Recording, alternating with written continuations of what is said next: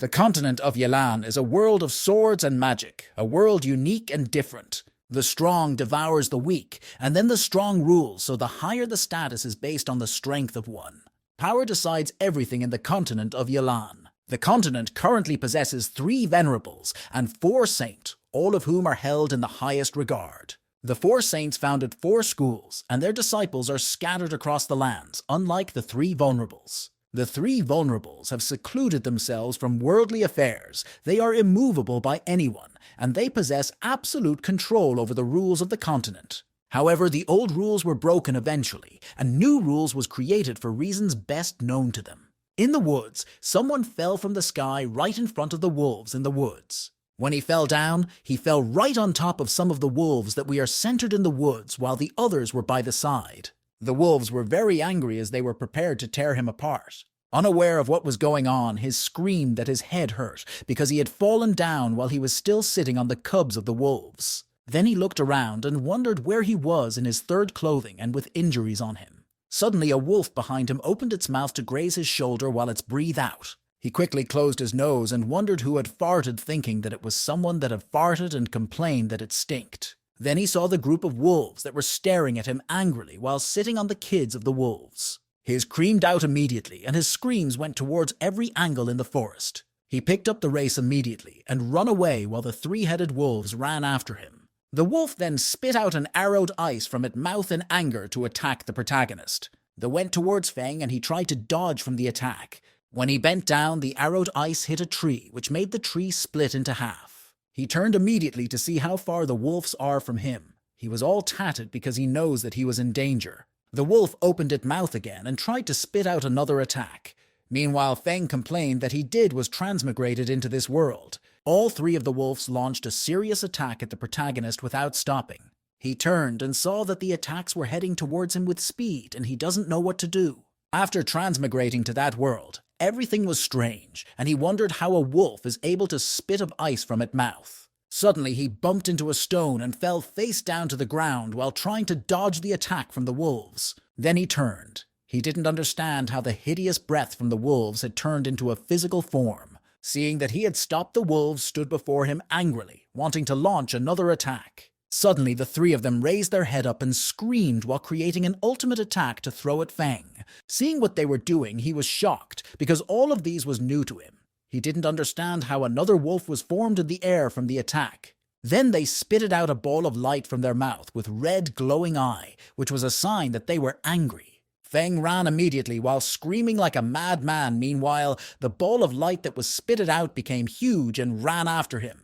Then he found out that he was in the Hua continent when he saw a notification that said that his strength and speed has increased 3-fold. He was then empowered, and then a golden light illuminated around him.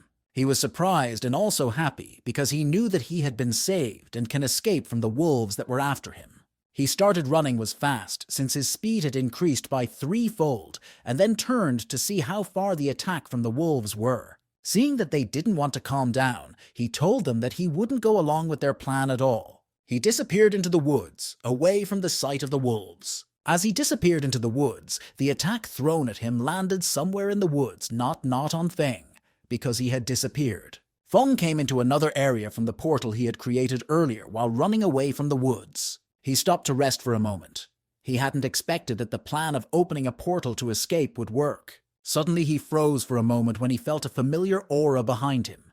He saw a shadow that was very familiar. He shook in fear as he raised his hands and told the purpled beast that he would like to explain. The beast suddenly opened its mouth, staring right at the Feng, spitting on his face while he was there in a daze. Then he turned and ran away immediately, screaming out for help while the beast ran after him. Then he screamed that immediately, saying that he has got to scram immediately. He jumped into the wood without knowing what was I heard of him, just so that he could escape from the beast. When he jumped, he found out that he has jumped right into a cliff, and then there was a young lady down this staring at him while he screamed. The young lady that was staring at him had a blonde hair and was very pretty. He then shouted at the young lady, feeling her that she should leave the road hurriedly. But she didn't move fast, which made him fall on top of her. He fell on top of her, and then his face landed right on her chest. She was shy when she saw what had happened, and then she looked down at him. Because of that, he started bleeding from the nose, because he hadn't expected that he would fall on top of her. The lady slapped him immediately, calling him a pervert. But then the noise from the beast distracted both of them, and then they turned staring at the angry purple beast. The protagonist pushed the young lady out of the way to avoid being attacked by the beast. Dandy Beast used its claws and then slashed at the back of the protagonist, making blood come out from his body. The protagonist's stem fell to the ground in a daze. He hadn't expected that the beast would hurt him. Suddenly, an old man jumped out from behind with his sword and then slashed it on the beast. Because of it, the beast shifted, drawing out some lines on the floor while it roared at the old man. When the young lady saw the old man, she screamed out at him, calling him Grandpa, and then rushed towards him. Then the old man asked Weyer if she was okay, which was he young lady from earlier. She smiled at him and then told him that she was okay, and there was nothing wrong with her. Then she pointed at the young man on the floor, which was the protagonist, telling her grandpa that he was bleeding. He told her to take care of the protagonist and then turn and rush towards the beast with his sword. She lifted him up slightly with her hands on his head, and I asked him if he was okay, and if he could open his eyes. Then he gently relaxed on the lady's chest while he rubbed his head on her boobs. Suddenly he seemed to heart falling into a sea of conscience. Then he wondered who he was and what that place was because it was very dark. He couldn't help remember everything about people who had teased him, telling him that he was reading so many novels to think that cultivations still exist. He was bullied by his fellow students who made fun of him, calling him weak. Also, the lady that he loved had rejected him, telling him that he should scram, that he was a loser. Then he realized that she was with him because of a lost birth. He wondered why he didn't know it earlier, because no one would like him. And apart from friends online, no one else was willing to befriend him. When people saw him, they talked about how he was a loser for spending a whole month in a net cafe, and also mockingly called him legend, which he had agreed that they were right about, because he was indeed a loser who starred at his computer all day playing games with black eye. Everything was just a nightmare to him. He cried while thinking about it with his headset on. Suddenly he had voices of a young lady that was calling him lazy bones and told him to wake up. He slowly opened his eye. Once he opened his eye, he pulled the young lady in front of him towards himself. She fell lightly in front of him and was shocked because she hadn't expected he would pull her. They said at each other as they blushed. Then they stood up immediately and separated from each other. She asked you what he was doing. He told her that he was sorry, that he had a dream. I was a little agitated. Suddenly they had a voice calling out for them, telling them that they should get down immediately because they've got to work. She told him to put on his clothes and get ready immediately before Grandpa gets really mad. So she hurriedly told him to get dressed into the new clothes that she has brought for him, and then he told her okay. And that was how the days went by for the protagonist at the Hua continent. He was unlucky when he died due to explosion of his computer, and then he transmigrated to Yelan continent. He stood at the balcony or watched as people threw in and out of the bar and enjoy their drinks. He was grateful for the fact that Weir and her grandpa saved him and brought him back with them. And her grandpa has the highest tire, and this tire is beyond to the thief of which Nan has yet to attain. Again, the technique that he knows everybody else thinks that it's a scam and the name itself, yet his younger self believes it was real, which was the Hua CIS technique. There was nothing left for him in the previous word for him to stay, so transmigration was a good thing for him. Suddenly, Wire rushed out and told him that he should stop dangling and then get to work. She now shoved a clothes to his face. I told him that he should put on the clothes quickly. When he was done putting on the clothes, she couldn't type but compliments in telling him that he feel like a mercenary now that he has worn the clothes. He then gave an annoyed look, asking her if she was complimenting him or dissing him. As I was trying to fix the belt on his clothes, he couldn't, so she decided to help him fix the belt, and he was stunned. Staring intensely at Hai, he couldn't help but compliment that she was very beautiful. And he wondered why he hasn't noticed that before. You couldn't help both smile, which reflected on his eye. They started serving people at the bar their drinks, and then more orders kept coming in. As they were drinking, the cups were piling up for him to wash. She rushed and told him that he should be careful carrying the glasses because Grandpa was going to kill him if he breaks any of them, and then he told her that he would definitely kill him if he doesn't finish washing. The old man couldn't help but cursing, calling him a brat as a washed how he was relating with his granddaughter. Suddenly, someone pushed the door open and walked in with force, which got everyone attention in the bar, and they all turned to look at the door. Wire stood by the corner and watched how the protagonist had jubilated that he had finished washing the cups. As they were on their way back, she asked him if he was stupid to carry many cups at once. He told her that he wanted to save himself the trouble of making few more trips. She became angry and told him not to become careless again, and he told her that he won't do it again. Then she asked him why he saved her that time in the forest, because he clearly didn't know her, and then asked if he wasn't afraid of dying.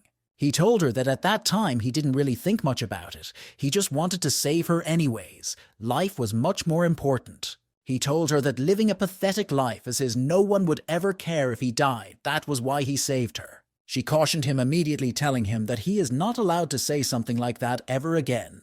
And he was shocked when he heard what she said, that she cared for him. Then she told him that from that day henceforth she is his family. Looking at the young girl in front of him, he couldn't help for the surprise that he is now part of a family. And then he puts turn his smile and then agreed to what she said. Suddenly someone from behind screamed out, getting their attention. He pointed at the protagonist and asked him what he was doing with his fiancée. Hearing that Wire was his fiancée, he was shocked and had an ugly expression on his face. He asked her if whether your man said was true that he was her fiancé. She told him that he should go back first, that she was going to handle the matter of the blonde hair boy. The blonde hair guy told her that she was the saint disciple, which was the president of the academy, so she shouldn't be interacting with people like the protagonist. Then she screamed at him, telling him that she was going to repeat herself again angrily. She told him that she will never be engaged to him. Hearing what she said, his gaze turned really cold due to anger. Then one of the subordinates reminded their young master that he shouldn't forget what the Lord said, so he had to calm her down. He told her that he didn't want her to be tricked by some people, and she should accept his proposal quickly, because the city lord was his father. When the protagonist heard that the city lord was his father, he was very shocked. She told him to ignore the blonde hair boy and then let them go back. The blonde hair guide reminded her that she shouldn't forget that by marrying him, he will gain the resources to study at the academy. And again, it was because many airlines all assembly at Lanshin Academy. She was very angry when she heard that, so she stood without seeing anything. When the protagonist heard what he said, he rushed to protect her, telling him that he was not doing the right thing by using her background to force her into marrying him. One of his subordinators started from behind, telling him that there was no need to drag wet with the protagonist, that he should allow him to handle it. Then he gave out an order, telling them that they can go ahead and do what they want to do, but they shouldn't kill him fast, so that will serve as a price of disrespecting him. So they all rushed towards the protagonist with their sword to attack. As they rushed, he narrowly dodged each of their attacks by passing them along with Wire. He mocked the young master, telling him that all he does is to rely on his subordinate power to bully people and doesn't have any strength. The protagonist then called the blonde hair guy pervert, hold'em, and scum, which had angered the blonde hair guy. He became really angry and then grabbed his sword, trying to attack the protagonist, screaming out that he was going to kill him. He rushed towards the protagonist, while the protagonist also charged head-on. The protagonist mockingly asked him if he had hit the sour spot because he had lost control over his emotion. The blonde hair guy angrily swung the sword at the protagonist as the protagonist continued to insult him non-stop. Decided to launch an attack, and then folded his face, telling him that he should have a taste of his punch. Seeing as his face was about to land in his face, the blonde hair guy became scared as he watched it without doing anything. And then they put iconic punch the blonde hair guy, which had caught his subordinate unaware. Then he went back, navigating so fast he punched each and every of the subordinates that we are trying to attack them initially. When he was done, he stood around and reflected on the moves he had made, which was the flurry step, and it was really amazing. Suddenly, he felt some such of power coming from him. Then he wondered if it was the technique of the Huaxia cultivation they were talking about. And it means that he has internal energy, so since he has it, he can officially start cultivating the Huaxia technique. And actual combat was naturally the best way to become stronger. When he saw the people lying around, he couldn't help but conclude that he might have gone a bit overboard. Then Wire, who was standing beside him, told him that if the city master dates to make troubles for them, she would tell President Lan Xin. He dragged her and ran off, saying that they shouldn't bother with them anymore, so it's better that they go outside and hide. Seeing as he helped her, she couldn't help but wonder why someone that has no fighting energy or magic make her feel so safe and secure. But then she recalled that he has never cultivated any fighting energy, and yet he was able to move about freely a crowd of swordsmen. Then she looked up, staring at him, and wondered who exactly he was. She smiled and then started to ignore it because it wasn't important. Then she grabbed his hands and told him that they should head over to the marketplace because she heard that there were many new things that were brought in that day. As they came back from the marketplace, he slowly sang a song on their way back while she watched him. Seeing how he was singing, she asked him why he was very happy today. He told her it is because he had successfully mastered the new usage of internal power in Huaxia Nigong. She was confused when she heard of the name Huaxia Nigong, and she asked him what it was. Then he gave us a cheeky smile and told her that he wouldn't tell her. Then he told her that she just needed to know one thing, that in the future he will protect her. Then he said that her lovingly and asked if she was touched by his speech. But she kicked him away, telling him to let her go immediately, which had caught him unaware. He whipped while she stared at him, and he had a swollen face, and then asked her if she thinks he is cock. After that, he turned and then told her that they should raise back home, that whoever arrives last at the tavern will be responsible for washing. But she called him a cheater because he ran first. When he got there, he opened the door and then screamed out to Grandpa that they were back. The old man was all injured and someone was holding his neck tightly. They saw a blonde man that was holding the grandpa up on his neck, and every other people in the bar had been killed. Vire was shocked when she saw her grandpa all injured and in danger. Her grandpa now told her to run immediately as he shook in fear that she would be hurt too. The man that was attacking them was the Lord of Rongma Lighting. Then the boy behind him pointed at the protagonist, telling his dad that he was the one that had called him a trash and humiliated their family. Seeing what was happening, the protagonist shouted at the City Lord's son, telling him that he shades a lot of blood. Then the City Lord's son told him that those who dare to oppose or humiliate him will die. The protagonist rushed towards the man trying to punch him and told him to release Grandpa immediately. The City Lord just held the old man casually and then said that the protagonist was quite loud. He used one of his fingers to hit the protagonist and his forehead, which had caught the protagonist unaware. The protagonist was shocked because he hadn't expected that the storm teleportation that he used can be seen. The finger kick sent you flying away from the City Lord that held the old man. She shouted once she saw what had happened to him and how he had crashed on the wall. She turned towards the City Lord and told him that she was going to complain to her teacher about his crimes. The man stretched that is hard to attack her and then told her that she has no chance to see her teacher. He used his power to tighten on her neck, telling her that you wanted to use her to get in touch with the Force Saint. She couldn't breathe when her neck was been tightened. When the protagonist had that, he was angry and he was agitated because he didn't want anything to happen to Wire. He rushed towards the City Lord once again, calling him assholes and told him to stop what he was doing. The City Lord flinged the old man away and he landed on the protagonist's body. Then the City Lord used his power to control his blade as his 2 days staring at them. He gave out a cheeky smile and then pointed at them, which was an indication for the sword to attack them. The grandpa rushed and blocked the protagonist, and then the sword stabbed him right at his chest. He was shocked. He shouted at the protagonist, telling him that they should go immediately, that he was going to hold the City Lord back. He turned, blocking the protagonist from the view of the man, and told him that he wasn't his opponent, that he should hurry and take Wire away. The City Lord then told the old man that he was about to die, so why bother sending them away or protecting them? The protagonist watched as blood splattered everywhere right in front of him, which was the blood that belonged to Grandpa.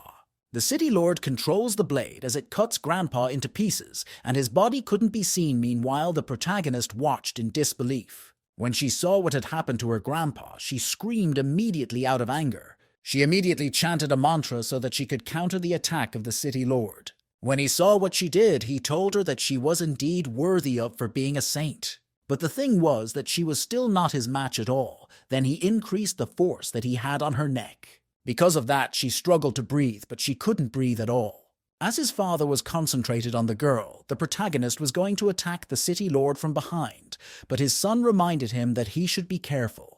The man used his other hand to fling the protagonist away with its internal power, while he still held the girl's neck with his other hand. Then he used his power to hold the protagonist, tightly sealing him at a particular place so that he couldn't move. The City of told him that he shouldn't be in a hurry to die, that he has to wait to see the ending first. He told his son that he could have her since he has always wanted to have her, and he was very grateful. Feng told him that he will kill him if he does to touch Wire. He held the girl tightly while he called the protagonist trash, telling him that he doesn't have the ability to. He dropped her on the floor and immediately tore her clothes. Why she resisted. He told her that does she think he wouldn't touch her just because she was a saint. The protagonist broke free from the bind that the city lord had cast on him and rushed towards his son, telling him that he should let the girl go. The city lord found him interesting to be able to break free from his IND and still called him weak. He rushed to attack the city lord, but he prepares to launch an attack on him. The man told her that even if she was a talented saint, she was still nothing but "I'm ant that can be killed" before stepping into the truth saints. Then he came up with a fake story to tell Wire Teacher that a man from nowhere came and murdered her, and then gives the protagonist head to the teacher. The protagonist was angered when he had what he had said. He hadn't expected that the city lord would be so despicable. The city lord then told him that right now all he had to do is to just die and go to hell. Meanwhile, he was the one that was supposed to go to hell for all the crimes he has committed. Suddenly he turned when he felt a force behind him that was very powerful. He saw that the girl has used her power to kick his son away from her and seemed to be doing something. She then brought out something like a crystal and smiled while staring at it, circulating every force around her. She looks at the protagonist with crystal like tears falling from her eyes. She told him not to worry. Meanwhile, her tears sparkled.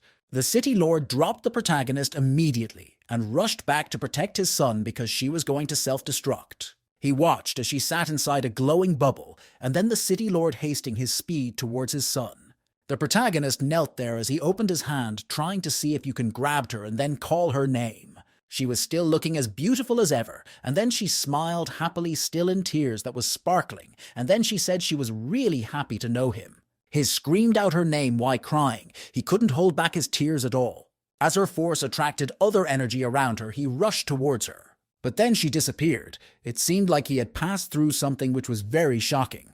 And then everywhere exploded immediately because of the force. Most of the floors and walls of the houses were broken. The wicked city lord sat with his son. He was safe because he had used his power to safeguard his and his son's life. The weak son was so scared as it trembled in his father's arm because he had never seen such a power. He was a weakling.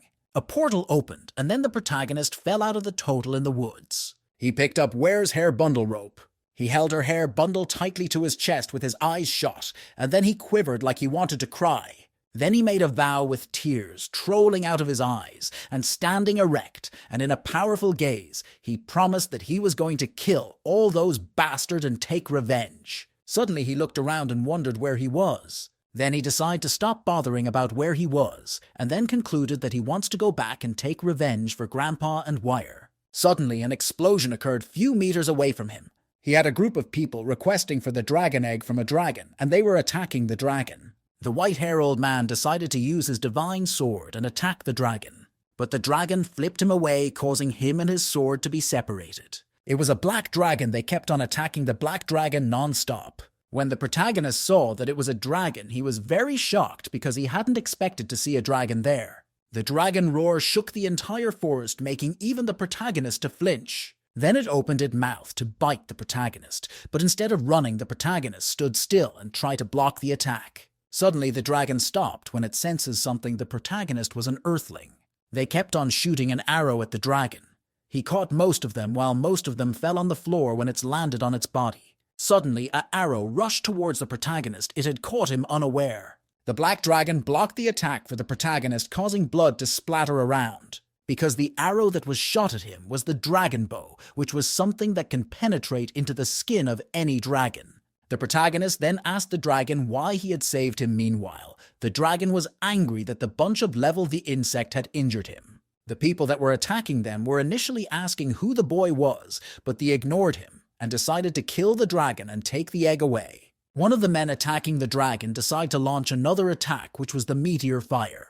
The dragon used its wing to block the meteor fire from raining the protagonist. When he felt that the fire was not raining on him, he wondered why the dragon was protecting him. Then the dragon sold the boy that he was going to hold those people back first, that he had to leave. The photo could not help but remember Grandpa that had protected him. He got really angry when he thinks of that. Every single time, he's always the one that gets protected by others. Those people jumped up immediately, trying to launch another attack, telling the dragon that he should die. Meanwhile, the protagonist got their attention and became really angry, releasing different kinds of power from his body that had pushed those people away. He felt a dragon blood enter his body as a screamed different red veins appeared right on his neck as they circulated his entire body. What he just had was a King Kong rage due to the fact that he was always been protected by others, so he lost control. The dragon was shocked when he saw the force that the boy was releasing from his body. The protagonist then called those men bastards as they continued to throw attacks.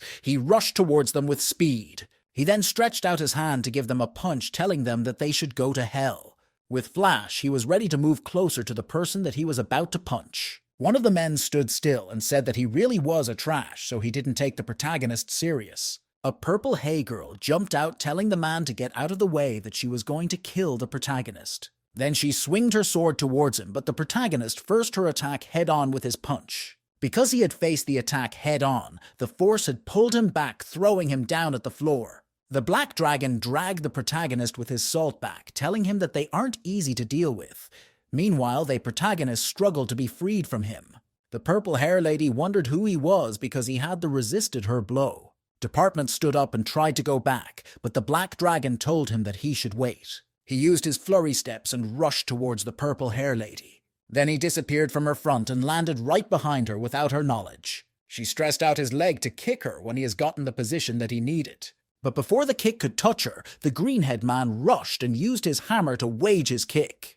The force had pushed the protagonist backward, leaving piled-up broken ground as he went backwards. Then the protagonist stopped his moving as he breathed due to tiredness. He hasn't expected that green hair man to interfere in his fight, and he also hadn't expected that he would see through his flurry steps. The man threw an attack at him and told the protagonist that he should go to hell. Seeing that, the black dragon shouted at the protagonist that he should be careful. He then rushed to protect the protagonist, and then told him that those people had the divine blessings. He noticed that since he has fought those people, that he was not able to bring any harm to them, but they were nothing compared to the powers of the City Lord, but they are still strong. He couldn't tell but wonder how strong the City Lord was. Then he spat out blood because he had used so much energy and power fighting those people. Suddenly, a man rushed towards the dragon with his sword. He used the dragon sword to injure the dragon, and the dragon screamed out in pain while blood splattered out of his body. The purple hair lady now turned to the guards that were rushing towards them and told them to come on really quick.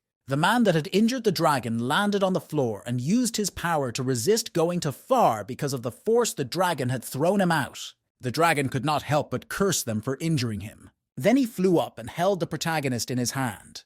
He decided to create a portal for them to escape from the hands of those cultivators that by trying to harm them. Suddenly, they screamed out to stop them while a man shot an arrow. When the white-haired man sensed that they were trying to use space magic to escape, he threw his sword at the dragon immediately. The sword stabbed right in the chest of the dragon, then it screamed in pain.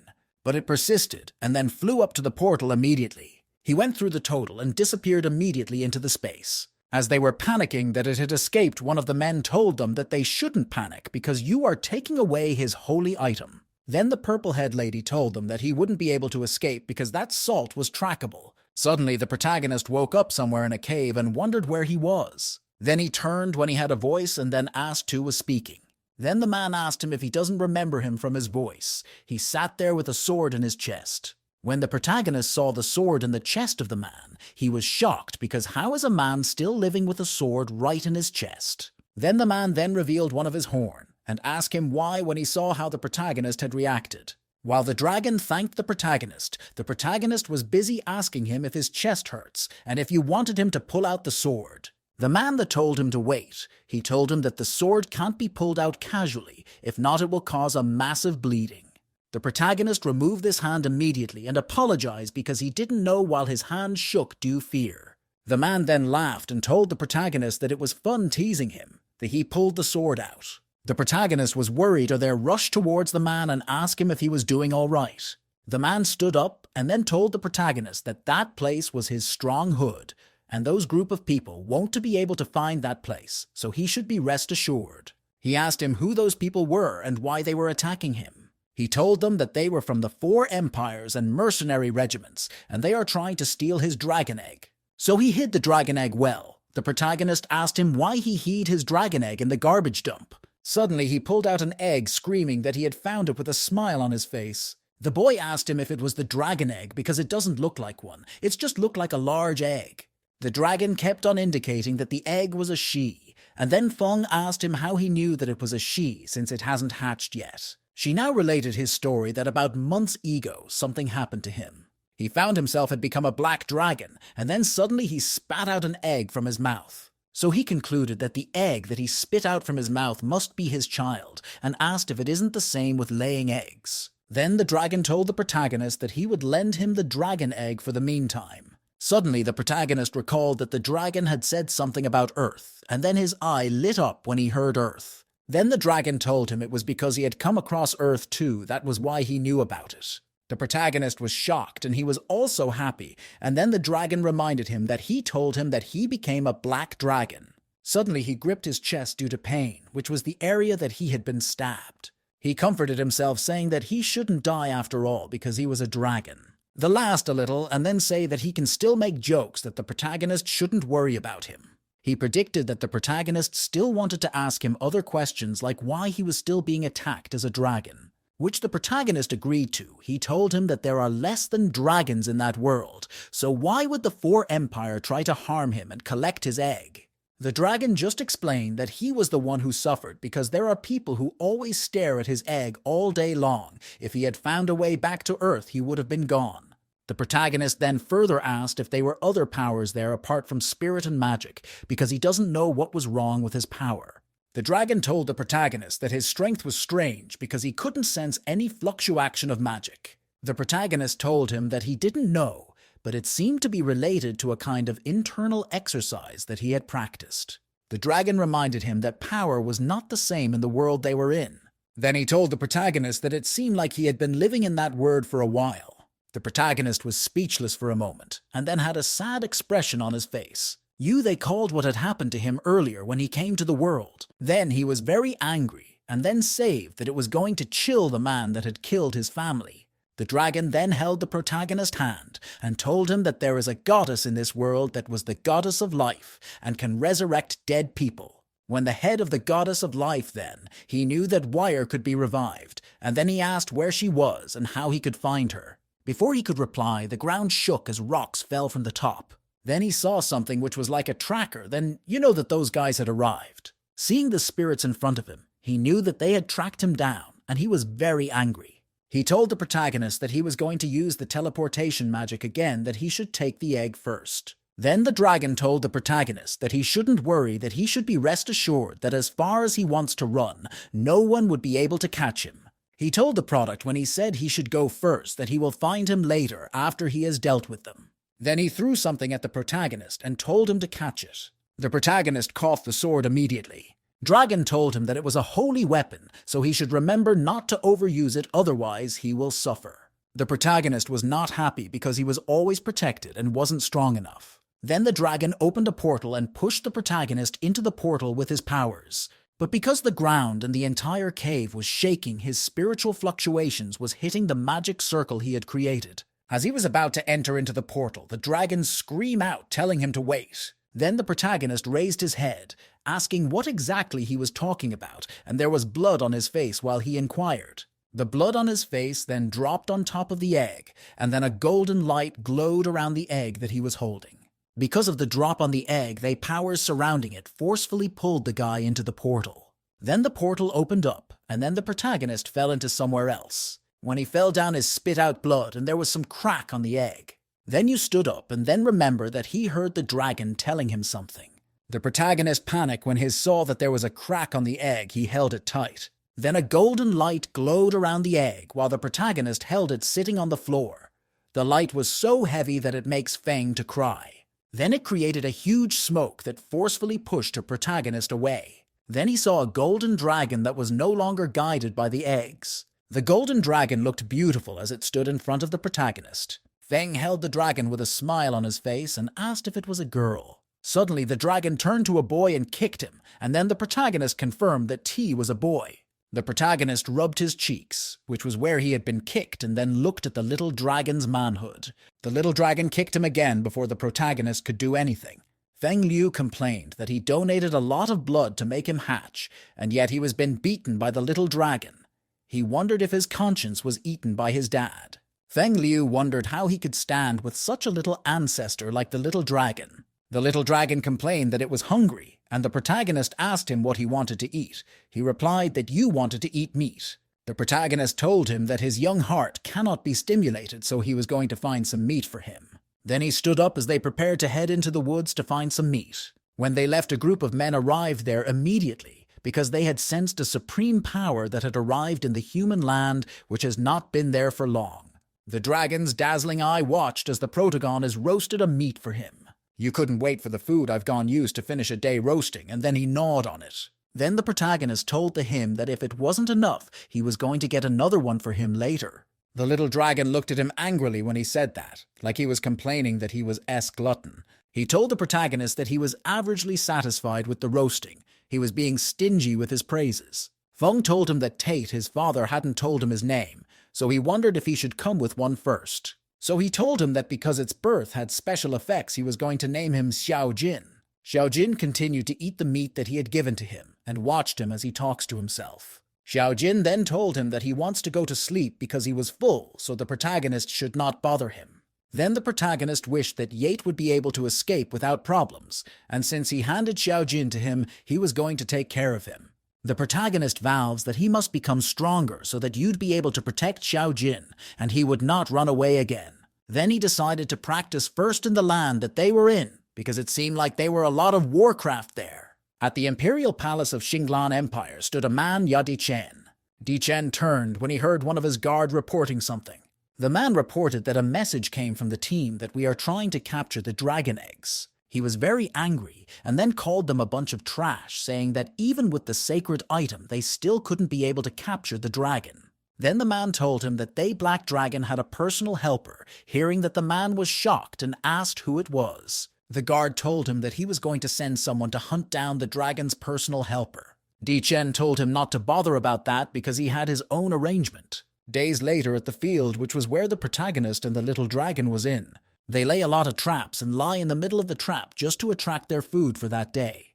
The little dragon complains that it was so hungry with a sad expression. He comforted him, telling him not to worry, so all he has to do was to stick to their plan. Suddenly, a wolf-like creature appeared right in front of them. It had followed the symbols around the trap area. They were happy when they saw that they had successfully hooked one.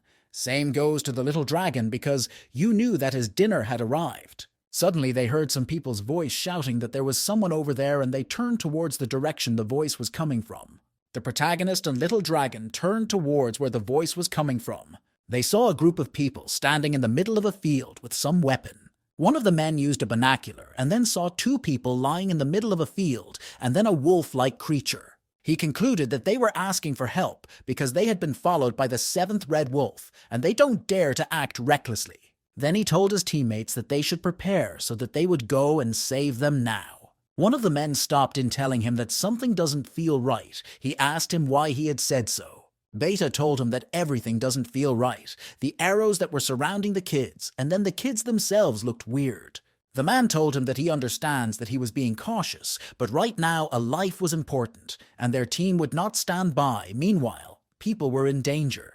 Then the man ordered 2 of his teammates that they should cover him since he was going to go forward towards the wolf. He took out his sword and Sane goes to them. They prepared to cover him so that he will go attack the wolf. They all threw an attack at the wolf arrows and magical power balls. The wolf suddenly jumped towards them to attack them. But instead of fighting back, they turned and run away in fear, screaming for help. The man then shouted at the protagonist, telling him that they were going to lead the red wolf away, that he should run away with his little brother. The little dragon watched as the red wolf ran away along with the people, and also their traps had been destroyed. Suddenly he started crying because he knew that his dinner had just escaped because of some foolish people. The protagonist comforted him, telling him that they were trying to distract the red wolf in order to protect them. Then the little dragon cried out and rushed towards the protagonist, telling him not to leave him alone as it stretched his hand towards him.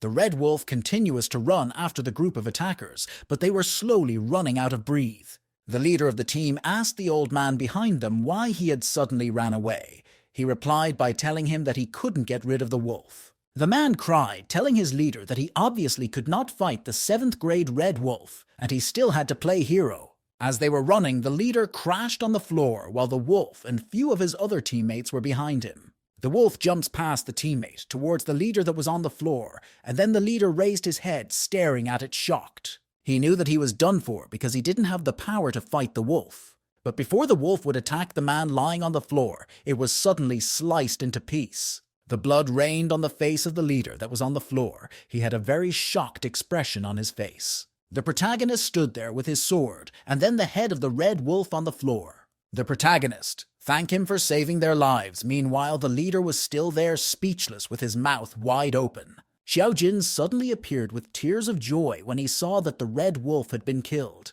The crew gathered around the protagonist as they anxiously asked him what happened. The sky darkened, and the whole crew is gathered around a blazing campfire as they ate their supper of the dead wolf. Big Brother smiled as he teased the protagonist about using him as a bait to hunt for food. Seeing that he was caught, the protagonist shyly confessed to what had happened, and what he did. The Big Brother looked on in wonder as he analyzed the situation from earlier as he watched Xiao Jin feed on his supper. Another crew member with a big sword strapped behind his back leaned forward as he asked the protagonist why he didn't leave when he faced danger. Closing his eyes, the protagonist dejectedly said he had no place to go. The man with the sword strapped behind his back looked on in shock at what the protagonist said. The protagonist continued to explain that he was new and didn't know his way around. The man with the sword strapped behind his back excitedly rushed to the protagonist as he told him he is well explored and can take him anywhere. The protagonist looked at the man with excitement as he asked the man if he knew where the goddess of life is. The protagonist's question shocked everyone as the man with the sword strapped behind his back told the protagonist he doesn't know where it is. The monk then explained to the protagonist the reason why no god or goddess has been seen for a long time.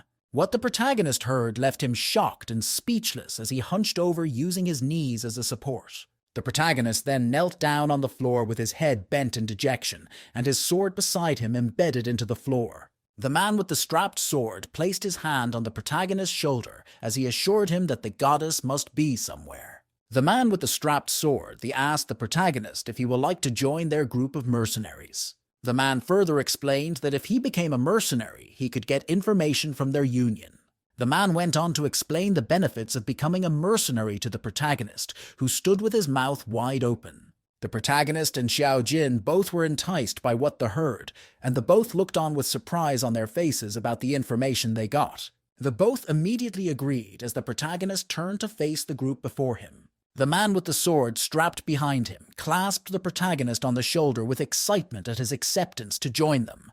The other crew happily welcomed the protagonist except the monk, who looked on with a dull face. The man with a sword strapped behind him brought out a stack of paper for the protagonist to sign to make him a mercenary. The protagonist looked on with a face filled with awe as he contemplated how to sign them all and where the man hid it earlier. The man with the strapped sword then offered to explain to the protagonist what is written in the contract if he couldn't read it all. The man with the strapped sword then proceeded to say out everything written in the pile of paper. The protagonist got a headache from all the talking. He lifted his hand and asked the man to stop, that he will sign the contract. The protagonist then stood in front of the crew as they all looked forward to what the future will bring.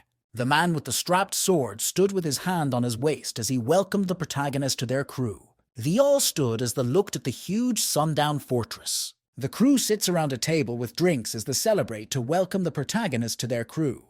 The man with the strapped sword then explained to the protagonist that this bar at the sundown fortress is a heaven for many mercenaries. The protagonist turned and stated that the inn was lively, which was seconded by Xiao Jin, who had a happy smile on his face. The waitress then dropped on the table to beers called Dragon Blood Beer that the protagonist and his friend ordered. The waitress then stretched an orange juice towards Xiao Jin, who had a surprised expression on his face. Xiao Jin then sat with his head folded across his chest as he complained about the orange juice given to him. Xiao Jin then approached the waitress and asked to be given the strongest beer in the bar. The waitress leaned forward and asked Xiao Jin how old he was to be able to drink beer. With a face full of pride, Xiao Jin told her he should be more than 100 years old. The waitress was very surprised at what Xiao Jin said. She leaned forward to ask him how old he really was. The woman laughed at the suggestion that Xiao Jin was a dragon. The woman leaned forward as she poked Xiao Jin on the nose as she called him cute. Turning around, she told Xiao Jin that she will play with him later, that she has work to do. Xiao Jin immediately stood up to tell the waitress to stop as the protagonist looked on with tiredness. Xiao Jin angrily turned to the protagonist, asking why he stopped him from introducing himself to the waitress. Hearing a sound, the protagonist turned to see where the sound came from. The protagonist turned to Xiao Jin and explained to him that if anyone knew he is a dragon, that they would be in danger. The protagonist pointed at Xiao Jin, asking him if he is ready to die. The question left Xiao Jin scared, and he said he won't mention it again. The man with the strapped sword approached the protagonist, asking him to pick something to eat that he will pay. Xiao Jin heard what the man with the strapped sword said and asked if he was serious. When Xiao Jin heard the confirmation, he shouted for the waitress to bring the menu.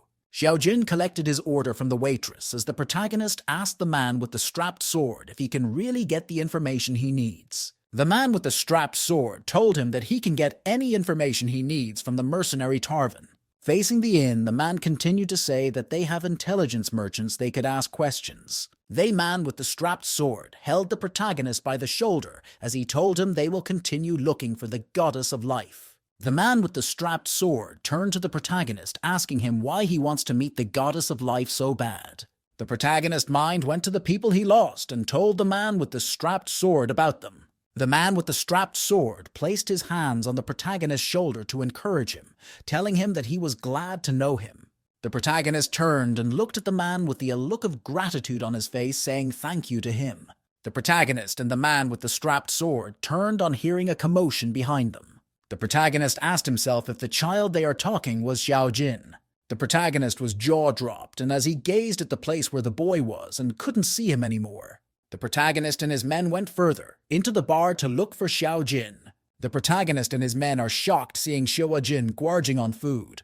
The man with the strapped sword looked on surprise written all over his face at the food Xiao Jin ate, as the protagonist explained that he was still growing.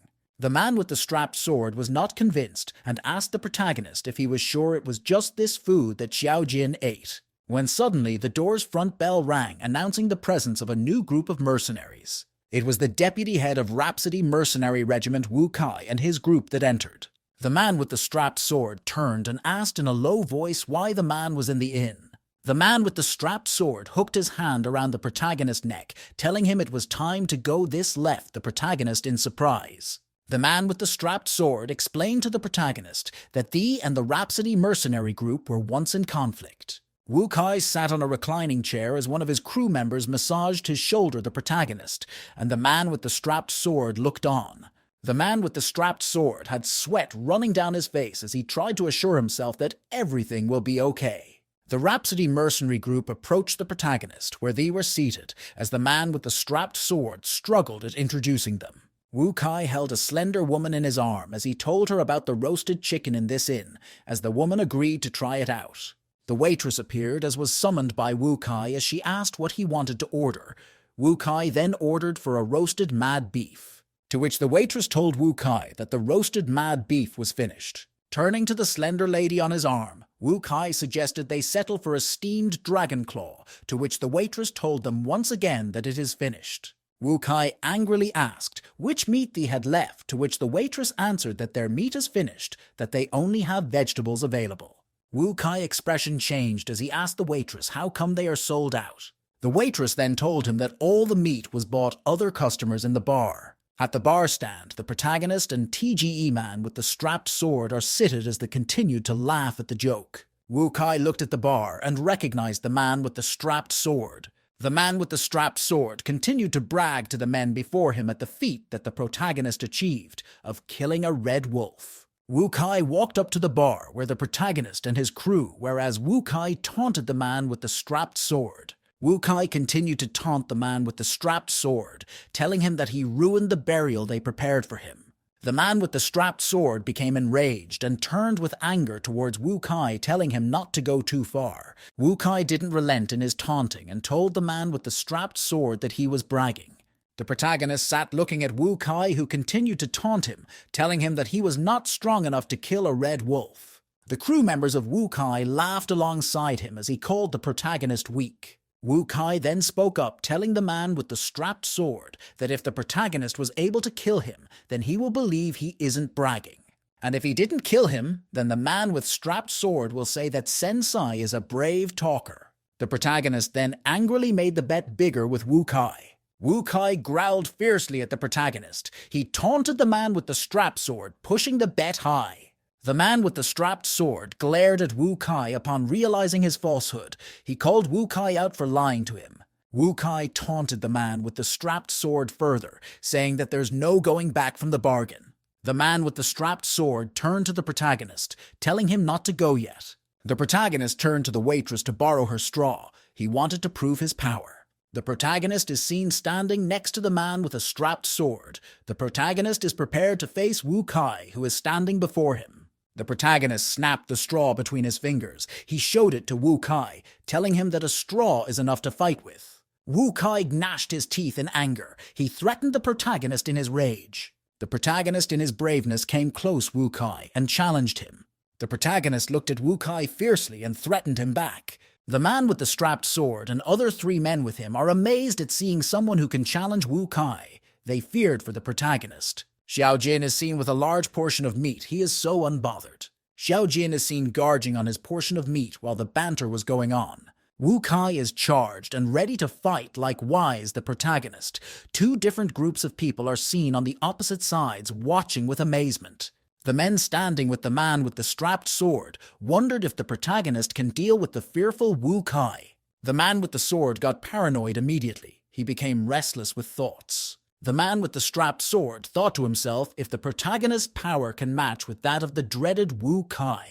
The man with the strapped sword then confirmed that the protagonist truly killed a red wolf with a sword, but his neighbor did not believe. The man with the strapped sword then placed a bet with his companions since they did not believe HOM. They mocked him further. Wu Kai sneered at the protagonist and asked him if he wanted to die. The protagonist said yes, daringly. The protagonist slid one straw into the other to make it longer and flipped it across his face. Wu Kai is drawn backwards forcefully by the powers projecting from within the protagonist. Wu Kai was stunned. The protagonist strikes his straw in the air and whirls it round as he performs his trick. The protagonist is seen with eyes closed. His magic trick is ongoing.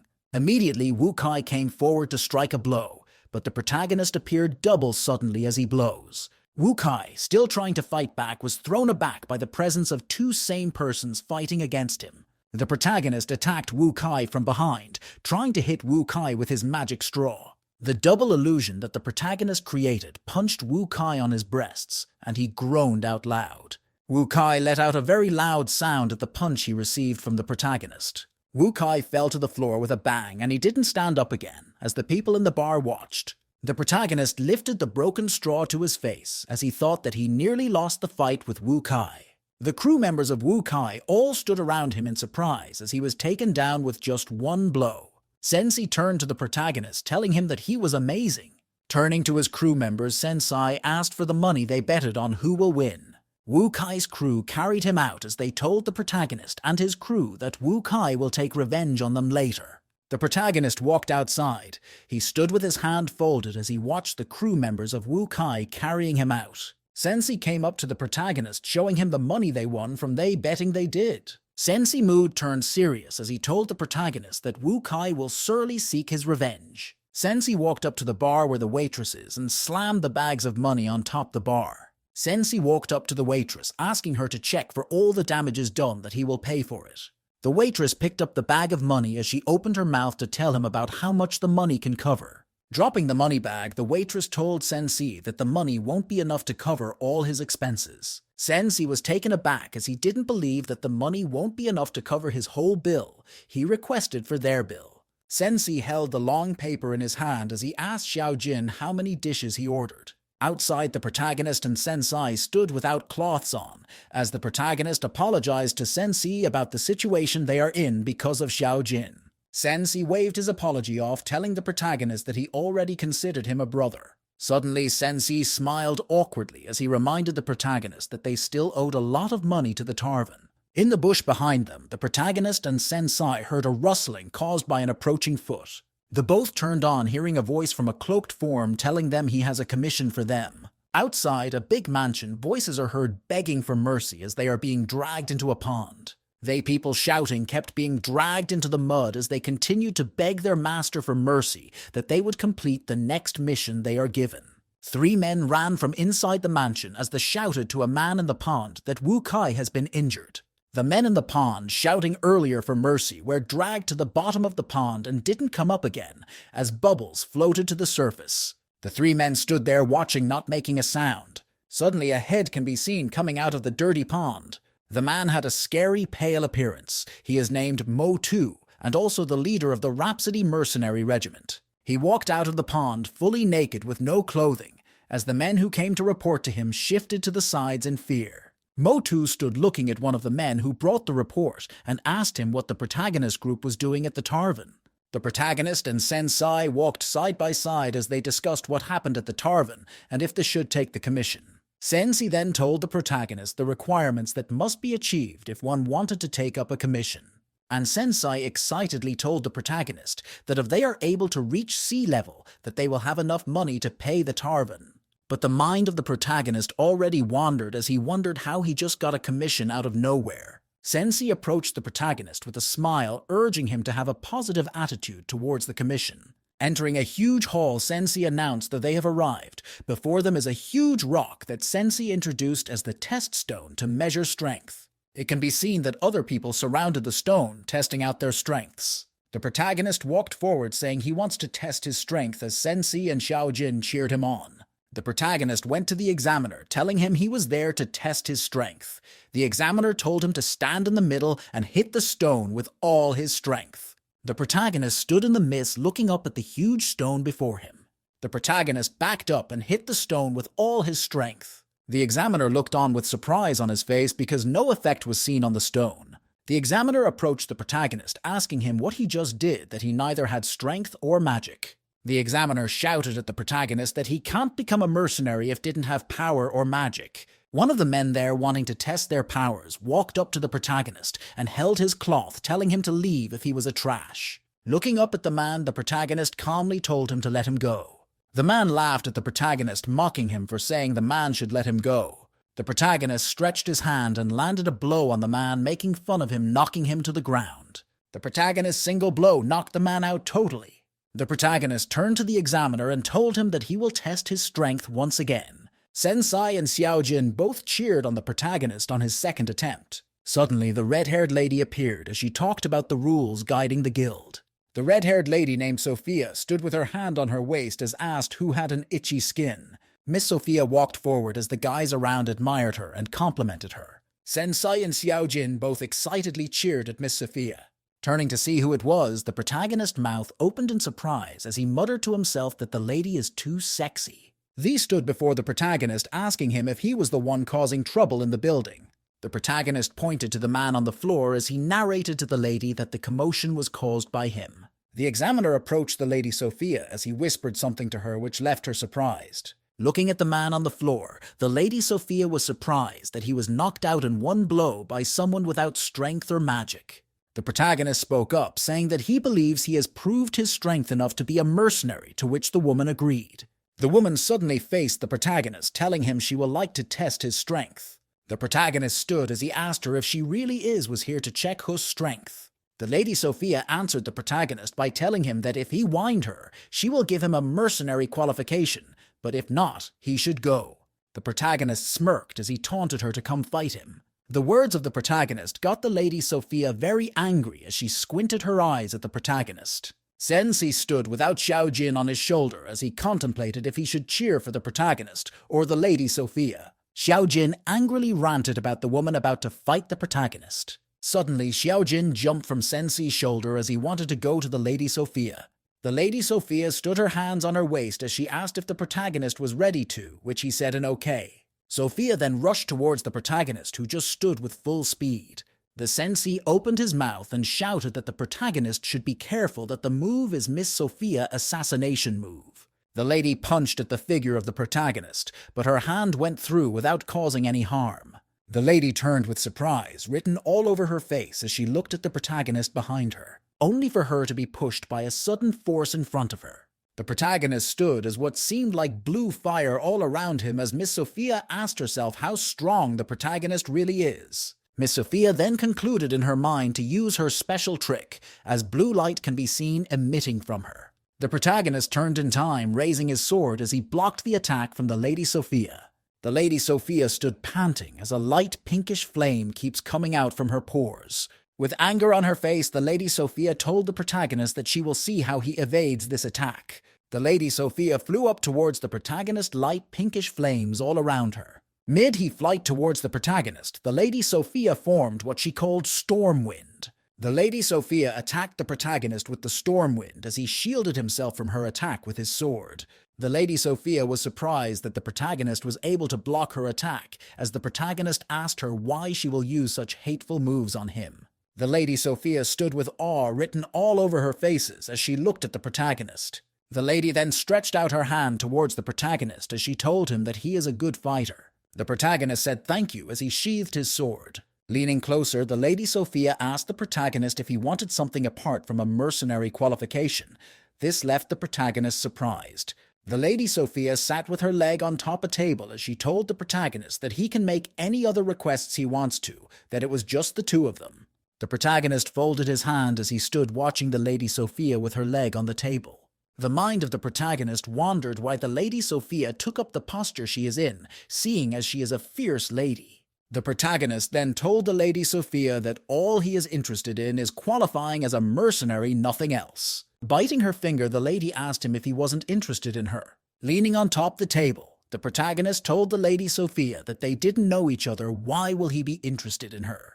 The protagonist then told her that all he wants is his mercenary qualification, nothing else. The Lady Sophia stayed quiet for a while and then told him that he passed the assessment. What the Lady Sophia said shocked the protagonist, who asked what kind of assessment that was. The Lady Sophia stood up and told the protagonist that she would like him to join her knighthood. This left the protagonist surprised. The lady stood up and then properly introduced herself to the protagonist, asking him to become her helper. The lady praised the protagonist's strength and character. The protagonist proceeded to ask her if this was the way she recruited her knights. The lady scoffed at the protagonist's statement, then told the protagonist that she dismissed them all because they were just after her beauty.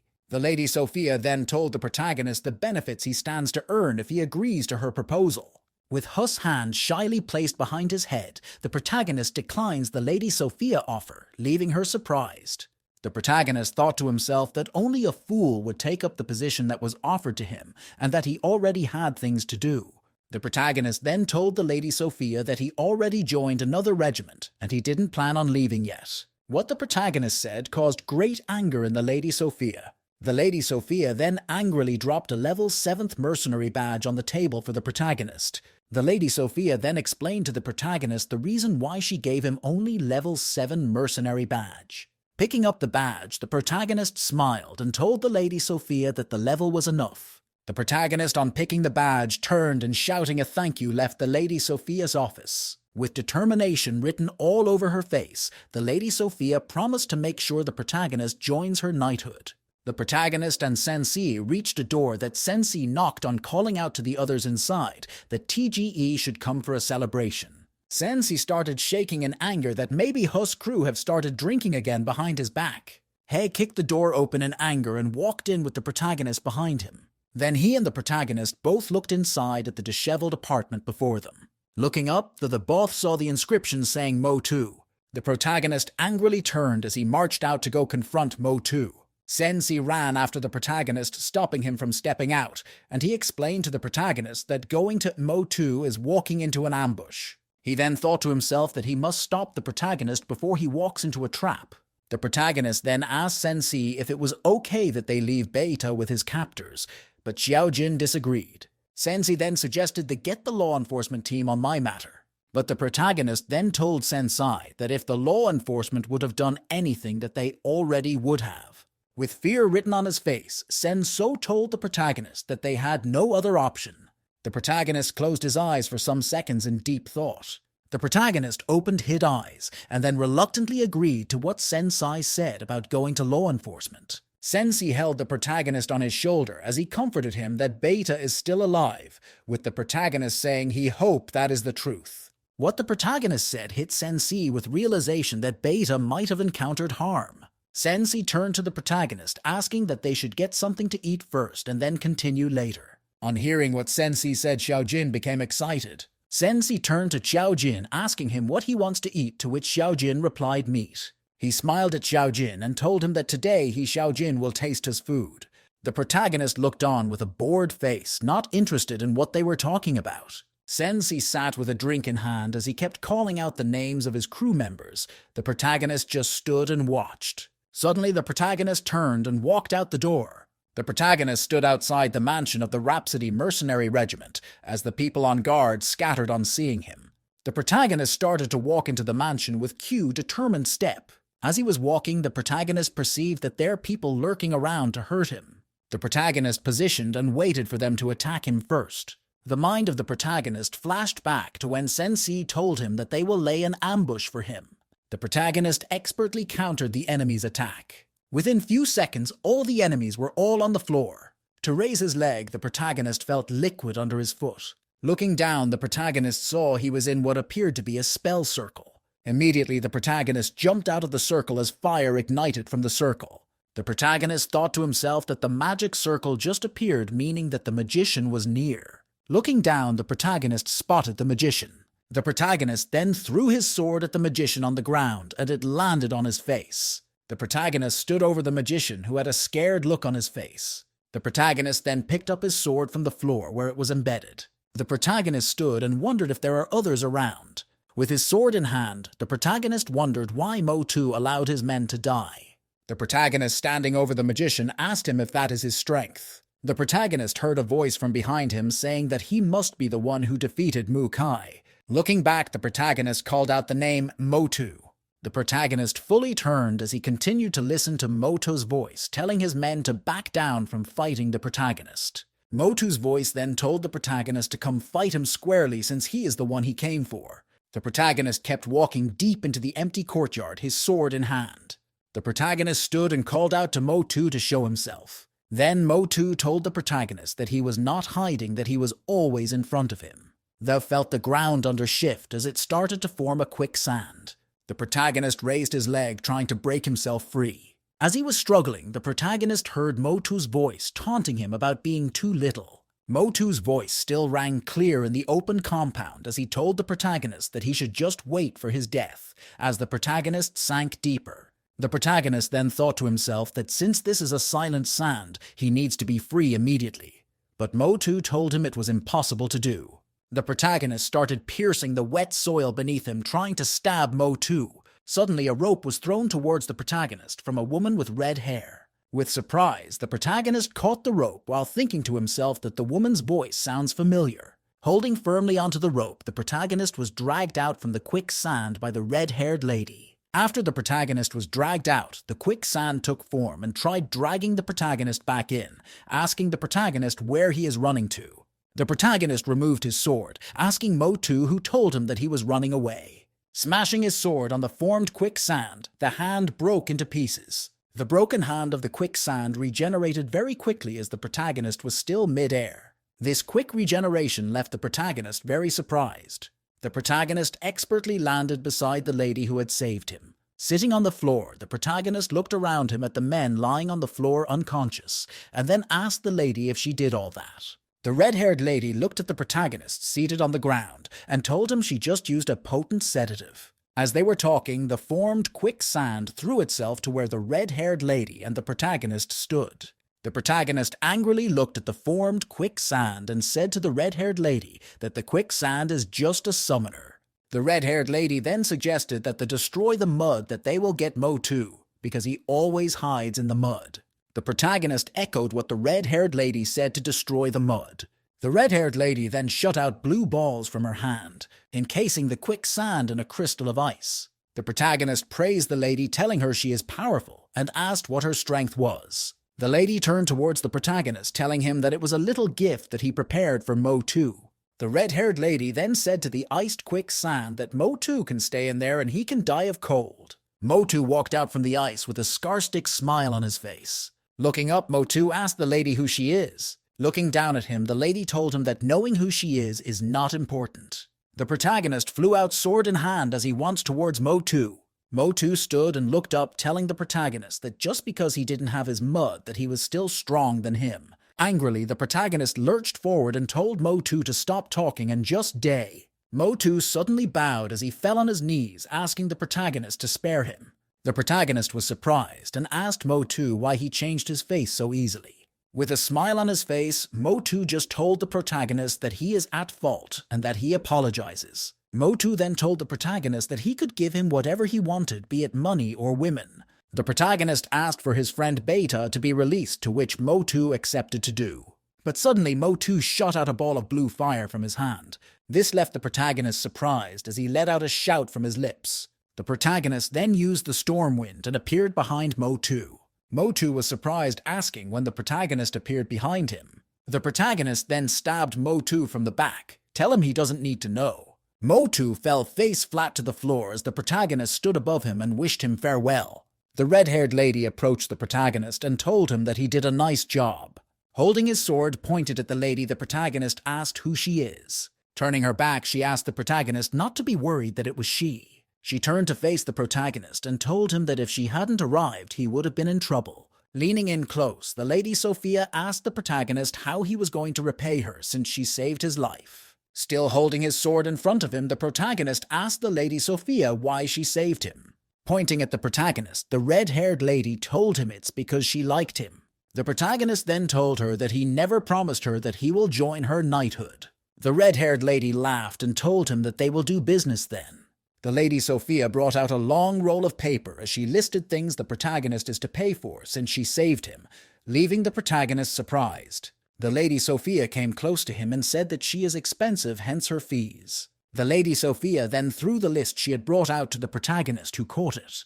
The protagonist then told the lady that he has no money to pay her. The lady happily raised the contract, telling the protagonist that he needs to work for her to be able to pay her back, hence he should become her commander. Looking at the Lady Sophia, the protagonist told her plainly that he will pay her back in another way, but he won't join her knighthood.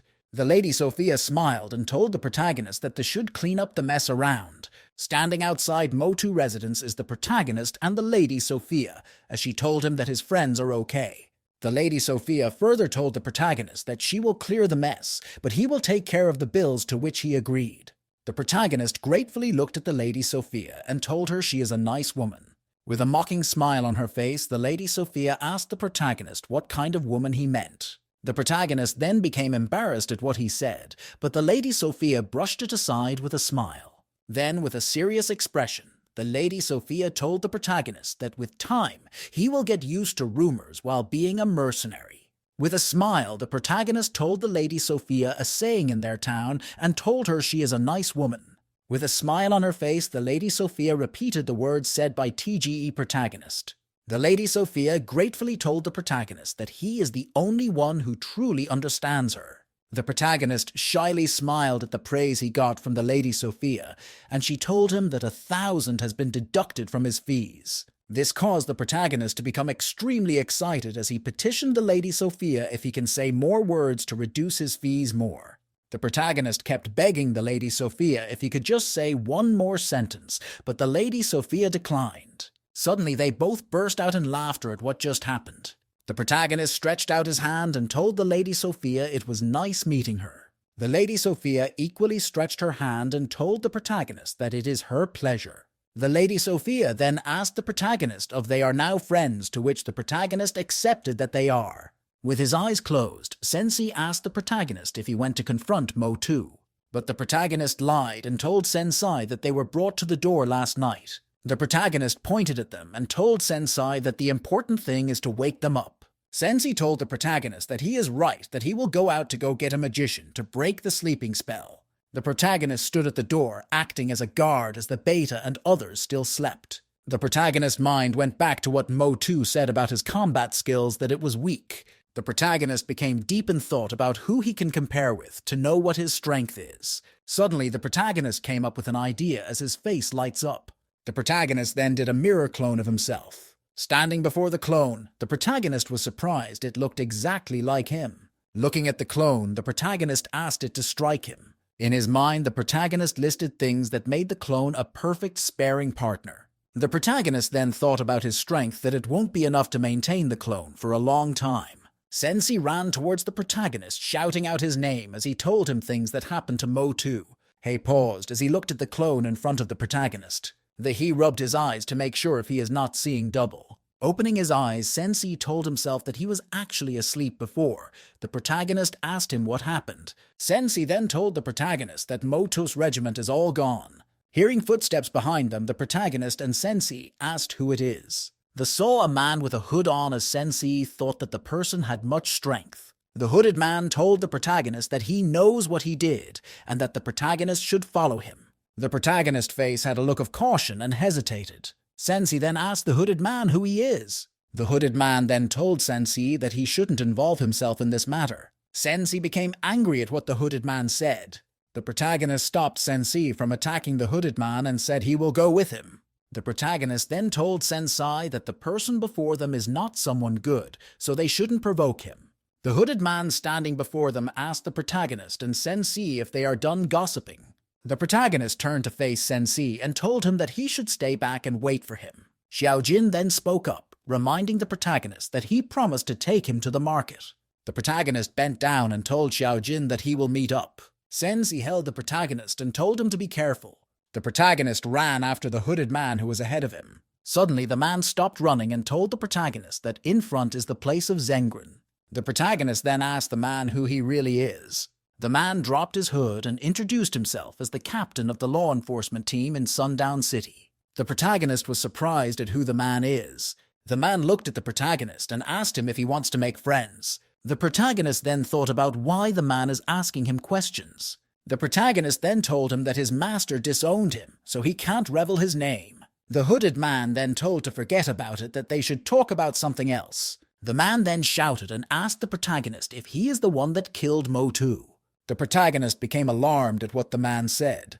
The man told the protagonist that Rhapsody was wiped out by him, to which the protagonist asked him if he had any evidence. The man touched his sword with the intention to draw it out. The man brought out his sword and told the protagonist that he doesn't need evidence to know. The man pointed his sword at the protagonist, telling him he doesn't need evidence to kill him. The protagonist stood as he watched the man pointing his sword at him. The protagonist then asked the man if this is how he dispenses his own justice. The protagonist then told the man that he is the reason Motu has been operating for a long time. The man laughed and told him that justice is who is stronger. The protagonist then asked him if his strength was really at the 9th level. The man then confirmed that he really at the peak 9th level. The protagonist said great, that if he defeats the man, then he can take revenge for Wei Er. The man rushed forward and told the protagonist that he should battle immediately. The man attacked the protagonist with wind footsteps. The man looked behind to see the protagonist behind him about to attack him. The man turned and slashed his sword at the protagonist behind him. The man slashed his sword upward at the protagonist with a shout leaving his lips. The protagonist dogged the attack and reasoned that the man's power is very strong. The man stood in surprise that the protagonist was able to block his attack. The man then mocked the protagonist that he hasn't unlocked the power of his swords. The man further told the protagonist that the power he uses is strange, cause it has neither spirit or magic. The man rushed towards the protagonist as he told the protagonist that he is becoming more interested in him. The man slashed fire from his knife towards the protagonist with a loud shout. The man turned his back to see the protagonist behind him. The man turned and slashed a wind from his sword. The protagonist evaded the attack of the man.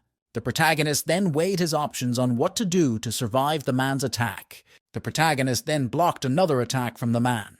The man was surprised as he inserted his sword into the floor. The man then told the protagonist that he knows what he wants to do. The protagonist became surprised at how the man knew what he was planning to do. The man then told the protagonist that he knows he wants to conserve his power.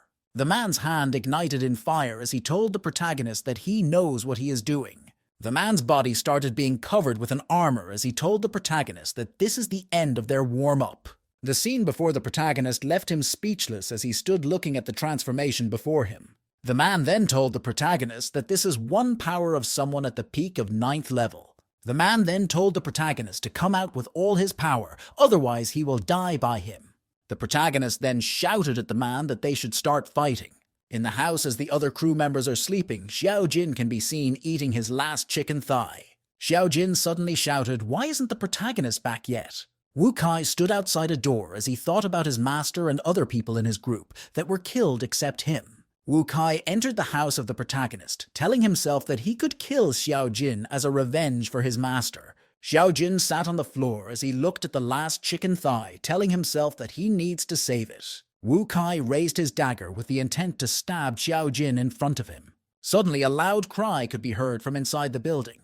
Wu Kai lay on the floor, blood spilling from his head as Xiaojin continued to cry. Xiaojin turned on hearing someone's voice from outside the door asking about the protagonist. Xiaojin's face immediately lit up on seeing the Lady Sophia before him.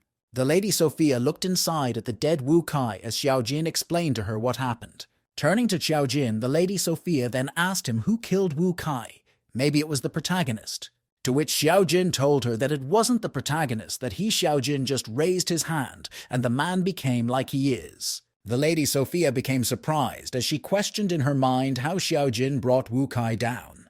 Looking at the side, the Lady Sophia saw a bottle at the side and believed Wu Kai might have missed a foot and died. Turning to Xiaojin, the Lady Sophia asked that they forget him and asked Xiaojin who called the protagonist out. Xiaojin then explained to the Lady Sophia what the man wore and what was drawn on his robe.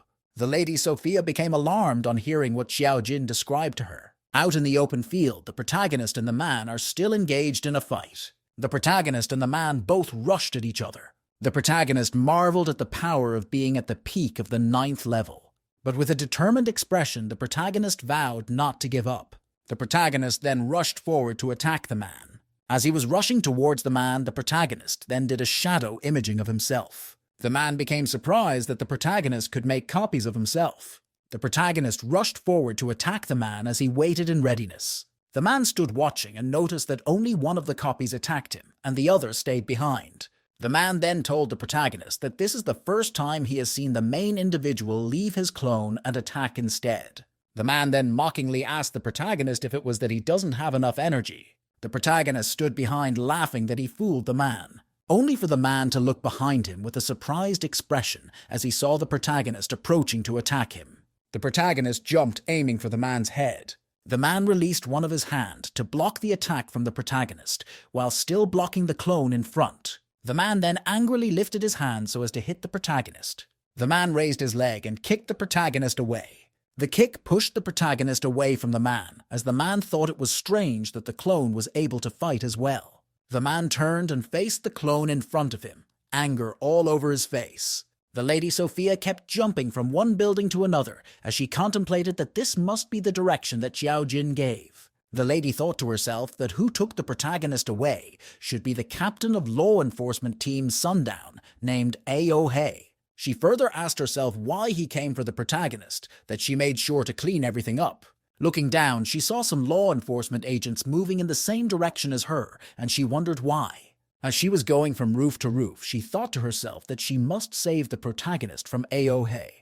As she appeared moving forward, she thought to herself that the protagonist should wait for her, that she will soon be with him. In the open field, the protagonist faced the huge form of Aohei in battle. The protagonist thought to himself that his internal power is running out, and it can't be consumed at will. Aohei looked at the protagonist, asking him if his power was running out, that maybe if he didn't have his armor, he might have lost. He then viciously attacked the protagonist, telling him it is he who will lose now. The eyes of the protagonist became focused as he betted on one last move. He suddenly flew up into the air and moved to attack the Aohei. The protagonist lifted himself very far from the ground. Looking at the protagonist, Aohei taunted him to come fight him. Aohei then angrily slashed his sword at the protagonist. The slaw sent out a white light from the sword. Looking at the momentum at which the power from the sword kept approaching him, the protagonist was extremely surprised. Looking at the approaching power from the sword, the protagonist was filled with fear because he saw no way out, when suddenly he escaped the incoming wind blade. This left Aohei very surprised, who couldn't believe his eyes. The sword of the protagonist came down at him with strength using the fatal strike. Once the protagonist made contact with Aohei, a very big explosion occurred. Aohei's armor disappeared and he knelt on the ground, defeated his sword beside him. The protagonist leaned on his sword for support as he panted out of breath, same as Aohei. Aohei struggled to stand up as he asked the protagonist how it was possible for him to break through his attack. The protagonist looked at Aohei and told him that there is nothing like absolute defense and that the best attack is defense. Aohei became surprised and astonished at what the protagonist said. Standing up, Aohei praised the protagonist for his wisdom, saying that he never understood it the protagonist way. Aohei stood up and told the protagonist thank you, to which the protagonist told him he is welcomed. Aohei then asked the protagonist to rush home to go see his friends. The protagonist pointed his sword at Aohei as he asked him what he did to his friends. Aohei laughed and told the protagonist that it's because of him that his friends are still alive. The protagonist was surprised and asked Aohei if he really saved his friends. The mind of the protagonist then flashed back to Wu Kai from what Aohei had said. Aohei laughed and told him that he had a sharp memory. With his sword placed on his shoulder, the protagonist asked Aohei questions that left him perplexed. The protagonist asked Aohei if he believed he stood no chance at combat with Sensei, at which Aohei said he doesn't believe it to be true. With a smirk on his face, he told Aohei he shouldn't believe it. Then the protagonist's mind went to Qiao Jin, who is at home. Lifting both of his hand up, Aohei told the protagonist he can go, that he can forget the Rhapsody Mercenary Regiment incident. The protagonist was surprised and asked Aohei if he wasn't here to arrest him. Aohei smiled and told him that it wasn't worth it for him. The protagonist became confused and asked Aohei why he fought him then. Aohei smiled and told the protagonist it is because he is interested in him. The protagonist was taken aback at what Aohei had just said about being interested in him. The protagonist spoke up, telling Aohei that he is not interested in getting engaged to a man, while Aohei corrected him, telling him that he is interested in his strength. Aohei went on to tell the protagonist that he deliberately provoked him into fighting him, and that the protagonist surprised him. But the protagonist waved it aside, telling Aohei that he was only able to go far because he was calculative. With a determined voice, the protagonist said that he needs to build his strength to be able to defeat the Lord of the City. The protagonist let out a heavy breath from Hus's lips after making his statement. Turning back to Aohei, the protagonist asked him what he wanted since he came to test his strength. Standing up, Aohei asked the protagonist if he knew what were humans' enemy, to which the protagonist answered orcs. Aohei affirmed the protagonist's statement, and then further told him that in few days that humans and orcs will be engaged in a battle.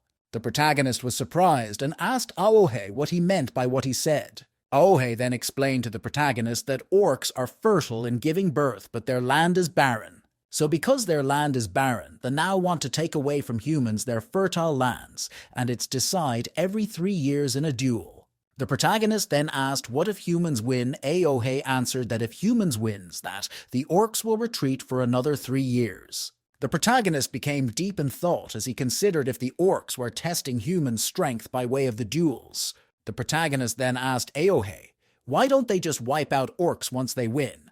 Aohei then explained to him the obstacles that they encounter. The protagonist then asked Aohei if it was really just enough to maintain safety just for a while, to which Aohei answered that it's better to maintain border safety. Aohei then told the protagonist that in their last duel that the lost to the orcs and suffered heavy losses, so humans can't afford to lose once again.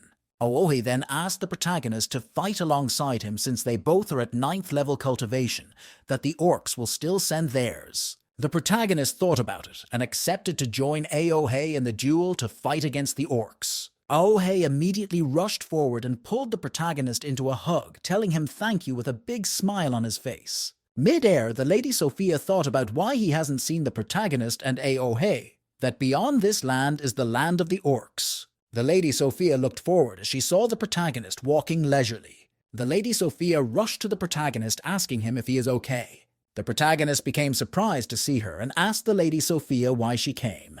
Looking around the lady, Sophia looked for Aohei but couldn't find him. She then asked the protagonist if he had killed him too. The protagonist was surprised at what she said as she continued to contemplate where she will send the protagonist if it killed Aohei. The protagonist smiled and told the Lady Sophia that Aohei is fine, that he just went to do some investigation at the orc's prayer. The Lady Sophia became surprised that the protagonist addressed Aohei as brother, as she asked him if Aohei didn't take him away. The protagonist smiled and told the Lady Sophia that he needs to rest first, then they will talk. In the Lady Sophia's home, the tablet was set as the voice of the protagonist can be heard saying that he was famished from all that fighting. The Lady Sophia agreed that fighting saps energy but couldn't believe that Aohei and the protagonist are now friends and that the protagonist won. With food in his mouth, the protagonist explained that he didn't just rely on strength and fighting skills, cause with just that he would have lost. The Lady Sophia then told the protagonist that if he can win it's his skill, but does he really want to duel against the orcs with Aohei beside him? The protagonist with meat in his lips and mouth asked the Lady Sophia what she meant by her statement. Raising her cup, the Lady Sophia told the protagonist that Aohei has hidden a lot of things from him. The protagonist became alarmed at what the Lady Sophia just said about being lied to. Twirling the drink in her cup, the Lady Sophia asked the protagonist if Aohei told him about the orc's madness, to which the protagonist answered no. The Lady Sophia then explained to the protagonist what the orc's madness is, that it increases their strength by extra %, but that it had disadvantages. The Lady Sophia explained that once they enter that state, even if they win or lose the will, go into a state of mad killing until they become tired. With a serious expression on his face, the protagonist told the Lady Sophia that it seemed very dangerous. The Lady Sophia then explained that this why they have only 4 colleges and experts, one of them being Aohei. With her drink in hand, the Lady Sophia suggested that the protagonist meet Aohei the next day and decline his invitation. But the protagonist refused, saying that he has already promised and that he doesn't believe he can't win against the orcs. The Lady Sophia laughed and told the protagonist that she admired his guts and requested a toast for their future heroes. After an hour, all the foods on the table were eaten and the drinks were all exhausted. The Lady Sophia then told the protagonist that if she had someone as strong as he is, the Mercenary Guild headquarters will allow her more freedom. With her hand supporting her chin, the Lady Sophia had a wishful look on her face. The protagonist and the Lady Sophia became engrossed in their discussion about the Mercenary Guild. The Lady Sophia continued to explain to the protagonist that women are not valued as an heir by King Su and his descendants. The Lady Sophia then explained to the protagonist that she has been training all through her life to take over the position of chairman. The Lady Sophia then angrily explained to the plight she was in. The lady, turning to the protagonist, asked him if he knew why she chose him to become her commander. Holding her head, the Lady Sophia wondered out loud why the protagonist refused her offer, even with all the things she promised him. The protagonist looked at the Lady Sophia and told her that he never knew her situation, hence he refused her offer. The protagonist stood up from his chair as he offered to help the red-haired lady, but he won't still join their knights. The red-haired woman then looked up at the protagonist with surprise on her face as she heard that he is willing to help her. The red-haired lady stood up with excitement on her face as she announced that with the protagonist's help, she can take back the position of chairman. The red-haired lady suddenly vomited blood as she held onto the protagonist for support. The protagonist became extremely alarmed as he asked her if she was too excited that she vomited blood. The red-haired lady tiredly knelt on the floor as she explained to the protagonist that her vomiting blood was because of drinking too much alcohol. With a determined look, the woman told the protagonist that she will be fine. The protagonist thought if his powers will help heal her injuries. The protagonist held onto the lady's hand as he thought about how to go through with the process of healing the lady. The red-haired lady mouth opened in awe as she felt her internal injuries being relived. She looked at the protagonist how he did it. The protagonist, with a smile on his face, asked if what he did actually worked, and if it did, then he is smart. The red-haired lady's mind flashed back to what an elder once told her about someone having the ability to heal internal injuries, which she didn't believe in before. But it turned out that what the elder had told her was the truth. Not knowing she spoke out loud, the protagonist asked her what she said was true. On hearing the protagonist question, the red-haired lady readily left the protagonist's hand, telling him that she is okay. The red-haired lady stood and walked away from where the protagonist was as she told him she had something for him, to which the protagonist asked what it was. Taking a sealed letter with a swirl symbol from her bag, she handed it over to the protagonist, asking him to take a look for himself. The protagonist took the letter as he noticed the symbol on it with a look of surprise on his face, as the red-haired lady asked him if the letter looked familiar. The protagonist then recounted to the red-haired lady about a man that approached him and Sensei offering them a contract if they reached the sea-level mercenary. The red-haired lady then explained to the protagonist that the logo belonged to the Huajin Chamber of Commerce. Placing his right hand on his head, the protagonist exclaimed that the name sounded very powerful. With a small smile on her face, the red-haired lady urged the protagonist to sit, that she will explain everything to him. She began by telling the protagonist that the Huajin Chamber of Commerce is one of the 3 largest Chamber of Commerce in the mainland. The red-haired lady that continued to explain to the protagonist that your level determined the type of contract a person is given. Sitting down and starting to eat again, the protagonist told the red-haired lady that maybe the Huajin Chamber of Commerce had much money to spend. But the red-haired lady disagreed with what the protagonist said, saying that it was unusual for the Huajin Chamber of Commerce to contract a lower-level mercenary. The protagonist sat up as she told the red-haired lady that what she just said sounded weird. The red-haired lady continued to explain to the protagonist that she has talked to the other mercenary group and all know little to nothing about the mission. With a serious expression on her face, the red-haired lady asked the protagonist she wishes he wouldn't accept the mission. But the protagonist told the red-haired lady that the need to take up the mission, prompting the lady to ask why. The protagonist then explained that they are in debt and need the money to clear their debts. The protagonist turned to look at the contract again, noting who it was entrusted to, and that they shouldn't accept the contract. Leaning onto the desk, the red-haired lady told the protagonist that if he wants to accept the mission, then she has a proposal for him. Under a bright sky, carriages can be seen being loaded up with cargoes. The protagonist appeared to the scene and asked the men loading the carriages to excuse him. The protagonist appeared to a man dressed in wealthy robe and introduced himself and handed him his report. The man with the wealthy robe collected the report given to him by the protagonist about Ken Sai. The protagonist told the man with the wealthy robe that Ken Sai has something to do. The man with the wealthy robe is still holding the report and asked about the fiery mercenary. The protagonist replied him that the two of them are enough. Agitated, the man with the wealthy robe agreed to the protagonist's statement. The man with the wealthy robe drew the protagonist close to caution him about the other mercenaries they are going to fight with. The man with the wealthy robe told the protagonist to be careful. The protagonist is seen happy with the advice he received from the man with the wealthy robe. The man with the wealthy robe moved forward away from the protagonist and Lady Sophia behind him. Lady Sophia is seen talking to the protagonist, asking him why he did not want to allow her follow him to the mercenaries. The protagonist asked Lady Sophia why she had to follow him, but she said she needed to be a veteran guide to him. The protagonist acknowledged to Lady Sophia that he owes her. Lady Sophia drew the protagonist close to herself and told him that he cannot owe her kindness. The protagonist and his crew entered into the carriage and left the scene. Inside the carriage, the protagonist and Lady Sophia is together. He is seen performing his magic tricks. The protagonist is seen cultivating his spiritual powers in a spiritual exercise. There is a surge spiritual of power running through the veins of the protagonist. Lady Sophia is behind observing. Suddenly, the protagonist stopped his spiritual exercise when he couldn't reach the veins renmai. Curiously, Lady Sophia asked the protagonist what the spiritual exercise is all about. The protagonist told Lady Sophia the name of his own spiritual exercise and how it is done.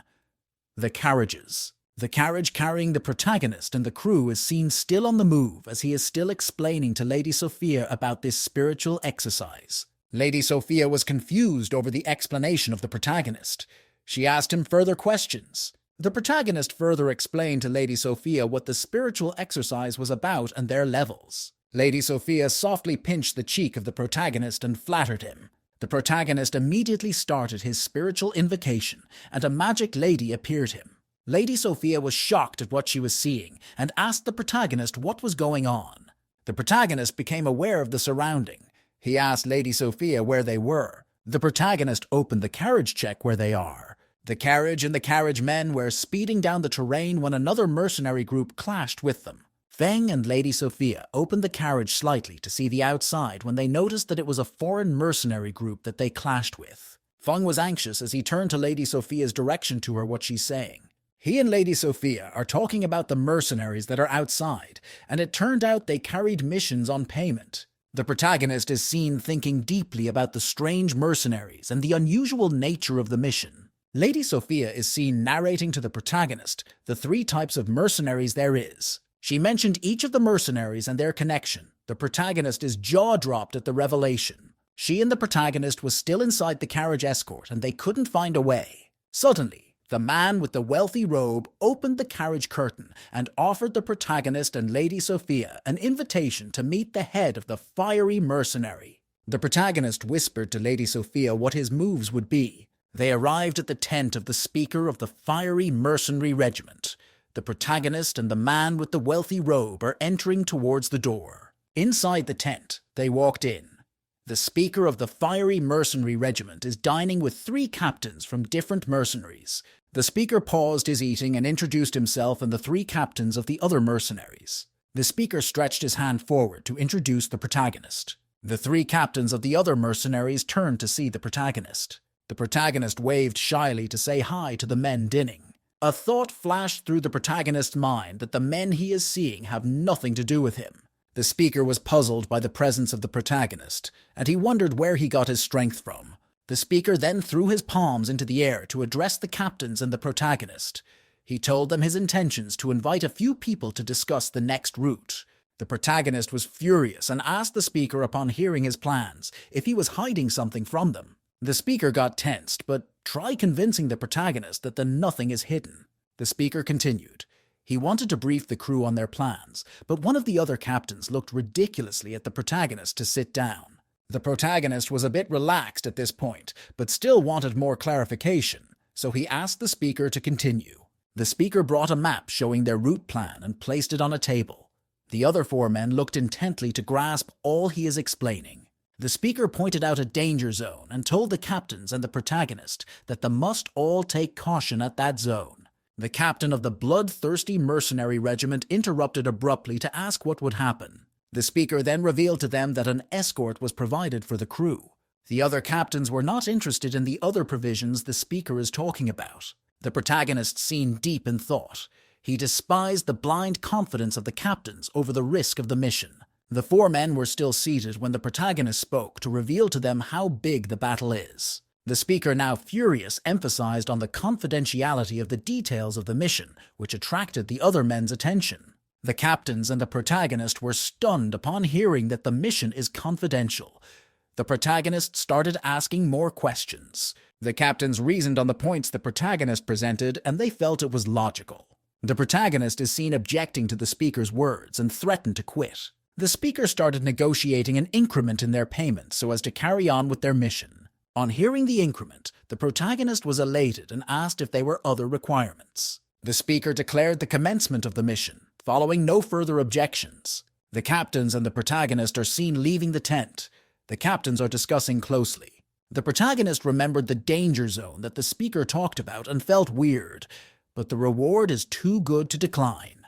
The speaker is seen approaching the other men from the tent outwards. He called on them to start close. Captain of the Deathcap Mercenary Regiment is seen calling on the protagonist while he was behind talking with the speaker. Captain of the Deathcap Mercenary Regiment turned to the captain of Bloodthirsty Mercenary Regiment and warned him not to scare the protagonist. The 3 captains then beckoned on the protagonist to come along with them. They wanted to share a secret with him. The protagonist was excited on hearing that. He was curious. At a not-so-far distance away from the tents, the 3 captains stood still around the protagonist as he wondered what they wanted to talk to him about. The 3 captains are seen threatening the protagonist. The protagonist now realized their scheme. The 3 captains came together to intimidate the protagonist at 3 against 1. The protagonist pretended to be in agreement with what they were demanding, and they fell for it. Bravely, he refused to surrender to their demand with a soft smirk on his face. The 3 captains were bewildered as they saw that they can't bend him. The 3 captains threatened the protagonist the more, but he doesn't seem to be affected or scared of them.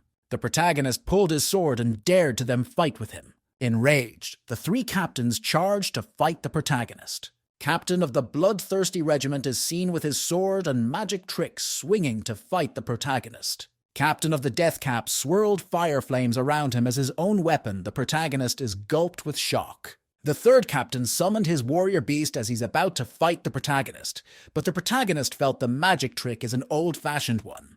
The 3 captains formed a battle pose before the protagonist with their powers to intimidate the protagonist. They asked him to rethink. The protagonist gave a subtle smirk and dared them to prove their powers, and he do his best. The blue-haired captain was furious at the protagonist's arrogance. The blue-haired captain swung his long sword towards the direction of the protagonist in rage. The protagonist dodged the attack by the blue-haired captain. The blue-haired captain pulled his magic tricks with the sword to cause rocks to attack the protagonist. The protagonist redirected rocks back to his ash. While the fight was going on, the bald-headed captain invoked his fiery magic power behind the protagonist, ready to attack. The protagonist turned swiftly upon sensing an attack coming behind him. The bald-headed captain ran quickly with flames on his fists to rain his fiery blows. But the protagonist repositioned to defend himself. The captain with the warrior beast flew in with his beast to attack. The protagonist jumped up immediately to defend. The captain with the warrior beast didn't notice the protagonist had flew above him about to pounce. Upon landing, the protagonist smiled arrogantly and asked the 3 captains to stop. Seeing that they had lost the fight, the three captains had to acknowledge that the protagonist had immense strength. The protagonist and the three captains set off to go back to the camp. Small boys are seen in hiding, looking at the whole exercise going on. They were stunned by the protagonist's power. Lady Sophia suddenly appeared behind the boys and interrupted them abruptly. The boys were so shocked. Out of fear, the three boys fell to the ground upon seeing Lady Sophia. Lady Sophia screamed the protagonist's name, asking him to kill them. The scream got the protagonist's attention. He was shocked at the presence of Lady Sophia at the scene. The protagonist turned to the opposite direction to address the three captains. The captain with the violet-colored hair interrupted in disagreement to what the protagonist said. They wanted the fight to continue.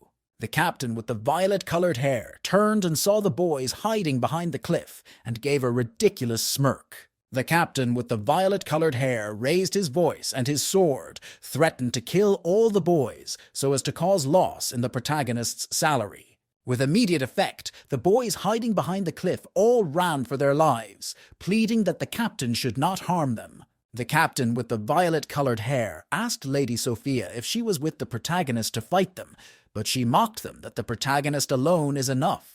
Lady Sophia wanted to go back to her position because sun was drying off her cosmetic mask she was wearing. The protagonist is caught between he doubted if Lady Sophia was simply confident in him or she just doesn't care. Lady Sophia sarcastically blew the protagonist a kiss and told him she's optimistic about him whining the three captains. The captain with the violet-colored hair cut in. He told the protagonist that they should continue the fight since the boys were gone. Reluctantly, the protagonist agreed to continue the fight. The three captains swiftly rose up immediately to attack the protagonist. The protagonist smiled briefly. He had a measure of confidence in himself because the three captains had not attained his level. The three captains joined their three forces together to contact with the protagonist. The protagonist posed so as to defend the attacks from the three captains and their warrior beast. The captain with the warrior beast struck crystal weapons against the protagonist. The protagonist carefully dodged the crystal weapons as he flew from one direction to another. The combined skills of the three captains got the protagonist wondering. One of the three captains ran towards the protagonist with so much zeal to give a strike with his sword. The protagonist is seen in strong defense of the captain's attack. Their swords clashed. As soon as the captain saw that the protagonist defended himself, he retreated. The captain with the fiery fists switched over. The protagonist growled in defense of himself as the attacks were heating up. Two of the captains are behind feeding the warrior beast to energize the ite for the combat. One is roasting the meat while the other feeds it. The protagonist grew afraid and objected their warrior beast combat mechanism since it's a combat with few people. One of the captains taunted the protagonist for objecting. The other captain mockingly told the protagonist that they are determined to kill him by all means. The protagonist smiled and asked himself why the many always bully the small. The protagonist immediately made a mirror clone of himself, making him double. The protagonist rushed forward to attack the other groups as he told them that they have a lot of them, but he had a lot of him. The other mercenary group leaders all let out a shout of surprise as they asked the protagonist if he was a magician. The leader of the fiery wolf group raised his sword as he wanted to attack the protagonist. The leader known as Captain Asked dared the protagonist to attack him. Another leader of a mercenary group seated on top his animal ride thrusted his sword forward to join in the fight against the protagonist. The protagonist looked as he was having fun as he moved his sword behind him as he got ready to let out a power wave. The protagonist slashed his sword in front of him, letting out a double power wave. The wave hit two of the mercenary group heads as they vomited blood, while one tried to block an attack from the protagonist. The protagonist stood watching the mercenary heads as his clone merged back with him. The mercenary group heads all stood panting as they asked the protagonist if he was at Saint level.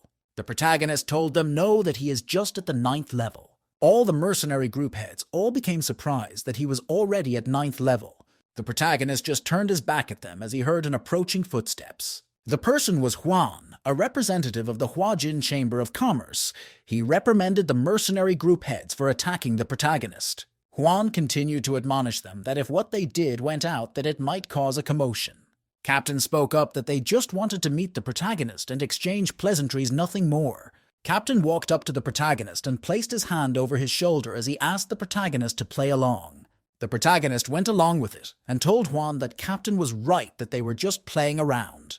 On hearing what they said, Juan agreed that it good, and reminded them that the mission was great importance. The mercenary heads all agreed as they waved at Juan and told him they will go rest now. After they walked away from Juan, the protagonist stopped them and asked them what he will be given since he won. Captain raised his hand as he apologized to the protagonist, as they other two equally apologized to the protagonist. The protagonist said that he must be given a compensation since he won on their fight. They three mercenary group heads all came together, deliberated, and came up with a decision. Captain was the one who told the protagonist their decision that they will give to him 10% each out of their commission. But the protagonist clasped the captain's hand and told them he didn't want their money. The protagonist then told them that he will take over their mercenary groups from them, and they will always obey him. The three mercenary group heads agreed to what the protagonist said and said that they will always follow him and his words. The man with the long mustache stood his hand held behind him as he asked the lady standing behind him what she think about the protagonist. The woman stepped closer to the man and answered that the protagonist is very strong. The man looked slightly behind him as he asked the lady between she and the protagonist who was stronger. The lady replied saying that she is not sure, because the protagonist had a weird move. The man then told the lady that she should give the task to the protagonist. The both started walking forward as the man told the lady that they should prepare the protagonist for the orc prayer.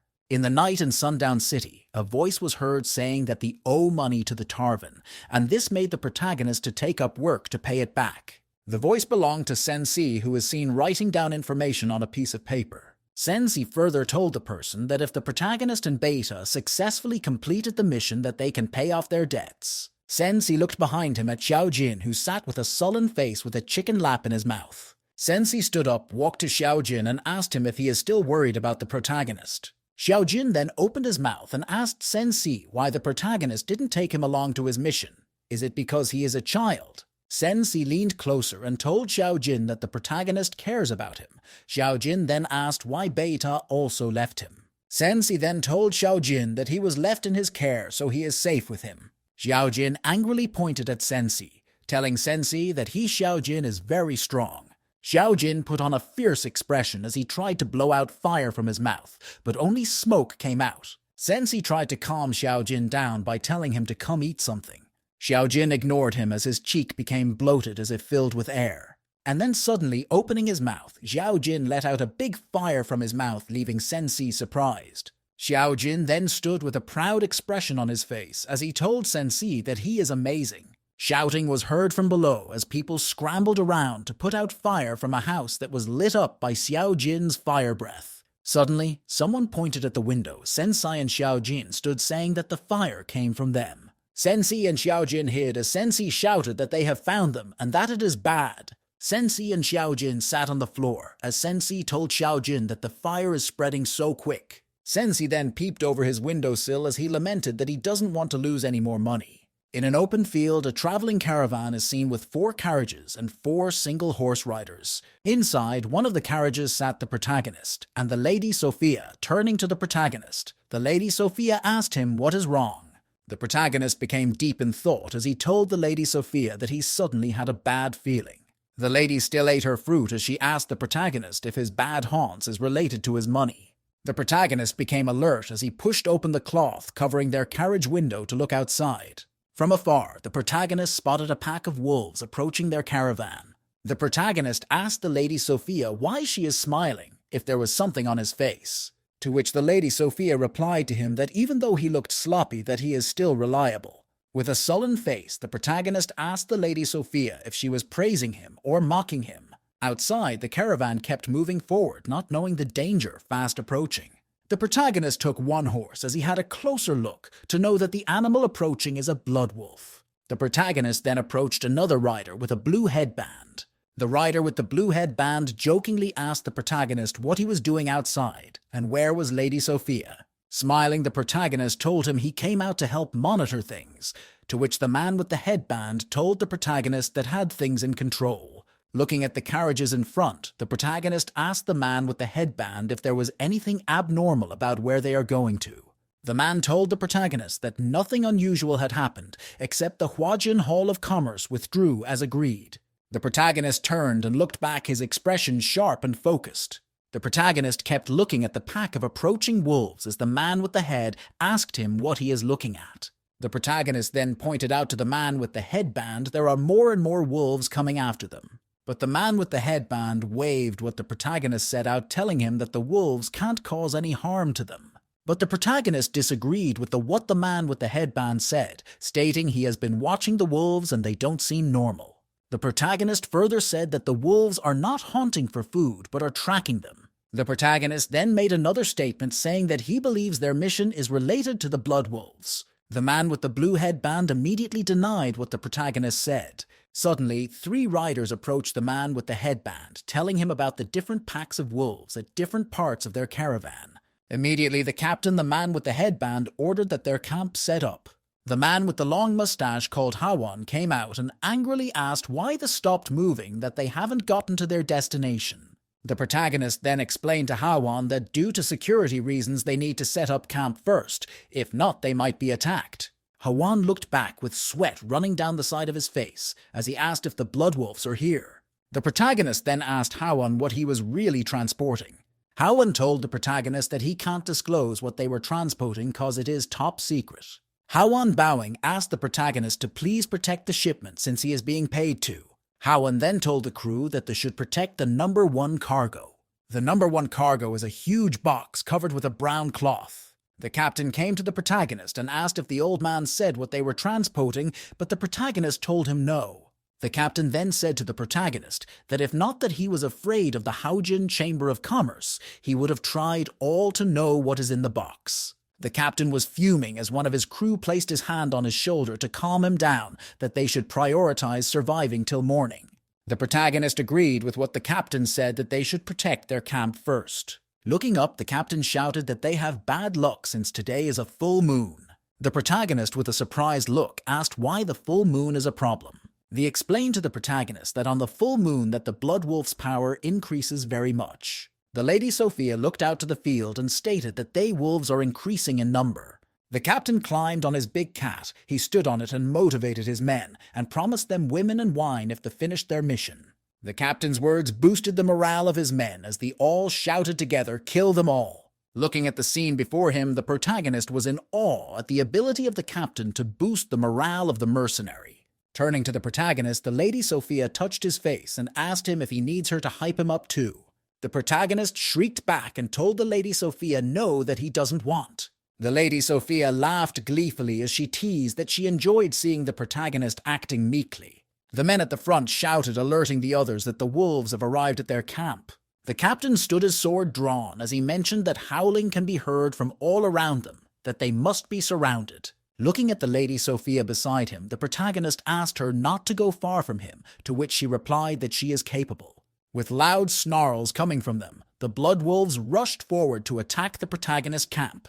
The captain stood his arm raised as he issued commands to various groups. As the wolves drew closer, the captain ordered the archers and magicians to attack. The arrows that were shot out hit several of the blood wolves, killing them.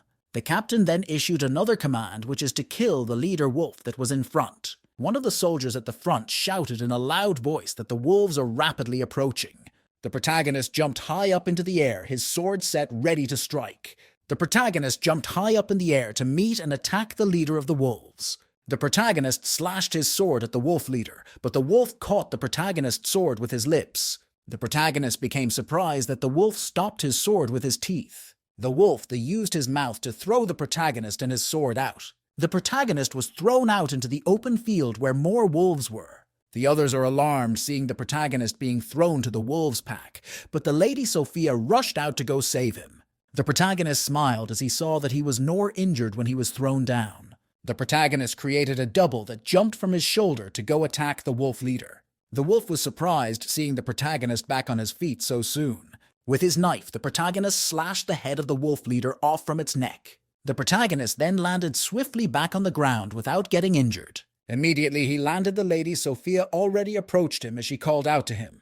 The protagonist smiled at the Lady Sophia and apologized for making her to worry. The Lady Sophia stood her hand folded as she pretended not to be worried about the protagonist, that she was just passing by. The protagonist smiled and asked her to continue walking, then to which she replied that she has changed her mind. The protagonist and the Lady Sophia were alerted when they heard pounding paws of wolves approaching them. Suddenly, all the wolves stopped as they stood looking behind them. Then all the wolves turned and started moving away from the protagonist camp, leaving the protagonist and Lady Sophia surprised. The captain approached the protagonist, asking if he can teach him the move he used to kill the wolf leader. Another person in their traveling caravan praised the protagonist on his ability to make his double move. The protagonist blushed at the compliments he received, but the Lady Sophia asked the others not to ask the protagonist any more questions. The others agreed with the Lady Sophia not to ask again, but they still praised the protagonist on his ability to kill the wolf. But the protagonist told them that what they experienced was just a warm-up, that something more will come. All of them became scared, and they asked the protagonist that he should tell them what to do that they will listen. The people around the protagonist wore a surprised expression as they heard the plan that the protagonist made. The protagonist told them that he wasn't alone, that he had a partner with him. The captain wanted to make an argument, but the protagonist stopped him from making any complaints. The protagonist then explained to the people before him that it has been done his way because they need much manpower in the camp. With a determined face, the protagonist asked them to leave the side defense to him. The men then readily agreed to what the protagonist said. Around the camp, a hole filled with fire was built, allowing only one entrance. They stood as he apologized to the captain and the other mercenary for stressing them. The captain instead praised the protagonist for thinking on his feet. Suddenly, men on the lookout started coming in one by one, announcing that they have already sighted large packs of wolves from all sides. The captain exclaimed that they were quick to regroup and attack again. They all started moving away as they waved to the protagonist, telling him that they are going to their posts. The protagonist stood with the Lady Sophia as he said that the pack of wolves coming from their side will there soon. A pack of wolves came rushing towards the protagonist as they snarled ferociously. Walking forward, the protagonist asked the Lady Sophia to stay behind and clean up any stray wolf. As he walked forward, sword in hand, the protagonist told the Lady Sophia a story about a legend in their town. The protagonist promised that today he will become a hero today for once, as he held his sword in his hand. That he will become a hero by killing a pack of wolves all by himself. A wolf stood and snarled at the camp in front of it. The protagonist then stood waiting for the approaching wolf pack to get closer. As the wolves approached, the protagonist took up a fighting stance, his sword in hand. The protagonist slashed an incoming wolf, killing it in one blow. The wolf that was killed by the protagonist fell to the floor at his feet. Two other wolves opened their mouth as they ferociously snarled at the protagonist before them. With a determined expression, the protagonist said to them that with him in the way they won't move further. The wolves avoided the fire as they followed the only narrow part available to attack the protagonist. The protagonist stood his ground as he continued to slay them one by one. The Lady Sophia stood looking at the protagonist, marveling at how strong he is. The protagonist continued to slay them as he thought to himself that the wolves are really endless. The protagonist then thought to himself that he should look into how to cultivate his area damage skill. The fire below the protagonist kept on blazing and burning. The protagonist turned as the Lady Sophia shouted, telling him that he should rest soon, that she will continue in his place. The protagonist then did a mirror clone, commanding it to protect this part of the camp. The protagonist moved back as his clone continued to slay the wolves rushing in. The protagonist sat on the ground as he let out a deep breath as he said that the fight was tiring. The Lady Sophia then asked the protagonist if the cloning doesn't say his strength, to which he said that she will go next as his replacement. The moon was shining its bright light from high up in the sky. The protagonist asked the Lady Sophia to keep guard on their side, that he will go check on the others. The protagonist explained that with the number of wolves compared to mercenaries, that there are bound to be injuries. On hearing this, the Lady Sophia encouraged the protagonist to go check on them in the camp. Back at the camp, the captain is seen shouting for his men and others to kill all the wolves. The captain had a horrified expression on his face as he saw one of his crew members being killed by a wolf. With anger, the protagonist approached the wolf, his sword raised to kill it. The captain swung his sword at the wolf as it came to attack him. The captain severed the head of the wolf cleanly from its neck, killing it. The protagonist came and saw the captain on the floor, his face filled with tiredness. The face of the captain lit up as he saw the protagonist in front of him. He then asked the protagonist if his side has fallen. The protagonist answered him saying that since the captain's side is still standing, why will his own fall? The captain answered the protagonist, telling him that though their side has not fallen, but it has taken some substantial hits. The protagonist then mentioned to Captain that they packs of wolves seems endless that they might not be able to keep up. Captain then angrily asked the protagonist what they were transporting that made wolves attack them. The protagonist then told Captain that if the situation can't be contained, that they will force Huan to hand the cargo to the wolves. Stabbing an already dead wolf with his sword, the protagonist told Captain that even though they are being paid, that they shouldn't sacrifice their lives in return. The first attack had died down as one of the mercenary was giving out orders to the others that they should patch up to face another attack. The protagonist approached the mercenary giving out orders and asked him what the situation is currently. The mercenary answered, telling the protagonist that a third of them are either dead or injured, that they might not survive another attack. The protagonist turned as he and Captain marched towards Huiyan's tent, but they were stopped by the guards at the entrance who told them that they couldn't enter without permission. The others behind the protagonist became angry, but the protagonist calmed them down and waved his hand, pushing the guards away. Huan became surprised when he saw the protagonist and other men in his tent. Closing his book, Huan questioned them on why they were here instead of defending the camp. The protagonist spoke up, asking the old man what they were transporting that made the bloodwolves to attack them. But the old man told them he couldn't say anything than what he has already told them. Captain then told the old man that they have the right to know what they are transporting.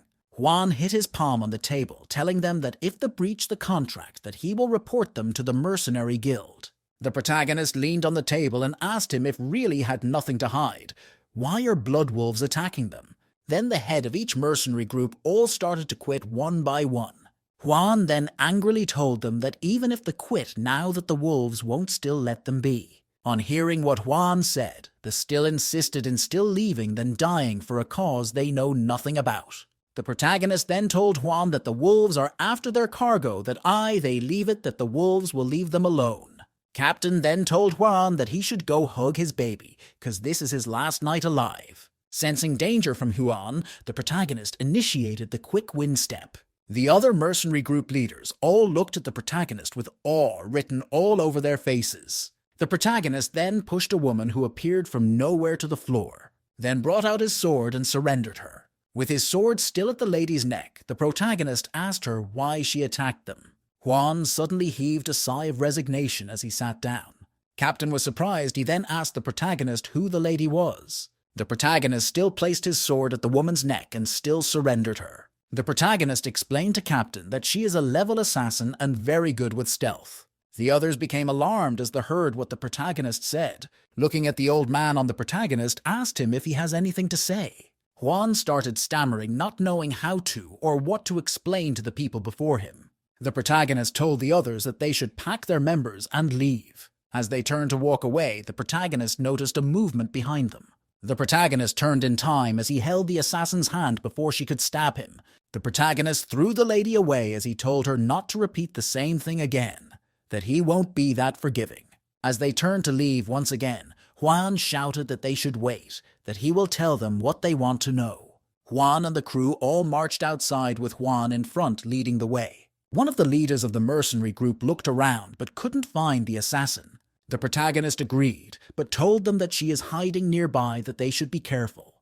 The protagonist then told Huan to tell his guard to come out, or he might do something drastic to her. With sweat running down his face, Huan then told the lady to show herself. The lady showed herself, but her face was far from being happy. The protagonist then told Huan that they should hurry, that they don't have much time. The group steadily approached the cargo, which had guards standing beside it. On getting close to the cargo, the protagonist paused and said that the cargo feels empty. Huan agreed with the protagonist and told him that even though the outside looked normal, but the carriage is made with silver star. On hearing what Huan said, the others opened their mouths in surprise as they couldn't believe what they heard. The protagonist then asked if it wasn't too much to make a carriage out of such a precious mineral, to which Huan disagreed. He told the protagonist that if he knew what was inside, he would agree it was worth it, and he kept walking forward and unlocked the door. The carriage door opened and Huan invited them all in. They all walked inside, and Huan lifted a cloth from a cage inside the carriage. They all stood, not knowing what they are looking at, only seeing a small white animal inside the cage. Captain pointing at the animal in the cage, he asked if this was just what they are risking their lives to transport. Juan then asked the people in front of him what the blood wolves are crazy over. Captain explained, asking if this animal is the child of the Lunar Wolf King. The protagonist became surprised and asked what the Lunar Wolf King was. The captain then explained to the protagonist that the Lunar Wolf is the highest-ranking wolf and controls other wolves. The protagonist became angry and said that the wolves were trying to save their royalty. The others with the protagonist became angry at Huayan, saying that he wants to use them as a scapegoat. Huayan was hit, and he fell to the floor and he wiped out blood from his lips. The lady assassin appeared with her dagger in hand to attack the protagonist and the others. The protagonist stretched his hand and held her by the throat, leaving her surprised. The protagonist, still holding her neck, asked her that she should stay put if she doesn't want to die. Huayan spoke up as he gradually picked himself up from the ground. He asked them if they still want to continue the mission now that they have seen what they are transporting. Captain and other mercenary group heads all said that they are retreating and don't want the money anymore. They all turned as they heard howling from outside the carriage, and the howling was identified to be from the Blood Silver Wolf. The protagonist was surprised, and he asked what the Blood Silver Wolf was. Captain then explained to the protagonist that the Sliver Wolves are personal guards to the Silver Wolf King, meaning the Wolf King is here. They all came outside as they watched the wolves approaching with the Silver Wolves in front. Turning to the lady, Sophia, the protagonist, asked her that they should first observe the situation first, to which she agreed. The Silver Wolves were at the front, leading the other wolves behind them. In the middle of the Silver Wolf, one wolf stood out with the symbol of a crescent moon on its forehead. Looking at the approaching pack of wolves, the crew spotted the Lunar Wolf King in the midst of other wolves. The crew stood as they watched the Lunar Wolf King walk up to them alone and wondered why. Captain didn't want to wait anymore and said that since it is alone that they should all rush and kill it together. Captain then reasoned that if they are able to kill the Lunar Wolf King and they still have his child, that they other wolves will obey them. The Lady Sophia then told Captain that the Lunar Wolf King ranks the eye level, so they will be walking to their deaths by attacking him. Captain turned with a flattering look on his face at the protagonist, saying that they have the protagonist with them. But the protagonist advised them not to be rash, that the Wolf King approached them for a reason. The Wolf King then spoke up, telling the caravan that they should release his pup, and then they could go free.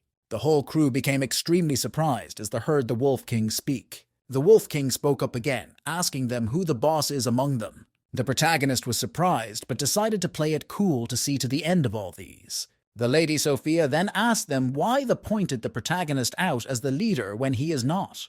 Turning, the Lady Sophia asked the wolf to speak that they can hear him clearly. The Wolf King let out a snarl on hearing what the Lady Sophia said. The Lunar Wolf then transformed into a beautiful woman in front of the crew. All the people were extremely surprised and exclaimed in a loud voice that the Wolf King could transform into a human. The Lady Sophia cautioned them that they should all keep their dignity as humans and stop being loud. Captain held the protagonist on his shoulder as he offered to go on the protagonist's behalf. Opening her mouth, the Wolf King mocked them that humans are really timid creatures. The protagonist refused the captain's offer, telling him that he will confront the Wolf King himself. The Lady Sophia spoke up, telling the protagonist that she will go with him. The Lady Sophia told the protagonist that the more beautiful a woman is, the more she is likely to lie, unless he is attracted to her beauty. The protagonist immediately denied being attracted to her and asked the Lady Sophia to follow him. The protagonist asked the Lady Sophia if she isn't scared of the Lunar Wolf. Turning back, the Lady Sophia answered him that she had nothing to fear with him by his side. The protagonist smiled and told her she did have him by her side. Approaching the Lunar Wolf, the protagonist introduced himself and asked the Lunar Wolf what she wants to discuss. The Lunar Wolf told them that they should release the little Lunar Wolf and the man who kidnapped it unless they will face the consequences. Looking at the Lunar Wolf, the protagonist unknowingly exclaimed that she is beautiful. The Lady Sophia coughed and brought back the protagonist to his sense. The protagonist then told the Lunar Wolf that they are just transporting goods. The Lunar Wolf pointed at the protagonist, urging him not to lie to her, that wolves are good trackers. The Lunar Wolf pointed at the huge carriage and said, "She is sure the small Lunar Wolf is there." The Lunar Wolf then restated what she said, that they should release the little Lunar Wolf and the person that kidnapped her, that if they fail to agree to her request, that all of them will die today. The protagonist paused for a little while and thought things through in his head. The protagonist then opened his mouth and said he doesn't have authority to grant her request, but he wants to offer a proposal. The lunar wolf declined hearing anything else from the protagonist, except he brings out small lunar wolf and the person that kidnapped her. The lunar wolf then told the protagonist that she can lead the wolves to attack human settlements if they don't comply with her requests. The Lady Sophia then told the lunar wolf that if they attack humans, settlements that the holy ranked among humans will wipe the wolves out.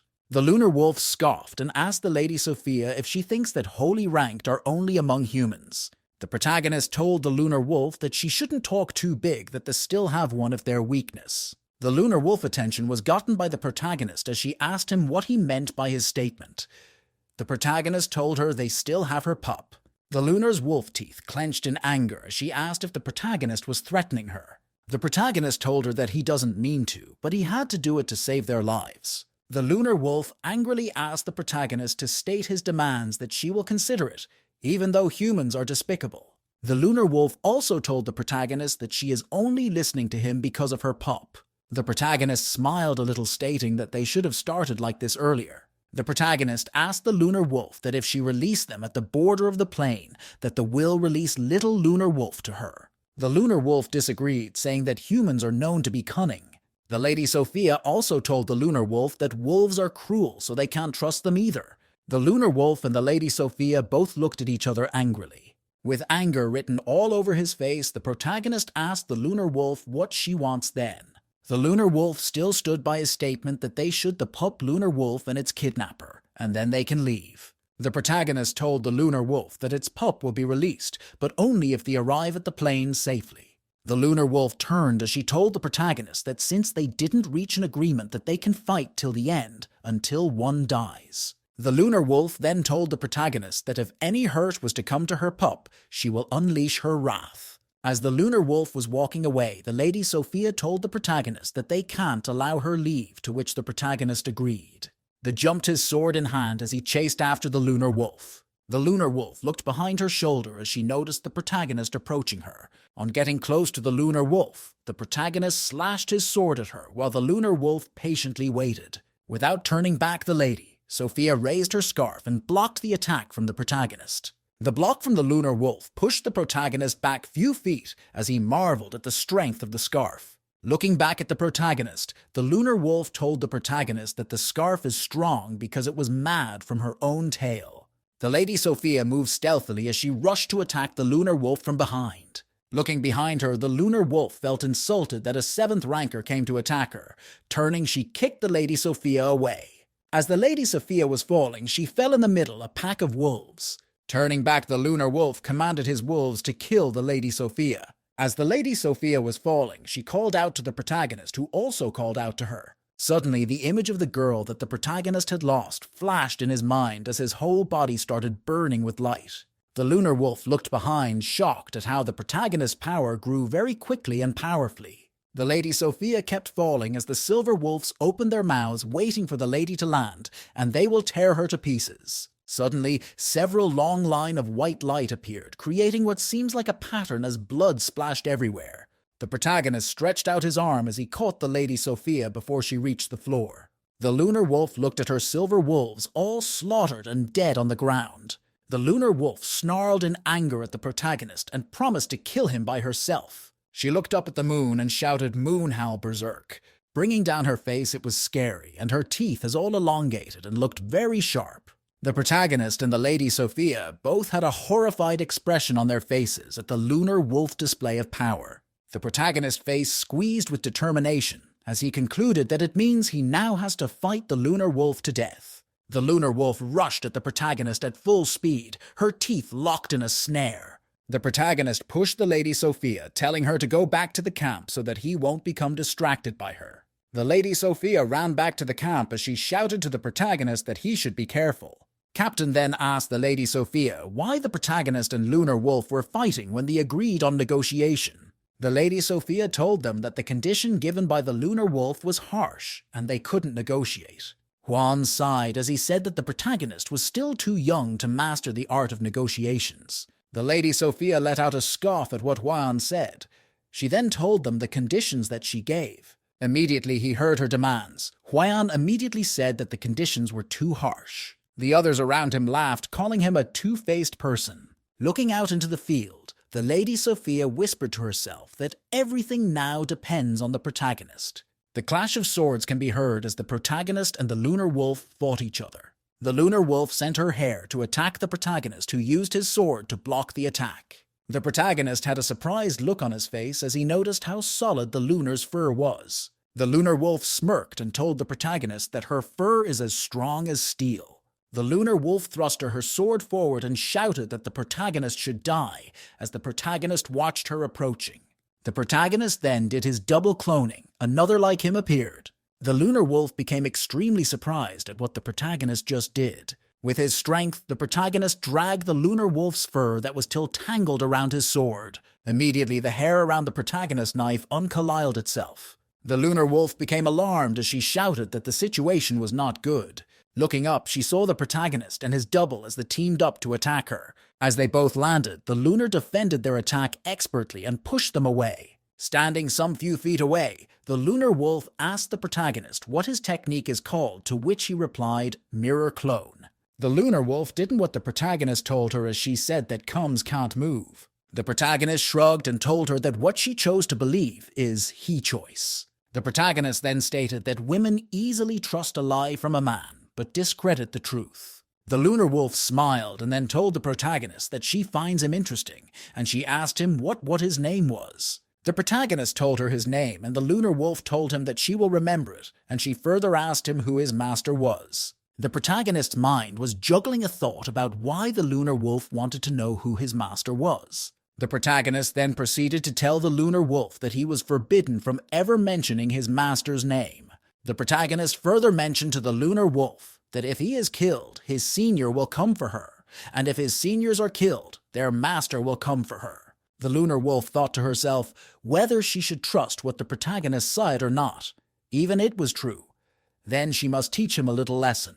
The Lunar Lady's body started getting ignited by a purple flame, as the protagonist looked on with surprise written all over his face at her. The protagonist wondered in his mind the Lunar Wolf was igniting the fire since they have stopped fighting.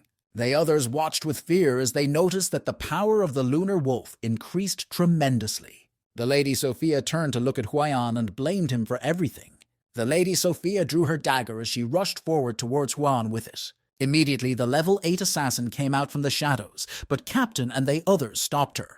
The Lady Sophia placed her dagger at the neck of Huayan and told him that she will hand him and the baby Lunar Wolf out to the Lunar Wolf. Huayan stood as heavy beads of sweat ran down his face as he heard what the Lady Sophia said, and he prayed that the protagonist wins his battle. The Lunar Wolf looked up at the sky and let out a very loud howl. Looking at the protagonist, the Lunar Wolf asked him if he has seen the really power of a holy ranked. The protagonist courageously told the Lunar Wolf that she is only using her environment to reach holy ranked temporarily. The Lunar Wolf became surprised that the protagonist was able to see that she only used her environment to attain holy rank, how she had no idea. The protagonist kept a sharp eye on the Lunar Wolf, not missing a second. The protagonist scoffed at the Lunar Wolf and pointed his sword at her with mockery in his voice. The Lunar Wolf then shouted to the protagonist that since he is a human that he will end them one day, so she must end him today first. The face of the protagonist became alarmed as he noticed his idea had backfired. The Lunar Wolf jumped and stretched out her fist, ready to blow the protagonist away. The Lunar Wolf, on getting close, kicked the protagonist, who let out a shout of pain from his lips. The protagonist landed some few feet away as he told the Lunar Wolf that he sees she also knows sneak attack. The Lunar Wolf bragged to the protagonist that she saves some energy if she sneaks attack, and that is her lesson to him. She then let out a ferocious snarl as a form of her beast was shown above her. Seeing the scene before him, the protagonist told himself that he needs to give his all now. As the Lunar Wolf was running towards him, she noticed she couldn't find him anymore. The Lunar Wolf let out a loud cry from her lips as the protagonist just appeared in front of her, sword in front, ready to strike. The protagonist used his X attack. The Lunar Wolf used her hand to block the attack from the protagonist. Releasing her hand power was shut out from it, and it threw the protagonist above the Lunar Wolf. As he was still flying through the air, the protagonist saw that the Lunar Wolf was already back to finish him. The lunar wolf raised up her hand with the intention to give the protagonist one fatal blow. She hit the protagonist, and the hit was so strong that the protagonist spat out blood. The lunar wolf turned back, thinking that the protagonist was dead, and told him his friends will join him soon. Suddenly, the protagonist opened his eyes. It was red, and veins filled his eyes. Sensing that the protagonist was still alive, the lunar wolf stopped mid-step. The protagonist struggled to stand as the lunar wolf asked him if he can actually still stand. The protagonist angrily shouted at the lunar wolf that nobody is ever allowed to hurt his friends. The protagonist flew forward to attack the lunar wolf as he told her that to hurt his friends, he must first be dead. The lunar wolf stood surprised at how fast the protagonist was. The protagonist held his sword as blue light ignited all over it. The lunar wolf then let out waves of power that went towards the protagonist. But the protagonist used his sword to dispel the power waves. He cut through the power waves with his sword as if slicing bread. The lunar wolf was taken aback as she saw that the protagonist was able to break through all her power waves. The lunar was so surprised she couldn't believe her eyes at the protagonist's power. Suddenly, a voice belonging to a man could be heard as he asked the protagonist why he used such a deadly move. The man held the protagonist's sword in his hand, not allowing it to touch the lunar wolf. The lunar wolf's eyes opened with dread at how close the protagonist's knife was at killing her. The man turned to look at the lunar wolf. The Lady Sophia stood at thee and said to herself that the wolves really did have holy rankers among them. The man held the protagonist's sword in one hand as the lunar wolf moved away from the sword. The protagonist was still very much angry as his teeth was still clenched together. The man turned to look at the raging protagonist and tried to calm him down. The man lifted his other hand and touched the protagonist's forehead, telling him to wake up. The eyes of the protagonist became wide open as if he just woke from a very deep slumber. Once he got himself, the protagonist asked what has happened. The man that stopped the protagonist told him that he lost control of his power and nearly made a big mistake. The lunar wolf then spoke up, saying that the protagonist already scratched her face, hence she wants to kill him. The man that stopped the protagonist told the lunar wolf to calm down and leave the situation to him. The protagonist became confused, seeing some changes in the attitude of the lunar wolf from earlier. The lunar wolf calmed down and asked the Uncle Bai, the man that stopped the protagonist, why he came. He said that he came to check up on her. Uncle Bai looked back and asked the lunar wolf why he brought along such May wolves. The lunar wolf then pointed at the protagonist's camp, telling Uncle Bai that they have the little lunar wolf and they need to save her. The man turned to the protagonist and asked if they really caught the small lunar wolf. The protagonist immediately explained to Uncle Bai how he had no idea they had the small lunar wolf with them. The protagonist immediately rushed back to camp as the others came out to meet him. Huayan meekly approached the protagonist, asking if they can leave now. The protagonist then told Huayan that he should hand over the small lunar wolf in the next hour, that they will be left alone. Huan was reluctant as he asked the protagonist if they have any other option, to which the protagonist told him he can stay with the small lunar wolf. Turning to the others, the protagonist told them to pack up, that they will be leaving in the next half hour. Huan sighed in resignation as beads of sweat ran down his face. Huan then shouted at the protagonist, telling him that he will hand over the small lunar wolf, that they shouldn't leave him. A small time later, the protagonist approached the wolves with the small lunar wolf in his arm. The protagonist then handed the small lunar wolf to Uncle Bai. The small lunar wolf jumped out from Uncle Bai's hand over to the lunar wolf for a hug. The protagonist smiled at the scene and breathed a sigh of relief that everything is over. Uncle Bai removed a badge from his waist and handed over to the protagonist, telling him it allow him to move safely. The protagonist looked at the golden badge that was given to him and told Uncle Bai a thank you. Uncle Bai created a portal, told the protagonist to visit if he can in the future, but the lunar wolf told him not to. The protagonist smiled and said to himself that the lunar wolf really held a lot of grudges. Captain sat on his ride as he asked the men if they've all packed up, if so then they should start moving. Captain and another head of a mercenary group both laughed about their encounter with the wolves, saying they have things to brag about. The protagonist just looked on with disappointment written all over his face. Suddenly the portal opened back up that the lunar wolf and Uncle Bai went through. From the portal, Uncle Bai walked out, telling the protagonist that he had unresolved matters to attend to. The protagonist became alarmed, thinking Uncle Bai went back on his promise, but the man just shot out a line of fire from his finger at someone. The person that was shot was the TI-level assassin Juan's bodyguard. The protagonist was surprised at what just happened in front of him. Juan rushed to her and caught her before she fell and continuously called out her name.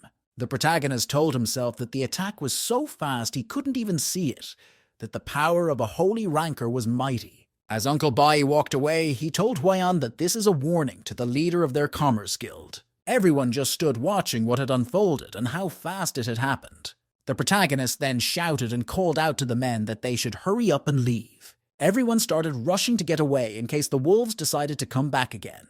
Morning has come as the caravan continued to travel back to the Hunan settlements. The protagonist sat in a position of meditation and cultivation as he tried reaching the holy rank. The protagonist went back to his site as the Lady Sophia sat beside him looking out the window. A bird perched on the hand of the Lady Sophia, who just watched the bird, and the bird did the same. Only for the bird to come closer and whispered something. The Lady Sophia, who had a shocked expression on her face. Noticing her reaction, the protagonist asked the Lady Sophia what happened, to which she answered that something happened on her family. The protagonist asked if he can be of any help, but the Lady Sophia declined, stating that she doesn't need him yet. The Lady Sophia stood up and told the protagonist that she will be leaving immediately. The protagonist stretched out his hand and held hers, asking if she was leaving already. The Lady Sophia turned, smiled at the protagonist, and told him that he will hear from her soon. She then pecked the protagonist, and immediately she rushed out from the carriage and left. The protagonist scratched his head, confused at what just happened. At night, in an open field, the protagonist sat on the ground inside a symbol. The protagonist took in very deep breaths at intervals to calm himself down. What appeared like a twirling wind appeared near his stomach, as if being sucked inside. Raising his hand, the protagonist caught one of the falling white flops, though it is considered useless. It is magical. The protagonist still sat in the circle as he kept on contemplating what was best for his cultivation. The protagonist weighed in his mind if he had magic or not. The protagonist then further thought about things that he could do. The protagonist placed his hand on his sheathed sword, saying he needs to train more. The protagonist then made a mirror clone of himself. The protagonist then engaged his clone in a mock combat. The protagonist then asked if he really need to have a combat skill to be able to break through his cultivation. Suddenly, the protagonist mirror clone changed to resemble someone else, and they person taunted him about his dead friends. With anger, the protagonist slashed his sword at the mirage in front of him. The protagonist then promised to kill the man that appeared with his own hands. Outside the sundown city, a man with a cloak stood, saying that he is back. The man looked up and shouted that he has returned once again and blamed sly people for his misfortunes. A girl could be seen carrying another girl in her arms. The lady with white blonde hair asked someone who permitted them to touch a student of their schools. On remembering this incident, the man gnashed his teeth together and promised to take his revenge. Shouts of Jot can be heard as the people who came back alive from the animals plain rejoiced that they finished their mission alive.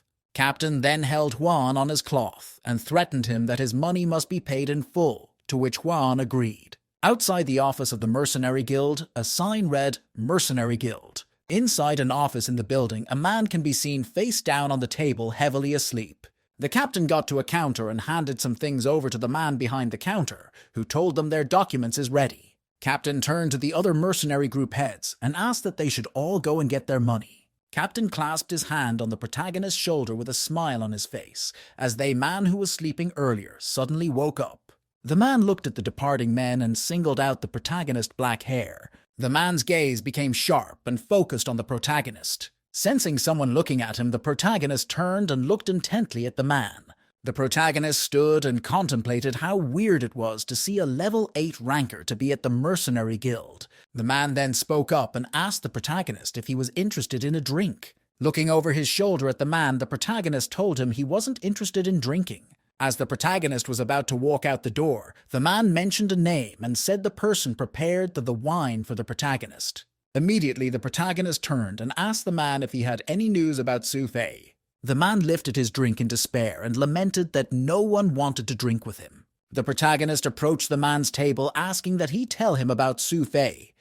That if he does, he will drink with him as much as he wants. They already drank a lot of drink. The protagonist then spoke up again and asked the man if he can now tell him about Su Fei. The man became angry and told the protagonist that he is impatient, that they've only drank a little. But the man sighed in resignation and said he forgave the protagonist because Su Fei thought about him all the time. The protagonist became surprised when he heard what the man said, not understanding how it is possible. The man then asked him if it wasn't him, then who, that it was him that seduced Su Fei. The protagonist became flustered and denied seducing Su Fei. The man then told the protagonist that Su Fei hurt one of her cousins badly, and that she took over her own branch. And the man further told the protagonist that she announced at the meeting that she liked the protagonist. The protagonist was anxious and asked if Lady Sophia, Su Fei, will be punished for hurting her cousin badly. The man continued that the Lady Sophia took out a trump card, hence she was not punished. Leaning closer to the man, the protagonist asked him what her trump card was, and he answered that she told them she can heal internal injuries. The protagonist became alarmed immediately. He heard what the man just said. Pointing his bottle at the protagonist, the man asked the protagonist that he is the one with the power right. The protagonist thought about it and agreed he was the one that healed Lady Sophia. The man smiled as he gulped his drink while praising the Lady Sophia for being insightful. The man suddenly stood up and told the protagonist that he has some preparations to make. The protagonist stood up surprised and asked the man what he meant. The man smirked and said that he means to go drink more alcohol. The protagonist ran after the man, asking where the Lady Sophia is currently. The man answered that since she is now a major person in the family, she will be staying in Xinglan City. The man turned his head back to look at the protagonist and asked him not to betray Lady Sophia's trust. The man then waved at the protagonist, telling him that he is leaving.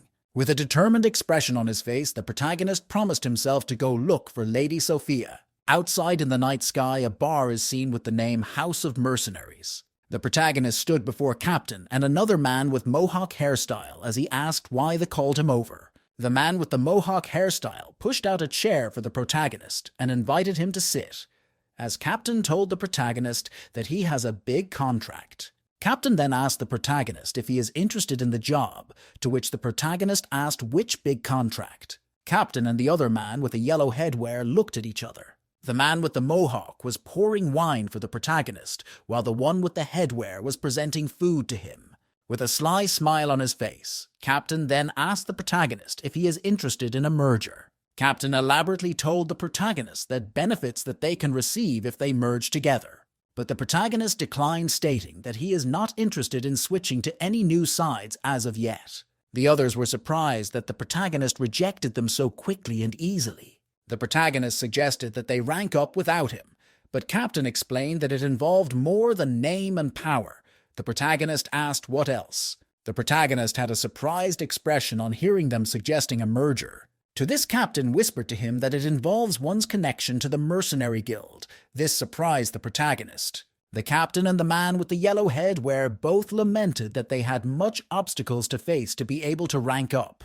The protagonist then asked how many factions do they have in the mercenary guild currently. Captain explained to the protagonist that they have only 3 factions at the mercenary guild.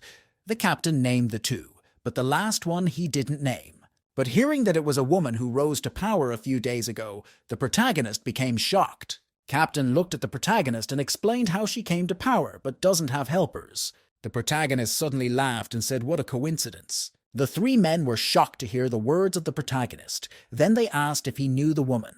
With a proud face, the protagonist told them that if they trust him, that they can join the woman's faction. All 3 of the men were surprised that the protagonist suggested they trust a woman. Outside the city, 4 figures can be seen leisurely walking out. Captain then asked the protagonist why he was rushing to go back, that he can rest for a few more days. The protagonist told them that he has something to take care of first.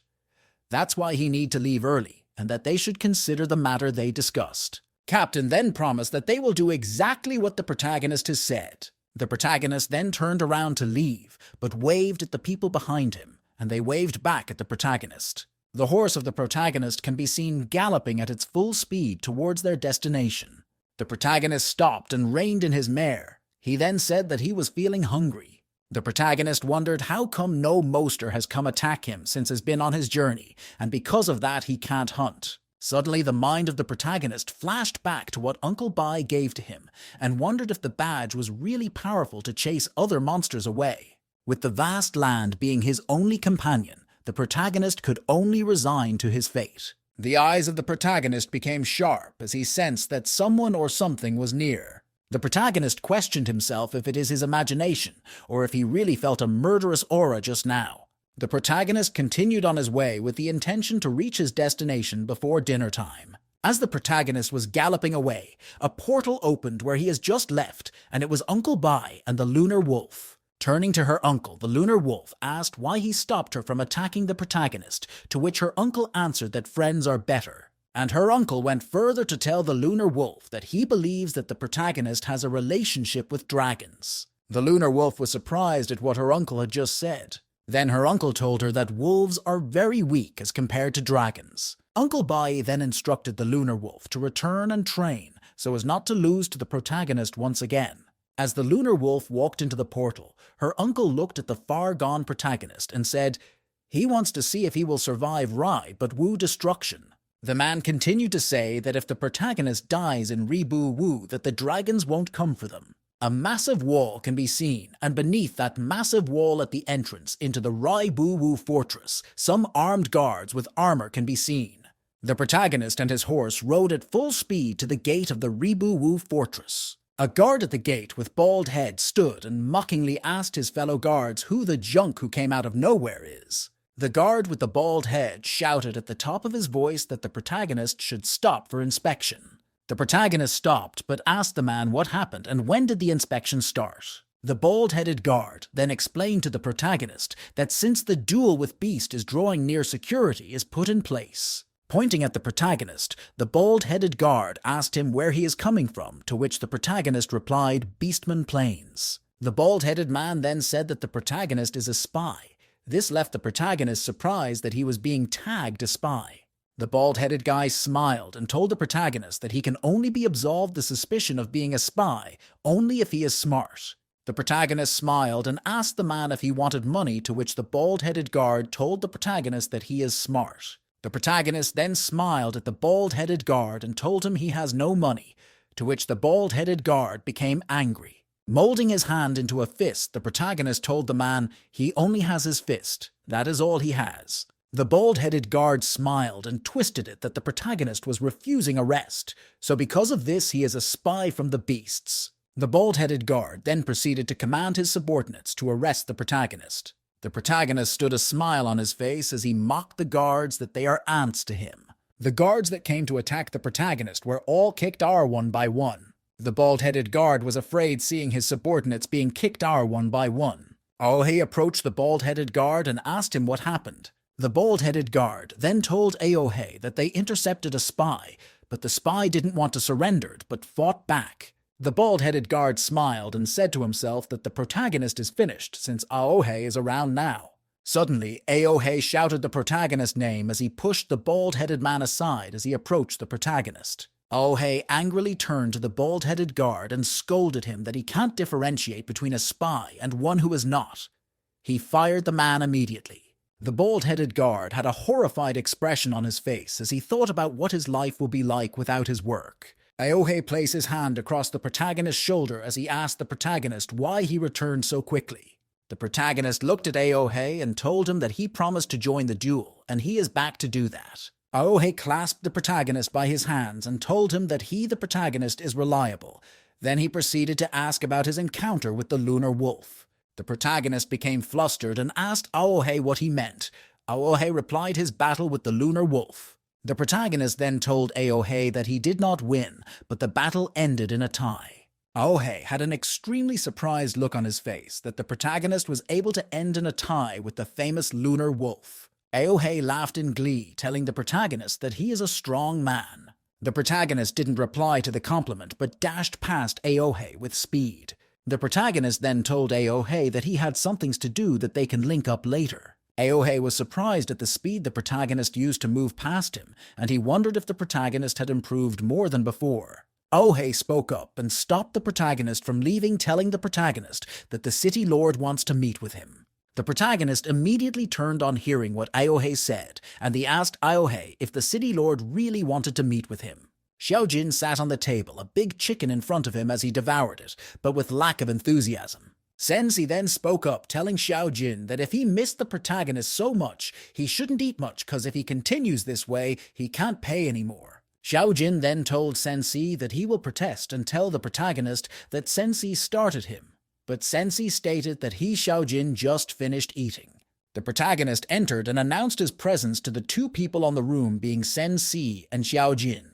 They both shouted the name of the protagonist with joy in their faces. Xiao Jin jumped on the protagonist, and in the process injured the protagonist as he told the protagonist how badly he missed him. The protagonist carried Xiao Jin but advised him to use lesser force next time in hugging. The protagonist chumped down on the meat in his hand, saying he was starving. Xiao Jin then told the protagonist that he has been starving since he left. Sensei scoffed and asked Xiao Jin if what he did was unable to eat any food. 1 hour later, a huge amount of empty plates and bones laid on top the table. The protagonist then made a statement that being filled with food makes him happy. The protagonist suddenly looked up at the wall clock on the wall. The protagonist stood up and told his companions that he wants to attend a banquet at the city lord's mansion. This left his companions surprised. The protagonist then explained to his companions that he was invited to the banquet to discuss the upcoming duel. Xiao Jin suddenly jumped on the protagonist's head, asking to tag along, that he doesn't to be left behind again. The protagonist tried everything to push Xiao Jin away, explaining that only he was invited, but Xiao Jin replied that he doesn't care. Suddenly, Xiao Jin's face lit up as if a great idea had come into his mind. Xiao Jin then told the protagonist that even though he can't bring a companion, but he can bring a pet along. Xiao Jin then transformed into a small wristband and then told the protagonist that they should start going. Feng told little Jin that when they gets to their destination, he should hide properly and not reveal himself. Little Jin immediately agreed after warping himself around Feng's hand. In a hall, Ribu Luo Fortress City, Lord Grand Duke Aote was sitting while having a discussion. Aote asked the blue-haired guy if the Feng he mentioned before is really strong. The blue-haired guy answered that Feng is not weak, and he even suspects that Feng is stronger than him. Aote was surprised to hear that Feng is stronger than the blue-haired guy, which meant that Feng's rank is high. He then asked the blue-haired guy what his rank is again, but the guy asked him when his memory is going to get better. He continued saying that power is currently divided into ranks, and his currently on the The rank. Aote then told him that if it is so, then they would go through his plan. One of his subordinates came in and reported that a guest named Liu Feng is outside. The blue-haired guy immediately went out to invite Feng personally, and Feng thanked him sincerely. Inside the City Lord Hall, the City Lord Aote sat on a chair while his maids served foods on the table. Feng could not help but wow in amazement, saying that the place where a city lord lives is so luxurious. The blue-haired guy told Feng that the banquet is held by City Lord Aote just for him. The city lord asked the blue-haired guy if the person beside him is the one he mentioned. But like before, he could not remember the name of Feng, so he started pondering to remember the name. The blue-haired guy touched Feng on his shoulder and told him that the city love's memory is not good, so he should forgive them. He then introduced Feng again as Liu Feng. Feng placed both of his hands together and greeted the city lord Grand Duke Aote. But the city lord told him that there was no need to be courteous, because he still needs to thank him for participating in the duel. But Feng told the city lord that it is his honor to fight the beastmen on behalf of the humans. But suddenly, little Jin, who was warped around Feng's hand, rushed towards the table and saying that there is so much delicious food there. This surprised both the blue-haired guy and the city lord Duke Aote. When Feng saw this happening, he could not help but saying in his mind that he's screwed. Feng stretched out his hand and pulled little Jin while saying that it is his gluttonous snake pet. The blue-haired guy on the city law not home, but say that they have never had of a monster with that name. And Feng told them that it is just a name he randomly came up with, so it's normal if they don't know about it. He started shaking the little Jin. I'm telling you to stop eating because it's embarrassing. But the city lord told him that it is fine, and you should let his pet eat since it likes the food there. He continued telling Feng that he heard he got a tie with the Lunar Wolf King. Feng agreed immediately, but then he asked why the city lord said that. The city have answered that some time ago, the Lunar Wolf King led the wolves to surround Ribusai Fortress for a month. Feng could not help but so that they lost out, because the Lunar Wolf King is not only strong but also looked pretty. The curious city lord could not help but ask if the Lunar Wolf King is female. Feng asked the city lord and brother Ao He if they invited him to listen to his stories. The sitting-on laughed and said that he almost forgot about the official matter. He went on to tell him why they invited him. Brother Ao, he told Feng that academies will be sending elite students to participate in the duel with Beast, and he hopes he would be their mentor. Feng was to hear that they want to make him the mentor of the elite student from different academies. Aoi told him that his skills are already superb, therefore he is the best candidate for that matter. But Feng scratched his head and said that he had never taught anyone, so he's not suitable enough. Aoi told him that every student S are willing to learn, but the city lord said it is except the crazy girl from the house of Nicola.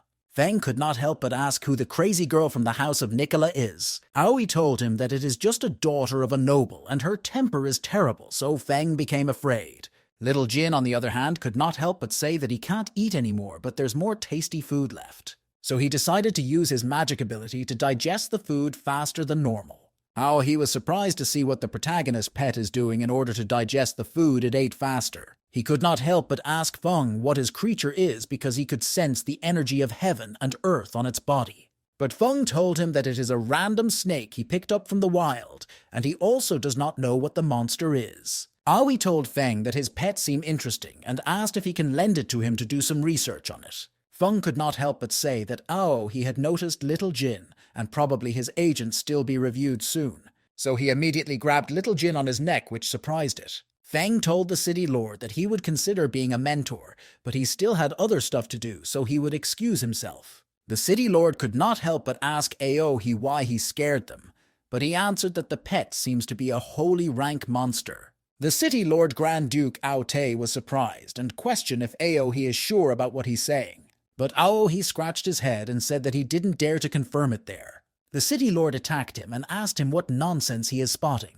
Feng on the other side wondered if there was anyone chasing after him left, but Little Jin kept telling him to let go. Feng angrily told Little Jin that they agreed that he'll be handing him food in secret, but Little Jin said that the food was tempting. He continued telling Feng that he thinks he's drunk and he's feeling sleepy, so he'll be sleeping first. Feng could not help but say that Little Jin only know how to eat and sleep, so he would change his name to Dragon Pig. Putting Little Jin inside his clothes, he sighed and hoped that he didn't have any suspicious. But Feng suddenly heard people arguing and saying that they would beat someone to death. Some of the people there were asking why the red-eyed black-haired witch always stick around. Feng saw a young child been hit by those group of people, but she kept covering her head. Then he remembered what those group of people were calling the young girl, which is a red-eyed witch. He stood behind the group of people and heard each of them said that she must be beaten to death. A middle-aged man went close to the young girl and started kicking her while others watched. The middle-aged man said that it was because he met the young girl one day ago that he became unlucky. But before the bottle would smash in the young girl's head, a hand grabbed it. Feng, who grabbed the bottle, told the middle-aged man that it is enough. He questioned if the man will leave on his own.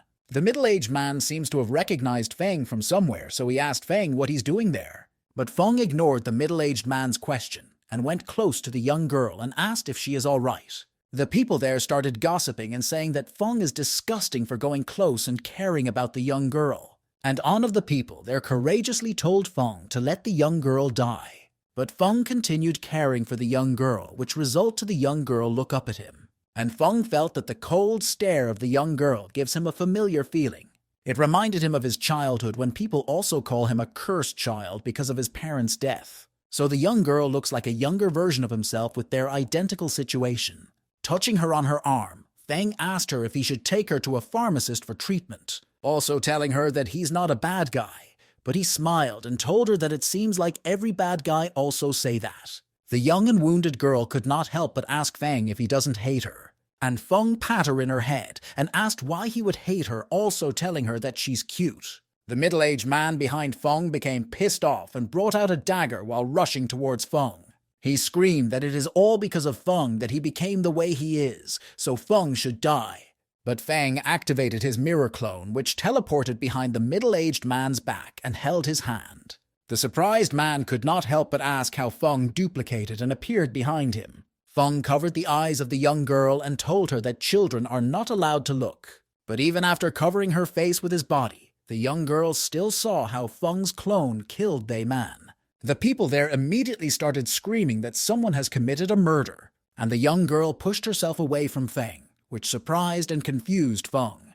The young girl then gently got up from the ground and there was a blood stain on her face. And the shocking thing is that his young girl licked blood and wondered if that is the taste of other people's blood. Feng was surprised when he saw the young girl lick the blood off her face instead of wiping it off. Putting it at the back of his mind, he told her that she should tell him where she lives so that he would take her there. But the young girl did not take Feng's hand.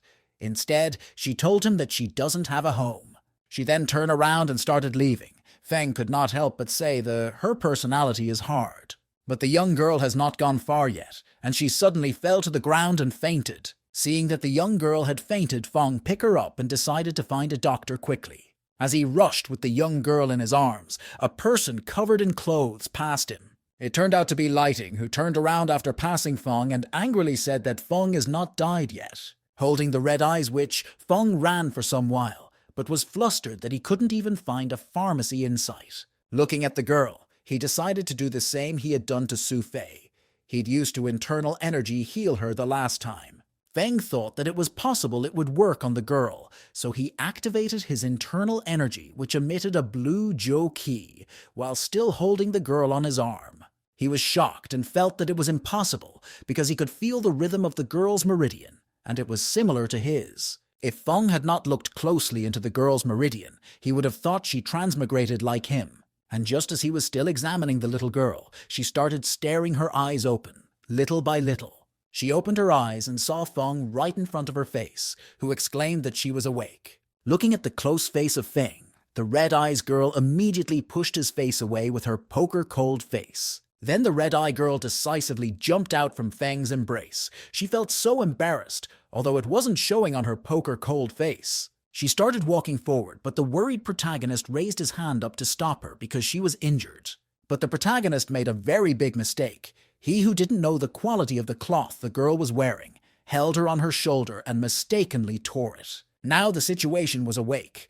Feng looked so stupid as the little girl looked back at him whose hand was still raised up.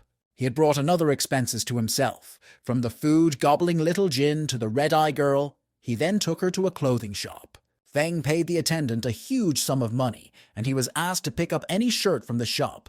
He felt that her behavior was too enthusiastic. Feng told the red-eye girl that he would repay her with another cloth for the one he tore, but she questioned if she was not going to be indebted to him. Feng smiled stupidly while ruffling his hair and stating that it was a reasonable repayment that he owes her. Looking at all the dresses hanging on the wall of the shop with different designs and color, the red-eye girl pointed at a red dress, which complemented her eyes. Looking at the red-colored dress, it made Feng feel uncomfortable, so he asked the girl to pick something else. Then he brought out a very pretty gown with glowing sky blue color for her, but that gown definitely won't complement her looks. The Red Eyes girl didn't even budge as she looked at him coldly and stated that she only wanted the red dress. Then he started introducing different clothes to her, from the maid's outfit to the female shirt, but she rejected them. He continued on, and she ignored all his blabbering and crossed her hands on her chest, facing another side. When Feng was done blabbering, his face became odd since she didn't choose any other clothes,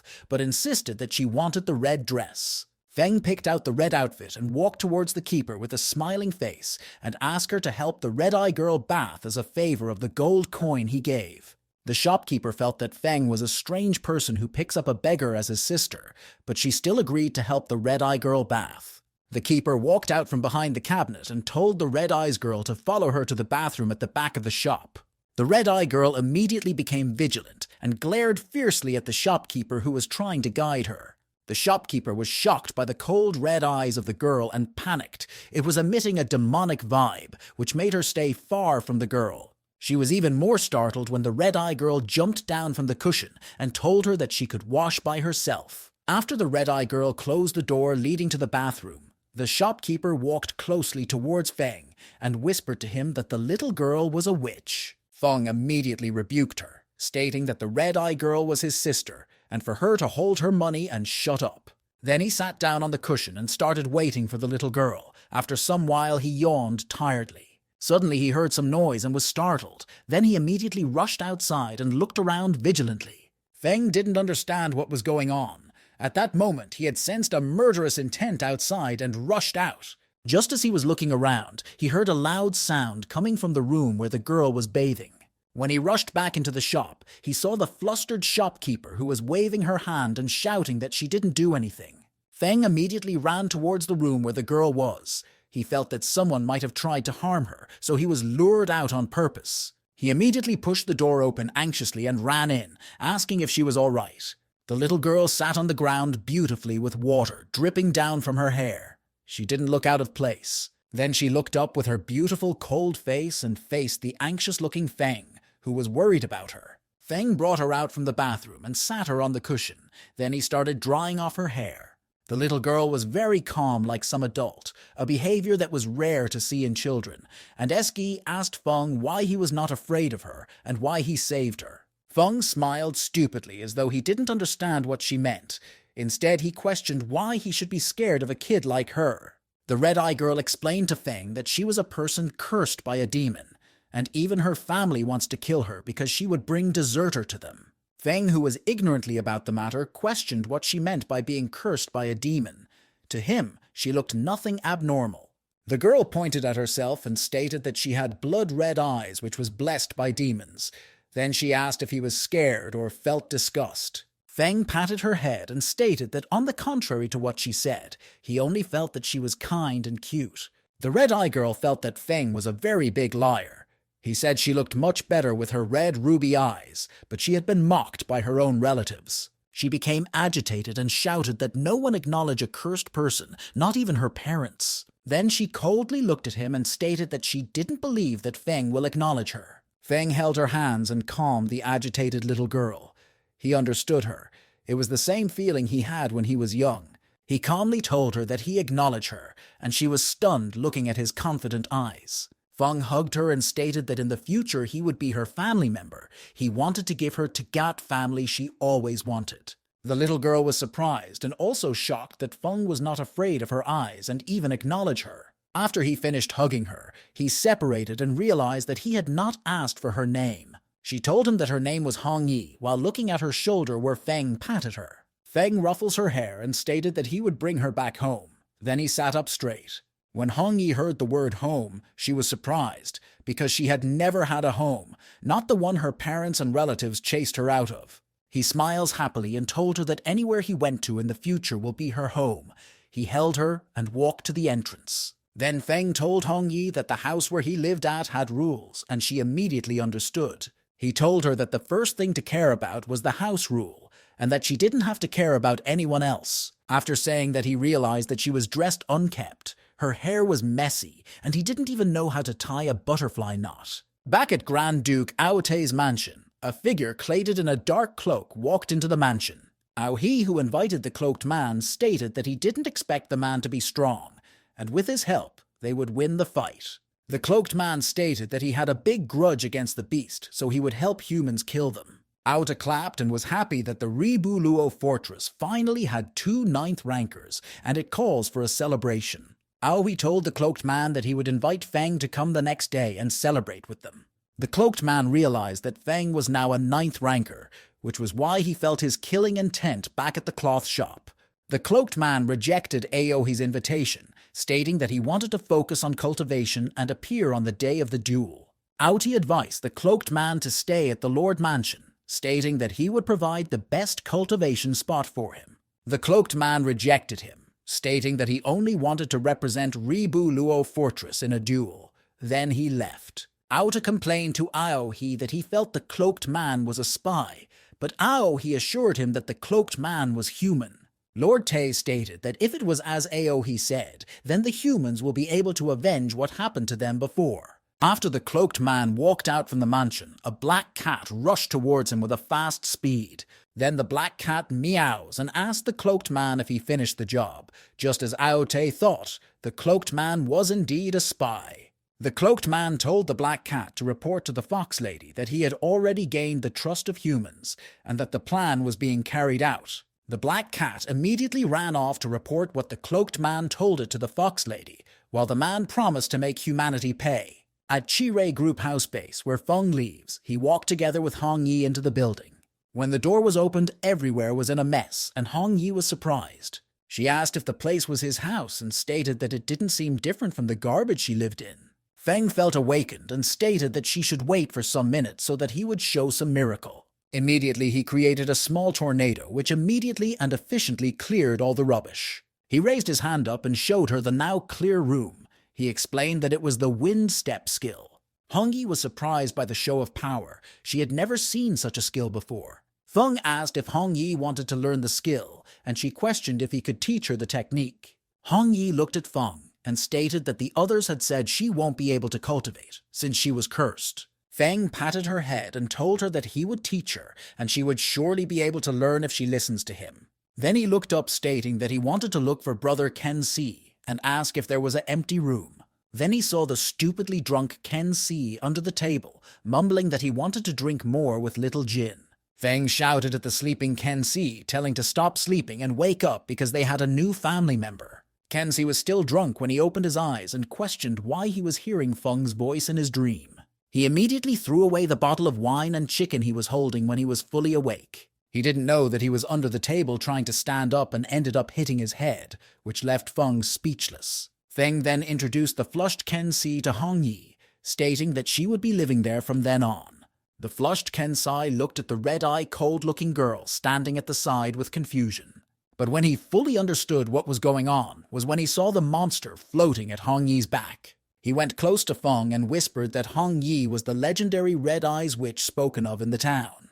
It was said that once she was born, her family was killed, and all the other relatives thought it was her cause and wanted to kill her. Listening to Ken's C-word, Feng asked him what happened next. He was very curious about Hongyi's origin.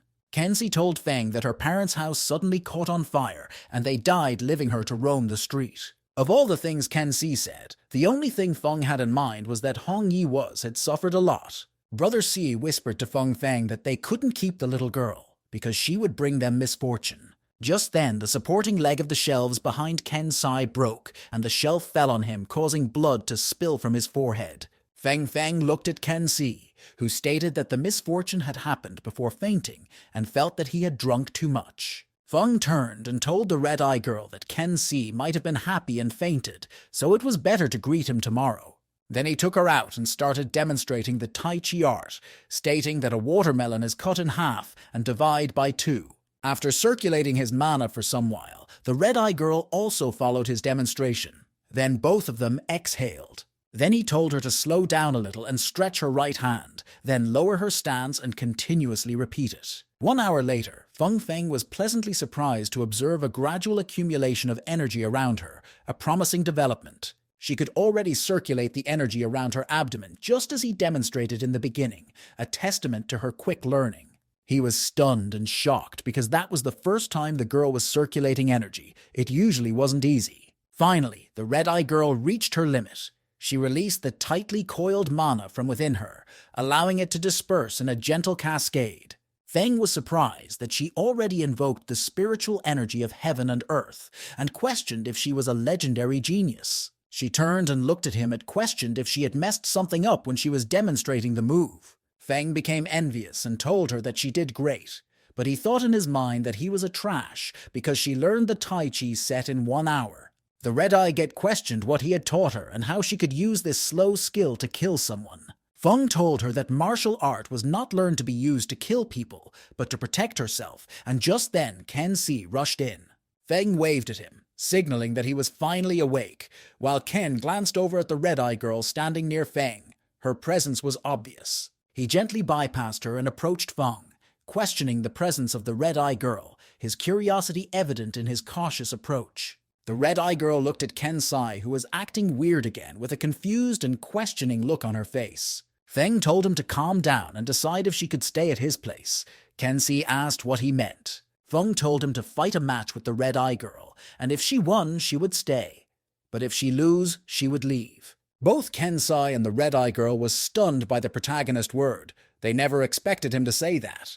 Ken Si started having wild fantasy, thinking that the protagonist wanted to kick the girl out, but felt bad doing it himself. He then agreed but told the protagonist that the red-eye girl didn't have strength or magic, and asked she would fight. Feng told Ken Si that he also didn't have strength or magic, but still Ken Si was not his match. But then Feng told him not to use his strength, but only % of his force when fighting her. Feng then patted the red-eye girl hair and told her to go ahead and fight Ken Si using the move he taught her, so she would see how powerful it was. Red-Eye Girl mustered up her courage, making a fighting pose for herself as she answered affirmatively to the protagonist. Standing in a fighting stance, she confirmed her readiness to fight when Kensei inquired, displaying her readiness for the impending battle. Kensei rushed towards her, announcing his attack and urging her to be cautious, emphasizing the imminent danger she was about to face. Appearing before her suddenly, he struck her with his full body strength, catching her off guard and causing her to be startled by the blow. Red-Eye Girl almost fell to the ground because of the force, but was caught by the protagonist in her shoulder. Feng cautioned the red-eyed girl to exercise caution and avoid confronting Kensei directly, emphasizing the importance of strategic thinking. Feng then turned to Kensei and questioned why he used more force when they had agreed for him to only use percent. Scratching his head in embarrassment, Kensei admitted to Feng that he had only used percent of his strength. Feng then told the red-eye girl not to use force against force, because the essence of Tai Chi is to follow the flow of the force. Kensei then told the red-eye girl that he was going to use only percent of his strength this time around. This time, Kensei restrained his power to percent as he cautiously advanced towards the red-eyed girl, showing a calculated approach. Just as she watched the first appear in front of her face, Sugi remembered that the protagonist told her to follow the flow of the force. With a gentle movement, she redirected his hand to the side, causing him to lose stability and lurch forward rapidly. Swiftly, she pushed his backside, causing Kensei to topple forward and fall face down onto the ground, effectively conceding defeat. Kensei, who was lying on the ground, questioned if it was an illusion and asked how he had fallen to the ground. Feng smiled and stated that the slow move was powerful, and the red-eyes girl agreed with a slit smile on her face. Feng told Kensei that he lost, and Brother Si told him that as a man he never goes back on his word, and since he lost the red eyes, girl can stay. Following the victory, Feng demanded that Kensei swear that the red-eyed girl, Hongyi, was not a witch, to which he readily agreed. Just then, Feng heard someone in town shouting that a spy of the orcs was killing in town, and for the captain to be notified. Feng was shocked that a spy of the orcs was killing in town, since entering the town was not easy for beasts. The people in town were running around in different locations as a huge beastman was causing massacre. A huge bull wearing beast skin and a ring on its nose was being surrounded by some brave warriors of the town. The leader among the warriors told the other warriors to block the bull and not let it run into the crowd. At the top of a building near the fight, a man and a small black animal was seen watching over the crowd. The man was none other than Lighting, the former lord of Rongma City. He stated that his guess was correct. They had only needed a spy to disturb the town and could figure out the whole defense method and secrets in the city. The cat stated that it cost his clan much to get the bull to town, while Lighting told it that the higher the cost, the higher the gain, and the more information they can collect. All the defense system and the secrets of the town had been exposed to them now, and they can determine how to attack the town people. The bull went berserk and attacked a warrior, sending him flying as he watched an old lady holding a young boy running away. Just then, the old woman lost her step and fell down together with the young boy, and the bull's attention was completely drawn to them. The old lady felt horror because what just happened could determine her and the young boy's life and death. The bull found the opportunity to leave the warriors behind and rushed toward the old woman and young boy. Just as the old woman succumbed to the incoming bull, Feng Feng swiftly appeared right in front of it, ready to confront the danger head-on. Feng gathered his Tai Chi energy and told Hongyi to look carefully and see how the Tai Chi 1,000 pounds from 4 Troy works. The bull was approaching with a fast speed as Feng gathered the Tai Chi energy right in front of it. The horn of the bull appeared right in front of the protagonist, and he caught hold of it with his strong energy. Channeling his Tai Chi energy, he deftly swung the bull around, the concentrated energy flowing through his hands with precision and control. Feng swung the bull around continuously, causing it to develop a massive headache from the relentless motion. The surrounding warriors perceived Feng's actions as mere showmanship, but Hongyi recognized his true power. The cat remarked that the bull should snap out of it, as it wasn't a donkey pulling a mill. Lighting stated that it was not that the bull didn't want to break out from the grip of the protagonist, but it couldn't break out. The black cat questioned what he meant, and Lighting told it that Feng's skill was magical, and the more force used, the harder it was to break free. Lighting frowned deeply, his expression reflecting concern as he observed the intense struggle between the protagonist and the charging bull. With graceful movements, Feng expertly wielded the bull with the flowing energy of Tai Chi, manipulating its massive form with ease. As the protagonist relinquished control, the bull tumbled in disarray, stars seemingly orbiting its bewildered head, a testament to the strong force. Finally succumbing to exhaustion, the bull collapsed, its once formidable stance now reduced to a defeated heap upon the ground. Feng, satisfied with the outcome, brushed the dirt from his hands with a sense of accomplishment, relieved to have completed the daunting task at hand. Hong Yi, astonished by the display of power, rushed toward Feng, her admiration evident as she expressed her newfound appreciation for his abilities. Feng, acknowledging the potency of Tai Chi as the cornerstone of Chinese martial arts, emphasized its enduring strength and effectiveness in combat. Inspired by Feng's prowess, Hong Yi eagerly attempted to emulate his techniques. Her curiosity piqued as she sought to understand his skills. Encouraged by her enthusiasm, Feng agreed to teach her, promising to impart his knowledge once they returned home, ensuring her continued growth. Approaching the fallen old woman, Feng inquired about her well-being, concerned for her safety after the ordeal. Grateful for the protagonist's assistance, the old lady expressed her thanks, while Feng remarked on her modesty. Unaware of the danger lurking behind them, the trio began to depart, oblivious to the bull rising from the ground. In a sudden display of fury, the bull's pupils transformed, glowing red with anger, unlike any other beastman. The bull angrily turned its red eyes, fixating on Hong Yi, who was slowly trailing behind the group.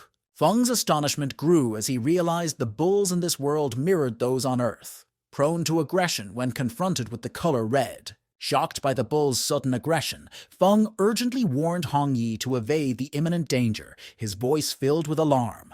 Suspensefully, Hong Yi tried to comprehend the situation, her mind grappling with the overwhelming uncertainty unfolding before her. She remained rooted in place, observing as the bull approached, while Feng hurried towards her, determined to intervene. Launching itself toward Hong Yi, the bull aimed to strike, but Feng swiftly whisked her to safety. As the bull descended, Feng adeptly evaded its assault, his movements fluid and calculated. Comforting Hong Yi, Feng reassured her to stay calm and await his resolution of the situation.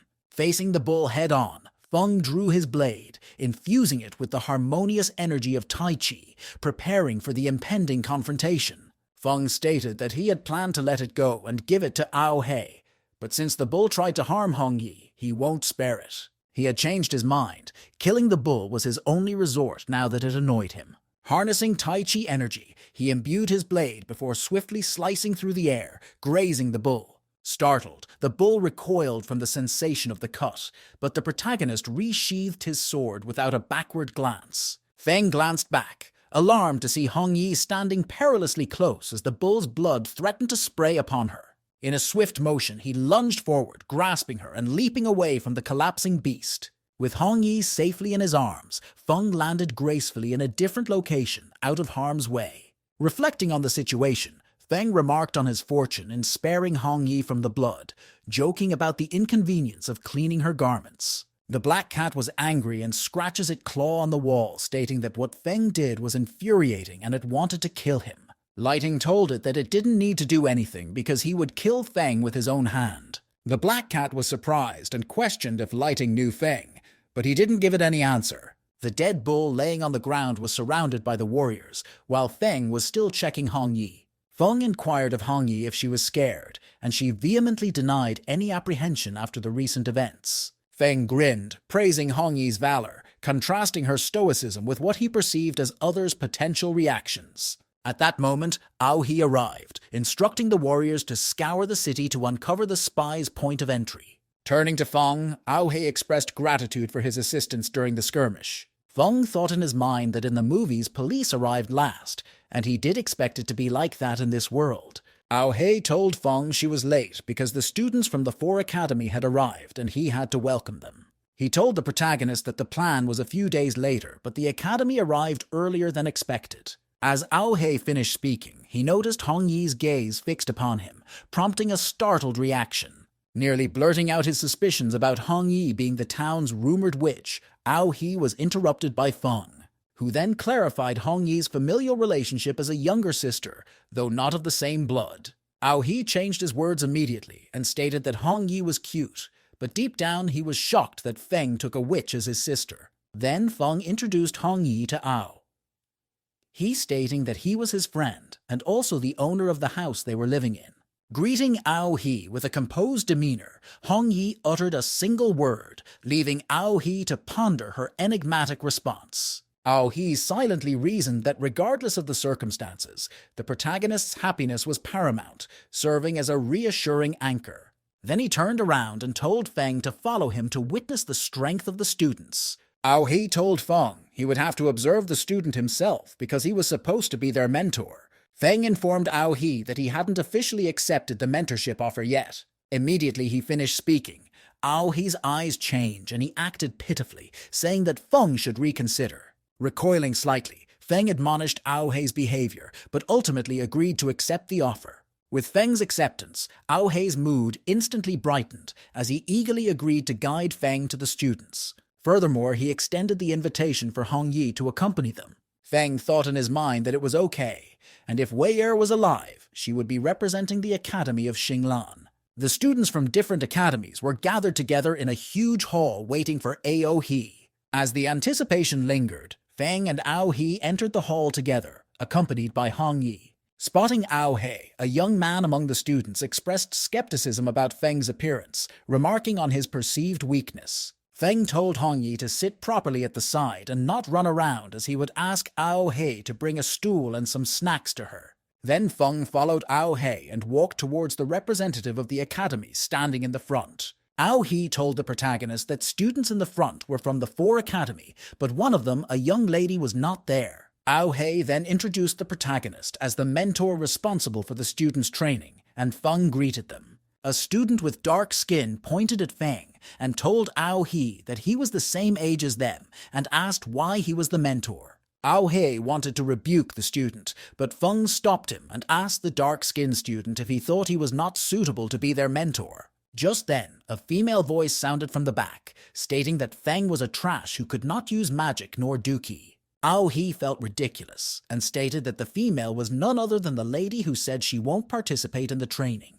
The lady with white hair holding a sword told Feng that for him to be their mentor, he had to win against her in a fight. Feng asked who she was, and he was told the white-haired lady was a genius from Xinglan Academy and also the Miss of Nicola family, Nicola Snow. Snow gazed at Mr. Ao He with a self-satisfied expression, her eyes gleaming with confidence, as if silently challenging him to match her level of accomplishment. She called the protagonist a trash while seizing him up from head to toes, his clothing and equipments. Then her eyes became deep as she looked at Mr. He, questioning if he was insulting the 4 academies. Feng thought in his mind that if it was not for Mr. He who invited him, he didn't want to come there. Just then, little Loli came out walking in front of the protagonist and shouting at Snow, stating that she won't allow anyone to talk about Feng that way. The other students were all shocked by the appearance of the little girl in red outfits. Snow looked at the little girl staring at her and felt that it came along with a strong, murderous intent.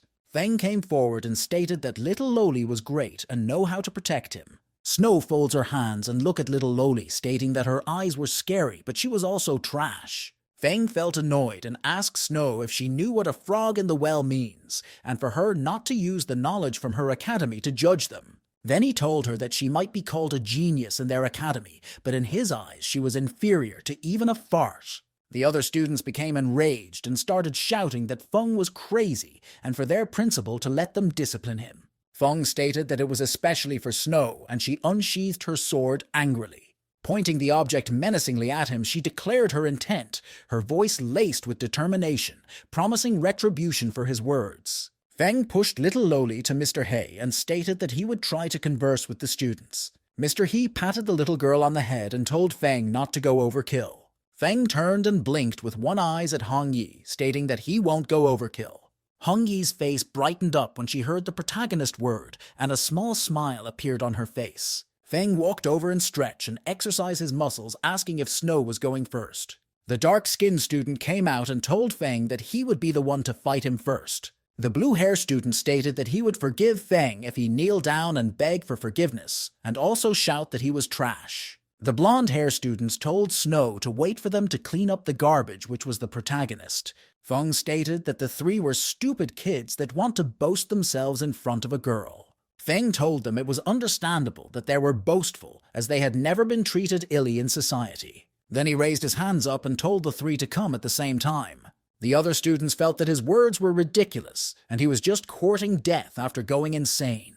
The dark-skinned students attacked Feng, stating that he would make him call him dad with one punch. With a serene smile, Feng observed as the sinewy muscles surged with strength, hurtling towards him like a force of nature, ready to be met head-on. He moved to the side and counterattacked the dark-skinned student, making his punch hit the air. The precision and timing of Feng's attack left the two other students stunned, their disbelief evident as they struggled to comprehend his skill. Snow instead saw something different from them. The force Feng used to counterattack was strange. Feng placed his hand near the dark-skinned student neck and told him that if he wanted him dead, he would have done so. Dark-skinned student didn't believe that he was defeated by a trash, so he linked it to Feng's luck. Feng didn't think much when dark-skinned student linked it to his luck and gently pushed him back. Dark-skinned student moved back, and the other two were startled when Feng told Dark-Skin he would give him one more chance. Feng looked at them and told the three to attack together since all of them were weakling. The blue hair and the blonde hair student were enraged by the protagonist's word. Blonde hair unsheathed his sword and pointed at Feng, stating that he never holds back and would shut Feng's mouth. Blue hair brought out his staff and told Feng that the result of angering him was not something Feng could handle. Blonde hair and dark skin attacked Feng together, telling him to go and die. Feng dodged to the side when blonde hair attacked, while blue hair used magic ice to freeze his legs to the ground. Feng felt that the instantaneous imprisonment magic of blue hair was interesting. And just then, blonde hair attacked again with his sword, almost slashing the protagonist. Feng unsheathed his blade from his back and blocked blonde hair attack.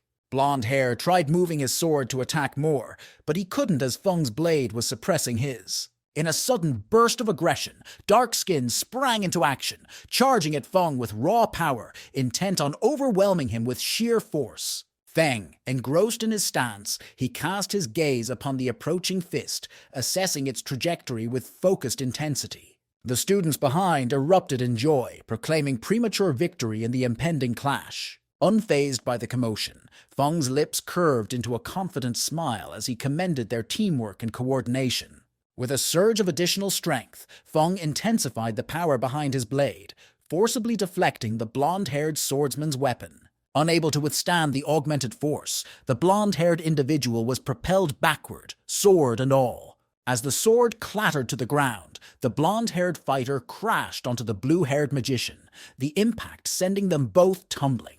Now dark-skinned student's attack was getting close to Feng, but he was started by Feng's sudden increase in strength. Horror filled his eyes as the protagonist's blade almost divided its head from his body. He was on hold as Feng's sword was placed on his neck, meaning that he had lost. Dark Skill student was scared and trembled before bringing his hand down and admitting defeat. The other students were all surprised that Shijan, the dark-skinned student, surrendered. At the same time, blue-hair student shouted for someone to pick Gangsa up away from him. Snow folds her hand on her chest and stated that what just happened was really shameful. Feng turned to look at Hong Yi, stating that he was really strong, and Hong Yi agreed. The students were gossiping about how Zhan, Gangsa, and blue-hair student couldn't beat Feng. Feng turned to look at Snow and told her it was her turn. Then she pointed her sword at him and told him to shut up. In a swift motion, she lunged ahead, her sword poised for attack, closing the distance between herself and Feng with determined aggression. Even before getting that close to Feng, he had disappeared from there and she was started. Stepping behind her with effortless grace, Feng quipped, questioning the speed of her swordplay with a sly grin, his confidence radiating in his words. Snow questioned in her mind why his reaction was quick and attacked him again multiple times. Feng stated that she was definitely a child that did not fight in real battle because all her skill missed him and landed on the floor. Fury ignited within Snow as Feng's words hit home, insinuating her stumble was more than a mere misstep, provoking her anger to a boiling point. Feng effortlessly intercepted her attack with 2 fingers, teasingly questioning the source of her anger with a calm demeanor. Snow tried hard to draw her sword back and even shouted for Feng to let go of her sword. Feng stated that the unsheathing of her sword was too slow and not enough force while holding the sword,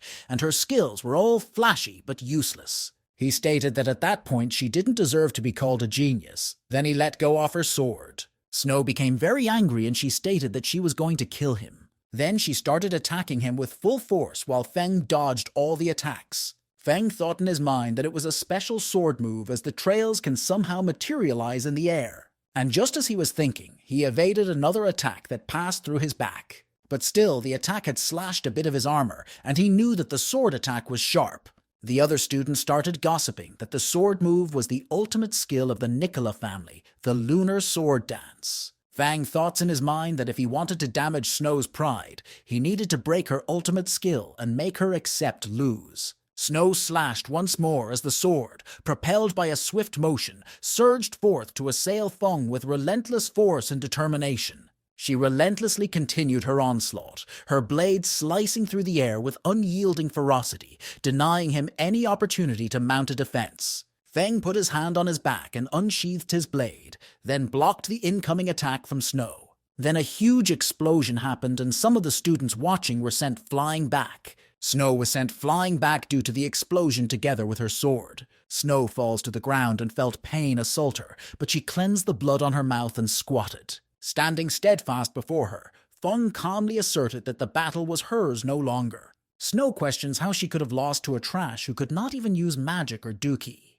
The other students were surprised that Snow's ultimate skill was broken by Feng and stated that if it's got out, the Xinglan Academy will lose face. Snow immediately became scared and stated that she could not lose and cause shame to the Nicola family. With confidence radiating from her gaze, she lifted her head and began to chant a spell, her voice resonating with power. Before she could speak forward, Feng caught hold of her hand and interrupted what she was doing. Acknowledging her effort, Feng gently intervened, declaring that they would cease for now, signaling an end to the confrontation. Snow told him to let go of her, but he told her he was there to be her mentor, not to force her to commit suicide. Snow's frustration flared, demanding Feng release her hand, yet his grasp remained firm, unmoved by her insistence to break free. Snow attempted a dual-handed attack, but Feng swiftly intercepted, seizing both of her hands in a decisive move, preventing her from executing her assault. Feng told her that she was such a fierce young lady and she asked what he was saying. Feng told her he still had matters he needed to tell the others about and didn't have time to play around with her. Snow removed her hand from the protagonist and walked away, stating that he wanted to hear what type of flower he would sprout. Feng walked in front of the others and asked if anyone had objection of him being their mentor. After deliberation, leaders from various academies reached a consensus, granting Feng the opportunity to impart his knowledge and skills to them. Feng's pride swelled within him as he reflected on the receptiveness of his peers, acknowledging their willingness to heed his counsel following his triumph. The gazes of the other students fixated upon Miss Snow, anticipation evident as they awaited her verdict and perspective. With a disdainful expression etched upon her face, Snow vehemently declared her refusal to accept instruction from Feng, her resolve unwavering. Feng found himself bemused by the situation, replacing any sense of frustration, since his intent was never to coerce anyone into learning from him. Then Feng told the students that training officially starts the next day, and they should be there early in the morning. Having conveyed his message to the students, Feng promptly dismissed them, allowing them to depart and think of the insights he had shared with them. Caught off guard, Snow's surprise was palpable as she inquired of Feng whether his previous statement pertained to the matter he had alluded to. Feng told her it was not early anymore, and if she wanted to fight him she had to set that for another time. Then he held Hong Yi's hand while telling Snow she should give up because she could not win against him. Snow was angry that Feng just walked past her and left, so she stated that she will remember him. As they walked home, Feng stated that a certain little someone who was sleeping should be awake by then.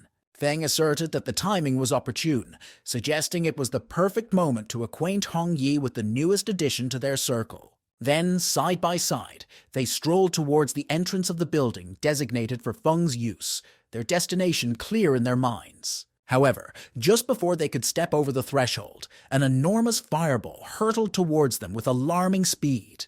Reacting swiftly, Feng ducked and evaded the fiery projectile, but not without consequence. The intense heat singed some of his hair in passing. Feng pointed at Hong Yi and told her to stay outside so he could check the inside. He then rushed into the building. Climbing up the stairs, he could see some fire sparks flying around. When he entered his room, he saw little Jin blowing flame at Ken Sai, who was evading to the side. Annoyance bubbling within him, Feng raised his voice, demanding an explanation for little Jin's actions. In response, little Jin halted her fiery antics upon noticing Feng's presence, her gaze shifting to him with an innocent, puppy-like expression. With a furrowed brow, Feng scooped little Jin up, interrogating her about the reason behind her erratic behavior. Little Jin confided in Feng, revealing that Ken Si harbored desires to embark on a journey, a prospect she vehemently opposed. Ken Si told Feng that Beita sent a mail over stating that they received a huge contract in Xinglan City, so he was going there. Feng was surprised Ken Si was going to Xinglan City, and he himself had something he wanted to do there too. Ken Si told Feng that the Xinglan City he was talking about was the capital of Xinglan Kingdom. Little Jin cried out that if Ken Si left, he would become an orphan. Feng told Jin that he was still there, so it could not be considered an orphan. Feng told Ken Si that he also planned to go to Xinglan City, so it was better if Ken Si go and scout out first. Then, since it has been decided, little Jin had nothing else to say except for him to be careful. Just then, Hong Yi opened the door and peeked in to know what Feng was doing, and he told her to come inside. Then, with a gentle tone, Feng expressed his desire to formally introduce her to someone of significance. Perplexed, little Jin voiced her confusion, inquiring about the identity of this individual named Hong Yi. Even before the formal introduction could take place, an exchange of hostile glances ensued between the two parties. Feng proceeded to make the introductions, presenting Hong Yi to Jin as his cherished younger sister, and then introducing little Jin to Hong Yi as Xiao Jin. Little Jin thought in his mind that Feng used more words when introducing Hong Yi than when introducing him. Little Jin felt that his position was getting replaced and thought that Feng will tell him to leave one day. He cried out that Feng had changed his heart, so he won't be the friendliest with him in the future. Little Jin jumped on top of Ken Sai and told him to take him along, because Feng didn't want him anymore. Ken Sai's face turned green, and he told little Jin it was not possible because he couldn't feed him. Then little Jin thought of something and stated that since he was a man, he won't easily give up. Then he looked at Hong Yi and told her he would never give Feng to her, and he was not scared of her. Hong Yi was surprised and pointed at herself, asking if little Jin was really not scared of her. Disregarding Ken Si's presence, little Jin gracefully leaped from his back, alighting upon the ground with a nimble and deliberate movement. He walked up the stairs while stating that he was not leaving and he won't let anyone take over his spot. The three looking at him were confused, and Ken Si questioned what the situation was. Observing the interaction between Feng and little Jin, Hong Yi formed the impression that little Jin was a close friend of Feng. Then, with a solemn tone, Ken Si announced his departure, prompting Feng to express his desire to see him off personally. Ken Si declined, citing the presence of the carriage waiting at the doorstep. The following day, within the grand hall of the Lord's mansion, all academy students had assembled punctually. Accompanied by Mr. He, Feng entered the hall, casting his gaze over the early arrivals. Embarking on a count as he strolled past each student, Feng reached the 9th. Where he encountered Snow, who was the 9th, he was happy, acknowledging her honesty. With crossed arms behind his back, he proceeded past her without further interaction. Feng told them he won't waste the time, and the first lesson was to resolve their problems in battle. He told them that their largest problem was that they had never fought a life-and-death battle. Jean questioned what the protagonist wanted them to do and asked if he wanted them to kill each other. With a warm smile, Feng expressed his approval, affirming that it was indeed a good suggestion and assuring them that he would consider carefully. The students felt that Feng was mad and a devil for planning to let them kill each other. Snow's demeanor turned frigid as she labeled the protagonist a lunatic, her disdain evident in the icy tone of her voice. Feng told them that he would bring them to a place where they can experience those types of fight themselves. Blue Hair asked where the place was, and Feng told them it was the life and death arena. Each of the students were shocked when he said he would take them to the life and death arena. Grinning warmly, Feng inquired if anyone had objections to his arrangement, his tone inviting discussion. Snow was surprised and asked if that was his training method. She had thought he would make out a superior method for a moment. Blue Hair told Feng that the life and death arena was a place nobles get their entertainment, so they could not possibly go there and act like slaves. Feng questioned if a noble's identity was more important than their life.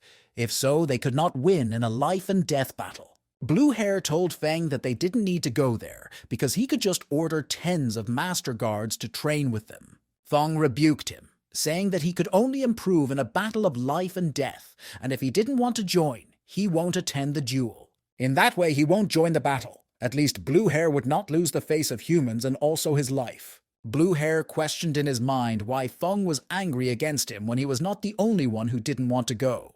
Feng told the students he would give them minutes to decide, and those who don't agree can go back to their academy. Snow observed Feng's departure alongside Mr. Hay, her gaze lingering as they made their way out, leaving behind a subtle atmosphere of tension.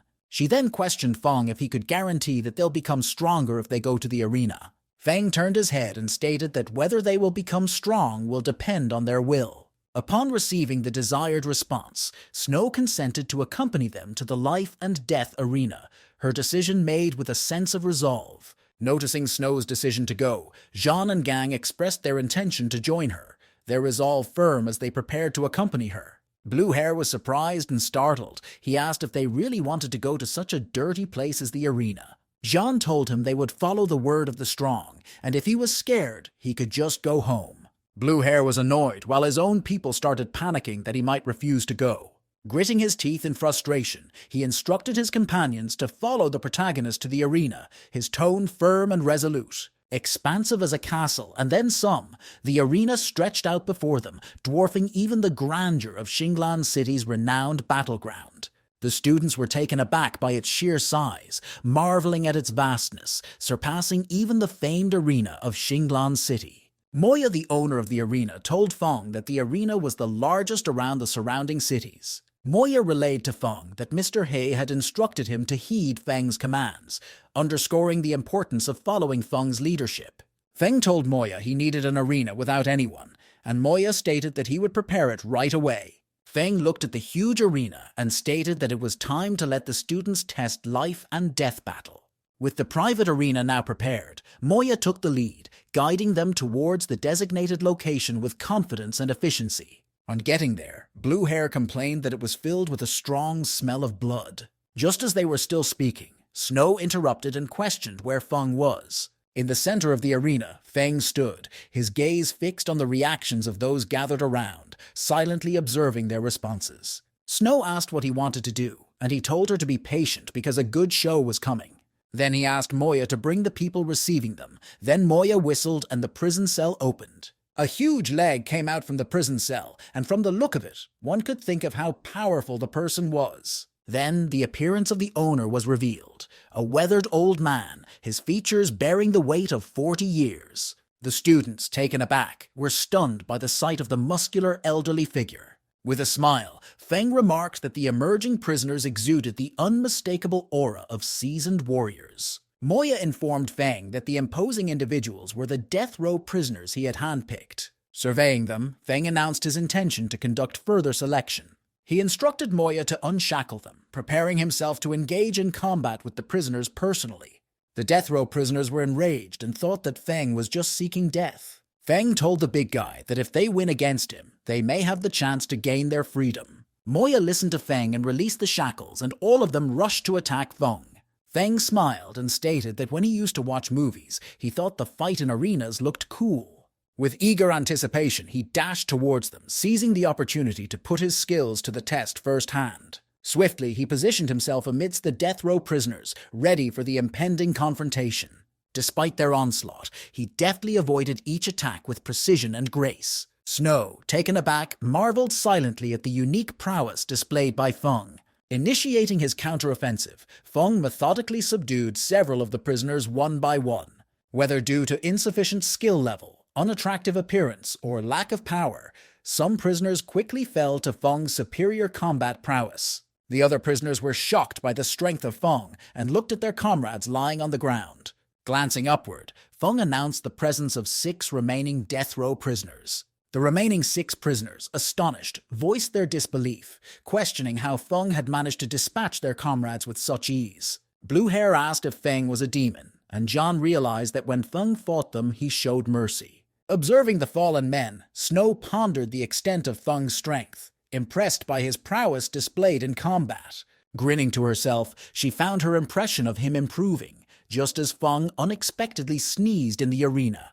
Glancing at the spectators' area, Feng wondered who had spoken behind him. Turning to the prisoners, he challenged them to identify the apparent weakling among the spectators. Promising freedom to any prisoner who could defeat the perceived weakling, Feng laid down the terms of their potential liberation. The death row prisoners were startled by the benefit and questioned if Feng was really saying the truth. Feng told them he didn't have the interest of telling jokes, and if they wanted freedom, this was their chance. The elderly man concurred, recognizing the chance to break free from the relentless cycle of battle within the confines of the arena.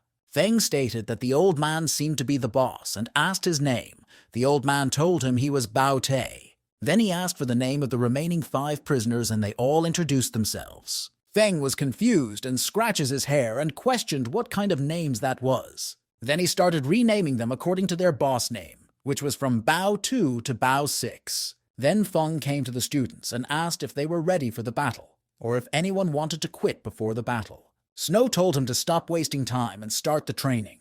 Then Feng gave her thumb up for being brave. Then he told the 8 students from the 4 academy apart from the 4 leaders to face from Bao 3 to Bao 6. John called out to the students and told them to fight properly and not embarrass them. Observing the preparedness of the students, Feng signaled for the commencement of the fight with a sharp whistle. In mere moments, the students found themselves overwhelmed by the onslaught of the death row prisoners. Shocked by the swift defeat, Snow questioned the outcome, but Feng reminded her of his earlier assessment of their weakness. Jean sought an explanation for their rapid loss, while Blue Hair accused the prisoners of cheating. Feng turned to John, informing him that he would be facing Bao 2 in the next bout. Jean walked to the center of the arena and told Bao 2 that his rank was higher than his, so he was sure to win the battle. Bao 2 was annoyed and stated that it was not like he had never killed any high-rank enemy before. Blue Hair told Feng that he was sure John would emerge as the winner, since his rank was higher than Bao 2.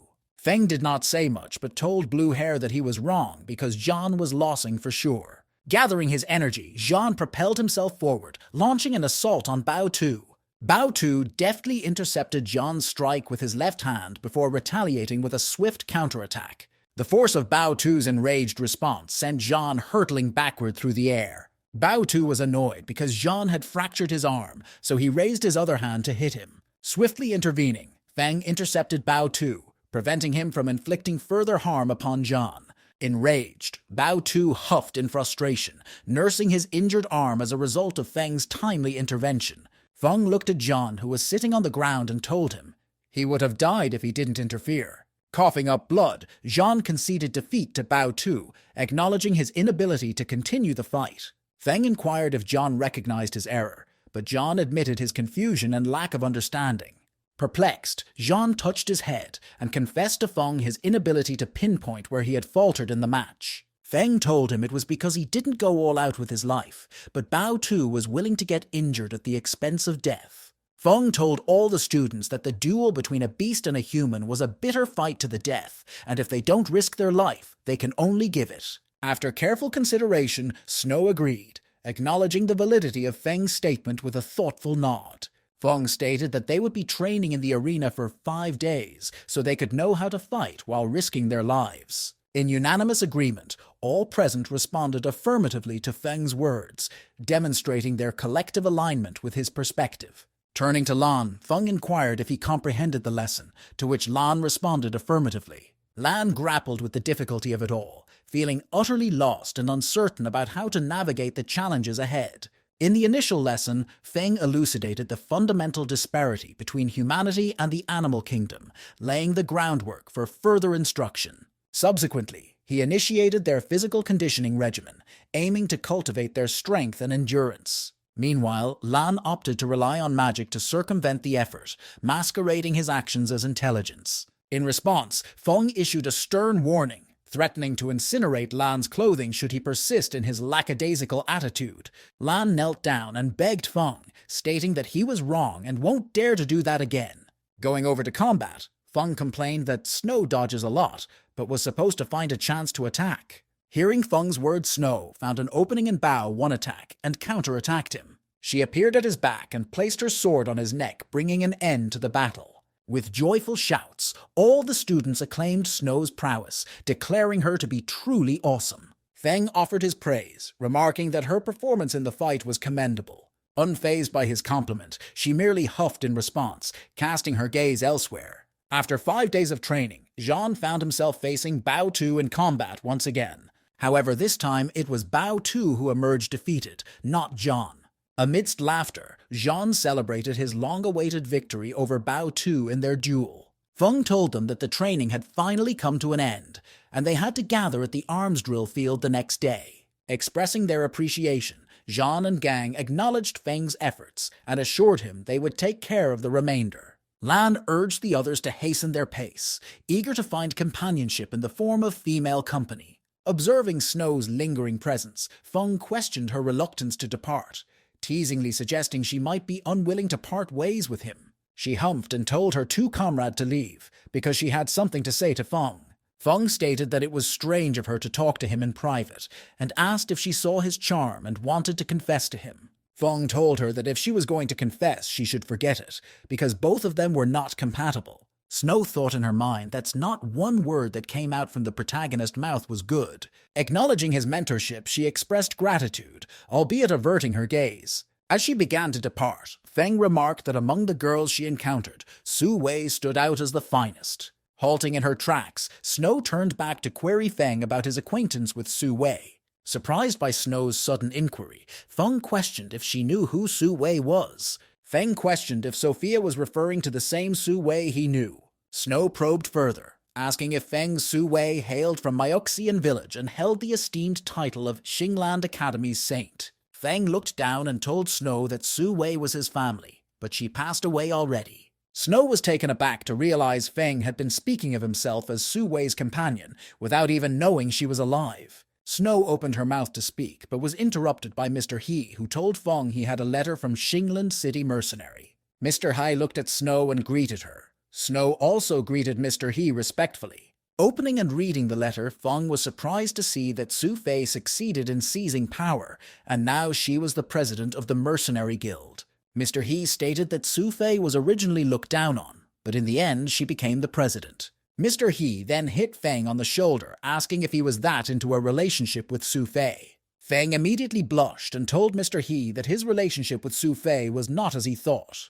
Mr. He told Feng that he and Su Fei were a perfect match, while Feng told him he was too gossipy. Mr. He told Feng that since he had delivered the letter, he would go continue patrolling. Curious, Feng turned to Snow, inquiring about what she had wanted to discuss moments ago. With a dismissive wave, Snow assured him it was nothing of importance and announced her departure. She grit her teeth and thought about how Su Wei liked Feng, but he already found another partner. Snow got angrier as she thought about it, so she turned back and called him a bastard of a man.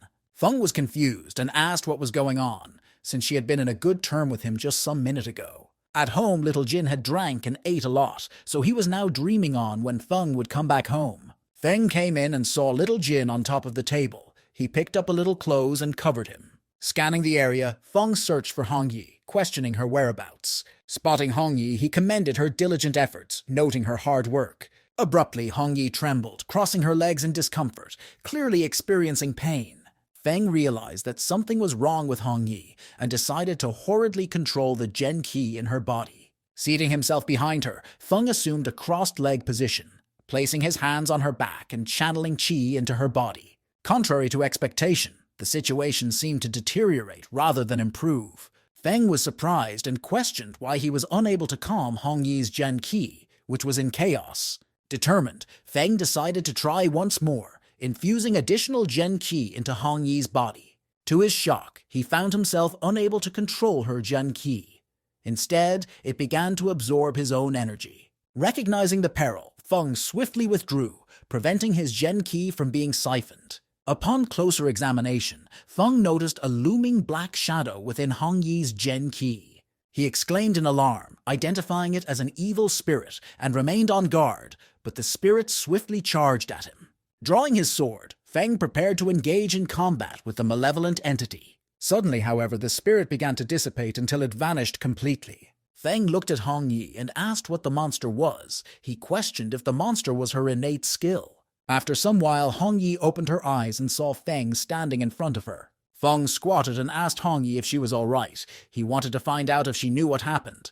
Confused, Hong Yi admitted she was uncertain about what transpired. Feng, concerned, held her hand to assess her condition. Observing her closely, Feng deduced that Hong Yi's dantian harbored a ki cyclone. Perplexed, Hong Yi inquired about the nature of a ki cyclone. Feng explained that her internal energy would manifest as a ki cyclone when cultivating the technique he imparted. However, upon inspecting Hong Yi's ki cyclone, Feng was puzzled by its red hue. Hong Yi asked if it was not good being red because she had been diligently cultivating. Feng replied that it was all right, and told her he'd not even condensed his own Gen Ki into Ki Cyclone, but she succeeded. Apologizing, Hong Yi questioned if she had erred in some way, seeking reassurance from Feng regarding her actions. Feng patted her head, telling her she didn't do anything wrong, but he was just afraid she would have an accident. Hong Yi finally let out a breath in relief and stated that it had scared her to death. Immediately, she excitedly shared with Feng that she had conceived of a remarkably potent technique, eager to discuss her newfound revelation. Then she started running around picking some object, then placing them on the ground. She meticulously selected discarded items, discerning their lack of utility as she prepared to demonstrate the potency of her newly devised technique. Perplexed by her sudden actions, Feng inquired about her intentions, seeking clarification regarding the purpose behind her current behavior. Harnessing her ki cyclone, Hong Yi caused the selected objects to levitate effortlessly in the air, demonstrating her mastery over the technique. Feng was startled by what he saw. Hong Yi's ki cyclone, like a vacuum cleaner, had sucked all the junk objects. Hong Yi told Feng she had thought of the technique while doing house chores. Now cleaning will be much easier. Feng was shocked and speechless that such a powerful move was used for house chores. Feng told her that if he'd not guessed wrong, her ability was devouring, which was a very strong ability. He told her it was just the right time to test her new skill since 3 opponents was hiding at the entrance. He then looked over at the entrance and told the 3 sneaky idiots to come out or he would take action. The hiding trio was Gang, Zhan, and Lan. Dark skin and blonde hair came out and told Feng that it Lan's idea to hide at the entrance. Lan cursed them for suddenly turning hostile and acting as though they were forced to join him. Feng asked what the 3 were planning to do by following him all along and sneaking around his house. The 3 told him that they were there to deliver a gift to him for teaching them. Feng was suspicious by the sudden thank you gift and asked why they didn't thank him when he was dismissing them after the training. He stated that he was guessing that the gift was to entice him, so it was a fake thank you. Feng pointed towards them, admonishing the trio not to assume he was unaware of their scheme, his keen intuition leaving little room for deception. Feng firmly declared his refusal of the gift, asserting that he wouldn't be enticed by any form of power or manipulation. Feng stated that since they already came, he wanted help in regards to testing Hong Yi's power. Lan puts on a smile and asked what Feng wanted, while begging in his mind that Feng should not call him. In the midst of his pleading, Feng summoned Lan, shattering his world and leaving him stunned and apprehensive about the impending consequences. He instructed Lan to utilize his magic in a sparring match against his younger sister, a directive that left Lan feeling both apprehensive and conflicted. Lan argued that Hong Yi, being a small loli, deserved gentlemanly treatment, implying that he couldn't engage in combat with her. Lan thought that if he made Hong Yi cry, Feng would kill him. Seeking to persuade Feng, Lan advocated for Zhan's selection as the opponent for the upcoming bout, expressing his belief in Zhan's capabilities. But it backfired as Feng questioned where all the nonsense he was sprouting came from. Lan felt that his world was wrong. He questioned why he was the one who always get injured. Zhan and Gang moved closer and told him to fight Hong Yi because he was the one who could better their relationship with Feng. Feng pointed at Lan and told Hong Yi he would let her spar with him and asked if she was scared. Hong Yi told him that she was not scared. Instead, she was looking forward to beating Lan for laughing at Feng before. Feng told her to go on and use her new move, since he felt she was much stronger than Lan. All of them went outside for the fight. Then Hong Yi and Lan stood in the center while the others stood by the side.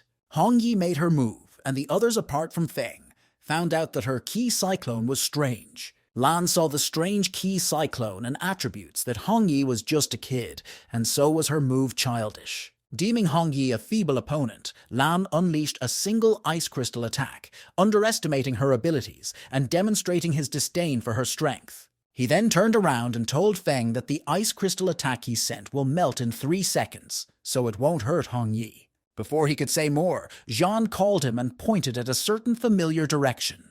Turning his gaze towards Hong Yi, Lan observed as she effortlessly dismantled his ice crystal attack, leaving him astonished. Bewildered, Lan inquired about the whereabouts of his large ice crystal and the reason behind its sudden disappearance, puzzled by the turn of events. Zhan told him that it disappeared after getting sucked by Hong Yi's ki cyclone, and Gang stated that he didn't feel any mana movement. Smiling, Feng offered Hong Yi a thumbs up, praising her for her performance and affirming that she had executed her task admirably. Lan was still questioning how it was possible for his iceberg to disappear completely as though devoured. Feng cautioned Lan to approach the fight with greater seriousness, warning him that failure to do so would result in defeat. Smiling, Hong Yi privately deemed Lan to be weak-willed, her thoughts reflecting her assessment of his capabilities as lacking strength and resolve. Lan's frustration mounted as he found himself being looked down upon by a mere child, his pride wounded by the perceived insult.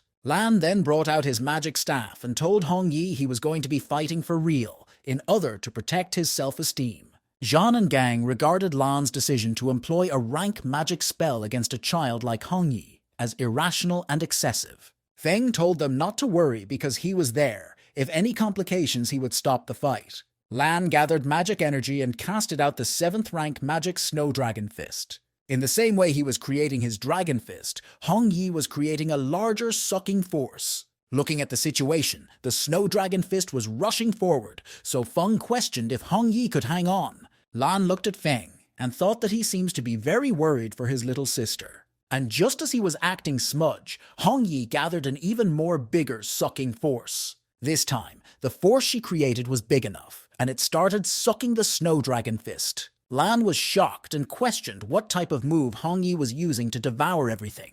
Hong Yi finished sucking the attack but could not control it anymore because it was bigger than she could. Holding on for some moment, she shouted that she was returning his move back to him. Now Feng was questioning if what Hong Yi was displaying was the Tai Chi he taught her. Zhan cautioned Lan about the unusual nature of Hong Yi's ki cyclone, advising him to steer clear of it to avoid potential danger. Lan stated that he was an TH rank magician, and in order to retain his aristocratic honor, he'd to face it. Lan raised his staff high, calling forth the blunderbuss with a resounding shout, signaling his intent to unleash its power. As his staff transformed, a massive blunderbuss materialized in Lan's grasp, ready to unleash its formidable firepower upon his opponent. Surprised, Feng remarked on the resemblance of the blunderbuss to a Gatling gun, noting its intimidating appearance and potential firepower. Zhan stated that it was an 8-rank magic spell Lan created after a firefight, and also his special move.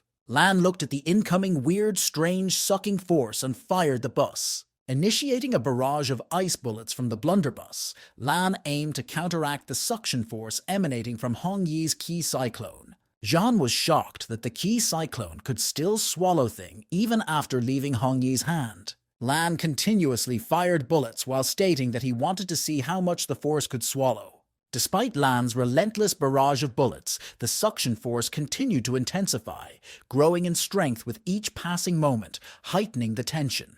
Zhan told Feng that the chi cyclone was getting bigger and asked if it would explode. Feng looked at the big sucking force and told them they should wait for some while. Then he saw something from the force and realized that the situation was not good, so he appeared near the force. He then gathered some Zhen Qi in his palm and sent it flying into the sucking force. Helplessly watching, Lan witnessed the fall, his blunderbuss going berserk, its chaotic energy spiraling out of control and spreading uncontrollably. After a brief period, the accumulated force erupted like a colossal bomb, unleashing its pent-up energy in a devastating explosion. Inside the house, little Jin, who was sleeping, was woken up.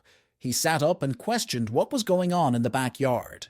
He looked out of the window and was surprised to see that it was snowing, because when he was sleeping it was still summer. Little Jin questioned how the seasons suddenly changed and slaps himself to be sure it was not a dream. He fell backwards to the ground as his cheek hurt. Then he knew that it was not a dream. At the backyard, Feng came out from the snow with Hong Yi and asked if she was fine, and she stated she was okay. He told her she had absorbed too much magic and asked if her body was feeling uncomfortable. Bounding around energetically, Hong Yi reassured Feng, urging him to witness her unscathed state, demonstrating her resilience. At the other side, Jean was being affected by the cold snow as he asked Lan if he was all right. Gang handed Jean a magical fire crystal, offering him a means to generate warmth and comfort himself in the chilling environment. After gathering together, Gang asked what move Hong Yi used, because they had never heard of such move. Feng told them that Hong Yi's ability was devouring, and once it swallowed to its limit, it would explode. Lan looked down and stated that the move was abnormal. Now he felt that anyone with Feng was a monster. Hong Yi told Feng that her ki cyclone felt different from what he taught her, and asked if she did it wrongly. Feng pats her hair, and told her that it may be because the person cultivating it was different, so the result was also different. Then he told her that she had to be careful, and if anything was wrong, she had to tell him immediately. Their activities were interrupted by a voice questioning Feng and the others about their actions, prompting a pause in their proceedings. Two figures leaped from the bridge fence, revealing themselves to be Mr. He and Snow, joining the group below. Feng greeted Mr. He and apologized for making a disturbance when they were exchanging moves. Mr. He questioned how such a huge mana fluctuation could just merely be an exchange. He then told Feng that there were beasts outside the city, and Feng was surprised. Mr. He stated that he received a report that a group of beasts showed up, but when they got there wasn't a trace of any beast. They searched the area thoroughly, but found none of the beasts. It seems as if they disappeared out of thin air. Gang stated that there was no place in the city for a person to hide themselves, and questions how the beast disappeared. Feng asserted that the beast was unlikely to be hiding outside the city, but rather within its confines, prompting a strategic shift in their search efforts. Zhan asked if Feng meant that the beast had entered the city. Then both Zhan and Gang questioned if there was a spy in the city. Mr. He told them that it explains how the beast entered the city and appeared in the middle of the city. Feng and Gang were startled when Mr. He stated that the news report he received showed that a large group of beasts had already begun gathering in the North Field. Feng questioned whether the beast was confident in its ability to emerge victorious in the impending battle they were preparing to initiate. Mr. He stated that they would prepare for the battle, but the beasts who had hidden their location was dangerous. With a smile, Feng proposed a suggestion, indicating his readiness to offer a potentially beneficial course of action for consideration. At another place in the town, Lighting stated that it was good that other beast had arrived. Lighting told the beast that once Mr. He brother goes outside, they should kill him. Raising their hands in agreement, the beast signified their acceptance of the proposed arrangement, signaling their willingness to cooperate with Feng. Black Cat looks at Lighting and asks if it was safe to kill Mr. T when a huge battle was about to begin. Lighting stated that it was right to attack, but the only variable was Feng.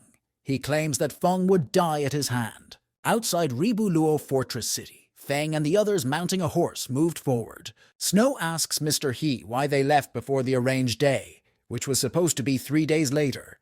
Feng told her that the battle of humans and beast would take place at Yongxi City. He explains that since it was their first time going there, it would be best if they arrived early and get accustomed. Smiling, Zhan remarked that Feng had anticipated the situation beforehand, acknowledging his foresight and strategic planning.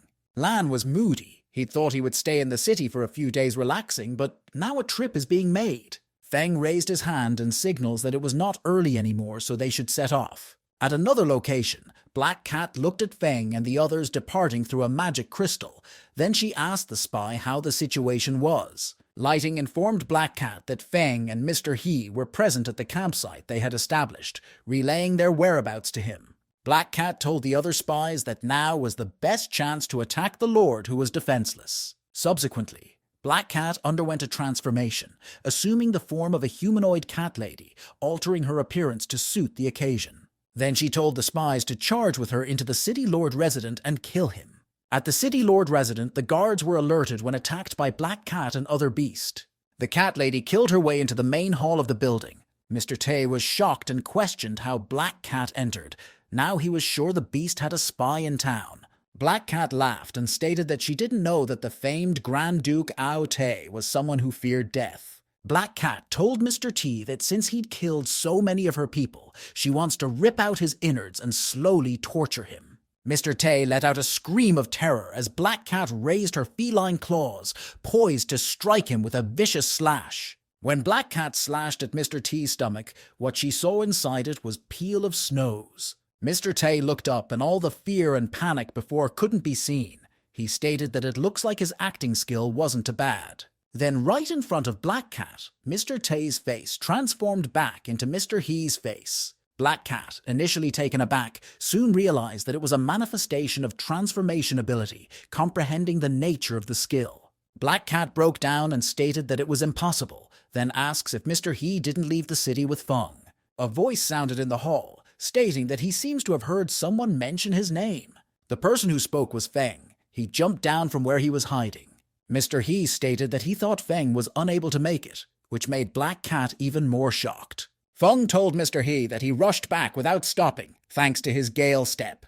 Confused, Black Cat questioned why Feng was present at their current location, instead of being at the designated campsite as expected. Mr. He finally confirmed that the beast had people keeping an eye on the battle team. Feng explained to Black Cat that Mr. He's presence was due to a switch of identities with Mr. Tay. Smiling, Feng remarked that the unexpected turn of events was both surprising and unforeseen, acknowledging the twist in their plans. Mr. He stated that although Feng's plan was simple, he never thought it would be so easy to lure them out. Feng told her that her assassination plan was way too crude and asked who thought of the stupid plan, stating that they didn't even have a brain. Black Cat felt insulted as Feng stated that she was dumb, then they were surrounded soldiers. Black Cat grits her teeth and shouted out that beastmen never submit, so she asked her companions to kill. Feng dodged her claw attack while telling her that she would experience what it means to submit. When Lighting saw the situation from the crystal, he realized that he had been plotted against by Feng. Then he realized that Feng had a move that helps him move stealthily, which he used to leave the tent. Lighting remembered something and stated Feng had underestimated himself. Since he was out, that means Ao Te was a defenseless sheep. Then Lighting rushed towards the campsite, stating that he would take Ao Te's life. Once he got close to the campsite, the 4 leaders of the academy sensed that an unknown force was moving close. The 4 went outside to look for Feng and Ao He, but couldn't find them, so Gang Sa came to a conclusion that it might be a test. Lighting crushed the attacks of the knight guarding the campsite and rushed forward. Snow told the others that Lighting's approach was rather impressive, so it was best to block him first and leave the talk for later. Each one of them used their best skills in other to block the invader, but unfortunately Lighting knew all this thing, so he bypassed them. He appeared rather near the tent, but Snow was quit fast, so she blocked him from moving forward. She raised her sword and attacked him, but he caught hold of the sword with one of his hands and used the other to gather some energy. When Snow saw the danger coming, she left her sword and ran far from Lighting. Then Lighting threw the sword at the tent in front of him. The sword destroyed the tent, and the fake Aohe who was inside was exposed. He was startled. Lighting rushed towards Ao Te with the energy he gathered in his hand, shouting for him to go die. The fake Aohe watched as Lighting came close, and just then Little Jin came out from his body and rushed towards Lighting. Little Jin shouted that he was going to spray Lighting to death with his dragon flame. Lighting was shocked by the huge flame rushing towards him. He never expected a hidden attack. Covered in flames, Lighting panicked, uncertain of how to proceed or extinguish the engulfing fire surrounding him. The others jumped back and avoided the flame while stating that Little Jin was strong. Little Jin chuckled, boasting that his expertise lay in dousing people with sprays, reveling in his ability to unleash torrents of flames. Just then, Lighting, who was expected to have burnt to crisps, jumped out and rushed towards Ao Te. Approaching him closely, he raised his hand menacingly, poised to throttle Ao Te in a vicious display of aggression and dominance. Little Jin was very fast and slapped the hand that was in front of Ao Te's face away with his tail. The fake Aohe, who was supposed to be Ao Te, stated that Lighting had taken the bait because Ao Te never left the city. Snow told the others that they would clarify the situation when they meet with Feng and Ao He. Then she thought in her mind if Feng and Ao He had planned this in the daytime. At the Lord's mansion, Black Cat was already injured and her companions had been killed. Feng told her to stop putting up a struggle and surrender since they had been defeated. Black Cat told Feng that they were the only ones who lost, but Ao Te would be killed by their strong ally.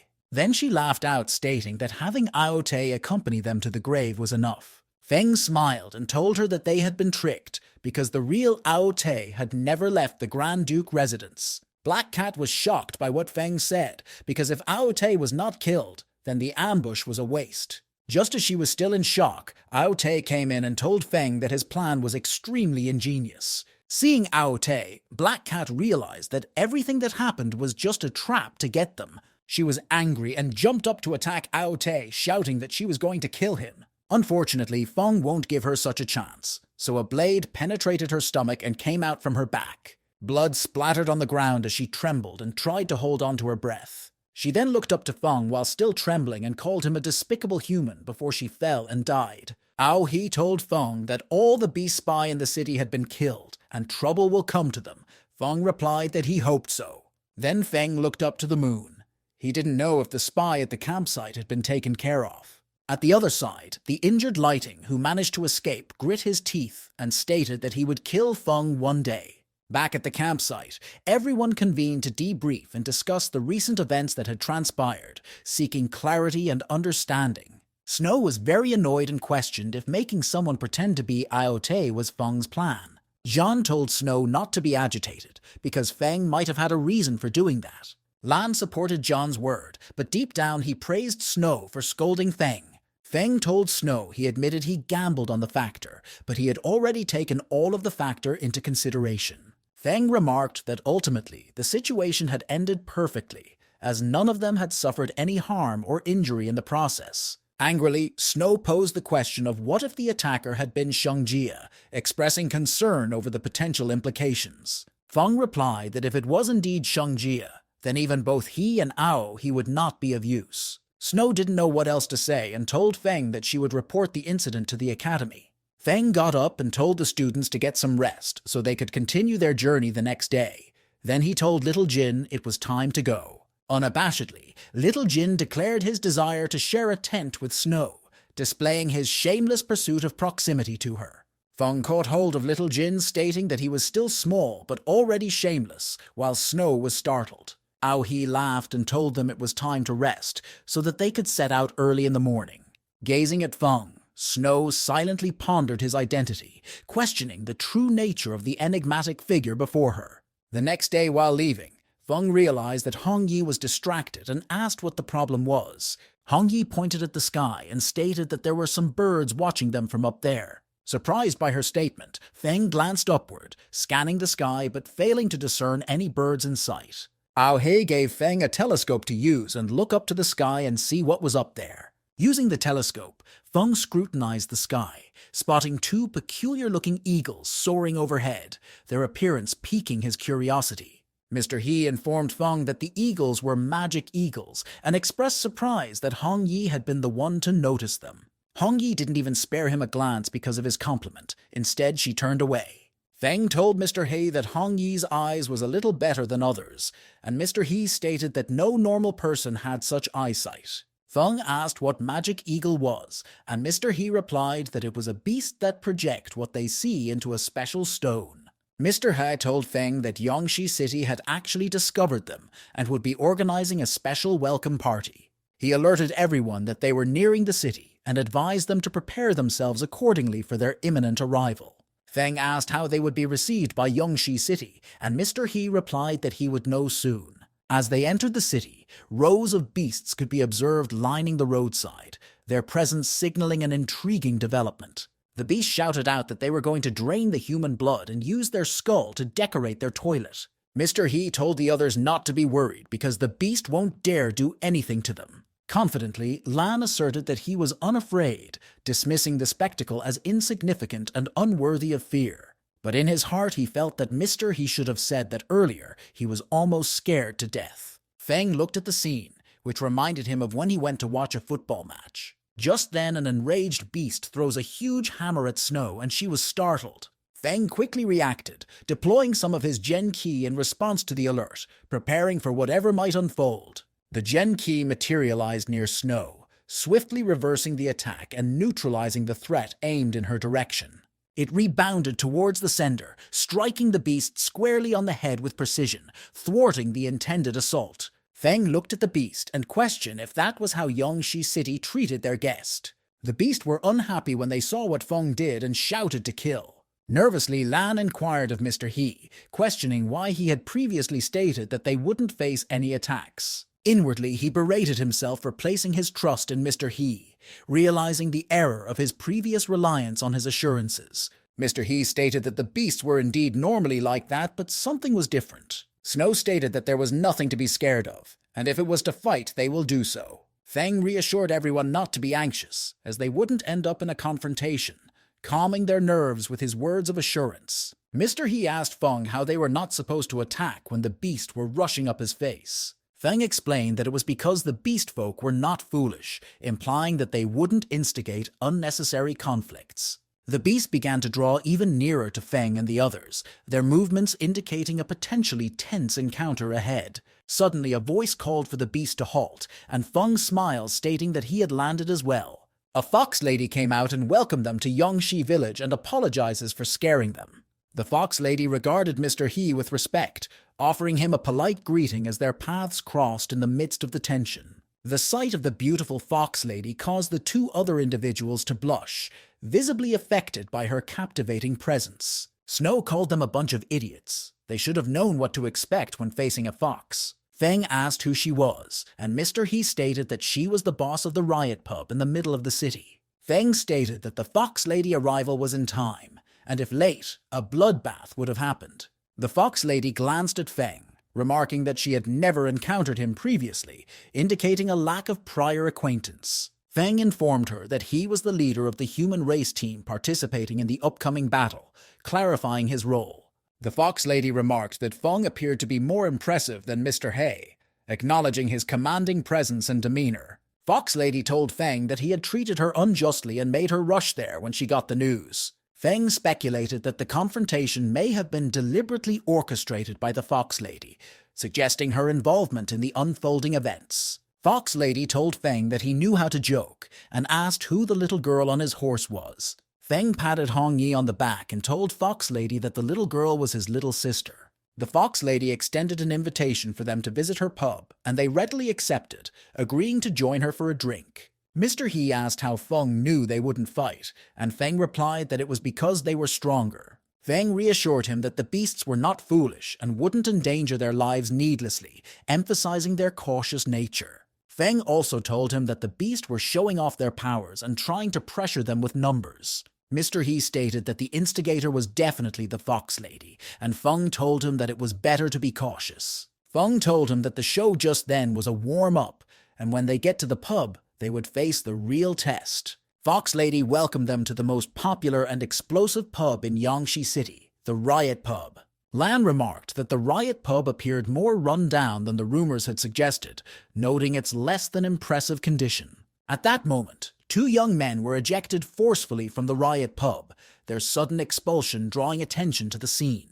The two young men were very injured in different parts of their body as they fell to the ground. Some voice came from the pub, stating that the injured men should never come back to the pub if they didn't have the ability. The students were shocked, and John stated that he was surprised the beast were destroying the pub because of a disagreement. Fox lady told them that the pub was booked, so she could not invite them in for a drink. Feng queried why she had extended the invitation when the pub appeared to be already crowded with patrons, expressing confusion over the situation.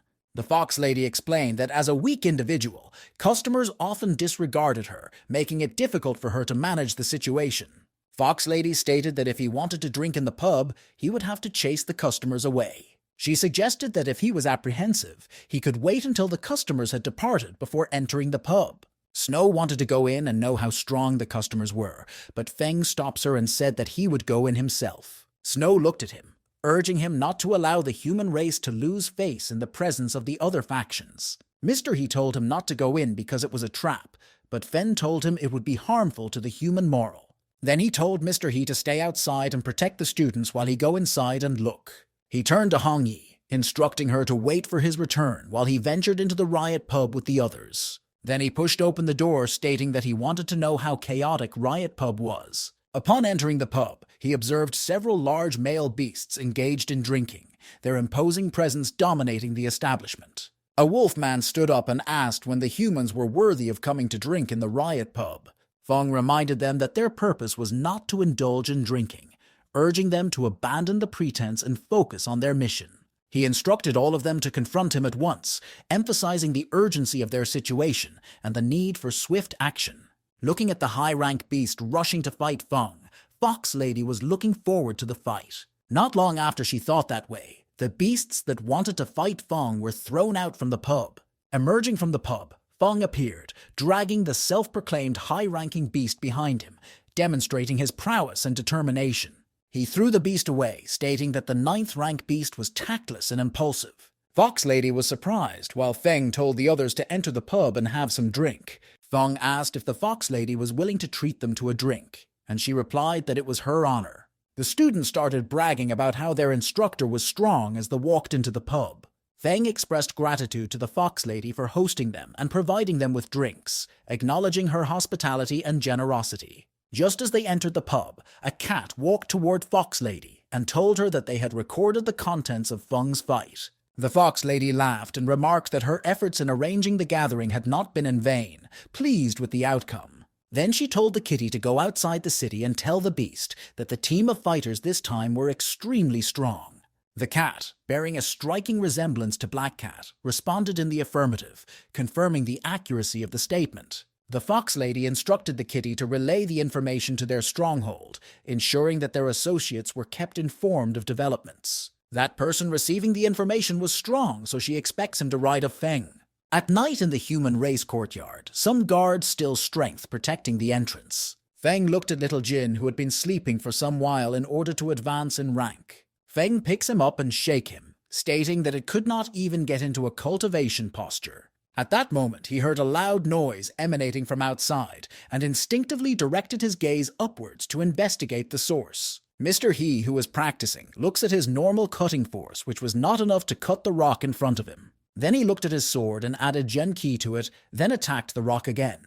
His sword attack this time managed to slash the rock by whole different margin. Feng emerged and congratulated Mr. He on his increased strength, acknowledging his improvement and dedication to their cause. Mr. He attributed his newfound strength to Feng, acknowledging that it was thanks to him that he had come to a crucial realization. He stated that after exchanging moves with Feng, he was set on searching for more attacks. He proceeded to devise a new technique, dubbing it the Mr. He Original Invisible Attack Sword Armor, showcasing his ingenuity and creativity. Feng used his sword to do what Mr. He did and told him that the place he came from, it was called Strong Sword. Feeling embarrassed and speechless, Mr. He admitted defeat, acknowledging that he couldn't surpass Feng's skill and prowess in combat. Then he told Feng to give him more pointers, and maybe he could advance a few more rank. Feng felt that it was bad, because back then he had casually said some nonsense. Changing the topic, Feng inquired about the stone meister he was utilizing for his practice,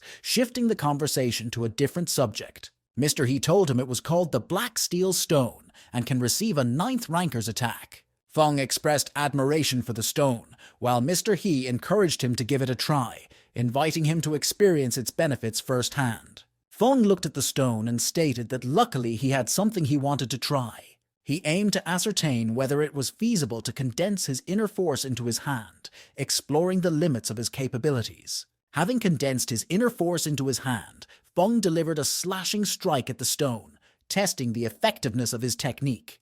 Mr. He inquired about the technique, questioning if it was a more profound slicing maneuver, seeking to understand its intricacies. Feng looked at the deeper slash in the stone and stated that the strength was not as powerful as he imagined. However, before he could finish speaking, the massive stone crumbled to the ground, its structure collapsing under the force of Feng's attack. Mr. He was shocked that Feng shattered a black steel stone with a single attack. He knew that only Saint Ranker could do that, so he asked if Feng was a Saint Ranker. Feng answered that the stone has been used for long, so he dealt the last strike and it crumbled. Mr. He concurred with Feng's assessment, attributing his success to his diligent efforts and unwavering dedication to improvement and growth. Mr. He immediately stated that since both of them joined hands to break the stone, then his power can be rounded off to a Saint Ranker. Observing the effectiveness of the technique, Feng remarked that Mr. He truly possessed genius-level talent, acknowledging his remarkable skills. Just then, a knight rushed over and told Mr. He that Rebuluo Fortress had sent over urgent news. Mr. He inquired about the existence of a highly skilled beast team known for executing stealthy surprise attacks, questioning if such a force existed. In the earliest of morning, Mr. He and Fang went out and stared at the entrance to the city. They had received news yesterday that the beast race team would arrive, and it felt fishy. Suddenly, someone shouted out that the beast team had arrived. Then, on the front, a tiger and leopard beast appeared. Mr. He told Feng they had lost to the two beasts the last time, and Feng asks if he'd fought both of them by himself. Mr. He stated that the Tiger brothers always fought together and were known as Tiger Duo. Feng condemned the majority's behavior as shameless for targeting and bullying the minority, highlighting the injustice. Mr. He told him that it didn't matter anymore as they would return the humiliation they had received. Mr. He stated that they had 3 ninth rankers, and Feng asked if the third person was the mysterious person he mentioned. Mr. He informed Feng that the mysterious individual would be reaching the city on the day of the battle. Feng emphasized that the mysterious person was weird, so he asked if there was any problem. Mr. He started that he had investigated the person and was sure he was human. He just doesn't enjoy interacting with people. Undeterred, the beast team pressed onward, advancing deeper into the heart of the city with determined resolve and strategic precision. Then the tiger beast stated that it looked like their friend from the human race was hiding nearby. In a bold declaration, it proclaimed that skulking and concealing oneself was futile, urging for a more direct and confrontational approach. The tiger took out its sword and sent it flying toward Mr. He, while telling him to stop hiding. Mr. He jumped out and used his sword to deflect the attack, while stating that a tiger nose was indeed sharp. The tiger asked Mr. He if he was the one leading the human again, while the leopard stated that the human race had not lost enough yet. On hearing those words, Feng disappeared from where he was, and Mr. He was startled. The leopard was shocked and blocked Feng's attack. He questioned how Feng dared to pull a sneak attack. Feng told the leopard he happened to have learnt a new move and needed a practice bag. Feng unleashed a devastating strike aimed at the leopard's hand, employing a newly perfected technique that cleanly severed it from its body. Tiger was shocked that a mere karate chop had dismembered leopard's arm, because he'd a skin of copper and bones of steel. Mr. He urged Feng to exploit the leopard's injury to his advantage, advising him to eliminate the threat while it was vulnerable. Feng wanted to use the sword strength to finish off leopard, but he felt a strong killing intent. With lightning speed, he swiftly retreated from the leopard's vicinity, creating distance and strategizing his next move from a safer position. Fox Lady walked out from behind the beast mount and told Feng that he was indeed a great talent. Feng glanced at her with admiration, remarking on her impeccable timing, appreciating how she always seemed to appear precisely when needed. Fox Lady told Feng that looking at the fact that she treated him to a drink, that he should let the tiger cub off. Feng assured the Fox Lady that he would show her some respect by sparing the leopard, granting it mercy in recognition of her request. Fox Lady thanks Feng and asked the leopard why he was still standing there instead of leaving. With gratitude, the tiger group hastily departed, their departure quickened by the timely intervention of the Fox Lady, who had saved them from danger. With a farewell gesture, the Fox Lady bid Feng goodbye, expressing confidence that their paths would cross again on the battlefield ahead. After she left, Mr. He asks why he didn't take the opportunity to kill Leopard, and Feng told him that he felt the killing intent of a Saint Ranker when he wanted to kill Leopard. Mr. He told Feng that the human race had 3 gods and 4 saints in charge, so nothing will happen. Feng stated that they needed to verify if it was a Saint Ranker, and Mr. He asked what Feng meant. Feng decided that in the night, they would go and spy on the Beast Race campground. At night, outside of Yongshi City, 2 people can be seen jumping down from the city wall. The 2 are Feng and Mr. He. Feng asked Mr. He if the equipment he gave him could conceal them from the Beast Race. Mr. He stated that it was dark, and as long as the beast didn't smell them, they won't be discovered. Then Mr. He brought out another thing, stating that they just need to robe a little of something. Feng asked what it was, and was told that it was a scent concealer powder extracted from the fur of the beastmen and had not been washed for years. Feng asked him why the campsite of the beast were outside the city when they entered the city in the daytime. Mr. He answered that it was because of their fear of him, but he didn't think it was that simple. Feng and Mr. He rushed towards the campsite of the beast, hiding from the sight of the beast. Both of them looked at the sleeping mount lying on the ground and also the jubilating beasts. Mr. He told Feng that the sleeping beast was the wolf of cavalry dispatched in times of war. Feng asked if the beast race were sure to win the battle and stated that it was definitely odd. Feng stated that he was afraid the backer of the beast race was inside one of the tents. Together, they approached one of the tents, swiftly incapacitating a beast guard with a well-coordinated strike, ensuring their stealthy advance continued. Then both of them peeked into the tent and saw a strange man sitting at the center of the chair. A healer beast tended to the leopard's severed hand, utilizing its skills to mend the injury inflicted by Feng, ensuring the creature's recovery. Seated nonchalantly at the central chair, the stranger exuded an air of superiority, displaying confidence and authority over the unfolding events. Looking at the man, Feng realized that the man was the one who gave off the oppressive force in the morning. The healer told the leader that the spell was complete, and after a day, the leopard's arm will return to normal. Expressing gratitude, the fox lady praised the healer for his skillful work and encouraged him to claim his well-deserved reward for his assistance. Leopard stated that it was his loss this time around, and when he battled Feng, he would crush him. Fox Lady told Leopard that someone else will deal with Feng, and their role was to deal with Mr. He. Feng was surprised that the beast race had gotten people to deal with him, and it might be the strange man. The strange man asked the Fox Lady where he falls in her plan.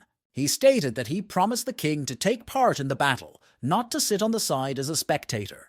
Feng and Mr. He was shocked that the strong man was actually a Saint Ranker. Fox Lady told the strange man that the battle was of great importance to the king, and he was there to ensure that no mistake occur. Then she told him to remember that the commander of the battle of beasts and humans was her. The strange man ignored her and asks Leopards to tell him more about Feng. Leopard told the strange man that Feng's battle energy was extremely strange and extremely sharp. Leopard stated that Feng's hand just swiped down and his arm was sliced off just like that.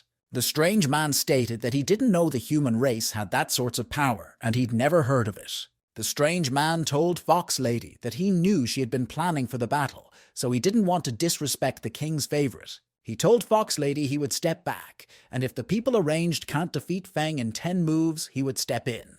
Fox Lady called the strange man Lord Ping, and told him that everything would go according to his wish. Mr. He outside told Feng that he would report to his big brother about the Saint Ranker. Then at least he would get 4 saints to make a move. Just then, Lord Ping stated he would like to invite the 2 people eavesdropping outside for so long. Feng and Mr. He decided to run separate when they were discovered. Just as they ran separate, the strange man rushed out and attacks Feng. Feng immediately used the quadruple attack to block the strange man. But Feng realized that the quadruple attack was harmless against Lord Ping. All the beasts in the tent ran out and asked Lord Ping if the intruder had escaped. Lord Ping laughed and stated that he would never let the intruder escape. At the other side, Feng, who had used the maximum limit of the storm wind steps, was gnashing his teeth. Looking back, he concluded that he had successfully escaped and stated that a Saint Ranker was no joke. 3 days later, the duel between beast and humans began. The beast were lots and shouted out that the orcs would win and kill the humans. Feng looked at the excited orcs, while Mr. He told Feng that the orcs were belligerent and always passionate since the past duel. But in contrast to the jubilating orcs, their side didn't feel the same. Looking at the spectator's seat, all was empty. No cheering or encouragement, just like cowards. Mr. He told Feng that it doesn't matter because the fugitive that escaped would not wish for their success. Feng immediately knew that it was an embarrassing duel no one cares about. Feng asked Mr. He if the clothes he gave him was similar to the spatial scabbard he gave him before. Mr. He patted him on the shoulder and told Feng that handsomeness was the feature of the clothes. Feng asks where his students were and was told that they were at the preparation area, since they would fight first. Just as they were discussing, a warrior came over and whispered something to Mr. He. Mr. He told the warrior that they will do it according to Sir Thunder wish. Feng asked what happened, and Mr. He told him that their strongest support had arrived. He pointed at a man at the back and told Feng that Sir Thunder injured his face, so he was wearing a mask. Feng felt that this Sir Thunder was familiar, but he could not remember where he met him. In the battle, each team would assign 3 people to fight in the last battle of the duel.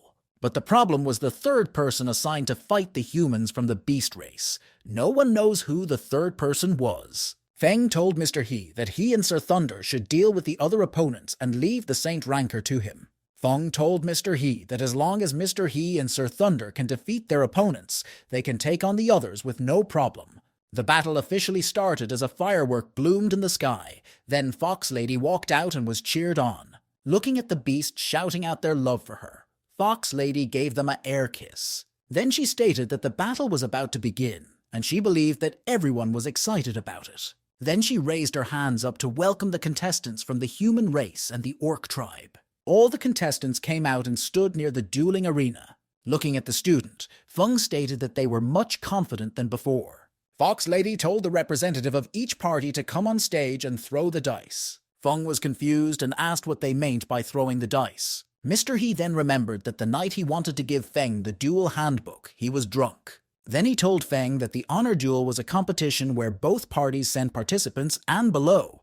They throw the dice to determine who was fighting whom. Feng stated that the competition system was unfair. Mr. He told Feng that the honor duel was just a warm-up competition and has nothing to do with the final duel. Then Mr. He stood up and told Feng that he was good at throwing the dice, so he would do it. Rushing onto the stage, Mr. He looked at Leopard and stated that his arm seems to have recovered. Leopard growled angrily and told Mr. He we would be sure to tear him to shreds in the duel. Both of them glared at each other, but Fox Lady interrupted them and told them to throw the dice. Feng looked at the big dice and stated that they could only rely on luck to control the point. The two picked the dice up and tossed it to the ground. When the dice stopped, the leopard laughed out that he was fortunate and got 12 points. Jean was surprised that Mr. He only got 4 points. Fox Lady stated that Mr. He would send out people to fight, while the orc would send out people according to the dice. Feng was shocked that it was a battle of verses, which means it would be troublesome. The orcs immediately started shouting for their kind to tear the humans apart. Mr. He looked at his hand and stated that he had clearly cleansed his hand before throwing the dice, but luck was not on their side. Leopard pointed at him and stated that it was fortunate of him that only 4 people had to die.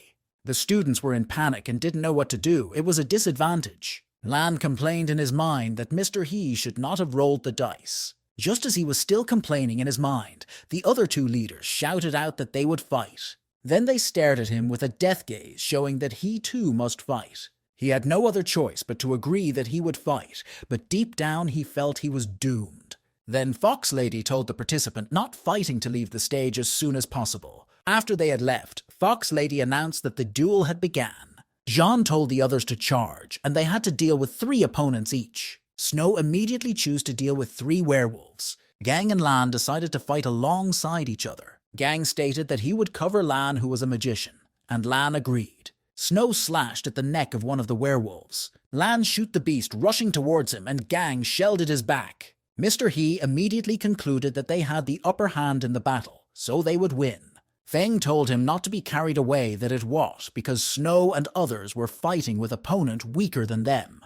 Just as he finished speaking, the stone man told the other beast to change their opponents. Immediately after he finished speaking, Snow attacked him. Snow realized that she could not slice the stone man and was ridiculed by him. Now the 4 leaders were at a disadvantage. Gang told Lan to aim better. Lan shouted out that the werewolves was too fast, so he could not catch up with its speed. Lan stated that they had never had a versus battle in their special battle. At the spectator's seat, Feng asked Mr. He if the battle was really just an honor duel, and Mr. He replied that it was. Mr. He then added that the honor duel always end up as the cemetery of talents regardless of race. On the stage, the stone man caught hold of Snowhand and wanted to pierce into her chest. But before he could do so, Feng made a move and divided it into 2 halves. Snow told him that it was their battle, and he didn't have to interfere. Feng told her that he couldn't bear to see his students die in a meaningless battle. Fox Lady appeared on the stage and told Feng to stop. The other 3 who were still fighting stopped and panted heavily. Fox Lady told Feng he broke the rules by interfering in the battle. Feng replied that whoever is the strongest makes the rules. Feng told her that there was no need for the honor duel to continue because the human race surrender. The students immediately started shouting out that they had not lost and still had the strength to fight. Feng told them that the honor duel doesn't affect the final outcome of the battle of humans and beasts. Feng told her to stop wasting time and begin the final duel. Fox Lady was annoyed. She wanted to take the chance to rid of them, but Feng ruined her plan. Fox Lady announced that the humans surrendered in the honor duel, so it was time to start the final duel. 2 beasts came out including Mr. Ping, and 3 people came out in the human side including Feng. Feng was surprised that there was only Tiger Brothers and the Cloaked Man. He didn't know who will be fighting him. Feng asked Mr. He if it was all right of the beast to only send 2 people, and Mr. He stated that the OCR people might have realized how shameless they were. Mr. He stated that no one cares since the duel is about to begin. Now the third person won't have the chance to fight anymore. Feng realized that something was wrong. He remembered that the Fox Lady stated that someone else will deal with him. Fox Lady smiles and questioned if everyone was ready for the battle. Feng asks Fox Lady if it was all right for the orcs to have only 2 people in their team. Fox Lady smiles and told Feng that it was all right because the third person was already on the battlefield. Feng was shocked when he heard that. Just after the drum was hit, someone slashed Feng on his chest. It was none other than Sir Thunder. He asked if Feng was surprised that he was the third person of the orcs team. Mr. He shouted that he had trusted Sir Thunder, but it turned out he was the orc spy. Sir Thunder stated that the human race made him reduced to such state, so they deserve to die. Mr. He asked how he could fight for the orcs as a human, and stated that he would kill a scum like him first. Feng stopped him and told him not to be reckless, because the situation was not in their favor. The students started shouting that the duel was unfair, and for the Fox Lady to rematch. Fox Lady told them that the duel rules didn't prohibit tricks, so it was within the scope of the rules. She told them that they would fall for the trap because they were dumb, and the students became angry. Lan looked at the rules and became furious, because it didn't state that betrayal was not allowed. Snow told the others that Feng had still not lost yet, so they should keep their spirit up.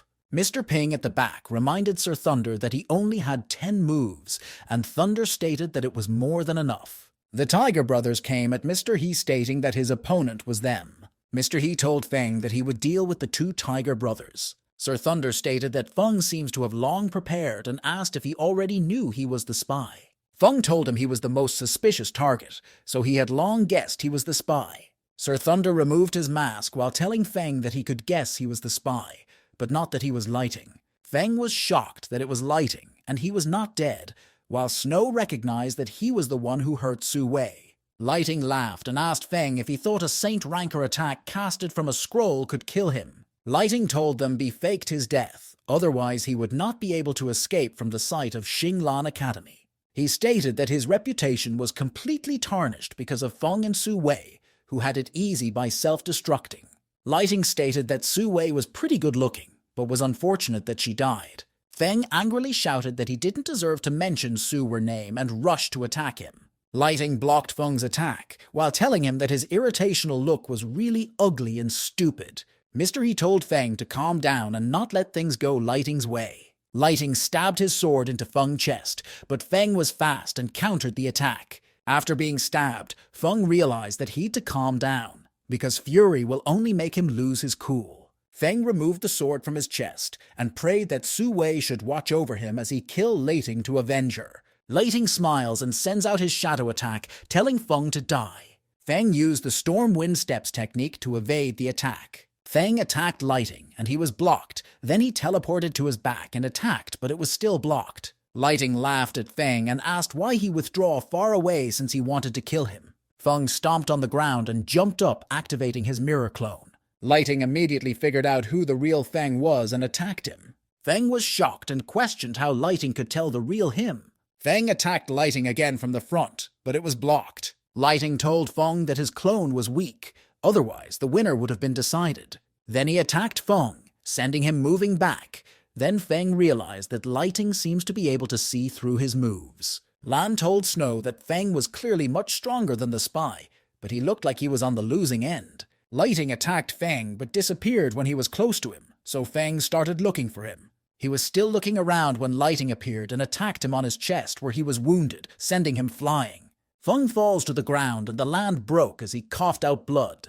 Feng was confused and asked why Lighting suddenly became faster. Then when Feng looked up, he was shocked by Lighting's appearance. Lighting told him it was the Enrage mode he secretly learnt from the orcs to transform himself. Mr. He was shocked by Feng's battle and called out to him. The Tiger Brothers told Mr. He that very soon he would be going to hell like Feng. Lighting walked towards Feng and told him to be ready to die. Feng grits his teeth and asked Lighting how he saw through his moves. Lighting asked him if he still remembered his fight with the orcs at the Riot Tavern. Lighting told Feng it was a trap for him by the Fox Lady, and Feng was shocked. Fox Lady told him that she recorded each and every move he used at the tavern, and the kitty near her told Feng to go to hell for killing Black Cat, her sister. Lighting told Feng it took them a lot of effort to find out the loopholes of his moves. Feng was told that the beast had long studied his moves, so he won't die unjustly. Lighting attacked him, and stated that after sending him to accompany Su Wei, he would settle scores with Qinglan Academy. Feng was in shock as he watched the attack rushing to take his life. And just then the system announced that his cinnabar field was warm and his cultivation was complete, so the Ren Meridian started to break through. When Lighting's punch landed, it did not hit the soft flesh he wanted, instead on the ground. When he looked up, Feng was already at his back and he was startled. Feng thanked Lighting for answering, while also stating that villains indeed talk a lot. Lighting shouted that it was impossible, because he felt that he definitely hit Feng just then. Feng asked Lighting if his intel didn't tell him that he had a lot of trump card, and the minor injury was nothing. Feng told him that his Huxia internal martial art finally had a breakthrough thanks to him. Feng raised his blade up and told Lighting that a breakthrough was bound to happen when facing death. Feng rushed to attack Lighting, telling him it was all over for him. Looking at Feng, who was rushing towards him, Lighting asked Feng if he thought he could defeat him. Lighting gathered lots of shadow energy and launched it at Feng, who was rushing to attack him. Feng evaded each one of the shadow attack and continued rushing towards Lighting. Lighting was shocked that Feng was so fast as he evaded each of his attack. Feng charged in front of Lighting and slashed his sword at him, telling him to die. The sword slash cuts a huge wound on Lighting's chest, and he was shocked. Feng knew he just broke through a new meridian, and his internal energy was currently very unstable, so he must quickly cultivate, or it would deviate. Lighting closed his wound while telling Feng that it seems like he was having a hard time putting up. He told Feng that the small wound was nothing to him, and healed it with some magic. Just as they were about to continue fighting, Mr. Ping told all the beasts to step back. Lighting called Mr. Ping Lord Black, telling him that they could still fight. Lord Black told them it was his battle now, and for them not to get in the way. Fox Lady gestured to them and told them to come down from the battlefield. The beast told Feng and Mr. He that they were lucky before stepping down from the stage. Mr. He asked Feng if he was all right, and Feng replied that his internal energy was a bit chaotic, but he could still fight. Mr. He told him to hurry up and circulate his internal energy, and he would hold Lord Black back. Feng wanted to stop Mr. He, but he was told to say no more because he was their last hope. Mr. He raised his sword up and told Lord Black he was his opponent. Lord Black stated that since he was asking for it, he would fulfill his death wish. Mr. He told Feng that they had no time and we could only do that much for him. Then he rushed towards Lord Black. Feng sat crossed-legged and stated that he had to quickly circulate his internal energy and adapt to his current new state. Mr. He was rushing towards Lord Black, but Black didn't move from where he was standing. When Mr. He got close, Lord Black raised his hand up and clawed at his shoulder. Lord Black asked Mr. He why he was not putting on his strength more. Mr. He told him that it was because he used his strength more to protect somewhere more important. When Lord Black saw that Mr. He wanted to slash him with his sword, he violently kicked him. But unfortunately, the force from Mr. He's sword slashed at Lord Black's cloak and divided it, showing Lord Black's face. Mr. He was shocked by the feature of Lord Black's face and exclaimed that he was a dragon. Snow told Lan that judging by Lord Black's look, he was a half-dragon, which means he was an hybrid of a human and a dragon. Lan was surprised that Lord Black was a hybrid and asked Snow if the dragons didn't care a lot about their bloodlines. Lord Black was enraged when he heard Lan's word. He attacked and shouted out that they were not worthy of talking about him. He first sent an attack at Snow and Lan, then he turned and attacked Mr. He. But fortunately, Feng, who had finished circulating his energy, blocked the attack with his blade. Mr. He was happy and asks Feng if he was fine already. Feng told Mr. He that he was done circulating his internal energy and his combat power was almost restored. Feng told Mr. He he'd saved him just now, so it was his turn to do the same. Feng screamed out loudly and added some more energy into his sword. Then he pushed it down and injured Lord Black. Lord Black was enraged and asked Feng how he dared to hurt him. Then he transformed into his dragon form. After transforming, Lord Black shouted out that all the humans were going to die there. Feng was startled and shocked that Lord Black advanced into a saint. In the Warrior City courtyard of the human race, in the particular room, Hong Yi was busy circulating her Gen Ki while little Jin was busy eating. It stopped eating and told Hong Yi to play with him. Hong Yi, with her icy cold face, told little Jin that she wanted to cultivate and become stronger. Little Jin told her he could teach her how to become stronger by sleeping. Little Jin showed Hong Yi his muscles and told her to see how strong he became after taking a nap. Suddenly, little Jin felt the aura of a saint. Hong Yi asks how a saint appeared out of the blue in the city.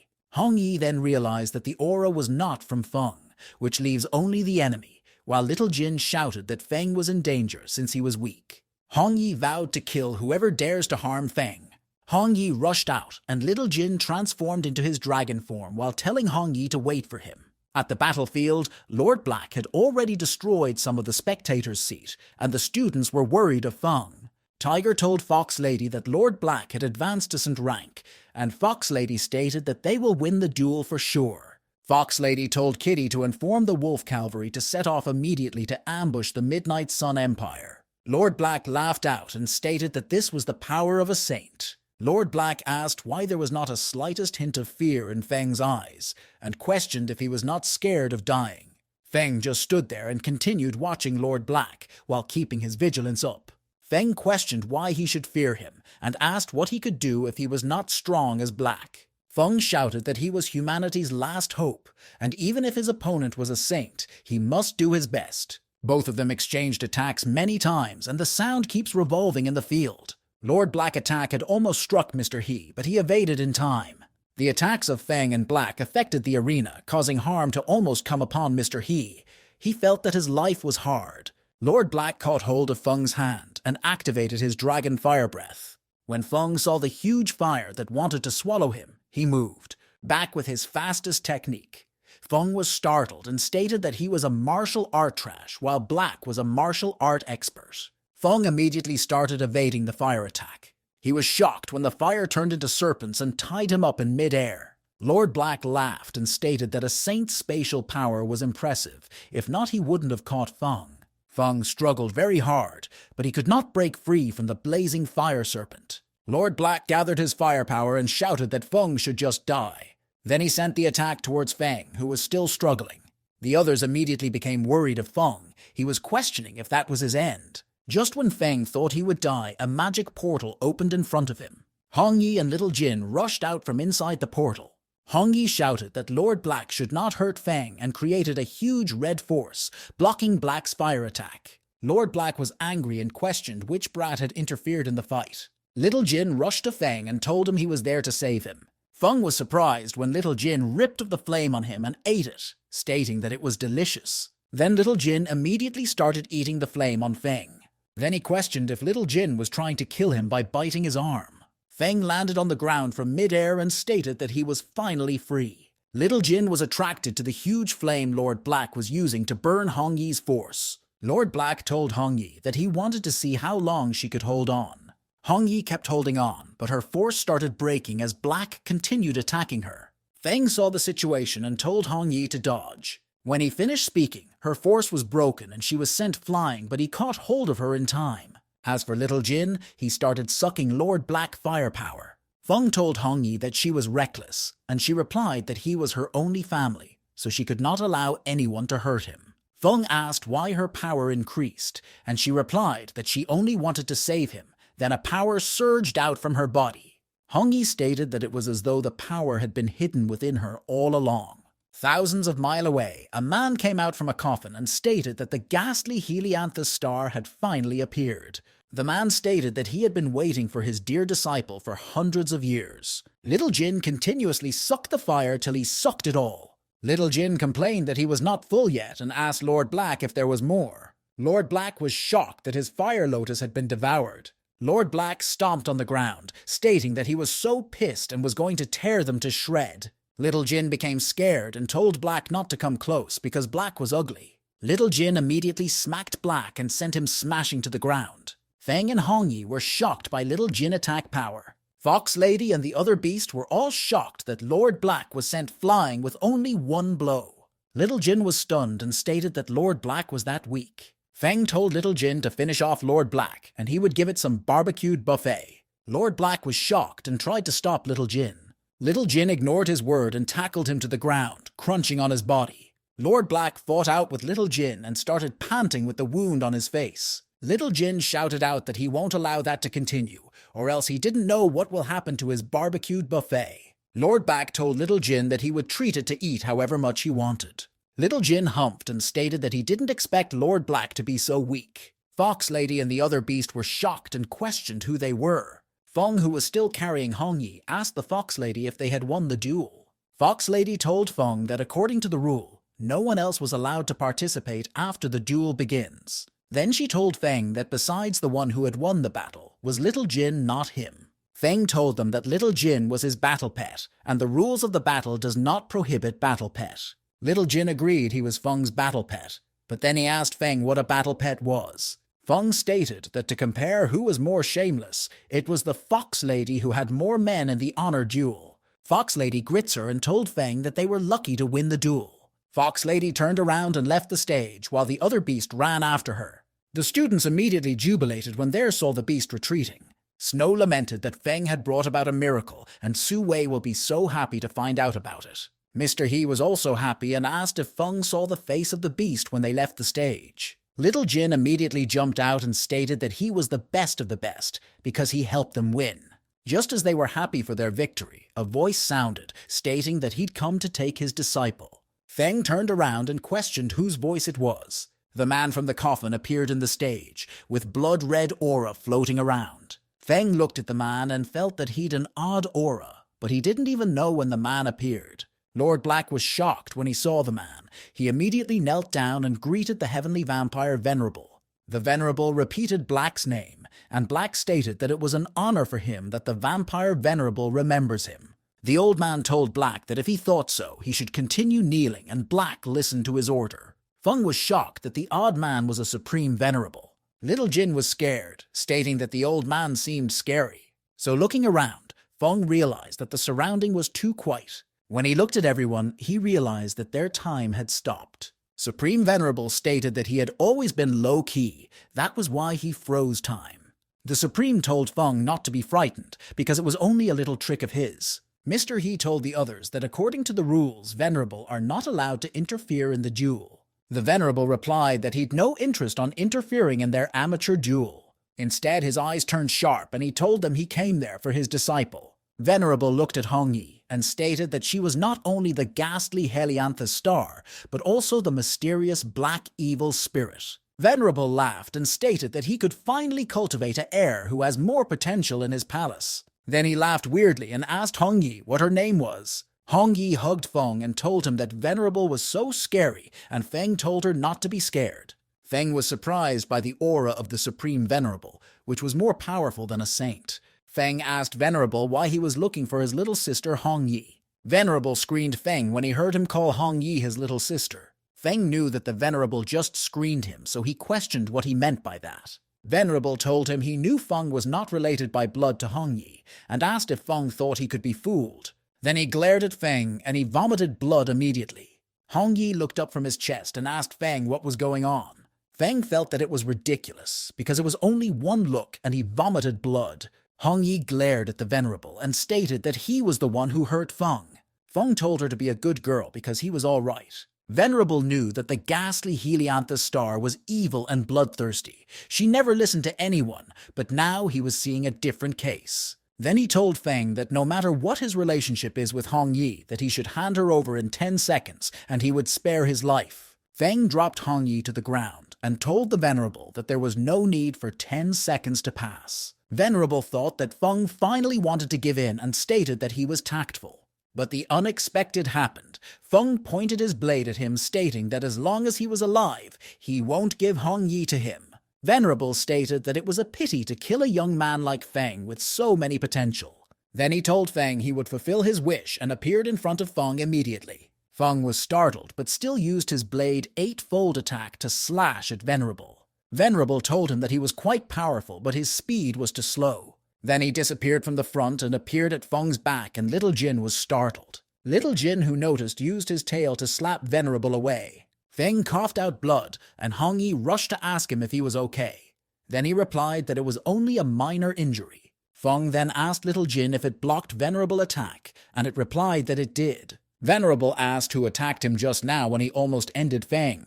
Little Jin was surprised and asked if Venerable was calling for him. Venerable was confused as he looked at Little Jin and questioned in his mind if it was the little snake that blocked his attack. Venerable called Little Jin supreme and asked which tribe he came from.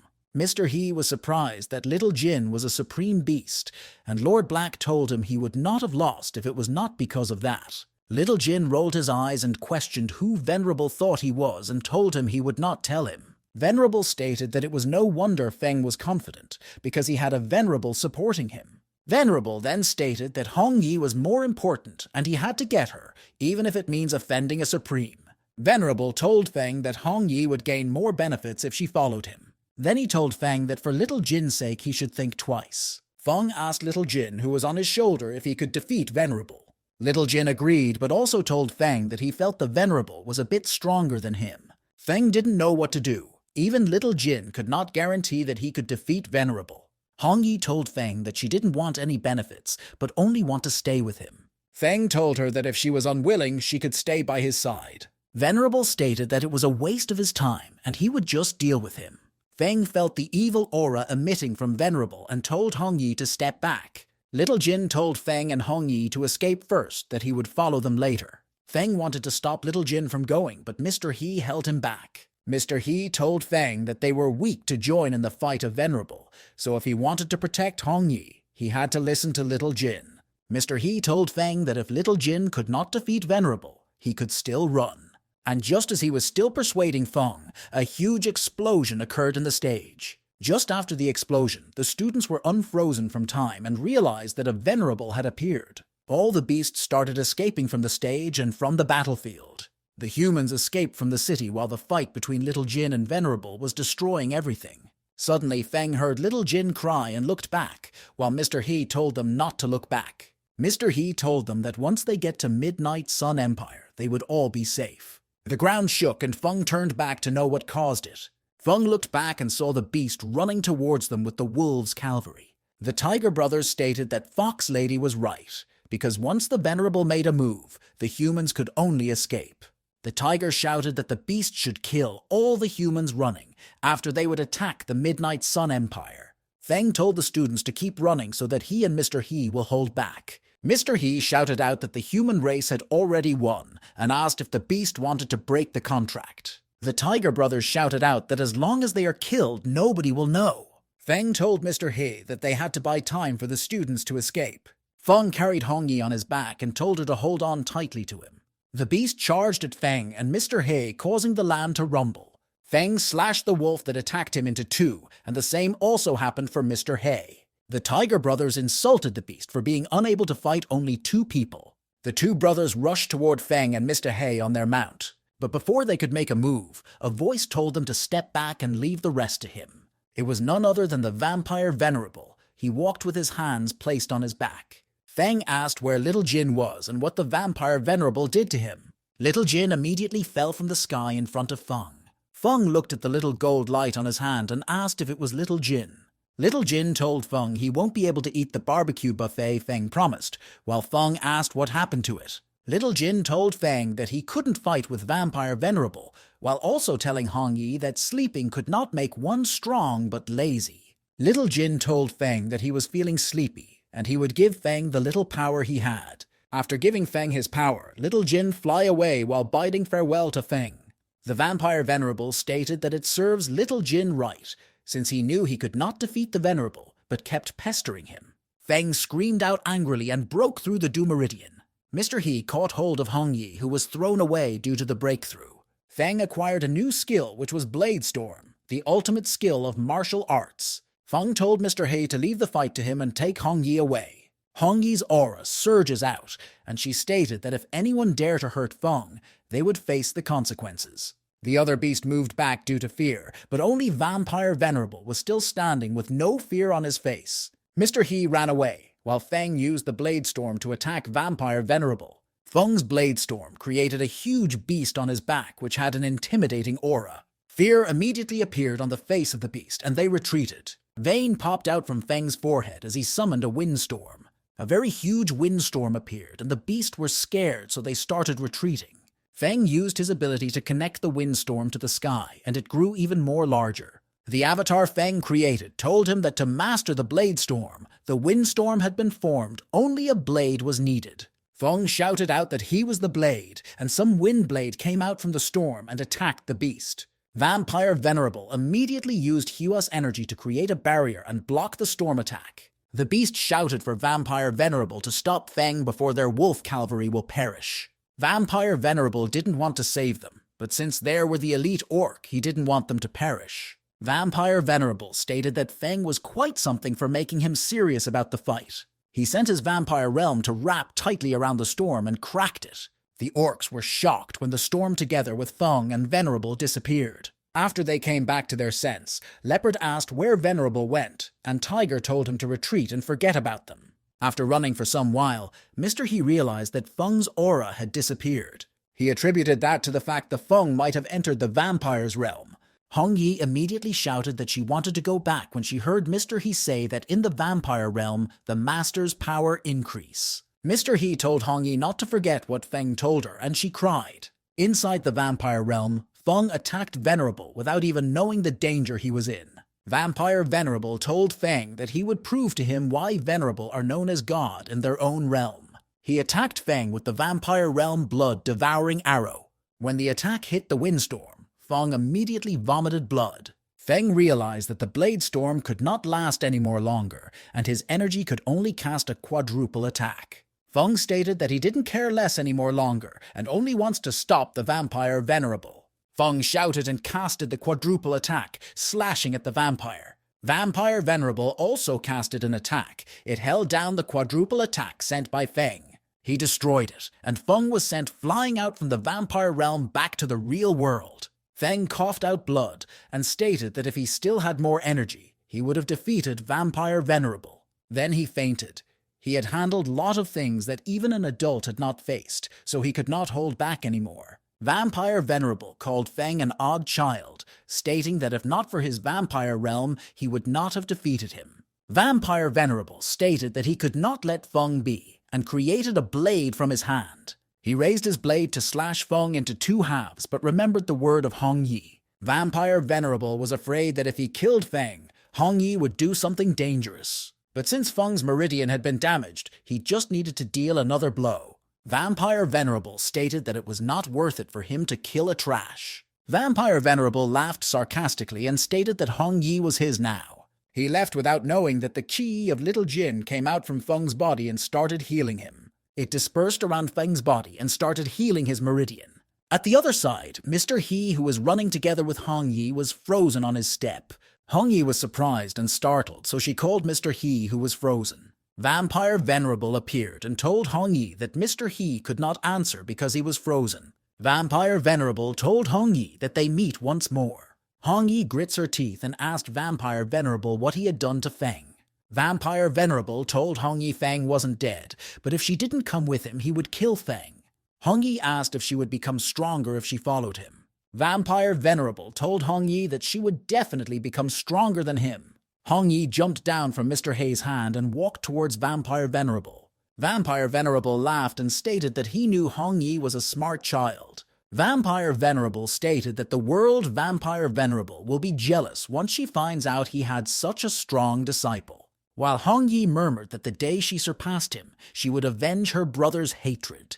As for Feng, he was condensing reality with imagination to form a cinnabar field. Feng was still sleeping when he broke through the 8th meridian to surpass the extraordinary. Black walked towards the unconscious Feng and questioned why he injured himself so badly. As for Hong Yi, Vampire Venerable carried her and started running towards Hu's dwelling place. Hong Yi told Vampire Venerable he had said she was a ghastly Helianthus and asked what it was. Vampire Venerable was annoyed that Hong Yi did not show respect when calling him as an elder. He pretended to be okay with it and told Hong Yi that since she asked sincerely, he would tell her. He then told her that the ghastly Helianthus star is a person born of evil yin energy gathered from the universe. He told her that only 2 had appeared in the world, and she asked who they were. Vampire Venerable told Hong Yi that the first was a saint known as an Olympus. The Olympus fell in love with a dragon deity, and when he encountered danger, she saved him using the star bead she created by herself. Hongyi was now puzzled about another thing. She asked what the star bead was. He replied that it was a treasure possessed by only ghastly helianthus stars. But he knew that the most valuable thing about the Olympus was the fact that they can condense star bead. Hongyi asked what happened next, without knowing that Vampire Venerable was having an evil thought on how to take her star bead once she creates it. He replied that a battle happened between deities, but deep down he knew that the battle happened because of the star bead. Vampire Venerable thought that Hongyi was stupid, but he didn't know that she was already planning to condense a star bead for Feng. Hongyi looked up to the sky and asked who won the battle of deities in the end. He replied that although the dragon and Olympus were strong, but in the end they both died because of being outnumbered. The self-destruction of the Olympus wiped out the 70% deity in the world, and ever since the battle ended, the news of deities disappeared and the age of deities ended. And just when he finished speaking, a group of dragons appeared in front of him from some portals. Vampire Venerable asked why the black dragons were surrounding him in an unrespectable tone. The black dragon told Vampire Venerable to release Hongyi, and they would let him go. Vampire Venerable was shocked and asked how the dragons knew he caught Hongyi. Vampire Venerable stated that Hongyi was his disciple, and the dragons was in no place to ask him to do so. The dragon asked if he wanted to provoke the dragon clan, but Vampire Venerable told him that he cared about the dragon elders, but not them. Vampire Venerable was startled when a voice sounded from the void, stating that he was quite bold to say that. The voice came from the person standing on a dragon who looked exactly like Black. The man stated that if he hadn't saved someone in the last minute, he wouldn't have known that Venerable was rude to the dragons. Then the man told the Vampire Venerable that if he doesn't hand over Hongyi, he would demolish his vampire palace. Vampire Venerable looked at the dragons surrounding him and concluded that they are no match for him. But he knew that the strange man standing on the dragon was not easy to deal with, so he devised a plan. He pushed Hongyi to them, stating that he didn't want to be their enemy. The strange man smiled as he thought he had won and told Hongyi to follow him. Hongyi rolled her eyes because she knew it couldn't be that easy for Vampire Venerable to give in. Then Vampire Venerable attacked the strange man, stating that he won't so easily give Hongyi to them. The strange man was surprised when Vampire attacked, but another person blocked the attack. Then some portals opened and different dragons with different colors came out. Vampire Venerable was startled because the black dragons was expelled from the dragon clan, but what he was seeing was different. Hongyi looked at the dragons and stated that they looked very different from Little Jin. Then another dragon with 2 heads came out from another portal. This time it was a golden-colored dragon. Then all the other types of dragons with different colors bowed to the Golden Dragon King. Sweat dripped down the Dragon King's face when the strange man started complaining about how the vampire bullied him. Vampire Venerable was shocked that even the Golden Dragon King appeared. The Dragon King told the Venerable to release Hongyi, but Vampire Venerable asked why he was interfering in the matter. The Dragon King told the vampire that the dragons made an oath to help the ghastly Helianthus star when in trouble. The strange man stated that if Vampire Venerable didn't let go of Hongyi, he would cease to exist. Vampire Venerable decided to retreat because as long as he was alive, he had a chance to fight back. Vampire Venerable stated that he would give in and hand over Hongyi. After releasing Hongyi, he turned around and left like a shadow. The Dragon King looked at Hongyi and told her he had something to tell her. At a different place, Feng had just woken up from deep sleep and was in a daze. Feng sat up and was confused. He knew he had changed location since the room didn't look like the orc's prairie. Then Feng saw Black sitting on the floor and reading a comic and acting strange. Feng jumped up and made an unsheathing blade stance, but then he asked where his blade was. Feng vigilantly asked Black if the orcs had invaded the Midnight Sun Empire. Black raised his hands up and told Feng to calm down because they were teams now. Feng thought that the orcs was trying to poach him and stated that he would never give in. Black told Feng that he no longer worked for the orcs and that the Black Dragon King had told him to give a crystal to Feng. Black dropped a crystal and told Feng to watch and understand. A holographic projection of Yate, the Black Dragon King, appeared and told Feng that Black was his younger brother. Feng was shocked that Black had changed from an enemy to a friend. Black Dragon King told Feng that he faced many problems before he found Little Jin, who was injured. Black Dragon King started telling the story about how he overcame his problems, while Feng asked if he was done talking. When Yates saw that the crystal could not last long, he told Feng that Little Jin and Hong Yi were all right. Feng was so enraged that Yate talked nonsense and left the most important news for the end.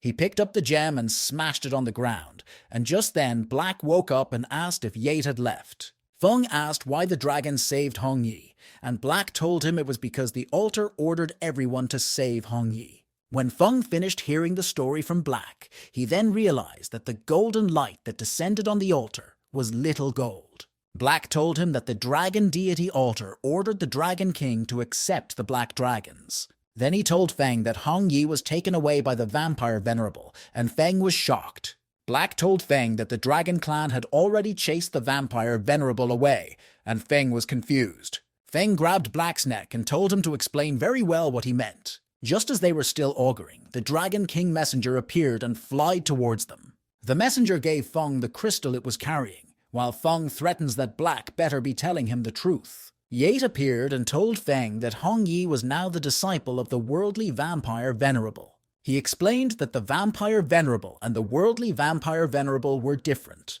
The vampire venerable was crafty, while the worldly vampire venerable was benevolent. Both of them were enemies of each other. He told Feng that the vampire palace of the worldly vampire venerable was located in the Orc Empire, which means he could not visit Hong Yi for the time being. Feng breathed a sigh of relief after hearing that Hong Yi was safe and sound. Black poured some coin into the mouth of the little Dragon King messenger and it swallowed it. The little messenger turned and left, while Feng concluded that Hong Yi left because she didn't want to be a burden to him. Then Yate told Feng that since he was done telling him the important thing, he would continue with his adventure story. Feng and Black immediately attacked the crystal and broke it. They didn't want to listen to Yate's long story. Feng looked at the energy emitting from his hand, surprised, and questioned if he was already a saint. Black told Feng that when Yate carried him back, he was already a saint. Feng only remembered forcing his energy to fight Vampire Venerable, but he didn't know he would gain a blessing in disguise. Feng turned and asked how long he had been unconscious, and Black replied that it had been 6 to 7 days. Feng was startled and asked if the orcs had retreated. Black replied that the orcs lost the battle and retreated, calling it a truce, while the students went back to their academy. Some orcs disagreed, and Mr. He led some warriors to teach them some lesson. Black gave Feng a letter left by Mr. He. Feng stated that the letter was definitely not written by Mr. He, and questioned if Snow wrote it. When he read the letter, he was shocked to find out that Sophia was being forced into an arranged marriage. Feng stated that Sophia was his most important friend, and he needed to help her. After dressing up, Feng called Black consecutively and found his name Black Parker weird. Black was confused when Feng told him they were leaving for somewhere. When he asked where they were going to, Feng told him they are going to Xinglan City. Arriving at Xinglan City, Feng saw a cannon that can take down a saint ranker. Black told Feng that as long as he did not confront it head-on, it was nigh threat. Feng remembered when he first got there. A beast chased him, but now even a cannon was no threat to his life. Feng laughed proudly while Black looked at him as though he was a fool. Then Feng told him it was time to enter Xinglan City. Feng told Black that they had to stay low-key because Xinglan City was dangerous. Feng told Black to suppress his aura to the 5th tier, and Black shrinks down to a normal human size. Then both of them walked to the city gate where the guard was sleeping. The guard opened his eyes and screamed, shouting that it was an enemy attack. Some warriors ran out and surrounded Feng and Black, telling them not to move. Black shouted out that he was a half-dragon acknowledged by the Black Dragon King. The chief guard laughed and stated that Black was just a snake with scales on his face. Black became angry and rushed to attack the guard for making jest of the deity dragon.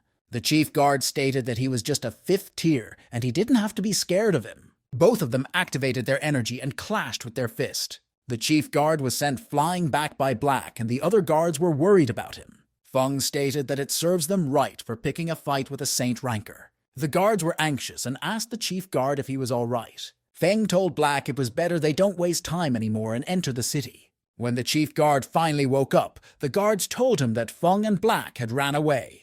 The chief guard told the other guards that they are not allowed to tell anyone about what just happened. The chief guard grits his teeth and stated that he had to tell the 3rd prince about the half-dragon. Inside the city, Black asked Feng why he had to cover his head, and Feng replied that he could easily get in trouble. Black was annoyed and stated that humans are troublesome, while Feng told him they had arrived. A huge building stood straight different from all the building around it. This was the Mercenary Union. When the two opened the door, a chair came rushing towards them and they dodged. Looking inside, the situation was wild, and it seems like someone was fighting, which piqued Black's interest. A muscled dark man can be seen surrounded by some warriors. Feng was surprised and asked why no one was stopping them, but Black was busy shouting for the muscled dark man to hit a warrior's nose. A door inside the building opened and a lady's voice sounded out, stating that they seemed to be having fun with the fight. Sophia came out and stated that the two mercenary regiment that fought would have point deducted. The muscled dark man told Sophia that the warriors stole his commission first. The warrior who stole the commission was even bold and asked what if he had stolen it. Sophia asked the warrior if he forgot that the rule states that commissions are not allowed to be stolen. The warrior mocked Sophia by stating that the rules were a lot and not every one of it can be remembered. The warrior told Sophia she was not suitable to be the president and for her to marry the second prince who was chasing her. Sophia was enraged and rushed to attack him, stating that she would kill him. The warrior proudly told Sophia that he was the grandson of Legu of the Thieves Guild and asked if she dared to kill him. The thief told Sophia that she was able to avoid the assassination, but her mother could not. Sophia realized that the Thief Guild was behind the scene of the assassination that had happened. The thief stated that those who offend the Thieves Guild won't end well. Then he turned around and started leaving while chatting happily with his friend, but the angry Feng put his blade on the man's neck. Feng told the thief that if he wanted to leave, it was either he kneel and beg for forgiveness from Sophia, or he die. Sophia was attracted by the commotion in the back. She turned and was shocked to see that it was Feng. Feng immediately turned and announced to Sophia that he had arrived. Sophia angrily humphed, telling Feng not to call her intimately, stating that they were not that close.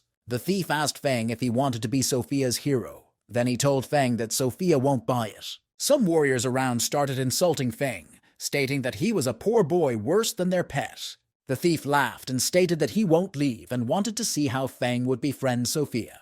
The people around felt that Feng was looking for his death as he walked towards Sophia. Feng reached where Sophia was and gently told her not to be angry, but she turned and humphed. The thief laughed and stated that Feng was asking for the moon. Sophia blushed and stated that she wrote a letter to him, but he didn't reply.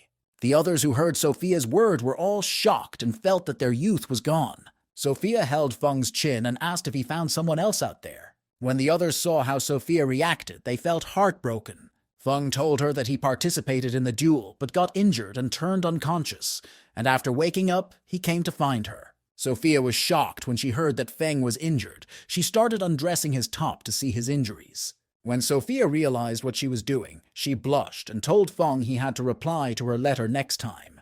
Black was sitting on the side looking at Feng and Sophia, acting lovey-dovey. The thief was shocked that Sophia was so close to Feng and didn't care about the second prince. The thief wanted to hurry and inform the second prince so that he could get a reward. He turned to leave, but didn't know that Black was glaring at him with a death gaze. Black asked the thief if he allowed him to leave, and the thief questioned what he wanted. Feng turned and told the thief to kneel down and apologize to Sophia. Sophia wanted to stop Feng, but he told her it was best they taught the thief a lesson, or it would happen again. The thief prepared to fight, and felt that Feng was ridiculous for wanting to fight him. Black told Feng to leave the matter to him as his strong aura spread in the hall. The people were shocked that Feng's subordinate was a 9th-tier ranker. The thief was scared and told Black that if he dared to hurt him, his grandpa would not let him off the hook. Black told the thief to tell his grandpa to avenge him in his dreams. After hearing Black's word, the thief immediately activated his stealth mode and turned invisible. Black didn't have to start looking for him. He just sprayed his dragon flame at the thief's original location. The thief was shocked and tried to run away, but the flame caught him and burned him to crisps. The thief's weapon fell to the ground, while Black stated that punching him would dirty his fist. The other people felt that Black was insane for killing Right, the grandson of Legu. Black humped and looked at the gossiping people coldly. Looking at his eyes, they all shuddered in fear, and the one who said Black was insane fell to the ground. Feng told Black it was enough, and Black stated that it was not fun teasing the bunch of weak people. Sophia wanted to tell Feng more about the Thieves' Union, but Feng told her not to worry. Just then, a young man came in and called Sophia his dearest one, asking who was causing her trouble. The young man asked Sophia why she didn't tell him about it. Sophia ignored the young man, stating that he was annoying, while Feng asked if the man was her fiancé. Sophia leaned towards Feng and told him to help her if he was a friend. Before Feng could understand what was going on, Sophia already started acting, stating that she was scared. Then she looked up at Feng and stated that it was all thanks to him that no one could harm her. Feng felt that he was going mad. Sophia started acting without giving him any hints. Before Feng could say more, the young man pointed at him and told him to let go of Sophia, his beloved. Feng humphed and questioned who he was to call Sophia his beloved.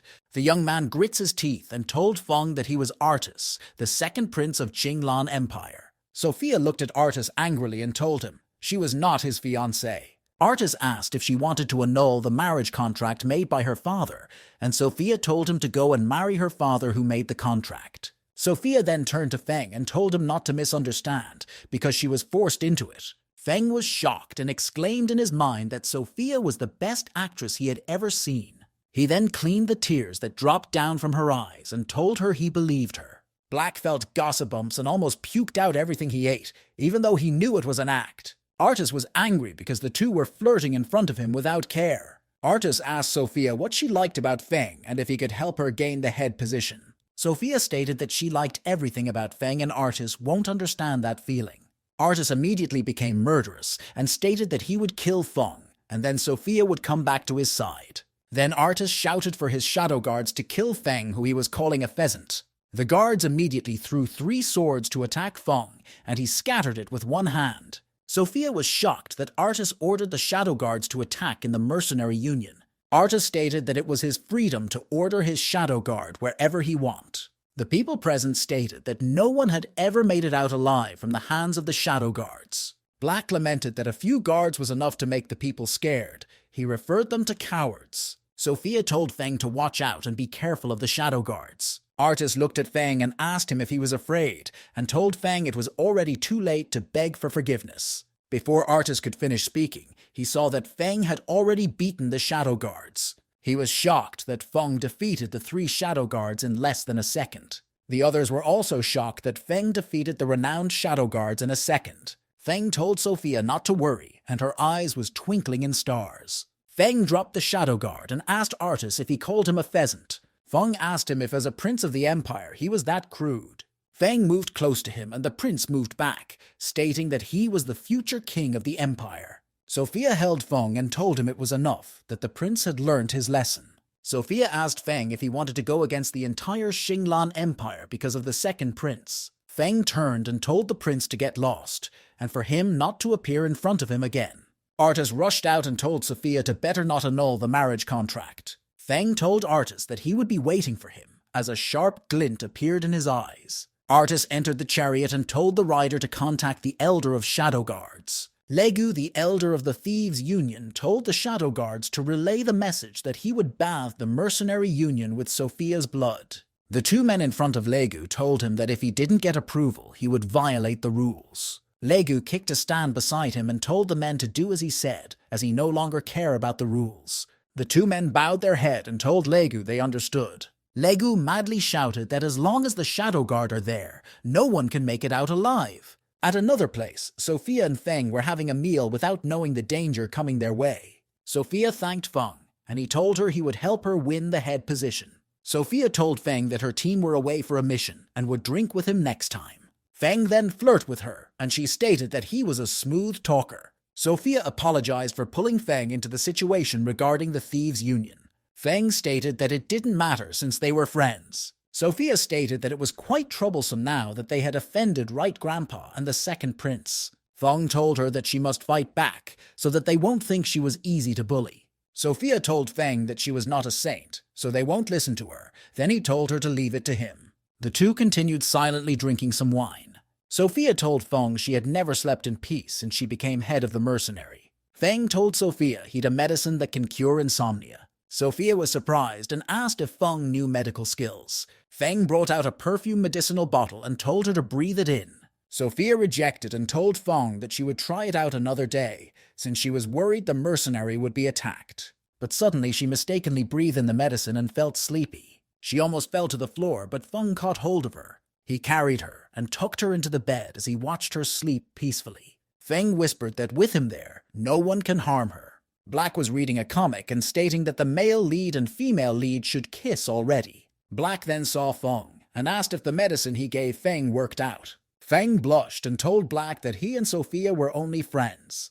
Black thought in his mind that Feng was lying, because he was a very good expert in shoujo comics. Feng asks Black if he knew anything about the Thieves' Union, and Black replied that he had only fought them a few times. Feng asks if the Thieves' Union had any saints supporting them in the Empire. Black told Feng that the Thieves' Union had tremendous power in almost every city. Black asked if he was worried that the Thieves' Union will take revenge. Feng told Black that the Thieves' Union dared to assassinate Sophia not once but twice, and it was only when they beat them hard would Sophia truly be safe. Feng bet that the Union will make a move tonight, so he would sit and wait for them. Indeed, what Feng said proved true, as the Thieves' Union already started making move. Legu ordered the assassin to kill all the people inside, except for Sophia. The assassin bowed to him and stated that they understood. Up in the roof of the building, Feng and Black were feeling sleepy. Suddenly, Feng smiles and told Black that their delivery have arrived. Legu ordered the assassin to use their stealth ability and move. Feng told Black that he would deal with the back while he deal with the front, and since a big fish would appear, he would leave the fish to Black. Just as the assassin were running to the door, Feng suddenly appeared and blocked them. Legu told the assassins not to panic because Feng can't see them. Legu and the others laughed and stated that Feng didn't know he'd stepped into the siege of death. Feng disappeared from where he was and walked toward Legu. Legu smirked and thought in his mind that Feng should come to his death step by step. Legu wanted to attack Feng, but was shocked when Feng, who they thought could not see them, asks him if he was right grandpa. Legu was shocked that Feng had already noticed him all along. He immediately moved back and stated that anyone from the assassins who killed Feng will take Sophia. Feng drew his sword and stated that he didn't want to kill them, but they asked for it. At the backyard, Black are sitting on top of the bunch of assassins, calling them weaklings. He complained that the protagonist was making a lot of noise by just killing weak people. The protagonist had already beaten all the assassins to the ground, remaining their leader. Legu suddenly brought out a scroll and stated that he needed to the retreat. After activating the scroll, Legu busted and started disappearing. Feng realized that the scroll Legu used was a space teleportation scroll, but he still leaped up to the roof, knowing that Legu wouldn't be far from Xinglan City. His words were indeed true, as he found Legu hopping from one roof to another. Feng then used his Stormwind Step to appear in the front of Legu, who was startled. Legu told Feng he could not be killed, or the Thieves' Union will not let Feng and Sophia go. Feng stabbed Legu and shouted that the Thieves' Union should try it then. Legu coughed out blood as the blade stabbed his chest, and he asked why. Feng looked at him and seriously replied that Sophia's enemy was also his enemy. Just when he finished killing Legu, a mist appeared and made him feel dizzy. Feng used his blade to hold himself while he questioned what the mist was. Feng started panting and stood at the place. Then an assassin appeared rushing towards him. Feng turned around and dodged the attack. Then he slashed the man who attacked him. Feng looked at the man sitting on the ground and stated that the night big fish had finally taken the bait. The man sitting on the ground looked at Feng, who was standing, and asked if he wasn't poisoned. Feng told the man that he only poisoned his clone, and the real him had been waiting for the prey. The old man sweated and stated that it was a clever trick. Feng told the man that he could praise him later, but for now he wanted to know who sent him. Feng told He-Man that since he didn't flinch when he killed Legu, the man was not from the Thieves' Union. Feng stated that besides the Thieves' Union, only the second prince was the other party causing him trouble. The man threw a light bulb at Feng and turned to run away. Feng told him not to think of running away as he chased the man. The man used stealth ability, but Feng still stabbed him on the leg. The man suddenly disappeared, and Feng realized that it was a magical clone. He was confused and asked if all the old men in Xinglan City have a teleportation scroll. Feng complained that a 9th-tier assassin was more challenging to deal with. Then Feng stated that he'd received second prince kindness and would be sure to repay it back. At the palace, the second prince asked Elder Ying if he failed, and Elder Ying told him it was no match for Feng. The second prince stated that Feng was stronger than Elder Ying, and asked if it was because he was a saint. Elder Ying stated that it was most likely that Feng was a saint. Second prince was having a headache and questioned how Sophia knew such a crude man like Feng. Second prince stated that he didn't care if Sophia flirted with other men. Elder Ying was confused, and the prince told him that if he didn't act that way, his elder brother will attack him for not upholding the royal dignity. Then he stated that the shadow guards were defeated because of their inability, so his father won't punish him. The prince asked if it was true that Feng killed Legu, and Elder Ying replied that it was true.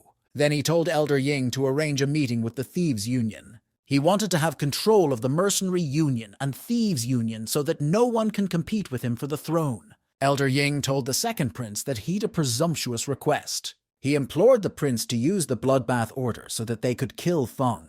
He stated that the blood-killing warriors were used to deal with saints by the royal family. The second prince stated that he could only use the blood-killing order once before ascending the throne. Elder Ying coughed and told the prince that if there was no pain, there will be no gain. Prince grits his teeth and thought about it. Besides, they were already in Feng's bad side.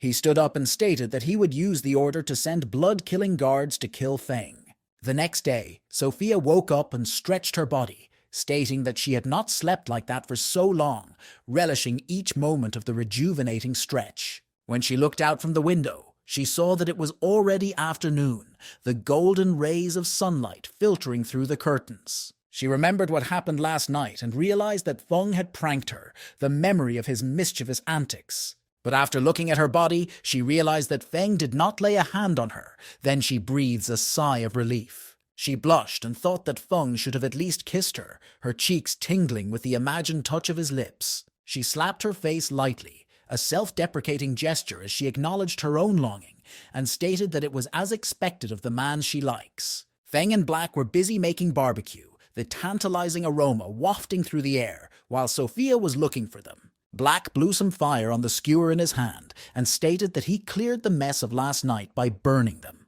Feng felt like vomiting. If the bodies were burned, then the ashes would still be floating around the yard. Sophia, who finally saw the two people she was looking for, ran towards Feng, and he greeted her politely. She stopped and asked if Legu came to seek revenge last night after she fainted. Feng told her that Legu won't threaten her again and asked her to have some skewer. Sophia was surprised and felt that it was impossible. Then she came up with an idea that Feng might have killed Legu. And that would mean more trouble from the Thieves' Union, but they still deserved what happened to them. But she felt good that Feng had helped her take revenge. She didn't care about the consequences. Feng told her that he was there for her and she could sleep peacefully every day. Feng smiles happily and asks if he was a helpful aid to her. Sophia hugged and thanked him, but instead of hugging back, he told her to be careful of the skewer. Black felt that Feng was a dumb male chauvinist. Instead of hugging Sophia back, he was caring about the skewer. Just then, someone knocked at the door and Sophia told them to hide. Sophia was surprised and startled when the two people disappeared so fast. When Sophia opened the door, she could not see anyone standing there. As she was confused, a boy came out from behind the door and introduced himself as Artigan, the third prince of the Xinglan Empire. Feng felt that the boy had a serious 8th grade syndrome. Black asked what it was, and Feng replied that it was a peculiar syndrome that occurs to adolescents like the boy. The third prince told Sophia that he had some urgent matters to discuss with her. Sophia told the third prince to come in and asks how she could help him. The prince looked around and asked if she was the only living there, and she affirmed that it was so. Then he brought out the picture of Feng and Black to show Sophia. She laughed and stated that the drawing was sloppy, but she didn't know who was in the picture. The prince told Sophia that he didn't have any ulterior motive and wanted to learn some information from Feng and Black. Sophia agreed and wanted to call them, but the two already come out and started shouting that they wanted to kill who drew the painting of them. The prince brought out a book and told the dragon to sign an autography for him. Feng stated that he knew the boy had 8th grade syndrome and a big fan of Black.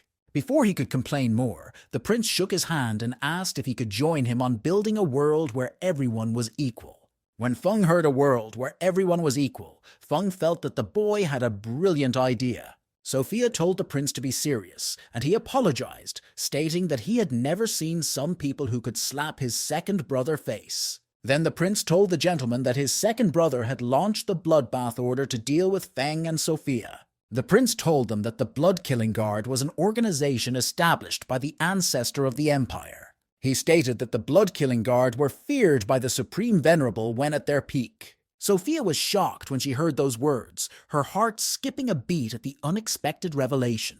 She started worriedly walking around, her mind racing with questions about what they should do, her steps quickening with each anxious thought. Feng told Sophia to stop turning around, his voice tinged with irritation as he struggled to keep his balance, his head spinning from her constant movement. Sophia stated that she had to call Shuelang and the others to come back, her tone urgent, her fingers trembling with anticipation. When she looked back to ask Feng for his opinion, she was surprised by what she saw, her eyes widening in disbelief at the unexpected sight before her. Feng was sleeping and snoring softly, his peaceful expression belying the chaos around them, while Black was reading, his attention absorbed in the pages before him. Sophia became enraged when she saw that the two were carefree, her anger simmering beneath the surface as she struggled to contain her emotions. Feng woke up because of the noise, his eyes fluttering open as he tried to make sense of the commotion.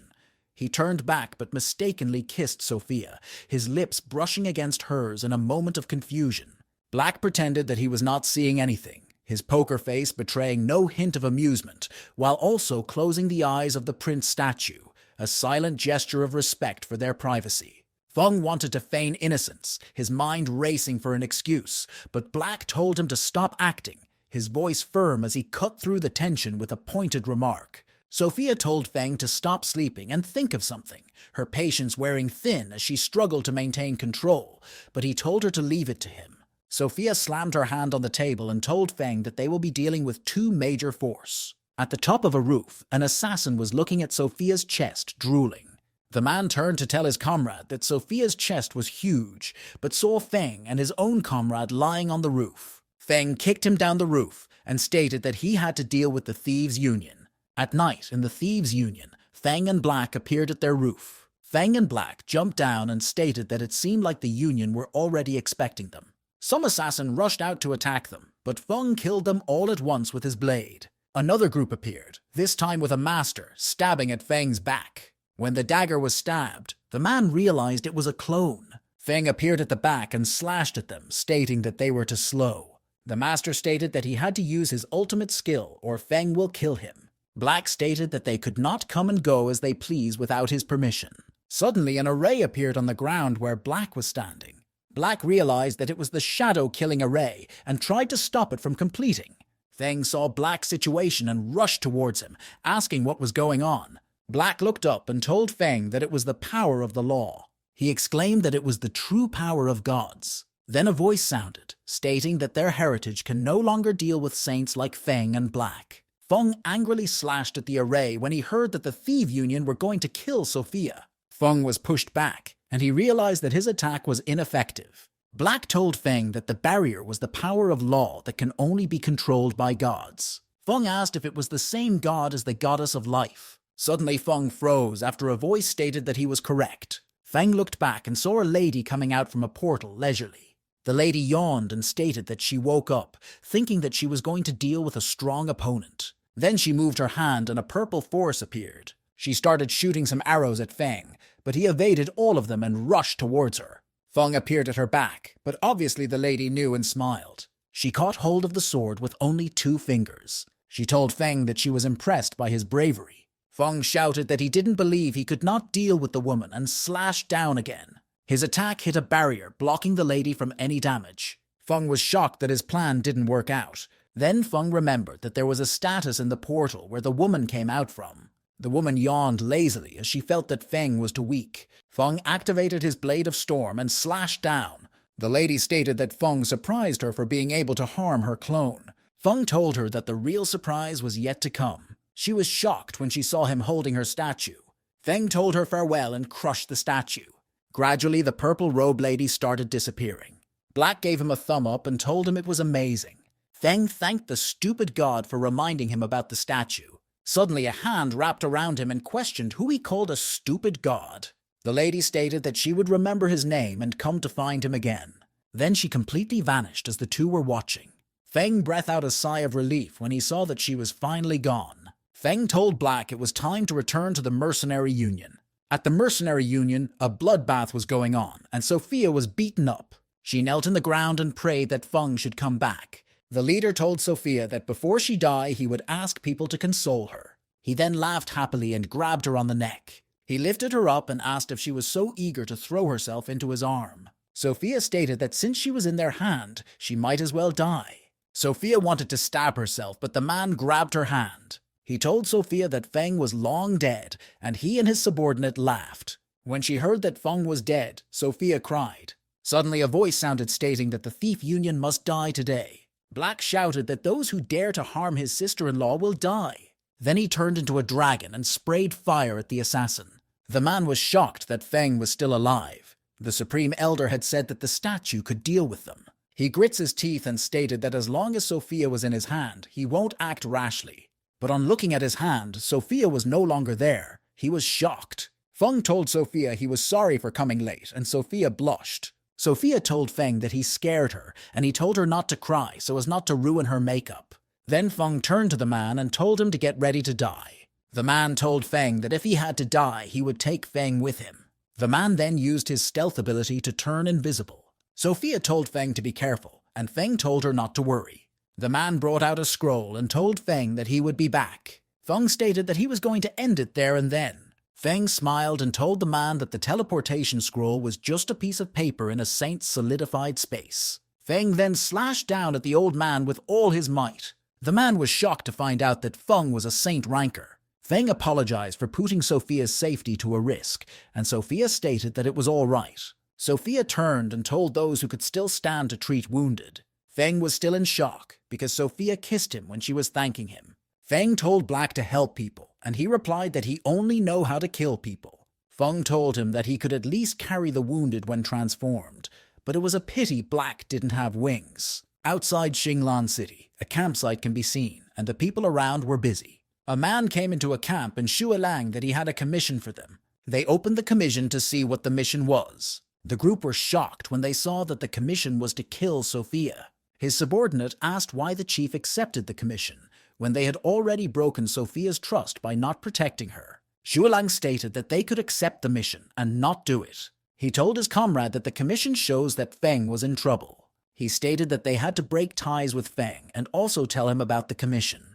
At Sophia's mansion, Sophia was sleeping and having a nightmare calling Feng's name. Feng rushed in when he heard Sophia panting and asked what happened. Sophia woke up in a daze and asked what was wrong. Feng immediately had nosebleed when he saw Sophia's chest. Sophia greeted Feng and stated that he broke into her room early in the morning. Sophia dragged her word when she asked if he wanted it, and Feng shouted with panic that he didn't want it. Sophia stated that she wanted to repay him properly, but it was a pity he rejected. She enchantingly lifted up the bedsheet while looking at him. Feng immediately had another nosebleed and Black asked why he was woken up.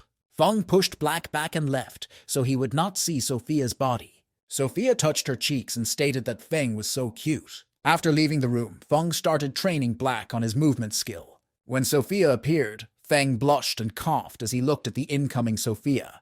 Feng asked Sophia about the losses of the mercenary union last night. Sophia replied that more than 20 brothers died in the battle, and around 60 of them were wounded. Sophia asked Feng if she was worth being the head of the union, and Feng told her not to overthink it, because he was there for her. He told her that he would help her think of a way to improve her strength. Just then, a warrior came in and reported that Sophia's cousin had arrived. Sophia, together with Feng and Black, walked to where Sophia's cousin was. The people were gossiping about how the Thief Union had been expelled from Xinglan City. Soshi, the leader of the Lion Mercenary Regiment, stood at the center of attention.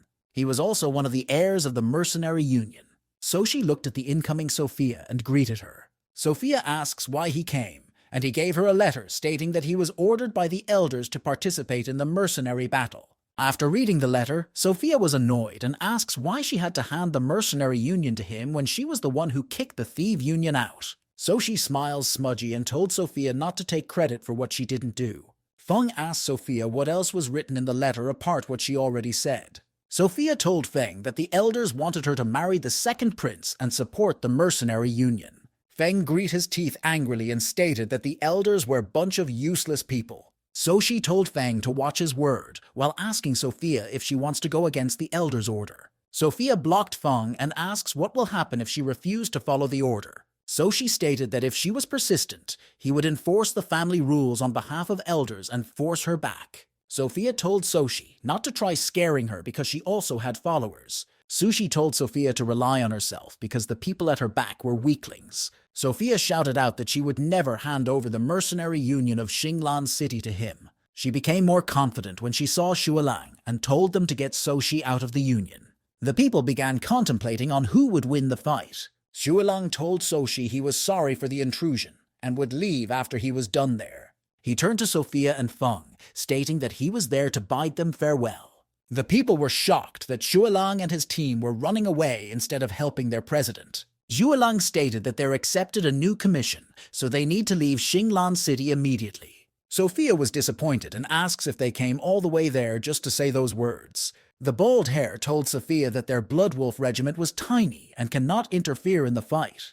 Feng felt disappointed in Shualang and his teammate. Sophia asks if the Blood Wolf regiment had decided to kick them when they are down. Soshi told Sophia to give up since her subordinates have given up on her. Feng and Black patted Sophia on the shoulder and told her that they supported her. Soshi was angry and asks Feng what right he had to interfere in the matter. Sophia told Soshi that Feng can speak on her behalf. Feng told Soshi that the head of the mercenary union can be decided in a duel. He stated that if Sophia lost, the union will belong to Soshi, but if Soshi lost, he would leave. Soshi thought in his mind that it was a good idea.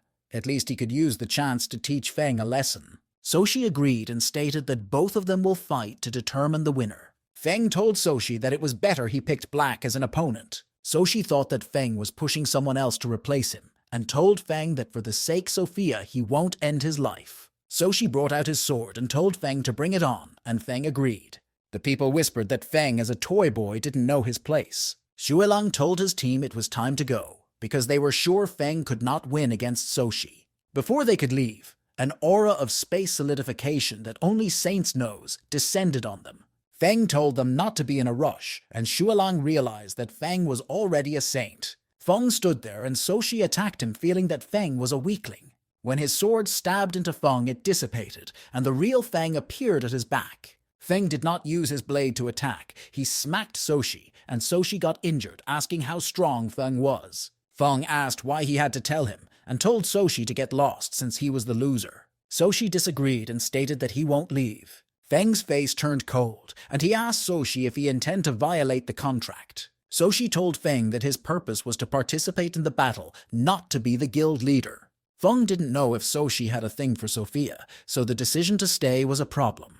Zhulang and the others were unreliable, and Sophia will need the support of a strong mercenary regiment. Sophia caught hold of Feng's hand and told him to let Soshi stay. Since Sophia had spoken, Feng told Soshi that he could stay. Sophia told Soshi to settle his lion mercenary regiment. Then she dismissed everyone.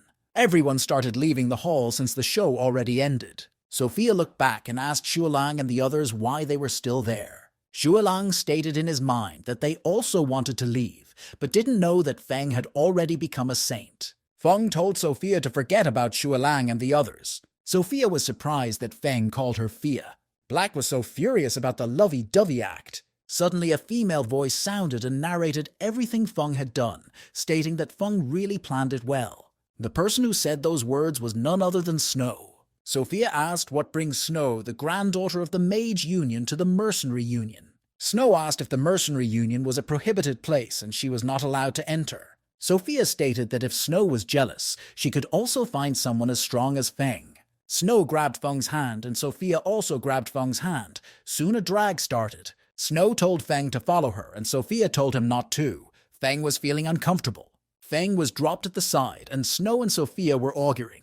Snow told Sophia that the Mage Union were always first every year, and the Mercenary Union was the last. Sophia was shocked and told Snow to get out if she was there to brag. Black was eating watermelon happily and murmuring that women are the most entertaining. Both of the women glared at him, and he was scared into throwing his watermelon away. Feng separated the two girls and asked what was wrong with them. Feng cleared his throat and asked Snow what she wanted to tell him. Snow called Feng and the others shithead, and Feng rebuked her angrily. Snow told Feng that he had already forgotten what he promised and did. Feng dragged Sophia away and told her to ignore Snow. Snow told Feng that he better not regret it if he left. Feng told her that there was nothing to regret. Snow then told Feng that it was about Su Wei. Feng stopped on his track when he heard that it was about Su Wei. Feng appeared in front of Snow and asked her about Weier. Snow told Feng that Su Wei was her junior so she could bring her up. Feng wanted to say that Su Wei had passed away, but Snow interrupted his word. Feng was shocked when he heard that Su Wei seems to be alive. Snow told Feng that at that time, she had used her teacher's scroll to save Su Wei. She brought Su Wei, who was on the verge of death, back to the academy. Feng was surprised that it means only one thing. Snow completed his word, telling him that Su Wei was still alive. Feng remembered the times he stayed with Su Wei. Sophia walked close and asked Feng was wrong. Black was even more confused and asked where another girl came from.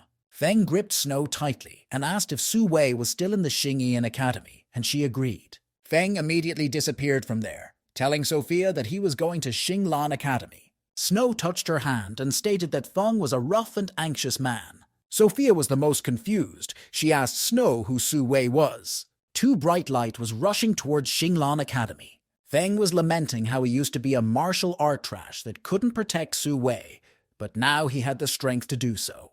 Black told Feng that there was a barrier ahead, and Feng agreed to break in. Both of them hit the barrier, and a huge explosive sound spread in the areas. Teacher Lan Di, who was watering some flowers, was surprised that someone dared to break into Xinglan Academy. Feng and Black broke in and rushed toward where Su Wei was. Lan Di blocked their way and asked who they were. Feng and Black glanced at each when they realized that the man was a saint. Feng introduced himself and stated that he was sorry for barging in. Hearing Feng's name, Lan Di was surprised that Feng was the one distracting Su Wei from cultivating.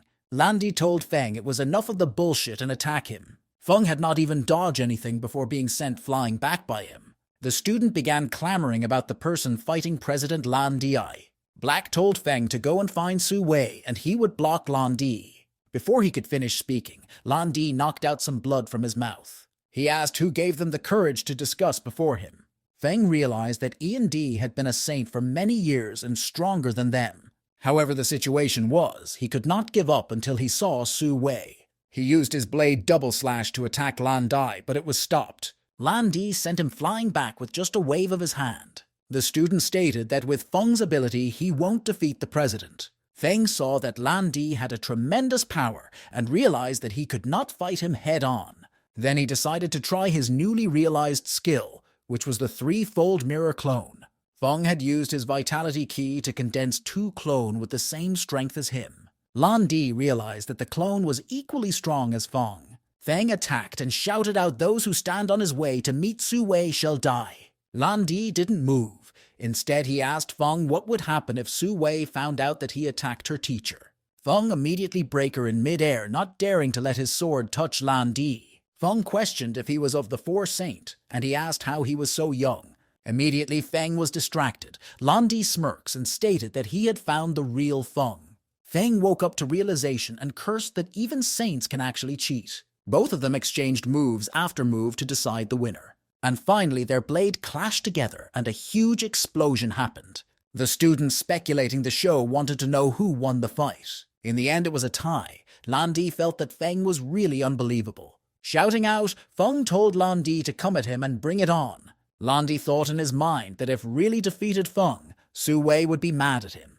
Feng told him he could not stop as he pleased and mess with him. Lan Di told Feng that if Su Wei didn't sacrifice herself to save him, he would not have been so merciful. Then he told Feng that Su Wei was in close-door cultivation to heal her wound, and if he let Feng meet her, it won't do her any good. Feng apologized for his recklessness and asked when Su Wei will recover. Lan Di told Feng he would do his best to cure Su Wei and let Snow inform him when she recover. He also informed Feng that some high rankers were attracted to their battle and are on their way to them. Black told Feng he could feel several people coming their way. Feng promised in his heart that the first person to meet Weier after she recovers would be him. Feng took back his clone and told Lan Di to take care of Su Wei and notify him if possible. Feng also apologized for the losses and stated that he was willing to compensate for the losses of the academy. Lan Di was angry and asked who Feng was calling senior. Feng was confused and told him that senior was the best word to use for a renowned person of many years ago.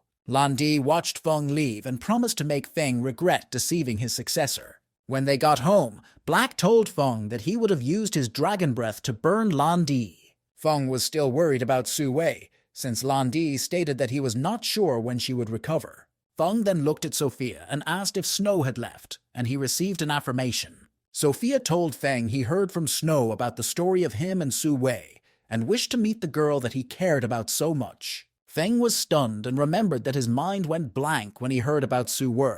Now he didn't know how to resolve the situation. Feng thanked her, but she laughed and stated that he looked so silly. Black came behind Feng and told him that since he was already a saint, the women are nothing, but Feng told him to shut up. Sophia brought them back to business talk and asked Feng if he knew anything about the Battle of the Union. Feng cooled down after Sophia changed the topic and told her that he knew a thing or two. Sophia explained that the Battle of Union was a competition between the major unions, and the battle prolonged the feud between her union and the Thieves' Union. She told Feng that the feud between the two unions started from Su Han, and according to the records, the two fought several battles during the deity battle. However, the founder of the Thieves' Union ambushed Su Han at the critical moment, and the two of them died in the battle. After that, Su Han's younger brother inherited the mercenary union, and the battle went on for thousands of years. Therefore, the Thieves' Union won't give up. Instead, they will definitely use the chance they had to kill Feng and the others. Just as they were speaking, Snow came in with her load and told the servant to move it to the second floor. Feng was confused and asked why she was there. Snow stated that Sophia agreed to let her stay to take care of him in replacement of Su Wei. After hearing what she said, Feng immediately knew that the day to come won't be peaceful. At the headquarters of the Thieves' Union, the people realized that Legu was dead. The elder in golden and black robe asked 4 elders to go and take back what belonged to them. The 4 elders ordered to wipe out the mercenary union were at the peak of 9th tier. The golden robe elder also gave them the statue of the female god Feng fought with once. The golden robe elder told them that with the statue, even a saint will die. At night in Sophia's courtyard, the light was still on inside the house. Feng felt that he was going insane.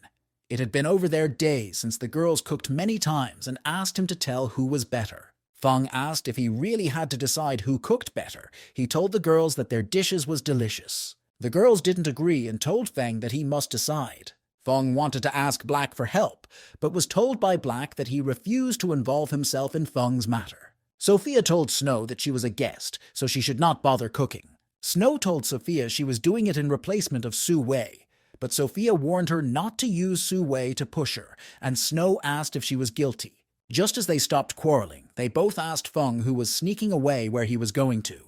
Feng felt that his whole world had been destroyed after the 2 girls told him to come back. Sophia asked what was wrong when she saw his expression change, and he told her that the rat of the Thief Union had finally appeared. He laughed a little and stated that a lot of people had also come to spectate as well.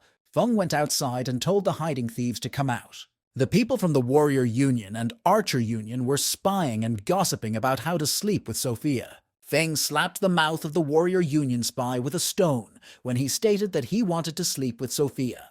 Feng shouted that he would count to 3, and if the spectators did not leave, he would kill them all. Sophia came out and supported Feng's decision, stating that she was not afraid to be their enemy. The Elder Thieves told the Shadow Guards to use their stealth skill and assassination ability to kill Feng. Snow wanted to go and help Feng, but Sophia blocked her way and told her that Feng could settle it. Feng started counting the elders of the Thieves' Union, and when the number reached 3, he prepared to attack. The 3 elders were shocked when Feng used space solidification to lock them in their position. It was then that they knew they were fighting a saint. Even the spy from the Warrior Union was shocked that Feng was a saint. Even Snow was surprised that her instructor was a saint. After locking the elders, Feng told Black that it was his turn to take action. Black blew fire on the 3 elders who were shouting for Black to spare them. The spies from different unions stood up stating that they won't let Feng cause any trouble anymore. Feng exclaimed when he saw that someone slipped away. Before he could move, another group blocked his way, and this time it was the blood-killing guards. The spies concluded that Feng was doomed, since it must be an order from the second prince. Feng calculated the strength of the blood guard and felt that it was going to be troublesome. The leader rushed towards Feng, angrily telling him to go to hell. Feng used his double slash to block the blood guard leader's attack. But Feng was startled when the leader diverted and rushed towards Snow and Sophia instead. Feng immediately used space solidification to freeze the leader in one place. Feng told Black to stop him when the leader broke free from the space solidification. The leader was sent flying back by Black and clashed with Feng's blade. His comrade fell to the floor when he used the blood string to draw energy from them. Feng was surprised and questioned if the bloodstring could cause damage to others. Since that was the case, Feng decided to use his mirror clone to cut off the bloodstring. The Blood Guard leader won't let that happen, so he used his blood energy transmission. Looking at the growing energy, Feng realized that the leader was close to being a saint, so he decided to sabotage his growth. Feng felt that if he was still a newly leveled up saint, it would have been troublesome, but he was not. Feng used his 8-fold attack to destroy the huge energy created by the Blood Guard leader. Feng panted heavily because his attack had consumed too much of his vitality ki. The leader appeared at the back of Feng and attacked him. The two ladies were anxious and shouted for Feng to watch his back. Feng told the leader that he was sorry to let him down, since he still had vitality ki to protect himself. The leader was angry and told him not to be complacent as he expanded his body. Feng had lost his patience, so he slashed and divided the leader into 2 halves. Then the two ladies rushed to support Feng, who had used too much energy. Feng pat Sophia's hair and told her it should be peaceful for some while. Snow was annoyed and called them adulterous couple. Black, who was still single, felt that Snow was cursing him instead. Feng then told the spies who had been watching to go back, so they all left since the show had finished. After Feng saw them leave, his stomach grumbled and he felt hungry. Immediately he finished speaking. The 2 girls served their food at the same time and told him to dig in. In the Dragon Valley, little Jin, who was eating, questioned why Feng had not come to look for him. Then the little dragon had an idea and decided to slip out and find Feng and Sophia. At another place, Arta's forefather asked him if he used the bloodbath order and he agreed. The ancestor asked if he investigated the mission target background and strength before using the order. The second prince told his ancestor that Feng was at most a 9th tier ranker. The ancestor attacked him and stated that a 9th tier ranker cannot wipe out the blood guards. His ancestors advised him to play his role as the second prince and not solely fixate on being crowned the king. The second prince, though discontent, found himself compelled to make compromises due to lack of alternatives. Subsequently, the ancestor instructed someone to extend an invitation to Feng early the next morning. He was eager to discern the prowess of anyone capable of besting the bloodbath guards, meticulously honed over decades. Summoning an earthstone, he promptly shattered it, expressing his desire to gauge Feng's strength. Black wallowed in schadenfreude over Feng's misfortune, relishing the opportunity to jest at his expense. Feng lamented that he had been coerced into consuming 8 meals the preceding night. Black asserted that Feng's intellect was lacking, criticizing his inability to seize advantageous opportunities. When Feng heard what Black said, he angrily attacked him, but Black told Feng that he can't get him. But they were both interrupted by someone who declared that the 3rd prince of Xinglan Empire has arrived. The 3rd prince himself knelt down in front of the 2 and called them his idol, telling them that he is back. But Feng was confused and asked the 3rd prince why he came back again. He told them he came to express gratitude and also represent his father to invite the 2 to the royal palace. Feng was surprised that the king of the Xinglan Empire wants to meet them, so he wondered if he wants to avenge his second son. But his thoughts were interrupted by Sophia and Snow, who told that it is time breakfast. Feng immediately grabbed the 3rd prince, telling him that they should leave immediately. And that a palace Feng said that the royal palace of the Xinglan Empire is majestic. But the 3rd prince said that they got this through exploitation, so there was nothing amazing about it. And Black told them that when he was at the Orc Empire, he could just fight his way in instead of waiting. The 3rd asked if he is that powerful, also begging him to bring him along next time, and Black agreed. After getting to a stone gate, the 3rd prince announced that they have arrived at their destination. The king of Xinglan Empire, Yadi Shinao, laughed and welcomed the protagonist and Black. Black and Feng immediately bowed respectfully and greeted the king, but he told them there was no need for the formalities. The 3rd prince noticed his second brother kneeling on the ground, so he asked him what was wrong. Pretending to tell him to get up, he congratulated his second brother for being out of the picture. The king looked at Feng, saying that he is the talented young man who won the duel with the orcs. Feng thanked the king for the praises, while telling Black he feels like something is off, so he should be careful. The king turned to his son, the second prince, who was kneeling on the ground, and told him to apologize to Feng.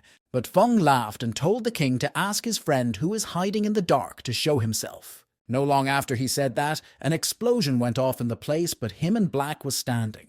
But the king activated his shield ability and protected his 2 sons, as if he was expecting that to happen. After the explosion subsided, an old man appeared amidst the smoke and stood in a dignified manner. Feng realized how strong the old man is and became confused because he thought they were only 3 venerable in that world. The old man immediately said that the reason Feng wiped out his blood guards is because he is already a saint at such a young age. He continued saying that unfortunately talents usually die at a very young age while rushing toward Feng.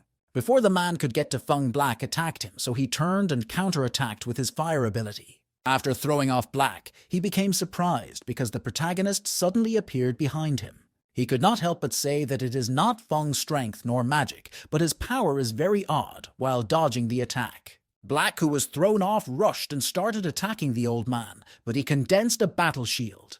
Feng immediately activated his ability, the 8-fold attack, and directed towards the old man's shield. And the old man also attacked with his fire ability, directly smashing most of the building there. The king was surprised that Feng could draw a Tai, their forefather, so he wondered what kind of backing Feng has. The third prince, on the other hand, wondered how he could make Feng and Black stand by his side. The old man knows that if Feng gets serious in the fight, then it would be hard to deal with. But Feng is surprised that the old man could easily withstand his 8-fold attack. Black told him that the old man is at least a 2nd-level saint, but Feng asked what it is. A laugh resounded as the old man apologized to Feng and Black for offending them and caused the start of the battle. But the protagonist told the old man if he thinks they could stop as he please, just because he apologized. The old man acknowledged the fact that Feng has a half-dragon by his side, so he apologized with his name, Yadi Shengzhan. Feng called the old man an old fox in his head and accepted the apology. Black asked in shock if Yadi Shengzhan is the monarch that survived in war and nearly wiped out the entire Orcs empire. The old man told them that it was in the past and continued saying that Feng didn't seem to know about the level of a saint. He agreed, saying that the old man is right because it is his first time hearing of a 2nd-level saint. The old man told Feng that those who newly advance to the saint realm are known as junior-level saint. After that is the 1st-level saint, and Black is almost near to becoming a 1st-level saint. Then there comes the 2nd-level saint. He said he had just become one after cultivating for centuries, and the last is venerable. That surprised Feng, and he told the old man to tell him everything in detail.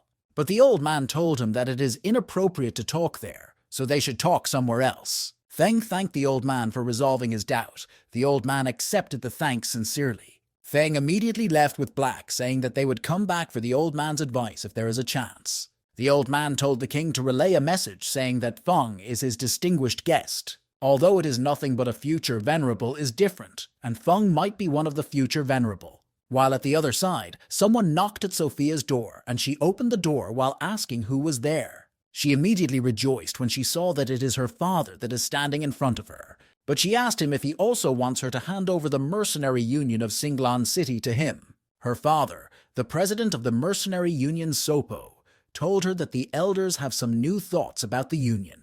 Sophia told her father that they were not strong enough, so what other ideas would the elders have beside playing up to the royal family? But her father told her that he heard what happened in Singlan City. He also asked if Feng likes her. But she asked him when he was suddenly talking about Feng, since he was originally talking about the elders. And her father told her that the elders said that if Feng likes her, the hope you would assist them in the battle of the Union. But Sophia rejected immediately, saying that Feng has already helped her more than enough, so she can't ask him to fight for those meaningless things. Her father told her that the elders promised to make her the next head of the mercenary family if she have Feng join the battle of the Union. Touching her on her shoulder, he reminded her that she had been fighting for the head position for a very long time. However, with her current strength, she can't really fight her cousins over the head position. But Sophia disagreed, saying that if she obtained the head position through that kind of deal, she won't like it. But her father used his authority as a head, ordering her to do everything in her power to make Feng join the battle on their behalf. Sophia was surprised when she had her father order her using his authority as the head, because he had never done that before. And her father told her that if she had any respect for him, she will do according to what he said. Sophia immediately asked him when he became like that, also saying that he promised her mother would leave better if he got the head position. She started blaming him, asking him where he was when her and her mother was humiliated, and when she was forced into a marriage between Artis and her. But her father immediately landed his hand on top of the table, telling her that he had enough of her complaining. But Sophia continued to send that today he stood on their elder's side and treated her as a chess piece. She started crying, asking him if he was really her father, also questioned if he was still a man. And her father immediately raised up his hand about to slap her, by screaming that she should shut up. But someone screamed that he should stop, and his body froze in one place, causing him to be unable to move. Feng rushed towards Sophia and told her not to be scared, but her father realized that Feng is already on a saint level. When Sophia saw Feng, she immediately hugged him while sobbing at his chest. Black, who was hiding under the table, could not help but say that that place is the best place to watch the show. Feng hugged her back while comforting her and saying his mind that she is really stubborn and won't listen. After Sophia calmed down, she released Feng and told him that she was not fine, also telling him to release her father. He snapped his finger, and Sophia's father was immediately released as he trembled after being freeze for so long. Sophia's father told Feng that since him and his daughter have feeling toward each other and the elders would agree to their relationship. But Feng apologizing that he had misunderstood because him and Sophia are not in that kind of relationship. When Sophia had what Feng said, she wondered if he is always thinking about where. Sophia immediately told her father to stop spewing nonsense and grabbed the protagonist on his hand, telling him that they should leave. But Sophia's father told Feng that if Sophia cannot marry him, the elders would marry her off to the Midsummer Empire. He continued saying that that is the elders' intention, and he has no power to object, so he hopes Feng reconsider. But Sophia said that she was going to quit the mercenary family, so the elders should come to her personally if they dare. Her father said that the mercenary union had been in last place for so many years, and if they were still in last place that year, he will lose his position. Sophia asked him what was so good about the head position, also questioning if he cares so much about it. Her father told her that it doesn't care about it, but he cares about her mother, and she needs precious medical herbs from the family to help her recuperate. He continued saying that he knows he is useless, but her mother's life is in their hand, so he has to continue fighting over the head position. He told her that he have had enough of the head position, but not only does he not have power, he also have to bear responsibility, which surprised Sophia. And he also had enough of lowering himself before the elders, but he must tolerate it. And things might be different since she has Feng, who is a saint, and if he becomes the head, the elders will definitely pay her some respect. Black, who was still under the table, could not help but say that the world is much the same everywhere, so how could there be such a ridiculous thing? Feng started considering what Sopo said and told Sophia that they won't lose in the deal, so they should accept it. He then asked Sopo whether Sophia would become the next head of the mercenary family if he participates in the Battle of the Union. When Sophia's father agreed, he told them that he would represent the mercenary union in the Battle of the Union. However, Sopo have to relay a message to the elders that day, better not others to fear around in the future, and they will regret it if they do. Sophia's father immediately agreed, saying that he would send someone to relay that message right away. Feng, watching Sophia's father leave, he wondered what kind of people the elder of the mercenary family are. Sophia apologized to the protagonist, but he told her not to act like a stranger, but her father seems too serious about marrying her off to him. Sophia immediately closed the protagonist's mouth, telling him that she already said her father was talking nonsense. Black already came out and wrote on red clothes that they should have a harmonious love. Sophia started blushing and ran away while the protagonist asked Black what he was saying. He continued telling Black to stop messing around because he should spend more time thinking about who the elders are. Black immediately told Feng that there are many more strong people hidden secretly from other races. So Feng asked if Black think the elders of mercenary family are saint or vulnerable, but Black disagreed. But Feng told him that no matter what, there should not underestimate a saint, because he thought he was strong to protect himself before, but that didn't seem to be the case. He continued telling Black that he was going to cultivate close door for some time to see if he could break through, so he would leave the house matter to him. Black yawned, telling him to go ahead, also saying that humans are troublesome and being a dragon is better, because the more he grows, the stronger he'll get. But Feng ignored him and climbed up the stairs, saying he would inform Sophia first before going into closed door, as he wondered if he should also inform Snow, because if Ware comes out while he's cultivating closed down, Snow could notify him. He immediately walked towards Snow's door and knocked on it, but everywhere was quiet. So he opened the door and entered, wondering if she is not around, so he decided to leave her a note. But what he saw surprised him. He didn't expect Snow to like cute stuffs, and it is beyond his imagination. Snow, on the other hand, who had just come out of her bathing room, freezed when she saw the protagonist inside her room. A scream could be had with resounding throughout the mansion, and the sound of someone being slapped. Feng was surprised because he wasn't given a chance to react and was pushed outside her room with a hand mark on his face. Sophia, who came out after hearing the scream, asked Feng if he likes to peep on girls bathing. Feng immediately started weaving his hands while blushing. Tell her that he doesn't like doing such. But Sophia told him that he should have told her because if he likes it, she could do it any time with him. Feng immediately ran away, saying that he was going to cultivate closed door while weaving goodbye to her. Finally, in his room, he sat silently saying that all of his power comes from the Huaxia internal martial arts. However, the moves he has awakened are all shattered, so he was going to try cultivating a set of move. He went through moves that he could use, such as immersing the ki into the cinnabar field and learning through the techniques. He started gathering it as blue light shined around him and some of the energies going toward his dantian. But he suddenly woke up because he felt something dropping like water in his dantian. He could not help but wonder what is going on and when his vitality ki turned into liquid. And compared to gaseous vitality ki, liquidified vitality ki is clearly more majestic. He wondered if it could be that vitality ki is gradually going to condense into a liquid. But he was suddenly surprised when he saw the fishes of Tai Chi, so he wondered if it is because he started learning Tai Chi. He immediately tries to calm his ki and clear his spirit platform, also stabilizing his cinnabar field. He noticed that his vitality ki has become thicker enough for him to cast the 8-fold attack 6 times, and even stronger attacks. However, at the same time, the liquidified vitality ki is harder to control, and it is like a puddle of water. But he knew that something like that shouldn't have happened. But in that case, he decided to try out his wind ability. It turned out to be effective, so he moved on to try moving an entire lake so that he would see the outcome. As he was trying to move an entire lake, he saw that it worked, so he screamed that he did it. The king and Weir S-Master could not help but say that Feng already managed to break through as they watch him fight. On the stage, the protagonist was fighting against his opponent. He activated his imprisonment ability. The audience who were watching his battle against his opponent could nothing help but say that he has reached the saint level, while the opponent Feng is battling against was screaming that he should have mercy on him. As the battle went on, a voice going hard telling Snow to be gently because she was pulling the old man's beard. Feng turned and immediately knew that the old man is the vice president of the Mage Union, and he could resolve a saint's spatial imprisonment. The old man immediately told Feng and his opponent to stop fighting for his sake. Feng's opponent agreed, but continued saying that the Mage Union is the head of all unions after all. But he turned and told Feng not to become complacent just because he is already a saint, or he would easily lose his life. And that pissed off Feng as he tried to attack the man again, but was stopped by Sophia.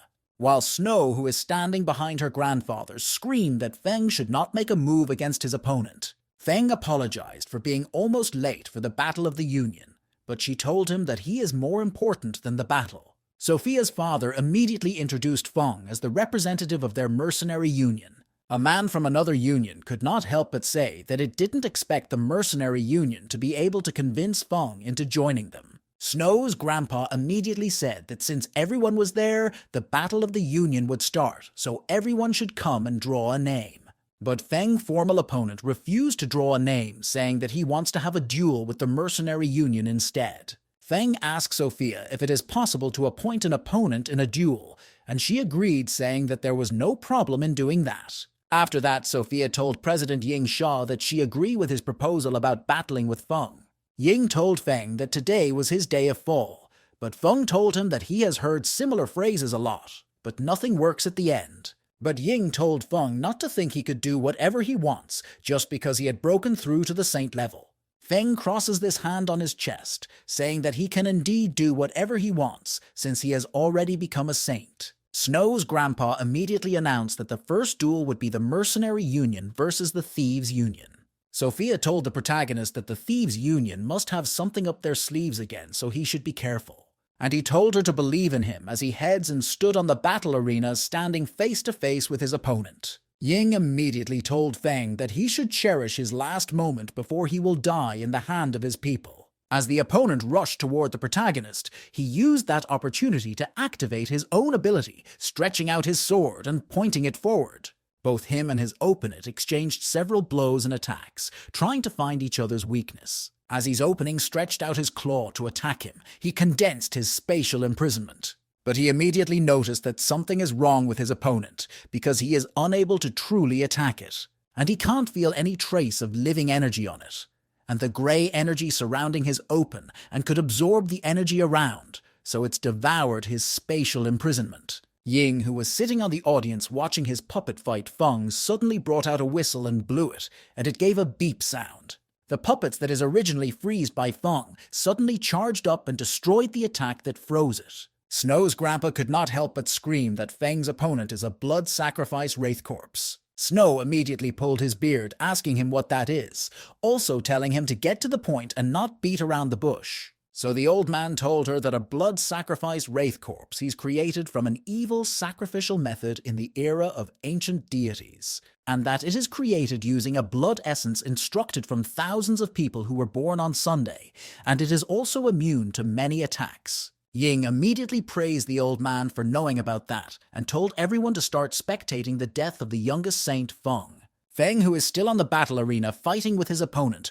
realized that it could also teleport. When the wraith corpse appeared behind Feng, it attacked immediately, not giving him time to react. Snow, who saw this happen, could not help but scream out in concern for her instruct, so that he would be careful in the fight. And Sophia herself also screamed out to Feng with deep concern showing in her eyes. As Feng battled with his opponent, he realized that the wraith corpse has pure and terrifying power. But he never backed down. He pointed his sword in the direction of his opponent, saying that he would like to see how tough it is. He started attacking his opponents repeatedly, using his quadruplet attack ability. But when he slashed it with his sword, he realized that it could even devour his sword aura. And its body is hard as steel.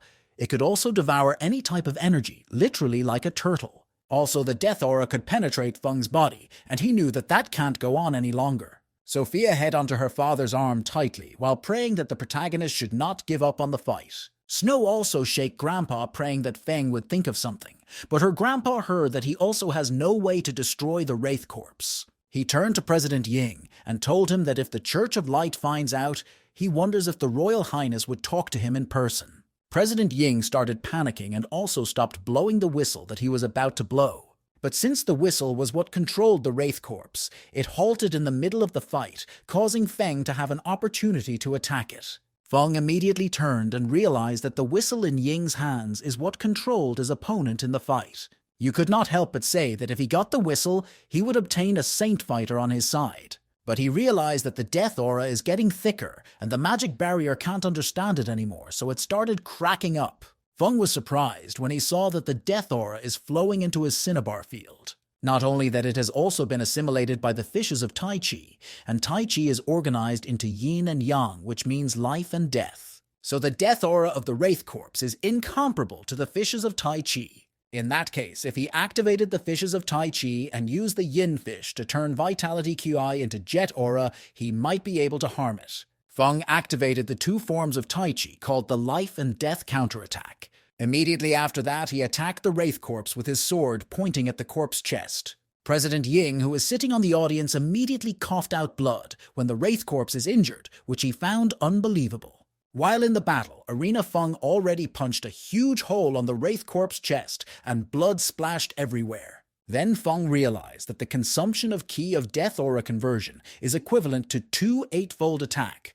It is also very powerful, but Han's high consumption rate. President Ying immediately rushed to attack Feng, saying that he dare to kill his wraith, so he will kill Feng for that. But Feng suddenly disappeared from his original standing spot and appeared in the air with his sword rise up. He then slashed President Ying to death, not even giving him time to resist. Only the whistle was left. After killing President Ying, Feng stretched out his hand and caught the falling whistle. He then named the move he used to kill President Ying the Slash of Life and Death. The mercenary union whom stated that Feng is representing immediately rejoiced of their victory. Feng jumped down to the ground and told Vice President Nicholas that he may announce the results, while the people in the Thieves' Union kept saying that Feng dared to kill the President Ying Sha. But Feng told them that his opponent was supposed to be Ying Sha and life and death doest matter in a duel, so there's no problem with him killing Ying. Snow on the other side kept pulling her grandfather's beard and telling him to hurry up and announce the battle results. Her grandfather immediately announced that the winner of the duel is the mercenary union. Sophia rushed and hugged Feng, saying that she was scared, but it is a good thing that he won the battle. Sopo rejoiced, saying that they finally got back at the thieves' union and even killed Jing Sha. Many other unions there started coming to Sopo, one after another, to congratulate him on his whining. The thieves' union called Feng, and he turned and asked them if they want to take revenge for their dead president.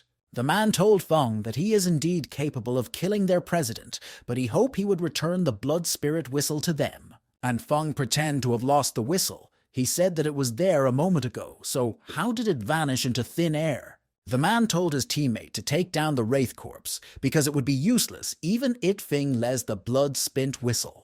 But Feng blocked their way, saying that the blood sacrifice Wraith Corpse is his loot from the battle. They immediately told Feng to wait until their forefather came for him before leaving. Feng could not help but say that it seems that every family has an old saint hiding in the dark as an ancestors. Snow's grandpa immediately continued the duel, saying that they should draw a name since they are the only ones left. Sophia heads towards Feng, telling him that both of them should go and rest somewhere else. On the resting place, Snow brought some food for Feng, telling him that he must be tired so he should have some the snack. As he was about to take another bite, Sophia asked Snow if she was there to impress Liu Feng, with a sly smile on her face. Snow told her not to misunderstand, also saying that she fed those foods to pigs, then asked Sophia if she wanted some. Her grandpa was shocked when he heard what she said, so he wondered if he is one of the pigs since he is eating one of them's snacks. Feng decided not to eat the snacks, or Sophia and Snow would fight each other at any moment. He told the two ladies that there would be more duels, so he should nurse himself before the duel. As he was cultivating silently inside a room, he had no idea Sophia is kneeling in front of him and admiring his face. But he suddenly opened his eyes and saw Sophia's face. Both him and her became startled. Because Sophia was starting, she almost fell backward, but Feng grabbed her and she fell on top of him with a thump. Sophia immediately stood up and said that she came to inform him that it is his turn in the duel. Feng scratched his hair and asked Sophia who he would be fighting with in the duel. And she told him that it is the last round and he's going to be fighting against the Mage Union. She smiled and told him that the unions there drew surrendered, so they only have to face the Mage Union. Snow's grandpa turned to Feng and said that it must have been hard for him to train Snow, so he is thanking him for that. Feng smiled politely at the old man and accepted his thanks sincerely. When the old man saw how sincere Feng is, he told him that he looked forward to Feng enlightening him. But Feng told him that there was no need for the duel, because the mercenary union surrenders. The old man was surprised that Feng surrendered for the mercenary union, so he turned and asked for President Sopo's approval. But President Sopo said that Feng speaks on their behalf, and they are more than satisfied to be in the second place. The old man then announced that the first place of the Battle of the Unions is the Mage Union. Feng asked Sophia if she blames him for deciding on his own. She disagreed, saying that he already helped them more than enough. However, he surrendered for Snow, so she feels a bit sad about it. But Feng told her that he thinks their mercenary union currently does not have the capability to be the head of the unions yet. Sophia immediately asked if it is so, and the old man announced the second place as the mercenary union, while the third is the warrior union. But someone fell and crashed on the floor behind Feng, and he turned around to see who, and A turned out to be Black. Black, who crashed and cracked the floor, told Feng that he must avenge him. He told Feng that Lan Di said that Weir had fully recovered, but he ambushed him when he was unguarded. But what caught Feng's attention is the fact that Black said Weir has recovered. At the entrance of the Jinglan Academy, Feng asked Sophia if she is done with preparing a gift. But Sophia asked him why he's in a hurry. She questioned if he intended to break into the academy again. He told her he wished he could, and also asked her if she really is not coming with him to the academy. And Sophia told him that he is going to meet Weir, so why should she have to go along with him? Feng wanted to complain, but Sophia told him that everything is all right, so he should start leaving. Black, who was behind Feng, asking if he doesn't think they prepared too many apology gifts for Lan Di, and also told him to store it on his space ring. Feng told him that he put the Wraith Corpse inside the space ring, but Black complained that Lan Di beated him, yet he still have to carry those apology gifts. So Feng comforted him by saying that he would pay for all of Black's shoujo mangas, and Black immediately agreed. When they got to Xinglan Academy, many people were saying that they most get into the academy. Some young ladies were looking at President Landi's statues and saying that he is so handsome and their ideal boyfriend. Finally, Feng and Black got to the inner courtyard entrance of Xinglan Academy, while still carrying the gift. But before the both of them could pass the entrance gate, they were stopped by one of the female disciples. She told them that outsiders are prohibited from entering the inner courtyard, and if they like to take a look at the president's statue, they could do it outside. Feng immediately introduced himself and told them that he came to visit President Landi. But the female disciple laughed as if she heard a joke. She then asked Feng if he is a martialist trash. Also pointed at Black, saying the Feng came with a weird-looking and ugly man, so they are not worthy to meet the president. Feng asked her why she can't speak nicely, but she said they were lowlives and don't deserve it, so they should get lost. Feng realized that President Landi purposely assigned her there to stop him and Black. Snow, who was passing by, heard the female disciple and told her to go and reflect on herself for insulting others. When the three girls ran off, Snow apologized to Feng, saying the girls are quite spoiled. Feng told her that it is all right and she doesn't have to apologize on the girls' behalf. She told him that teacher Landi asked her to come because he was worried that Feng wouldn't be able to compensate again if he broke into the academy. After Snow took Feng to see where she left, Feng immediately hugged Where the moment he saw her. He started crying, saying that he is glad that she is really alive and kept repeating that she is alive. Remembering all their memories together, he vowed that he will never let her get hurt again. But they were interrupted by teacher Landi, who asked Feng if we could let go of his student. Feng took the gift from Black and told Landi that they are apology gifts for offending him before. Landi became angry but accepted the apology gift and told Feng not to call him old sir again. Where, who saw that her teacher is angry, so she went close to him and told him not to be angry. But he angrily left, saying that now that her lover is there, he's not important anymore, so will leave first. Snow then said that she will take Black to his room just to also excuse herself. But Black said he is not tired and does not want to miss out on the touching scene of the reunion of lovers. And Feng looked at Black in a terrifying way, asking him if he really is not tired. Black knew Feng is indirectly sending him away, so he agreed, saying that he would take his leave. Finally alone, Feng wondered what he should say, but Ware suddenly held his hand. Ware told him that she's been cultivating closed doors for so long, so let them take a stroll around the academy. As they strolled, she said that when she woke up, she was already back in Xinglan Academy. Feng could not help but say that he should have killed the person in a painful way. Two girls that are passing by started gossiping about Feng and Ware and saying the Feng is not worthy of her. Wire, who heard, then became sad and withdrew her hand, which was currently holding Feng's hand. But Feng held her hand tightly and asked the girls if they were looking for Ware, which caused her to blush. The girls waved their hand, apologizing for interrupting the two people. Ware told him that he is already a saint, so why is he still acting like a child? And Feng told her that he shows others how strong and powerful he is. But she is the only one who knows everything about him, so how could he hide his character for her? He suddenly remembered that he has something that belongs to Ware, so he decided to return it to its owner. It turned out to be her hair tie, the one she used before the accident she encountered. Feng told her that it is the only thing that was left behind by her, and he is scared that he will lose her again. Because ever since that day, he has been fantasizing that he is still living with her and Grandpa. So he blamed himself for being so weak back then. Otherwise, Grandpa wouldn't have died. Wire told him not to blame himself, also telling him that he had already avenged Grandpa. And if Grandpa knows what he has achieved, he will definitely be proud of him. Feng immediately imagined his grandpa telling him that he had done well, so he would leave Ware in his care. Ware placed her head on Feng's shoulder and asked him to tell her what happened all that while she's not around. He told her everything, so she told him that it is already late and asked if he wants to stay the night in the academy. She also told him that she has her own room so he can sleep in her room too. He agreed, blushing. But Ware's teacher Landi suddenly screamed, saying Feng could stay at another building. Feng became disappointed that he would be able to stay in the room with Ware. But she grabbed his hand, leading him to the direction of the water, saying that she has a gift for him. She took him and they stepped on the water and started walking on it. Then she told him to close his eyes. Not thinking much about it, Feng immediately agreed to close his eyes in front of Ware. Wire grabbed him and made the two of them fall into the water, and she kissed Feng, who started blushing. Feng could not help but think that if it is a dream, then he doesn't want to ever wake up from it. Because in the past, before he met Ware and Grandpa, he was ridiculed and had no one to rely on. Until he died in his world and came to that world, he met her, Ware and Grandpa. Wire was the first girl to treat him with utmost sincerity in that world.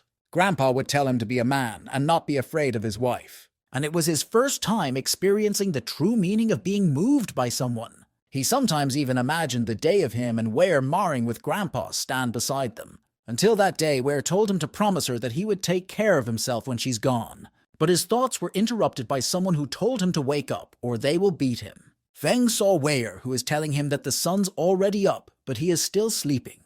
But he suddenly grabbed her on her hand, causing her to fall on his chest. He then hugged her, saying that he will never let her get hurt again, and he will never leave her side. She asked him what happened, and he told her that he had a dream which reminded him of their past. He leaned close to kiss her, but teacher Landi immediately screamed that Feng should try it if he dare, also destroying the building that Feng was staying on with Wire, but Feng is fast enough to protect Wire. After placing Wire on the ground, he asked President Landi if he is out of his mind. But Landi told him that he hasn't even brushed his teeth, but he wants to be intimate with his student. Feng asked if Landi isn't afraid of hurt Wire, and he told Feng that his attack will automatically dissipate when I come contact with her. Ware told him that her demeanor as a saint will be affected if he throws such a big tantrum early in the morning. But Landi angrily told her that she would never know what Feng will do to her if he came late. He then turned to Feng, saying that he has his eyes on Feng, but Feng is fully ready and stared back. Landi told Feng to pay for the cost of the dormitory, but Feng replied that Landi is not making any sense. So Landi asked him if he couldn't afford to pay for the dormitory, even though he is a saint. Feng agreed to pay, but said that since Landi destroyed his room, he will sleep in Wire's room. Ware told him to stop arguing and pushed Feng, telling Win to go and wash himself up.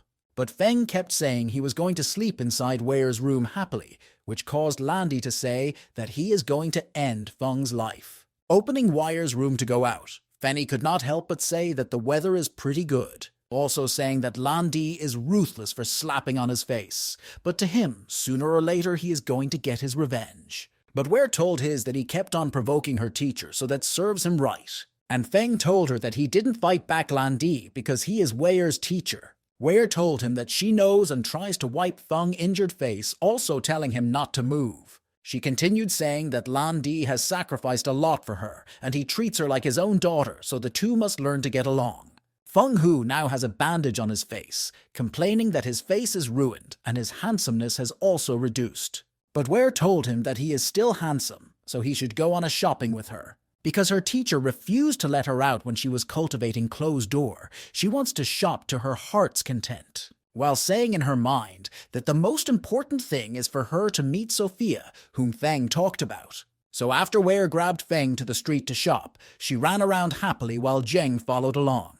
She pulled Feng into one of the groups that sell clothes and started pointing at the dress she wanted, but Feng is attracted to one of the clothes. He could not help but have a nosebleed on imagining Ware wearing the clothes. Wire entered the changing room and changed into a wedding gown which amazed Feng, but she made him dress in a lady's cloth while laughing at him behind his back. After shopping for clothes, Ware went and bought a flying magical beast. Feng, who is close to the beast, got struck in his head by the beast. As the eagle-like creature carried the two up, Feng and Ware sat there silently enjoying the calm breeze. After getting down from the creature, Ware continued running around on the street, so Feng asked her if she's not tired from all the running. But she told him that she isn't tired because she haven't been so happy for a long time, and she thanked him for being by her side. And Feng partner on her hair, saying that there is no reason for her to thank him, but she made a funny face and say that he's stupid. Feng, who is carrying what they bought, asked where they will go and also asked if they should go back to the college. Wire told him that she doesn't want to go back to the college, but her name was suddenly called by a red-haired boy. Senior Luo Kai continued asking Wire who Feng is and what her relationship with him is. People started surrounding them and gossip and saying that Luo Kai has been pursuing Wire and learned that she is with another man. But Wire gave him a dangerous look, saying that all her business has nothing to do with him. And Lu Kai told her that he has been chasing her for a long time, but she actually opening hangouts with a trash Feng. Lu Kai looked at Feng, telling him that if he wait for him to attack, his life will be worse than death. Feng smirked and told Lu Kai that his tone is not bad, but he would like to see his power. But Wei told Feng that it is inconvenient for him to fight since he's holding things, so she would take care of it. She rushed to Luo Kai and attacked him, sending him flying backward with blood coming out of his mouth. After that, Wei asked him how many times he has chased her, also saying that next time it won't be as simple as getting injured. Feng looked at the defeated Lu Kai. I was amazed at how fast Wei defeats the red-haired guy. Wei then turned to Feng, telling him that they should go, but to the mercenary union instead of going back to the college. At the other side, Black is sitting down crossed-legged and reading his shoujo comic and also eating watermelon at the same time. He then turned to Sophia and Snow and could not help but ask if women are competitive because of the game they were playing. Feng, who suddenly came in, caught they are playing Tool and said that he taught them badminton to let them exercise, not fight themselves to death. The two ladies rushed to Feng, and Wei waved at them, asking how they are. Snow suddenly changed direction and rushed to Wei, ready to tell her how much she missed her. Sophia immediately held on to Feng's hand and told him to personally introduce Wei to her. Feng started blushing because of how she held his hymn, and also became unable to complete his words of introduction. But Wei gave her no chance by holding Sophia's hand and personally introducing herself as Wei. She also continued thanking Sophia for helping her take care of Feng during the time she was injured. Feng, who is standing at the side, could not help but say in his mind that he had been waiting for a long time to be together with Wei.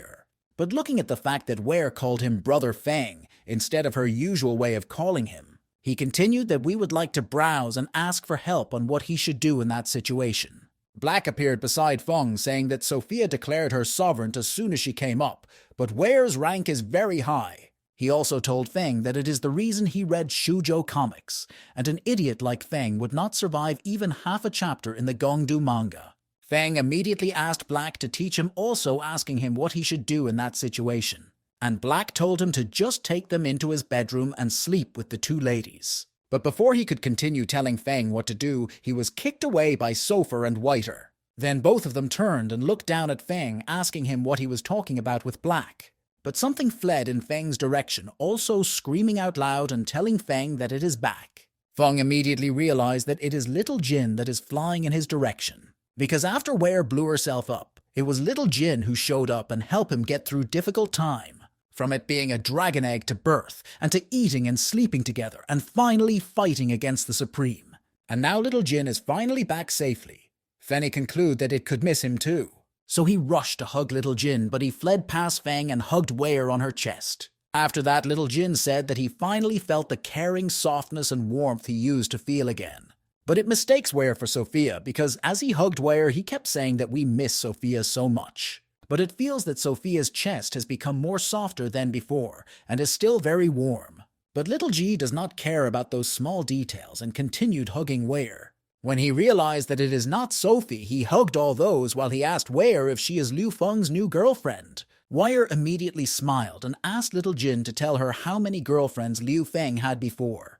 Little Jin said that they are a lot, such as Sister Fell, Sister Snow, Snow Wolf King's daughter. But Snow disagreed, saying that she not Feng girlfriend. Feng grabbed Little Jin and covered his mouth, telling Wei not to listen to Little Jin nonsense. But Little Jin suddenly burst into tears and started telling Liu Feng that he missed him so much. And Feng told Little Jin that he didn't believe him, so Little Jin tried to explain that he really did miss Feng.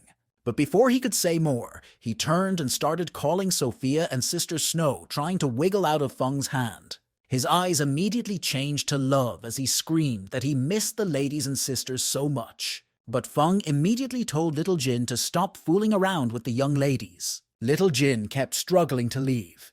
Feng's embrace, saying that he wants a beautiful sister, so Feng should let him go. Wei asked Feng what kind of person would bring up a child like Little Jin. And Feng immediately threw Little Jin away, telling Wei that dragons are naturally lustful, and that is the inherent attribute of Little Jin's bloodline, so it has nothing to do with him. He continued saying that he is the purest successor who grew up under the red flag and learned the 5 principles and 4 beauties. Wei told him that she had wanted to accompany him tonight, but since he is pure, she better go back to the academy. Soon after, she said that she slapped her checks and asked of herself what she is talking about. But Feng told her that there's something he had been forgetting to mention.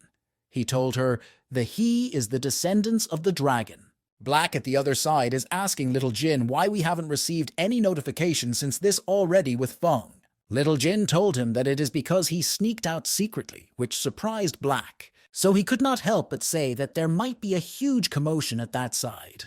At the place where Little Jin ran away from, Yate and other dragons are having a discussion, saying that Big Dragons is just disappearing.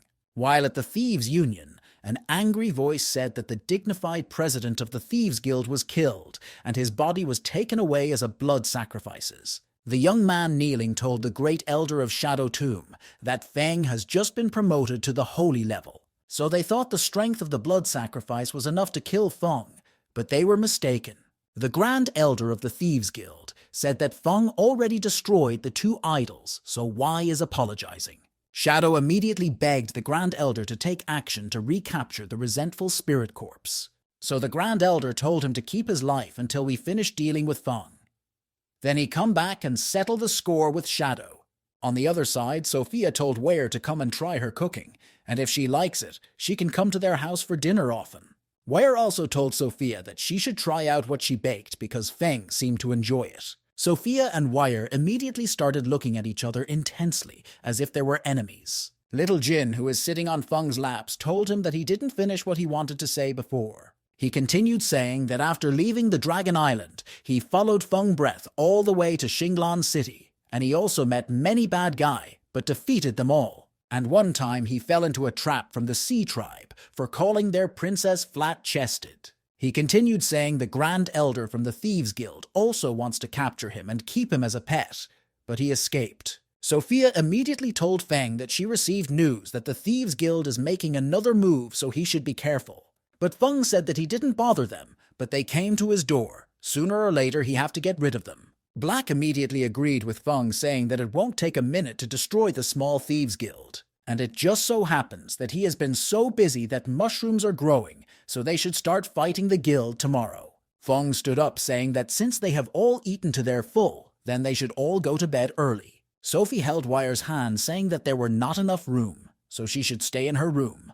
But as for her, she has matters to deal with about the union affairs, and she'll just sleep in Feng's room. Wire rejected, saying that she will sleep in Feng's room since she already agreed to stay with him. Feng agreed with Ware and told Sophia that Ware want to accompany him tonight. Sophia became sad but still agreed, and she tried to cover up her sadness as though nothing happened. Little Jin rushed to Ware, disagreeing with the arrangement by saying that she haven't accompanied him yet. But Feng grabbed him and threw him at Black, telling Little Jin to sleep in the same room as Black. He then held Ware on her waist and jumped away so that the two of them would go and accompany each other. Finally, Feng and Ware are alone in Feng's room, but he became nervous, wondering what would happen that night. As they were about to get intimate, something suddenly banged on the door, so Feng asked who. The little dragon outside told him that Master Yate has sent him a message, so Feng should come and receive it. Feng could not help but scream angrily after the little dragon messenger interrupted him and Wire. When the mana crystal is dropped, Yate appeared, saying that Little Jin sneaked away and His Majesty Long Yan was furious, so he guessed that Little Yin must have gone out to find Feng. Then he let the dragon messenger come and find Little Jin as soon as possible. Feng remembered the last thing Yate said, which was for Feng to remember to get up and pee, so he became pissed off. Yate continued saying that Little Jin would suffer if he doesn't break through in time, so he hopes Feng would bring him back as soon as possible. Not only that, but His Majesty, Long Yan, the Dragon King, also wants to see Feng. Feng could not help but wonder why the king wanted to see him, so he asked Yate if it was because of Little Jin. When the mana crystal expired, Yate waved at Feng and telling him that they would meet on Drayson Island. Feng smashed the mana crystal with his leg when he heard Yate repeat that he remember to get up and pee. After smashing the crystal, he said that him and Yate are at odds with each other. Putting that at the back of his mind, he stretches out his hands and tells Ware that they should go back to the room. But she ran and told him that she will go to bed herself, so he should go and squeeze in with Black. That surprised Feng. The next day, Sophia and Ware were in the kitchen making breakfast, while Feng and Little Jin were still in bed sleeping, not caring about their sprouting. But Feng suddenly woke up and kicked Little Jin away from his body and started calling Sophia. So Sophie rushed in, asking him what was wrong while carrying a pot of soup in her hand. She suddenly turned and saw a man kneeling with blood dripping down from his face. She realized that he is a member of her father's guard. She asked him why he hadn't returned to his family and is all injured. The guard told her that they encountered an attack by the Thieves Guild on the road, but something happened to the clan leader. Sophia immediately grabbed him on his shoulder and asked him what happened to her father. And the guard told her that after her father he was seriously injured by the Their Guild. Their capture him. Because of what the guard said, Sophia, who was shocked, dropped the plate of soup and asked how that happened. Feng appeared behind her and asked her what happened, and she told him that her father was attacked and kidnapped by the Thieves Guild. She started tearing up and turned to start asking Feng what they should do. But Feng told her not to worry, and that she should leave it to him, and he will definitely bring her father back. He called Black and told him that they should go. Black agreed immediately, and said that his hands are already hungry. But Wire stopped them, saying that she would like to go with them, since it might be too dangerous. Feng disagreed, saying that him and Black are going to fight the Saint-level warriors from the Thieves Guild, so it is too dangerous. Ware told him that it seems like he thinks she is a burden after he advanced to the hold level. But Feng told her that not what he meant, that he was just afraid that she would get hurt. And Ware told him that she knows, but she can't always be protected by other. She continued saying that she's a saint recognized by Teacher Lan Di, and now she is also a dignified 9th-level powerhouse. Sophia thanked her for wanting to help, but crunched her for say that she is also going.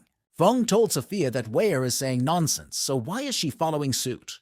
He told her that the Thieves Guild is so dangerous to the extent that she can't even protect herself. Wire immediately comforted Sophia, saying that she should not worry about her father, because she will definitely bring him back. After hearing everything they said, Sophia agreed, saying that she would wait there for them to come back. Black interrupted, saying that they would be back in 2 days, so why are they talking as if they would never come back? Feng told Ware that they would go together, but she would have to listen to everything that he said. Little Jin started running after Ware, saying that she told him to protect her, so she should want for him. Ware agreed and carried up Little Jin, who was carrying a backpack filled with snack. Sophia watched them leave and felt lonely because she had wanted to go with them, but is not strong enough. Feng and the others traveled to the Thieves Guild after one day at the city in the Thieves Guild. Inside a hall, Shadow told his Grand Elder that everything has been done according to his instruction, and that Sopo has been imprisoned. Once someone comes to rescue him, the shadow-killing array will activate and the idol will be triggered. The Grand Elder asked about their other preparation, and Shadow told him that he has prepared it, and even if a saint is not dead, they would be crippled. But he could not help but ask the Grand Elder if they really need to spend their money on someone who just became a saint. And the Grand Elder told him that he lost the corpse of blood resentful spirit sacrifice, so haven't he learned his lesson yet? However, he hopes that Feng will use the blood sacrifice of the resentful spirit corpse to deal with him. And at that time, he could use the mother whistle to seize control and counterattack. He could not help but laugh. But just then they heard someone say that it is polite of them for telling him such an important news just after he arrived. The Grand Elder of the Thieves Guild was surprised because he didn't even notice any breath at all. Putting that at the back of his mind, he immediately activated his ability and attacked the house rooftop. Feng and Black immediately jumped away, and Feng said that the Grand Elder is cruel. The Grand Elder told Shadow that Feng is worthy of being the youngest saint in the mainland, and his speed is much faster than he could imagined. But unfortunately it goes faster than it came. He jumped up and started attacking both Feng and Black. After landing several blows, Black told Feng that the Grand Elder is at the 2nd level of the Holy Order. Feng could not help but say that the attack that seems to be a casual blow is actually his full attack. But that Grand Elder suddenly used his space ban ability to appear beside Black, about to stab him with a knife. When Feng saw that, he immediately rushed towards Black to save him from being stabbed by the Grand Elder. Not long after he dragged Black away, the Grand Elder's sword struck the air. Feng immediately told Black to go and rescue Sophia's father and leaves the Grand Elder to him. Seeing Feng activate his mirror clone that has the same strength as his main body, the Grand Elder could not help but say that it is a good idea. But it is a pity that it means nothing to him, so he activated his own ability to destroy Feng's clone. He activated his own shadow clone and it rushed toward Feng's mirror clone, which surprised Feng. The two people fighters exchanged several blows together without finding each other weakness. Feng immediately activated his sword ability and attacked the Grand Elder and struck him to the ground. Concluding that he got the Grand Elder, He wondered where the Grand Elder's Blood Shadow clone is. He then turned around and noticed Black and the Shadow Blood clone following behind him, so he told Black to be careful. Black, who had not noticed the Shadow Blood clone that is holding a dagger about to stab him. But before he noticed, he is already stabbed beside his chest, so he coughed out blood. And immediately he transformed into his dragon body and say that he will kill the Grand Elder. He turned around and attacked the Shadow Blood clone with his liquid fire, which shocked the owner of the Blood clone. Black then slumped to the ground, but Ware and Little Jin were hiding at one of the building there. Ware comforted Little Jin, saying that the Dragon Clan is thick-skinned, so they should wait a little before acting.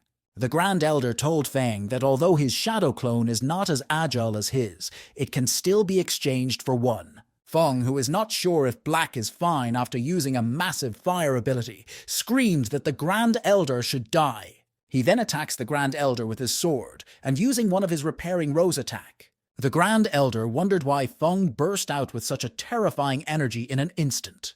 But Feng did not give the Grand Elder a chance to counter his attack by using his chill violence and injured the Elder. That attack destroyed some rockin' building, causing the new president of Thieves Guild, Shadow, to call out for their Grand Elder. When the surrounding area calmed down, the Grand Elder could be seen in the air with his clothes tattered. The Elder said that he was just a little bit close to dying from that attack the protagonist unleashed at him. But it is a pity that it didn't. He said that as his blood started pouring out of his body like a red energy, soon his body started evolving and transforming from a normal human color to a red blood color. After that, his body finished evolving into a monster form. He told Feng that he actually forced him to use that form. He gave a creepy smile, saying that he is going to eat Feng alive, but Feng acted as if he didn't hear the Elder. Feng attacked the bloody-colored Grand Elder with his mirror clones, and they stabbed the Elder's wing. But the Grand Elder easily eliminates all of Feng's mirror clones, as if they were nothing. But the real Feng immediately appeared behind the bloody monster Grand Elder and stabbed it on the chest, and said that he also thinks it's great for him to trade 2 of his clones for 1 to make himself stronger. The Grand Elder that had been stabbed on the chest started falling from the sky. Shadow, seeing his Grand Elder falling, rushed toward him and catgut him before he could hit to the ground. As he carried his Grand Elder, he could not help but say that his Grand Elder was defeated so quickly. But Feng would not let them escape, so he activated another sword skill, saying that the skill will completely destroy them. And Shadow told his men to prepare the demon breaking crossbow and use it to attack Feng. All his men immediately set their demon breaking crossbow to point at Feng's direction. Immediately, Shadow told them to shoot. They all shot their arrows at the same time. Feng, who is surrounded by arrows, realized that those crossbow arrows could actually interrupt his storm's charge. So he immediately created a space barrier to protect himself from the crossbow arrows' massive power. But he found out that not only can the arrows break the space barrier, it can also ignore his body protecting energy. Shadow told Feng what the arrows were specially prepared for him, and it could break all magic and fighting spirit, laughing that it is ironic that the youngest saint will die in his hand, but Feng ignored him and kept slicing the arrows. But he realizes that using brute force is too exhausting and he won't be able to last for long, and he doesn't know what to do. And LC pierces the mystery ability, suddenly struck Shadow from the Thieves Guild in his forehead. Immediately after that, Shadow turned into an ice statue and braked into pieces. It turned out to be Ware who had been hiding. That killed Shadow and also created an ice wing for herself. She turned to Feng smiling and told him to let her help him a bit. All the men from the Thieves Guild tried to run away, but Ware froze all of them with her ice ability. They were all stuck after being frozen inside the ice, and they know they would be creaked into pieces. And Ware soon said that they should break, and all the places the frozen broke into pieces with the people inside. Feng could not help but say that it is a nice ability, and Ware asked him if he thinks she's awesome. He pat her on her head, saying that she's the most powerful, and Little Jin jumped up and down, saying he is also powerful. He told Feng that it was him who lent his power to Ware, and she became so powerful. Feng told them that it was not the time to celebrate, so they should go and see Black, while going to find Sophia's father. The Grand Elder on the other side is angry that Feng has destroyed his Thieves Guild, so he wants to drag Feng down with him. He started forming a killing array to trap both Feng and Ware, then they would die together. But Feng remembered that it is the secret technique to summon the goddess from before. The elder told Feng not to think that everything is over because he would bury Feng with him as he brought out a statue. He started enchanting that the desperate howl to scream under the shadow. But as he was about to continue his enchantment, a purple light suddenly appeared around the goddess statue. Feng told him that when he was talking nonsense, he seemed to have completed the sacrifice. He used the soul power contained in the blood to communicate with the remaining breath of the statue. When the Grand Elder heard Feng, he disagreed with what he said, saying that it is impossible. He immediately started calling for the sacrifice to activate, but only his red energy lingered in the air. The statue in Feng's hand rushed out of his hand, which confused him because he is the holder. And a great purple light shines, blinding everyone around that area for a few seconds. The Grand Elder also covered his face with his hands and started asking what was going on. A portal opened and the statue goddess came out of the purple portal while walking gently. The goddess asked why they always choose when she's sleeping, but because the soul power is tempting enough, she has to come. She suddenly paused when she saw Feng. She told him that they meet again. Fenny told Ware that the statue lady is the goddess he told her about when they were in Singlan Academy. Little Jin could not help but say that although the goddess is a bit scary, but she is very beautiful. The goddess turned and thanked the Grand Elder for calling her because she happened to have a grudge against Feng.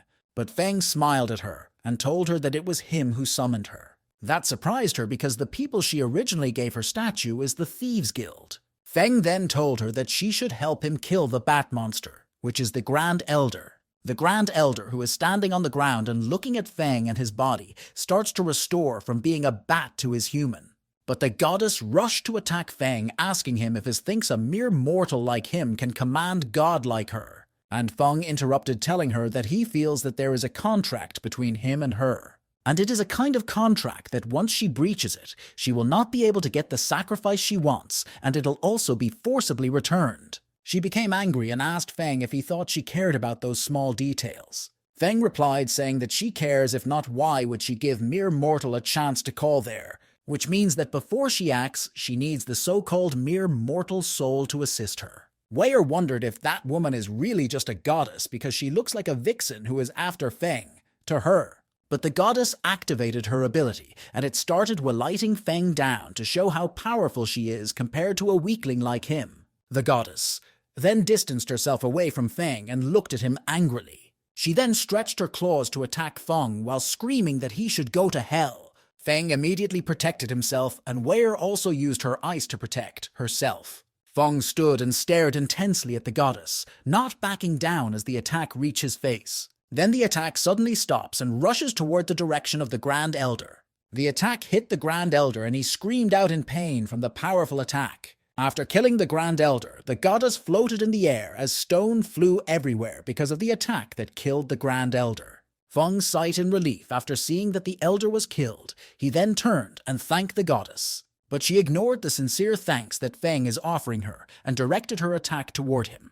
Her intense attack affected both Ware and Feng, not giving them chance to guard themselves properly. Little Jin immediately activated his ability, saying that he will protect Ware with all his power. The goddess rushed to Feng and started attacking him, but Feng dodged each and every of the goddess' attack. And the goddess stared down at Feng while saying that he should wait till she comes back for him. And it won't be long before she comes to Feng herself. By that time she will devour his soul. But before she could leave, she was stopped by Jung, who told her that his brother was injured, so he wondered if she is able to save him. But the goddess told him not to push his limit because she can kill him at any time if she wants. And Feng stretched out his hand, saying that he would add another soul power to the one he is supposed to give. Only after hearing what he said did she turn around and ask him who he wanted her to save with her healing ability. Black, who had been unconscious, suddenly opened his eyes and there was a dried blood stain on his mouth. After waking up, he screamed that he is going to kill the Grand Elder, who had used a sneak attack to injure him. Ware asked him if he is feeling okay after waking up, but he asked her what was going on. Little Jin suddenly jumped on top of Black's head and asked him if he was still in pain from his injury. Black saw that his injuries are all treated, but what puzzled him is that he was attacked by a sneak attack. So how is he fine? As for the goddess, she told them that since she has already healed Black's injuries, she would leave first. When Black saw her, he could not help but ask if she is the same as that old statue person they fought the last time. The goddess became angry when Black called her old, so she asked him, "Old, what did he call her?" Ware tried to appease the goddess by saying that Black was saying that she's beautiful and also thanking her for helping him. But the goddess told them that if the space channel hadn't been closed, she wouldn't have come down to collect soul power. Feng told her that since it's a transaction, maybe they could have a long-term cooperation. The goddess said in her mind that there are not many statues left of the original god, and Feng's soul is alluring. She told Feng that although she doesn't know where he got her idol, but there is a price for sacrificing soul power. She continued that the soul is an aspect that even gods need to pay attention to, and when the contract is completed, he will know the consequences. She then turned and told Ware that although her soul is incomplete, still very tempting, so Ware should wait a little longer, then she would come for her. After saying her last word, the goddess disappeared into the purple portal in front of her. Feng held Ware's hand and asked her why the goddess said that her soul is incomplete. He questioned if she's hiding something from him. But before she could answer, Feng suddenly dropped to the ground and started sweating and trembling on the ground, and Ware could not help but ask him what was wrong with him. Black carried Feng on his back, saying that they should go back to the mainland quickly to check what was wrong with Feng. But Waiter, who is standing beside them, suddenly coughs out blood and holds onto her chest tightly because of the pain. Little Jin immediately started powering Ware with his ability to help her hold on for a little bit before they got to the mainland. Black could not help but say that those two are truly a match made in heaven, and even their injuries come in pairs. He carried the two unconscious people on his shoulder and started going back to their place for treatment. Feng, who is unconscious outside, appeared inside his inner conscience, but he started wondering where he is. He stood up and looked around, and everywhere is white and desolate, not a single life except standing him. And he realized that he is not at the Thieves' Guild headquarters, so he wondered how Ware is doing. But he suddenly heard a voice, and if the voice of the goddess, and she is complaining that Feng is not a good person. Feng walked to the direction he heard the voice coming from, which is the purple portal in front of him. He put his hand inside the purple portal. After testing, he finally decided to enter the portal. In a room that is purplish in color, and a circle portal at the corner of the room, and a figure could be seen coming out of the portal.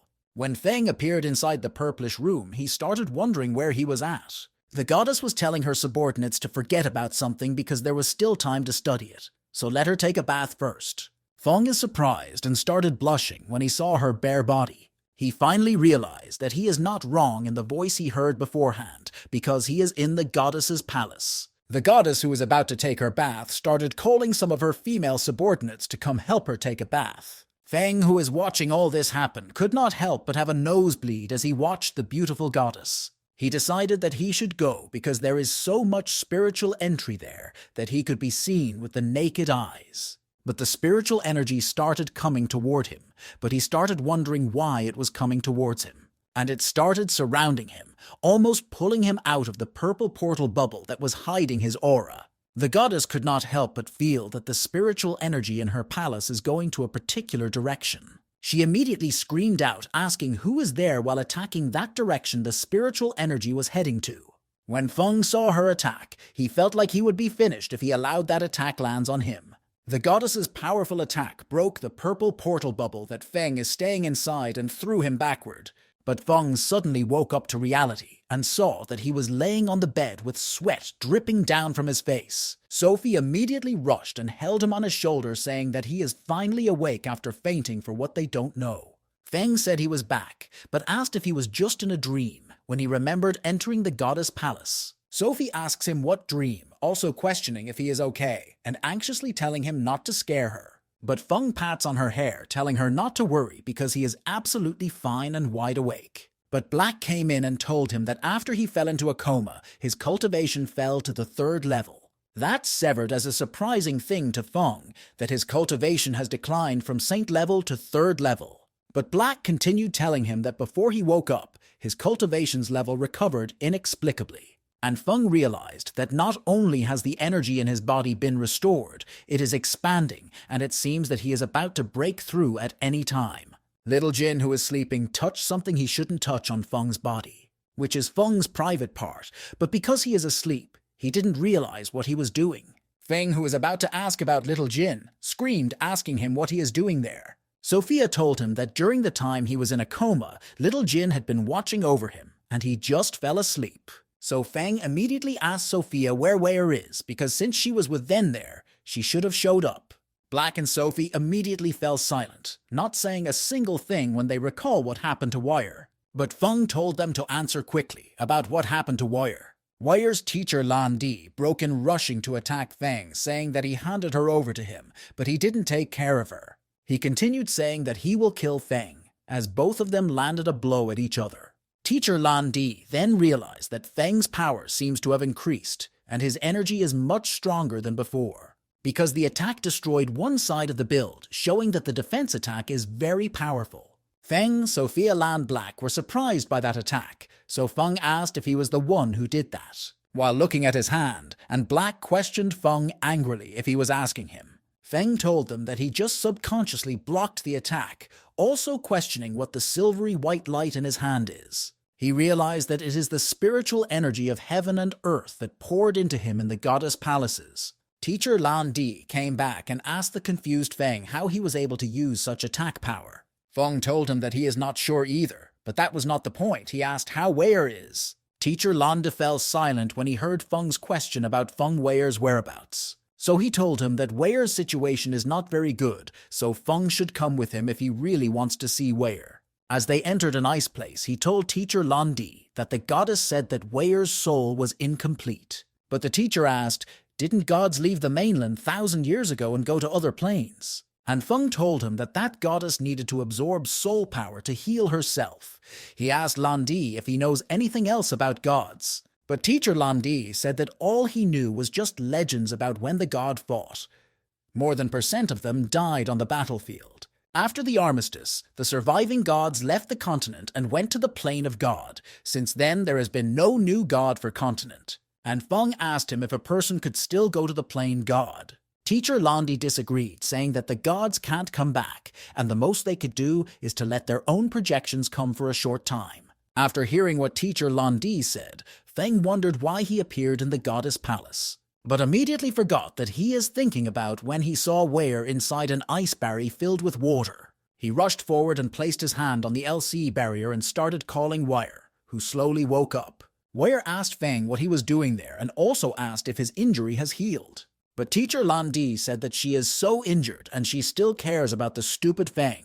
But Ware told her teacher that she is the one who is careless, so she can't blame whatever happened on Brother Feng. Feng, who is clueless about what happened to Ware, could not help but ask Lan Di what happened to Ware. He told him that although Ware saved her life after she blew herself up, her soul was also damaged, resulting in unstable physical condition. Feng asked Ware why she didn't tell him, and she replied that it not that she doesn't want him to worry. It was because she wants to be by his side all the time.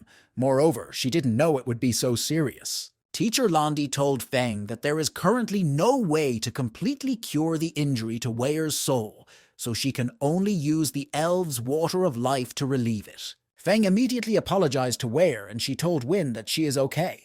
Lan Di said that nothing good happened to Ware when they are together, and he wants to separate them, but he changed his mind after seeing the punch Feng made. He continued saying that legends have it that there is a place where the gods fell, the lost paradise of gods, and there may be a way to cure Ware there. Feng said that as long as he can save Ware, he will go to the plane of God to find treatment for Ware. But he wondered if the goddess in the gods' plane have a way to treat Ware, but he no longer have a statue of God. Lan Di told Feng that God's lost paradise may be more dangerous than God's plane, because it is the cemetery where the gods fell tens of thousands of years ago. Legend has it that countless souls of gods have wandered there for thousands of years, and monsters that feed on it learn various unknown dangers. And countless powerful people wanted to enter God's lost paradise, but they never came back. Ware told Feng that her injury only needs to be nursed back to health in the elves' water, so he doesn't have to go.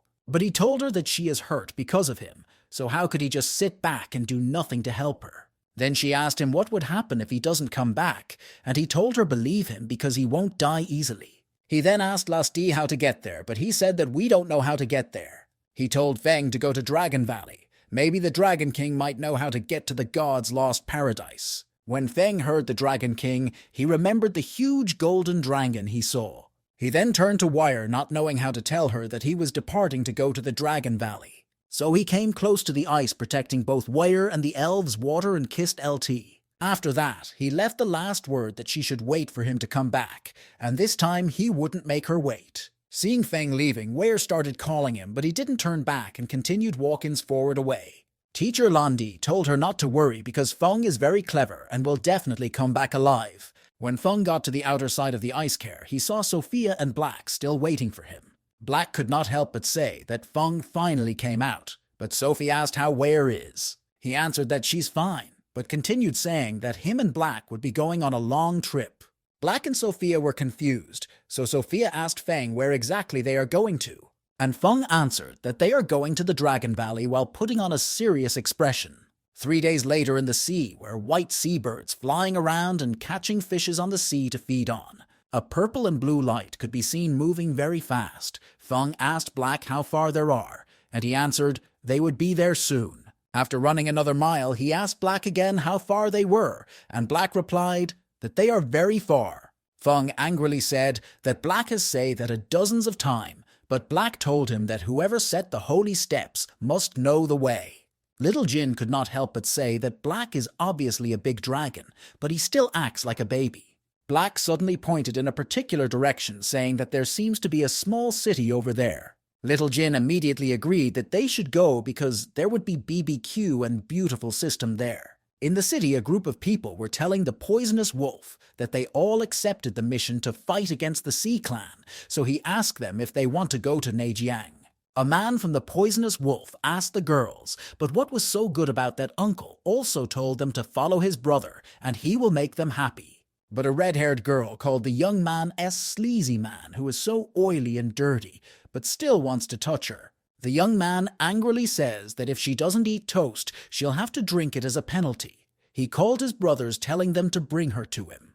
But a leg could be seen out of nowhere, flying straight at Poisonous Wolf. It turned out to be Feng who attacked the Poisonous Wolf and knocked him and his people all down. He then turned to the other group, telling Brother Kenzie that he hasn't seen him for a long time. All the men with Brother Kenzie immediately recognized form and started welcoming him. Brother Kenzie hugged Feng, saying that he didn't expect to meet him in Tia High Empire. Feng told him that they made an appointment to meet at Star Blue Empire before, but he already left when he went there. Brother Kenzie said that it is fate they met again, so he decided to introduce Feng to his new members. He introduced Maid Schweeb, Huor as 5th level's thief, and the priest Saint Lotus Leaf. Feng immediately waved a hello greeting to the 3 young ladies that were introduced to him. Schweeb, the red-haired girl, also greeted him back, while calling Feng a handsome boy.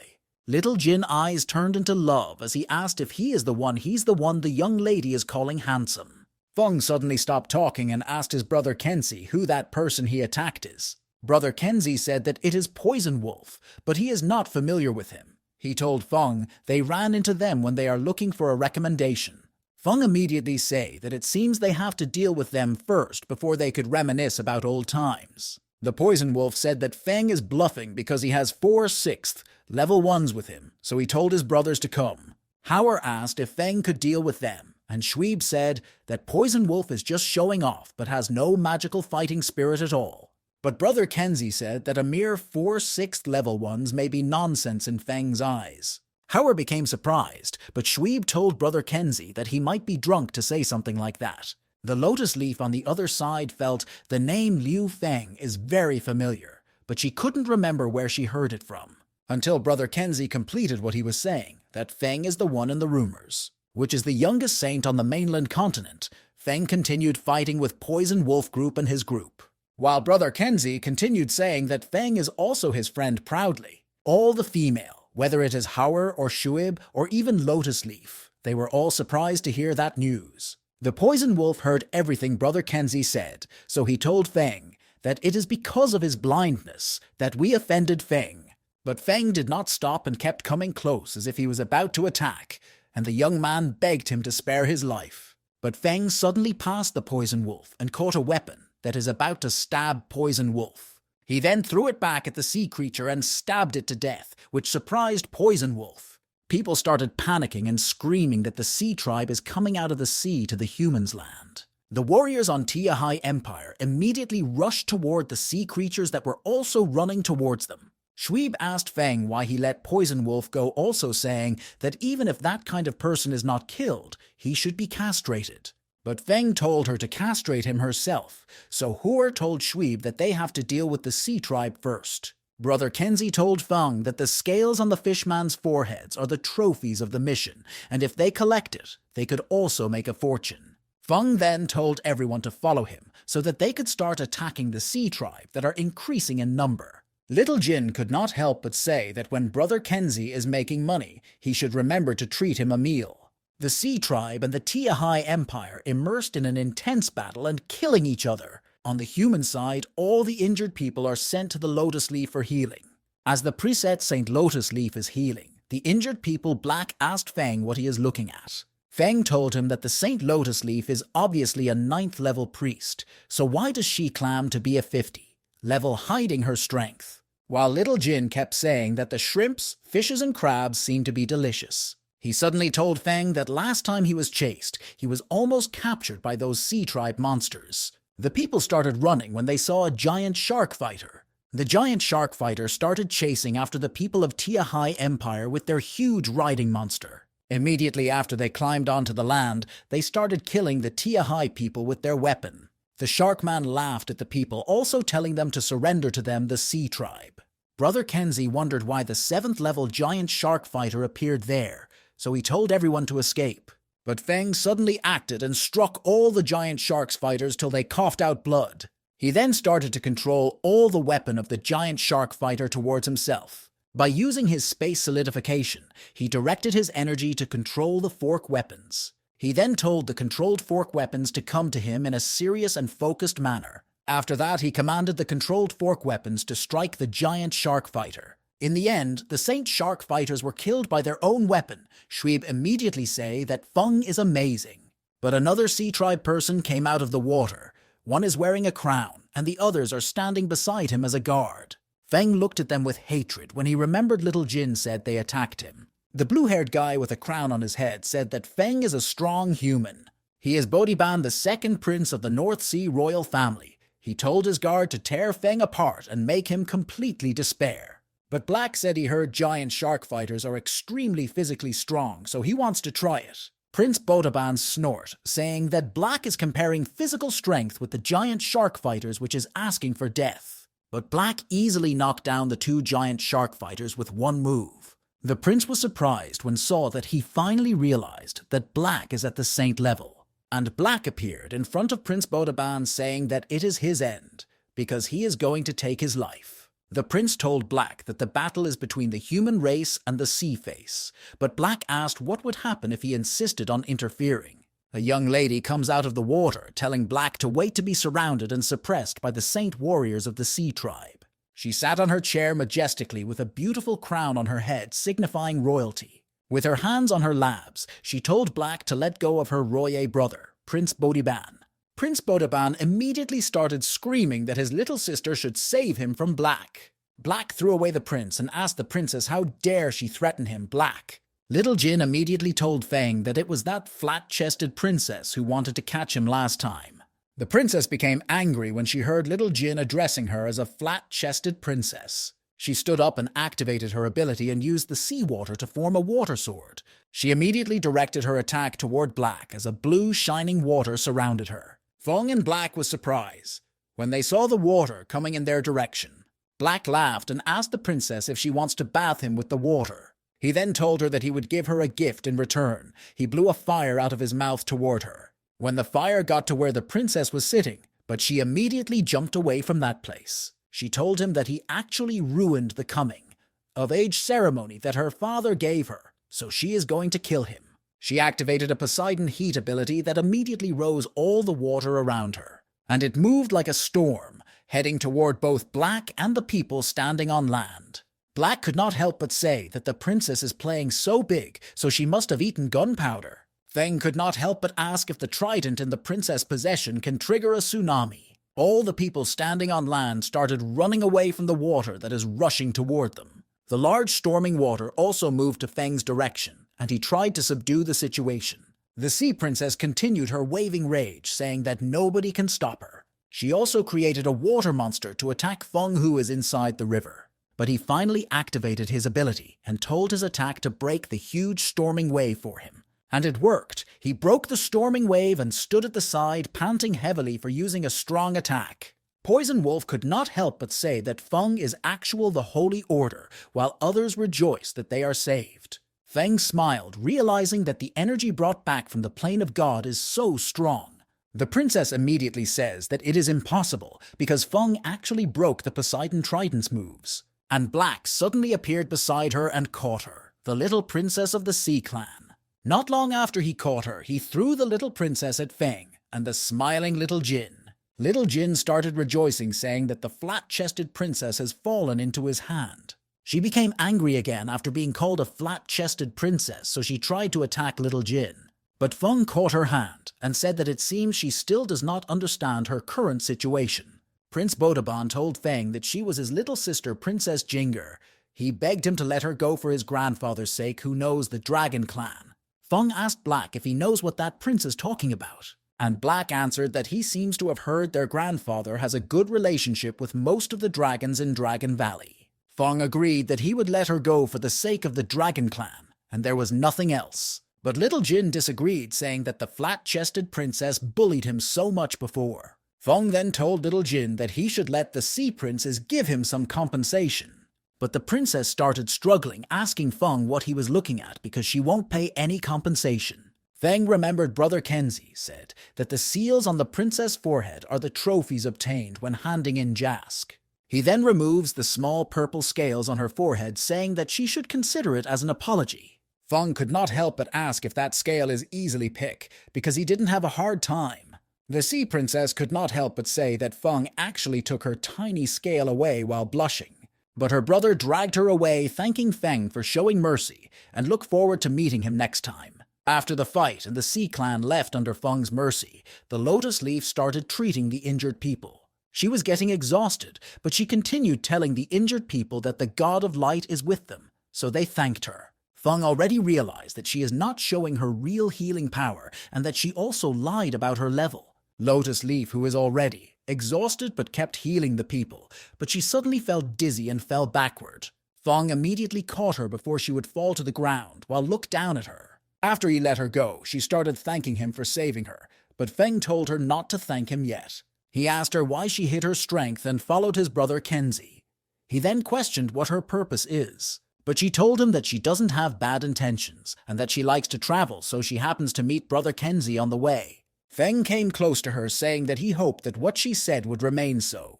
So Lotus Leaf asked him why he's so mean to her. She continued saying that there's nothing great about the Holy Steps, because her father is also a saint. Feng touched his nose and said that it is because we care about brother Kenzie. But the Lotus Leaf told him that he can't just doubt people while calling him an unmannered Kwai in her mind. Brother Kenzie suddenly called Feng, saying that he is getting better and better in doing his own thing. Little Jin immediately said that Brother Kenzie said that he would treat them to a meal after the battle. But Brother Kenzie disagreed, saying he didn't say that, so Shweeb decided that she would treat everyone a meal. At the end, she could not help but shed tears when she saw the bill of everything Little Jin had eaten. Feng stood up and hugged Brother Kenzie, telling him that he is about to leave. After they part, Brother Kenzie immediately waved farewell to Feng and his partner, and they returned it by waving back. While the Lotus Leaf is still angry with what Feng had told her before, so she said she is going to remember him. As Feng and the others continued their traveling through the sea, Feng started sneezing. So he told Little Jin and Black that Ware must be missing him, and Little Jin asked why he didn't sneeze. Was it that nobody miss him? But before Feng could answer, Little Jin, a water came out up the sea and splashed him on his body. He turned around in a fighting position and asked who was there, while Little Jin was shaking the water out of his body. The amount of water coming to Feng's direction increased, but Feng started dodging them one after another. Little Jin immediately said that the dodging is very fun, so Feng should quickly hide from the water. Feng on the other side is wondering why the water is acting up because the water column is very slow. Black, who has been bathed by the water, told Feng to stop hiding because there's nothing there could do about it. But Feng begged Black to stop teasing them in their current situation. Feng suddenly stopped talking. Then he asked if the island is alive because he felt something move. The thing Feng felt moved again, and it looks like stone with life in it. Feng was about to ask the silent Black what that thing is, but he was shocked when it came out in full. It turned out to be a sea creature of a turtle joined with a phyton. Feng could not help but scream that thing is the mystical beast called Xuanwu. An old man who is gently rubbing his bears appeared on top of the mythically beast Xuanwu, and he told Black that it has been a long time since he came to play with him. But Feng interrupted them by asking the senior if he is the legendary beast Xuanwu. The senior could not help but say that Feng also knows about that, so he asked if Feng is from that world. Feng wanted to ask the senior how he knows. He decided against it, as asked if the senior knows. The senior started rejoicing, saying that he is right. Both of them held hands as if they were lost sibling who just found themselves. The senior then told Feng to come closer to him. He told Feng that he is sealed at the sea by some gods, and even if his soul leaves his original body, he can't even leave his body behind. Feng bowed and said that a junior like him has met his senior. The senior told Feng to follow him, and he won't have to explain himself to a gentleman. Feng asked if the explanation the senior mentioned is the Chan Jiao that explains the teaching and intercepts the teachings. The senior agreed, saying that when he traveled through time, it was during the time called the period of becoming a god. He suddenly stopped talking and said that Feng should play a few games with him as he draws the card he's holding. Feng then asked in shock if there was poker during the conferred gods period. Black told him that the senior only used it to relieve his boredom. As a result, the old man was completely addicted to it. As Black was explaining things to Feng, the senior was busy drawing the blue cards he is holding.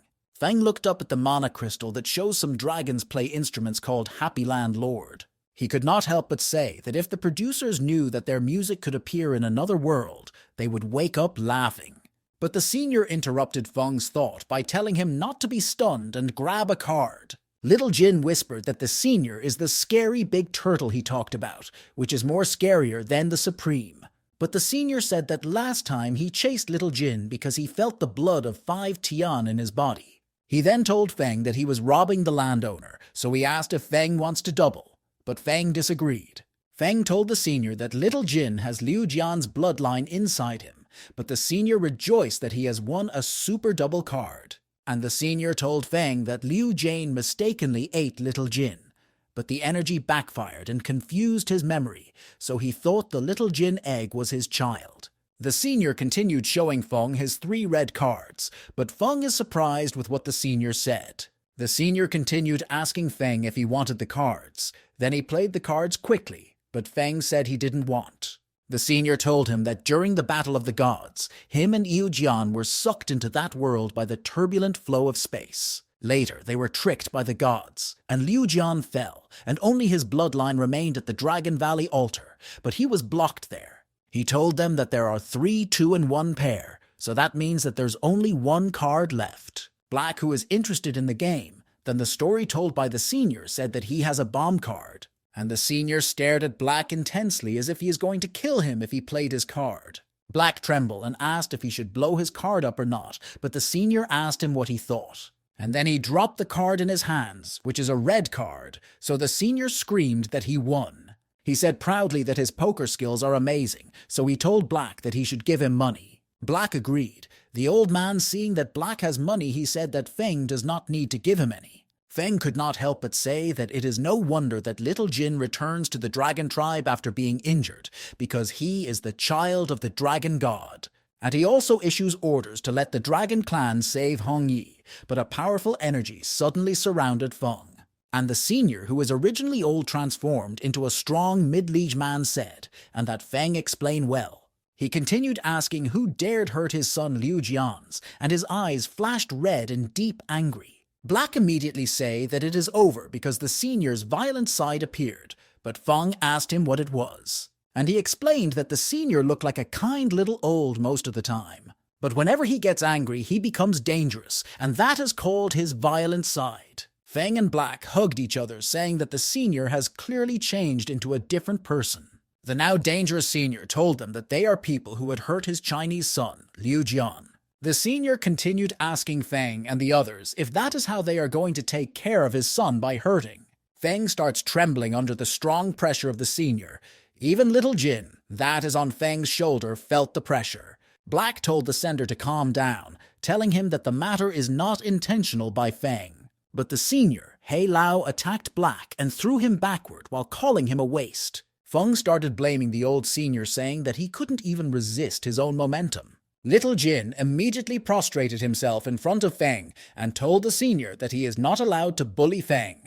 But the old senior used one of his black magic ropes to tie Little Jin and telling him to stay still. He then turned to Feng and told him that from then on Little Jin will follow him. But Feng disagreed, saying that Little Jin can decide who he wants to be with, and Little Jin agreed. But the old senior increases the amount of energy of his black magic rope and said that Little Jin doesn't deserve to choose. The black energy started hurting Little Jin, so he started crying out in pain, and Feng screamed that the old man should stop. But Little Jin suddenly transforms into his golden dragon form and destroyed the black rope. After doing that, he rushed to the old senior about to attack after him. But the old senior carried Little Jin on his hand, and Little Jin repeatedly called him a bad guy. The senior said that Liu Jian worked so hard for Little Jin, and he would be so angry that he would crawl out of his coffin if he hurt Little Jin. He then hands Little Jin back to Feng, telling him to take good care of Little Jin for him. Now carrying the already sleeping Little Jin, Feng could not help but say that the old senior character changes too quickly. The old senior, who is now back to how he was told Feng that children can play with whoever they want, so lenient. Black finally came out of the water and told the old man that Feng was only at the 9th levels at that time, but his opponent was a supreme powerhouse. The old senior could not help but ask how a mere supreme bee could be called a strong person. He then held Feng's hand, telling him that he should not be offended because he was sick a moment ago. Feng told the man that it is indeed his lack of strength that he failed to protect Little Jin. He promised that it will never happen again. The old man suggested Feng practice in his body, and he will definitely be able to make further progress within 2 months. And those energy have been condensed by him over countless years and become gentle in nature, just good enough for his practice. When Feng felt the surging energy from the old man's body, could not help wonder what would happen if he practiced with it. Feng thanked the man but told him that he has urgent matters to go to, which is the Dragon Valley. But the old man told Feng that those decisive battles he is about to have will last until dawn. But Feng apologized, saying that he has urgent matters and it is also related to Little Ji, but he will come back next time. And the old man started complaining, saying that Feng would say that, but definitely will not come back. But Feng apologized and told the old senior that he has something he wanted to ask. He asked if there was any way to heal the injury of soul loss. The old man said that he has contributed to a fight, but can't do anything to heal.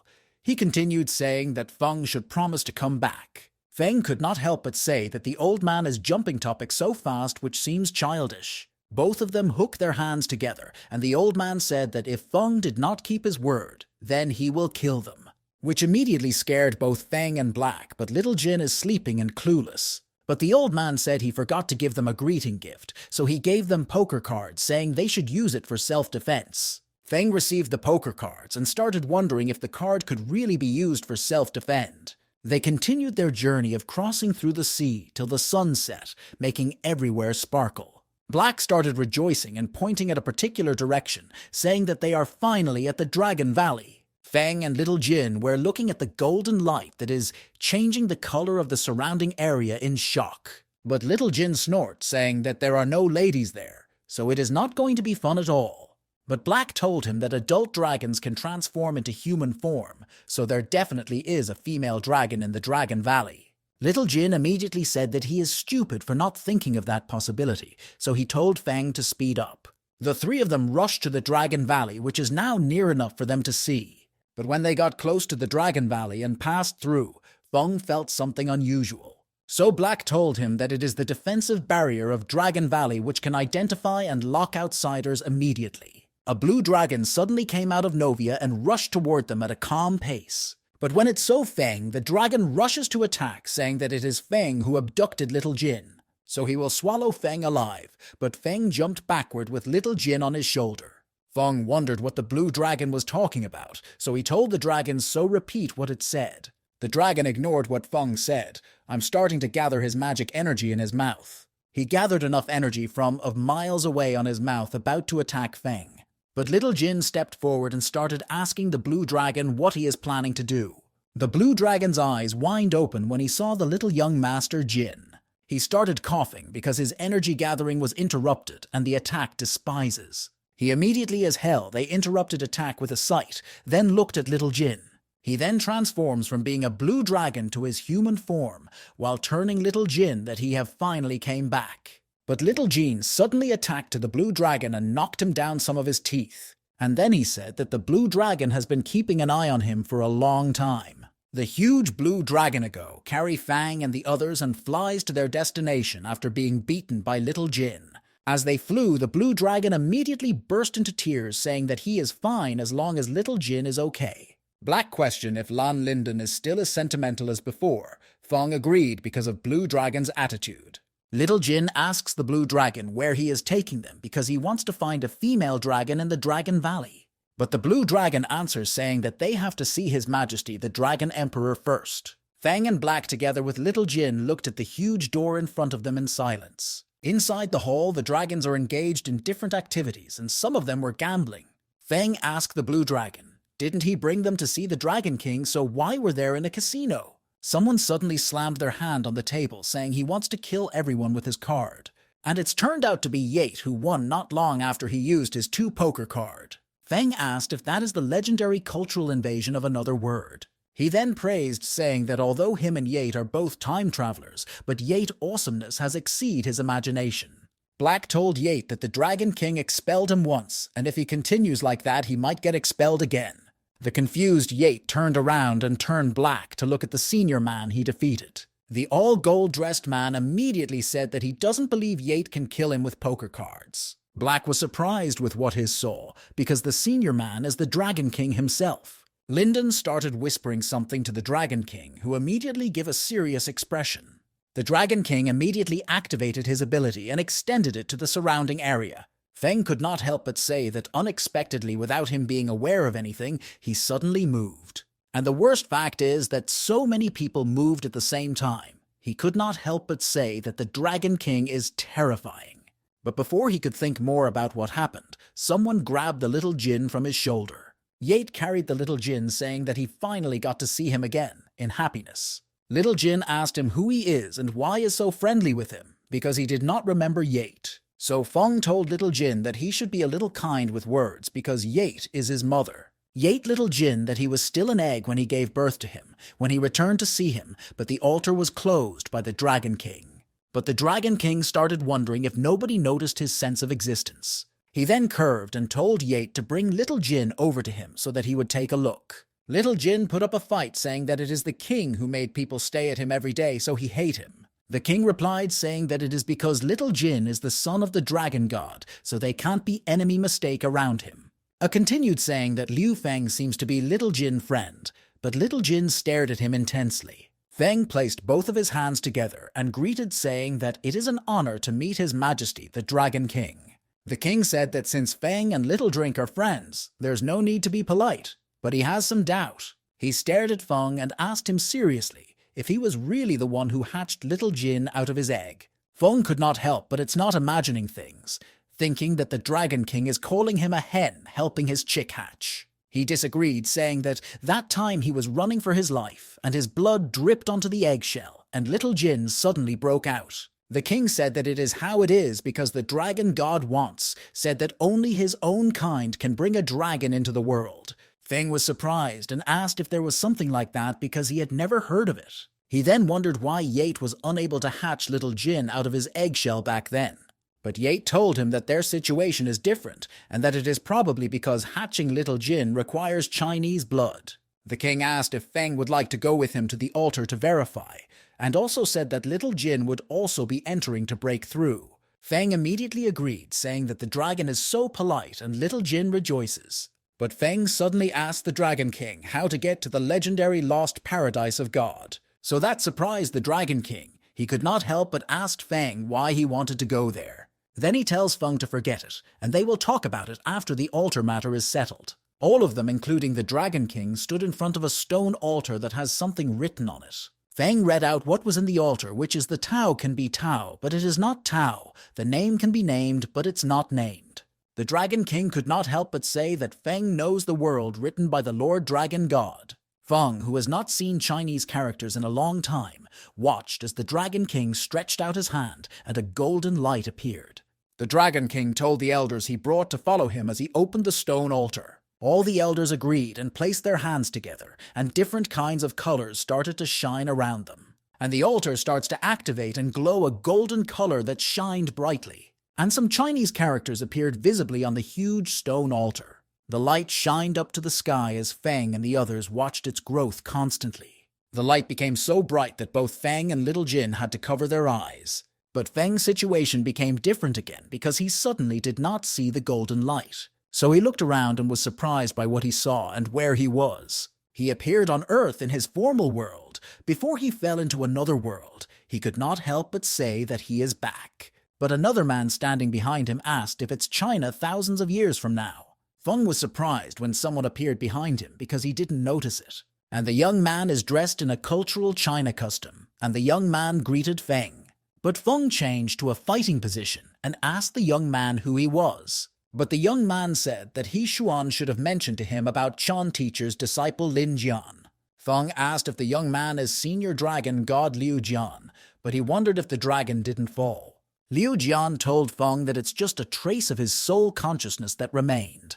And Feng asked where they were, and Liu Jian answered saying that it is Feng's conscious space, and everything he saw is his memory. Feng was surprised when he realized that he appeared inside his own memory. Liu Jian told Feng that it is his happiest memory. Then he asked Feng what he was doing there. And Feng said that it was the last time his mother took him out to play, and the toy is called a rocking car for children. But he didn't expect to see her again after entering inside his conscious space, and that was the happiest time in his childhood life. But then his mother passed away, so he became an orphan with no mother or father, with sadness creeping in his voice. But Lin Jian said that he doesn't want to hear such a sad thing, but he had watched something. And that is Feng's most exciting memory, the memory of him when he fell on top of Ware. Feng became silent for a few seconds before he started blushing, and his mouth opened wide in shock. He pulled the cotton to cover his privacy and told Liu Jian not to be so bold. But the dragon god said that the world would be like that in 1,000 years to come. Moreover, he felt like modern people's clothes are really cool, so he wants to try it. He started waving at the girls passing by. Feng could not help but say in his mind that it is disrespectful to do that. Liu Jian told Feng that he fell, and the senior old man He Xuan was trapped, so he didn't expect to meet his Chinese compatriots. But Feng asked him if he knew that the egg he left behind has already hatched. He answered that he knew, but he didn't have the courage to face him, because whenever he sees Little Jin, he would think of Xuan. Feng knew that Xuan fell because of the Star Pearl and Dragon God fighting against the gods. Liu Jian said he won't talk about old things. He told Feng that he showed up because he has something important to ask him. He told Feng that him and her Xuan relied on Chinese techniques and spells to compete with the divine level. Later, Xuan used the star bead to save his life and used it to help him break through the Lord God. And he heard that people call the battle place the lost paradise of God. He told Feng he hoped he could bring him and Xuaner bodies back and bury them together. He brought out a scabbard and said that of course we wouldn't let Feng go there in vain. He told Feng that it can be used directly as a weapon. Although the sword Feng uses is sharp, it can't display the true power of his sword. And when Feng steps into the battlefield of God with the scabbard, he could be able to find his sword. Feng thanked his and said he would help because they are of the same blood. But he is afraid it would be hard to return into China. Liu Jian said that it is the second thing he wants to tell him, because when the War of the Gods broke out, all the gods were involved. They used the divine curse, plain exile during the battle. The two main gods disappeared into the void under the gaze of countless gods. But not long after they came back, that shows that they actually traveled to China and successfully returned to that world. Later, he found out that they were able to come back because the Lord God of Space possessed an artifact space guide. Feng could not help but ask if it is as long as he gets the space guide, he can be able to return to China. Liu Jian said he also wants to study it, but he was unable to do so, so he desperately wounded Chaos and grabbed the space guide. But he died as soon as he activated the space pool, and only a fragment of the soul was sucked into the space crack. And he still can't forget the scene when Schwanner died with the gods because of his failure. But he suddenly paused and said that he saw a girl like Xuanf in Feng's memory. Hearing that she's always wearing a rent clothes, Feng could not help but remember Hong Yi. Liu Jian continues saying that Hong Yi possesses star beads, so Feng should increase his strength, if not the god will try their best to seize the star beads. And until then, whether it is Hong Yi or Feng, they would both be destroyed by the gods. Feng thanked Liu Jian for the reminder, and say that he would improve his strength to protect Hong Yi. And Liu Jian told Feng that he believes him, also saying in his mind that Feng should not make the same mistake as him and Xuanf. Turning the tea on the table with a spoon, Feng asked Liu Jian if he knows how to cure a broken soul. And Jian answers saying that if Feng can find the soul-like artifacts or medicine left behind after the god's death. But Feng interrupted Jian by asking him to tell him how to get to the god's lost paradise. But Jian said he didn't know because that place became a separate space due to the loss of energy, so the entrance is not fixed. And he is just a trace of spiritual thought, only the Chinese bloodline can awaken him. So Feng should ask the current Dragon Emperor. Feng told Jian not to be so breathless when he speaks, or else his little heart wouldn't bear it. Jian immediately apologized to Feng and said that he will punish himself with a drink. But not long after he drank the wine, he spitted on Feng's face, which confused Feng. Jian apologized to Feng again, saying that the modern wine tastes a bit weird. He asked Feng why there's a trace of space energy in his body. He told Feng that space energy is a more advanced energy than magic elements and fighting spirit. The war among the gods started because of him, but the actual root cause was the decrease in energy in that realm. He also told Feng that gods can only serve the space energy from other people's bodies to maintain their divine rank. But after Xuan self-destructed, all the space energy in the world should have disappeared with her. Feng could not help but ask if it is because he went to the plane of gods the other time. He continued saying that when he woke up, he found out that there was a silver energy in his body. But Jian told Feng that it is not the plane of the gods, but is the legendary empty space. He continued saying that the energy of the empty world in that current world was just a little bit leaked from the empty space. When Feng realized that the desolated land he entered before is the legendary empty world, he told Jian that he feels like there is nothing there except a vast expanse of white. Jian said he didn't expect Feng to have an opportunity to enter the legendary existence realm, the empty space. He told Feng to find a way to integrate the energy of the ethereal realm into his cultivation, because if he continues to use it, it'll grow weak. And the remaining energy should be used to fulfill Little Jin's needs, and that would be his compensation for him as a father. Feng asked if there's any way to revive him, but Jian told him that he's just a trace of soul consciousness. He said that if Feng found the fragment of his soul that were sucked by the cracks in the space before his death, then there might still be some chance. He jumped up as a golden light shines around and said that he is happy to meet his old friends in a foreign country. So he turned and told Feng that he hoped they could meet again when he could live. In reality, the stone altar still has a golden light on it with the Chinese characters written on it. And everyone was waiting for Feng to come out of the stone altar. Little Jin could not help but say the Feng is slow. But a bigger golden light shines around Little Jin, who was caught off guard. As if something is controlling Little Jin's body, he could not help but ask why he is flying. Liu Jian appeared telling Little Jin that he really wished he could give him a hug. The Dragon King was surprised and wanted to ask Liu Jian if he is the dragon gods. The other elders immediately knelt down and bowed to him, while Little Jin asked Jian what he wants to do.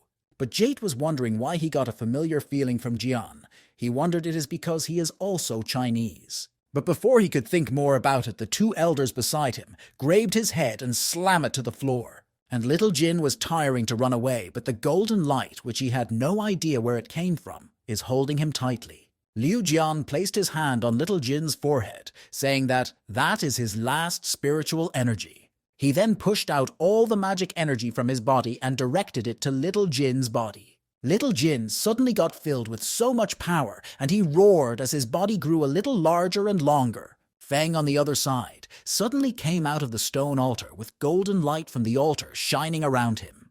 The Dragon King was surprised to see him appear again because he thought he would not be approved by the Dragon God. Feng questioned if they are too polite to give him such a big gift as bowing as soon as he came out from his conscious space. But the elders of Dragon Valley started asking Feng where the Dragon Gods and Little Jin are, since they suddenly disappeared. But the Dragon King told them that the Dragon God fell asleep again because his power was exhausted. And he continued saying that Liu Feng has been recognized by the Dragon God, so he would be the prince of the Dragon Clan. Feng was surprised, but before he could object, all the elder were bowed down and greeted him. But Little Jin, who has just appeared, suddenly rushed to Feng in a fast pace, and Feng could feel the speed. He immediately hugged Feng with tears in his eyes because he missed Feng and thought he wouldn't see him again. But because Little Jin has grown bigger and longer, he knocked Feng backward, causing him to cough blood.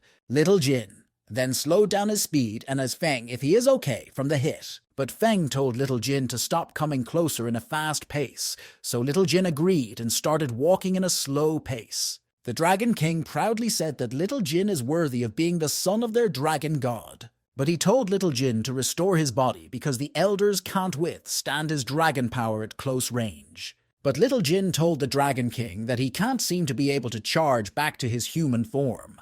At a cliff, the Dragon King thanked Feng for summoning the Dragon God so that they could meet the Dragon God in their lifetime. He brought out a token and told Feng that it is the dragon token of his Dragon Clan, so Feng should accept it. He also explains that the object can be used to mobilize any dragon in the dragon family. Although it is supposed to be handed to Little Jin, but he is too young, so Feng should keep it temporarily.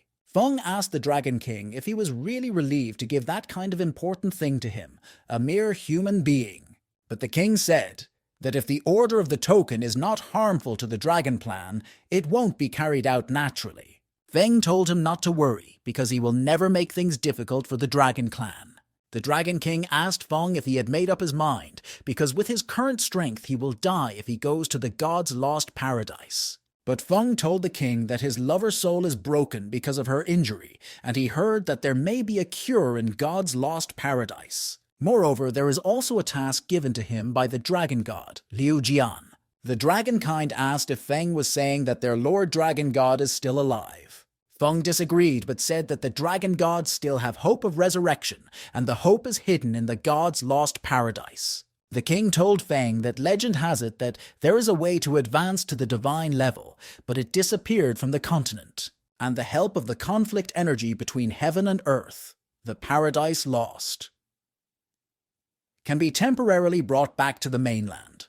However, due to the limited soul power that the lost paradise can hold, they kept it a secret for generations, and only on the eye of every day when the sun swallows the moon, they will send out strong men with qualification certificates. When Feng heard that they would be promoted to the divine level, he knew it meant that there is energy from the void realm in Paradise Lost. The king continued saying that the day before the sun swallows the moon, all men with qualification certificates will have a final fight, and one person from a different kind of race and place would be allowed to enter the gods' Paradise Lost. And over the past thousands of years, hundreds of saint-level warriors have died because of that. The Dragon King asked Feng if he is ready to die at any moment inside the gods' lost paradise. But Feng said firmly that he will definitely go to the gods' paradise lost. And the day the sun swallows the moon only happens to be once every 100 years, and Feng can't wait to become a grandfather. But the Dragon King told Feng not to worry because the time the sun swallows,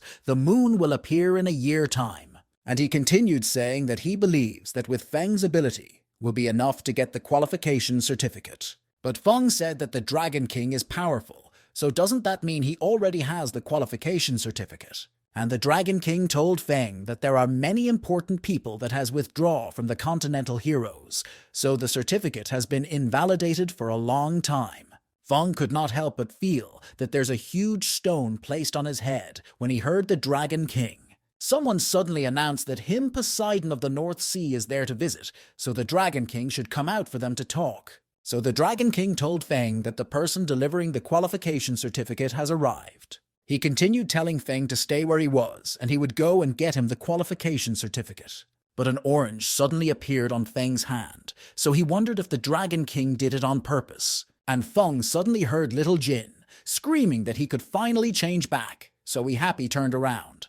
But he stepped backward and fell to the ground when he saw how big the current little Jin is. He sat up from the ground and told little Jin to stop and slow down. After little Jin calmed down, he started toying with Feng, and Feng kept asking if he has had enough. But little Jin hugged Feng, saying that Feng used to hold him, but now him can hold Feng with his own hands. Lindun came and told Prince Feng that Your Majesty the Dragon Emperor invites him. Feng agreed to go immediately and other to escape from the fat little Jin. When Feng is heading to the palace, a few giant shark fighters could be seen in front of him. Feng could not help but say that it is no wonder the name Poseidon seemed so familiar to him. But before he could enter the palace, he was stopped by the giant shark fighters who called him humanity. And one of that giant shark fighter told Feng that the palace is not a place for people like him. But Feng told them that that place is the Dragon Island and the Sea Clan has no right over it. And the giant shark fighter said that Feng is a person with no fighting spirit, but he dared to be arrogant. But Feng punched the giant shark fighter while telling the shark to stay away from him. But because he attacked one of the giant shark fighter, all the other shark fighters started attacking him. But Feng is not afraid of them, so he calmly activated his ability ready to fight back. To show off his fighting attack ability, he stomped his foot on the ground and cracked the floor. Just cracking the ground was enough to knock down one of the giant shark fighter. And Feng grabbed the hand of one of the giant shark fighter who wants to sneak an attack on him. He then flipped the shark he grabbed on the hand and slammed it on the ground. But when Feng is about to punch the giant shark fighter on the face, he heard someone above telling him to stop. And before Feng could react, he saw a long fork-like weapon flying towards him. So he immediately jumped away from that place he was standing, causing the weapon to miss him and strike the ground. Feng then turned around to look at the direction the weapon came from and saw someone familiar. And it is the little princess of the sea, Clan Jinger, and she was also surprised to see him. But soon her expression changed from surprise to anger, and she started insulting him. When Feng saw that she might attack him at any time, he did not deactivate his fighting magic ability. But Feng saw an elderly man with a crown on his head, and the man said that he finally met Feng. The middle-aged man did not stop there. He continued calling Feng his grandson-in-law. He then rushed toward the confused Feng, screaming and laughing, also repeating the words his good grandson-in-law. But when we finally gave his hug, he found out that Feng had disappeared from where he was standing. Feng, who had dodged away, asked the man who he is and who he is calling his grandson-in-law.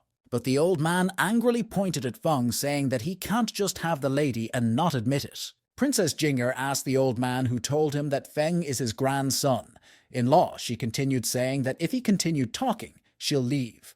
But the old man knelt down, saying that he is helpless and miserable, and his granddaughter doesn't want him anymore. Feng could not help but say that the old man is a good actor because his face changes too quickly. And the old man continued saying that he might as be killed, but Princess Jinger told him to shut up. The Dragon King came out of his palace and told the old man that his granddaughter called him Lao Bu Sha because of the way he acts. He then introduced Feng as the Prince of Dragon Clan, and then he introduced the old man as Holy Elder Poseidon.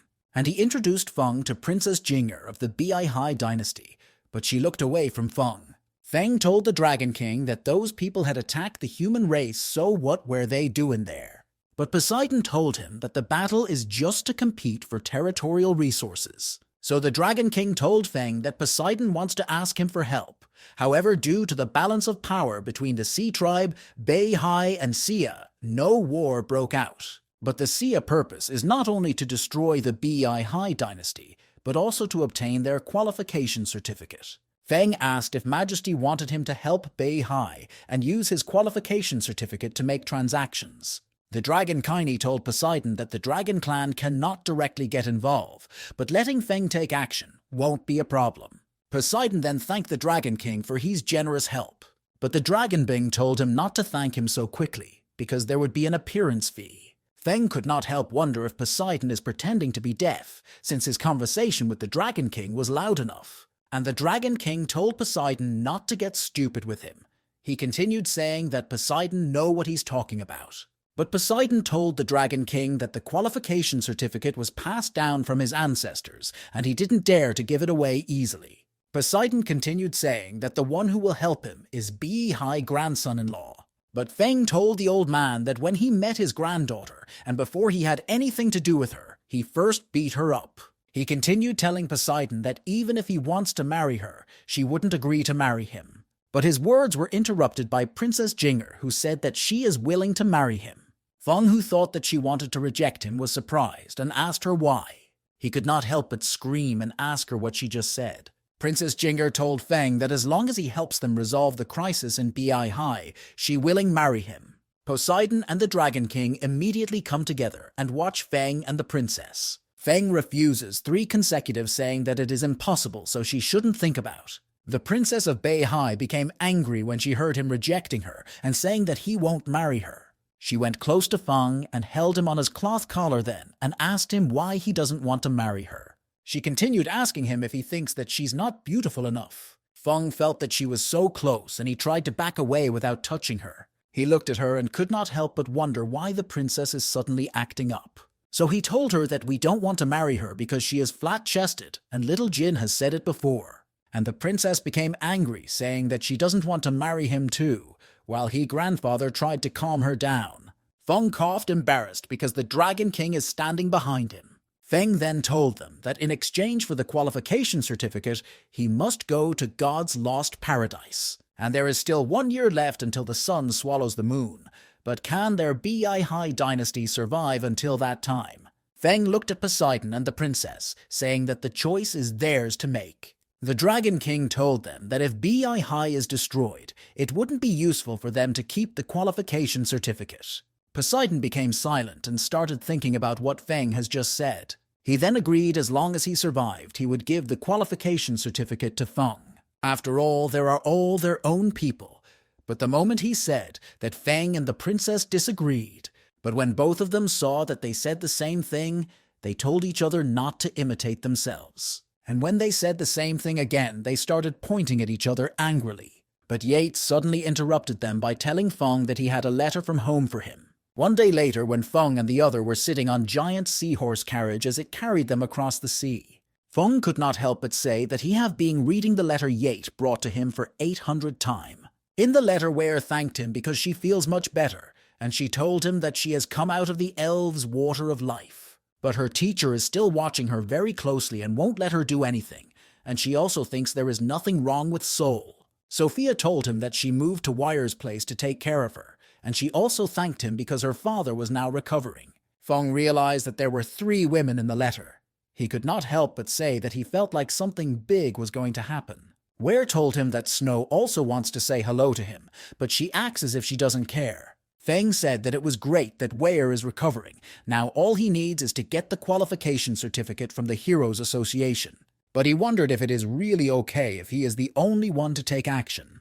The Dragon King told Feng that little Jin is still unable to control his cultivation, so he planned to send him to Black's place to practice. The Dragon King then told Black that although he is going with Feng, he must not take action easily. And Black replied, saying that even if Feng beat him to death, he will just watch and do nothing, which gave Feng a creep. Suddenly, Poseidon told Feng that in front of them is the national border of their Bi High dynasty. Feng asked them if there is anything he can do to breathe underwater, and Poseidon told him to put Princess Jinger's scales on his forehead. And he brought out the scale he took from Jinger before, and that time he didn't know that if he takes it, he has to be her husband. So he decided to give it back, but Princess Jinger suddenly screamed that he is annoying. Poseidon told Feng that as long as he put the scale on his forehead, he could be able to breathe freely at the bottom of the sea, and it could help him hide his human identity from ordinary sea people.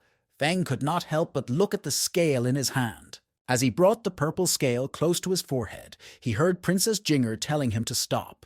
But it was too late because he had already placed the scale on his head and then asked her what is wrong.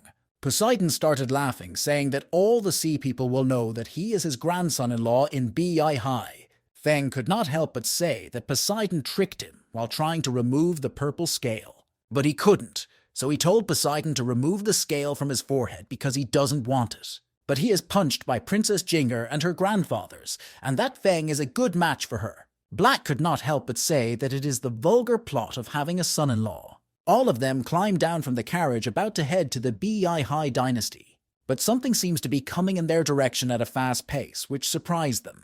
The water rose and turned into a shark and was to attack them. But instead of hurting them, it ends up destroying the carriage that transported the people. Princess Jinger's grandfather Poseidon immediately activated his ability and got ready to fight off the enemy. He destroyed the water shark, and him together with Feng Princess Jinger backed away. Feng immediately grabbed the princess on her waist and started floating in the air. And the attacker finally showed themselves. And it is the Western Emperor at the peak of Saint level, with second level Western Emperor. Poseidon knows that if they stop him there, then Beihai would be in trouble, so he angrily attacked the two people. But a weird-looking man said that he allowed Poseidon to escape before, but this time we will definitely kill him. Poseidon and the weird-looking man then engaged in an intense battle against each other, while Feng and Princess Jinger, who were floating in the air, were looking at the sea where the battle was taking place. Princess Jinger could not help but worry about her grandfather, so she started calling him. But Feng told her not to panic and that she should believe in her grandfather's strength. But he is wondering why the other old man is not taking any action against them. The man told Feng that if he willingly left, him from the West Asian dynasty is willing to pay double the chips offered by Poseidon. Princess Jinger could not help but panicked when she heard the man's offer. But Feng told her not to worry because he wouldn't rebel, and he knows that the old man won't give him what he wants. But before they could fight, Black came out of the sea pissed off. And he asked the old man if he was the one who ruined his most beloved comic book, which happened a while ago when the water shark was attacking them and his comic book fell off. But the old man was surprised because he did not expect to see a person from the Dragon Clan there. So he asked if the Dragon Clan are going to break the rules and interfere with his High Clan's affairs. He said that because if the Dragon Clan takes action, then the battle will be useless, and he will be a fool if he continues the battle. But Black said that he isn't interfering, but if they broke his stuff, they should pay him immediately. And he told Feng to be careful, but Feng told him that the dragon god gave him a magical weapon, so dealing with that old man won't be a problem. Black was surprised that the dragon god actually gave Feng something, but he said he is not convinced. Feng did not listen to Black and just activated his ability, and a dragon symbol appeared on his hand. Feng assured the old man that Black, his brother from the Dragon Clan, will never take action, so he will do it for him.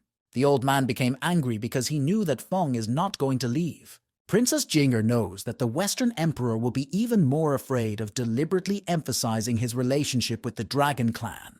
But her thoughts were interrupted when her grandfather came out of the water, so she rejoiced. The princess grandfather immediately used his Poseidon's wrath after he came out of the sea. He then told Feng that he will deal with the Western Emperor, so he should stop Shi Huang. But Shi Huang jumped out of the sea, saying that we won't let Poseidon escape. He then screamed and activated his crazy shark slash to attack Poseidon. The attack turned the surrounding seawater into shark and rushed toward Poseidon. But Feng took the attack head-on. He jumped up with his sword on his hand and screamed that it should break the attack from the enemy, so he broke the water shark into two. But Shi Huang immediately laughed and activated another shark attack. He then personally rushed to Feng with his water shark and slashed Feng. When he saw that he had really slashed Feng, he laughed and said that he has defeated Feng. Princess Jinger could not help but wonder if Feng could really die so easily. But Feng appeared behind Shi Huang and asked him what he is so happy about. He also told Shi Huang that what he just broke was just a clone of him, while smirking. Shi Huang was surprised and shocked at the same time because he thought he had killed Feng. But Feng did not give him time to dwell on his thought by using the magic power given to him by Dragon God, and Shi Huang was surprised by the quadruple attack that Feng just performed.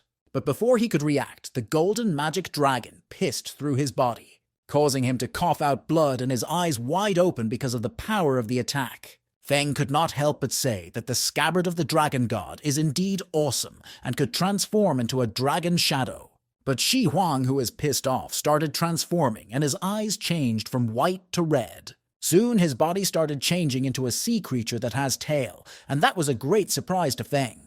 The shark Shi Huang told Feng that he will tear off all the flesh from his body, one bite at a time. But Feng told him that he transformed at the right time because he also wants to try and taste the shark fin. This made Shi Huang angrily attack Feng with his huge sword, and Feng prepared himself to counterattack. Both of their attacks landed together, and none of them were pushed backward. So they immediately started exchanging multiple blows together with their sword.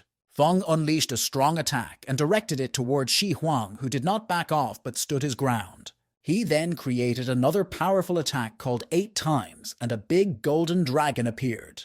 When the shark formed, Shi Huang saw this. He knew he had to find a way to stop Feng.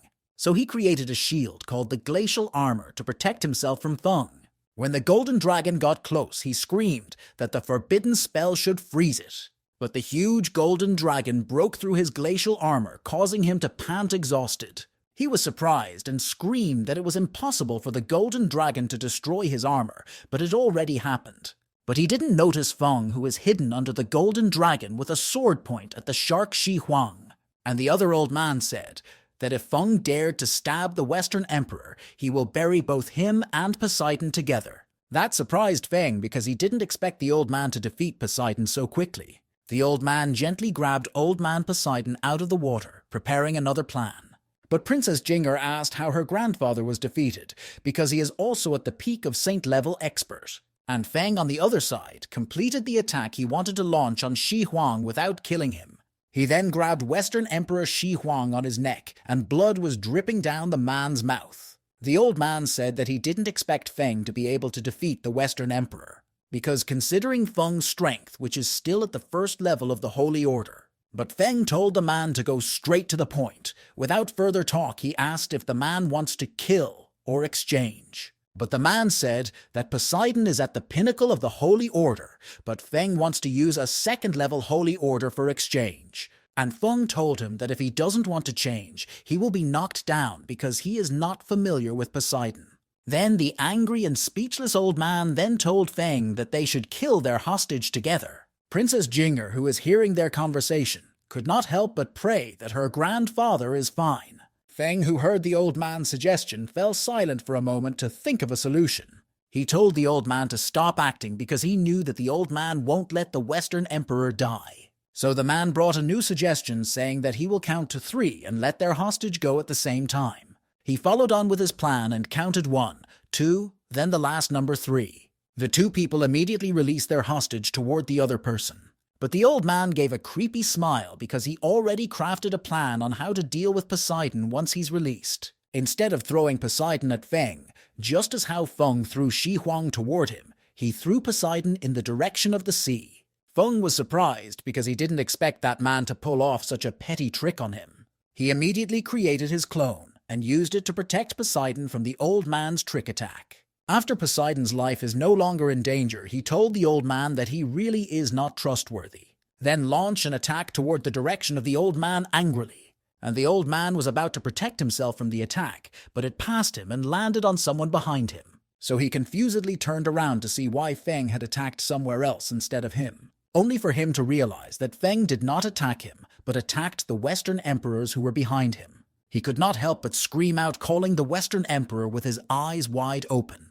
But he turned around and asked Feng angrily, how dare him kill the Western Emperor? He continued repeating his question while activating his killer move. The killing attacks has not yet been launched, but already affecting Feng and the other. The old man became more angry the more he thought of how Feng killed the Western Emperor. So he said he wants Feng and the Bai dynasty to pay for books with tens of millions of blood. He then commanded the sons of Seiya to kill Feng and others. The old man's people who are under the sea started blowing the battle horn, and they heard their master say that they should start destroying the Bai dynasty. Poseidon told Feng that he was possessed by Shi Huang saliva and couldn't be able to move for a few days. He told one.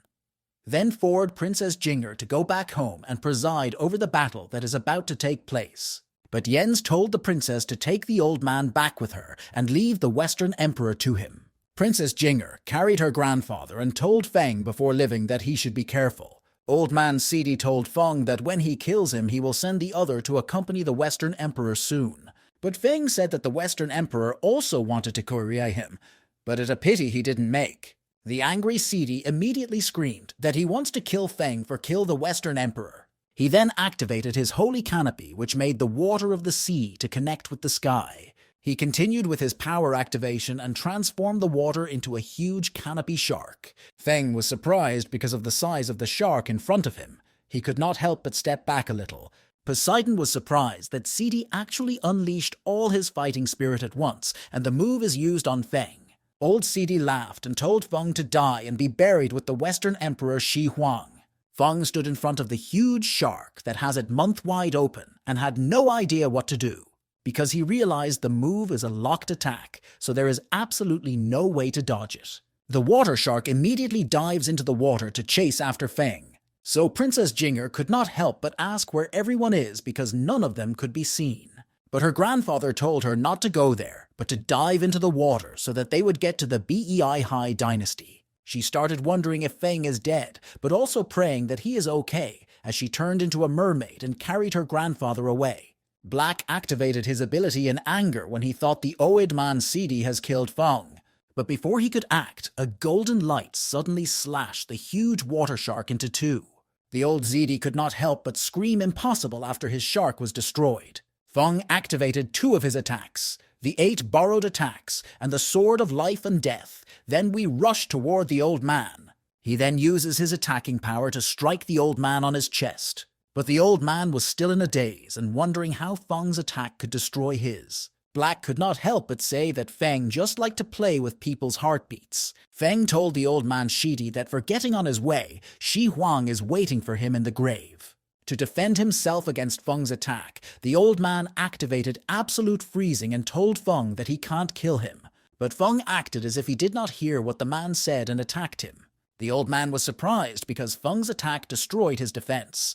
But someone told Feng to stop and continued saying that in the Hai Clan area there is no room for Feng to be so presumptuous. Old man Zidi immediately begged, saying that Seawolf the Special Supreme that just arrived to help him, and that people turn out to be Seawolf Special and Sea Clan Supreme Bosden. Feng knew that if he let the Western Emperor go, it would be setting up a minefield for himself. So it is better for him to cut down the weeds without eradicating the roots, because they will grow again when the spring breeze blows. The old man, whose eyes are already red, what to ask Feng if he dare to kill him. But Feng was already sliced off his head and screaming that the old man should die. After the attack is launched, an old man Shidi was killed and Feng deactivated his attack power for a moment. The red-haired sea wolf angrily says that Feng dared to disobey him and killed his people. He then rushed to Feng, saying that a mere saint dared to commit murder in his Hai Clan area. He continued telling Feng not to blame him for being ruthless in his attack. His activated water claw got close to Feng, about to smash him into piece. But Feng used his mirror clones and disappeared from that place and appeared in the air. The sea wolf could not help but say what Feng is a weird human who can break free from the supreme space solidification. Feng asked them if they are the two supreme beings of the Sea Clan. He told them that he is entrusted to help Bei Hai resist the attack of West Asia. But the sea wolf asked Feng if he didn't know that saints-level holy orders are not allowed to participate in wars. And Feng told him that Shi Huang and Shidi violated the treaty first and wanted to rely on the holy order to destroy Bei Hai. Seawolf wanted Feng to pay with his life, but he asked Bosden if Feng is telling the truth. Undersea, Poseidon was telling His Majesty that the Western Emperor not only ignored the treaty, but also salivated over him during their fight. Seawolf listens as the Majesty told Poseidon that he shouldn't have asked an outsider for help.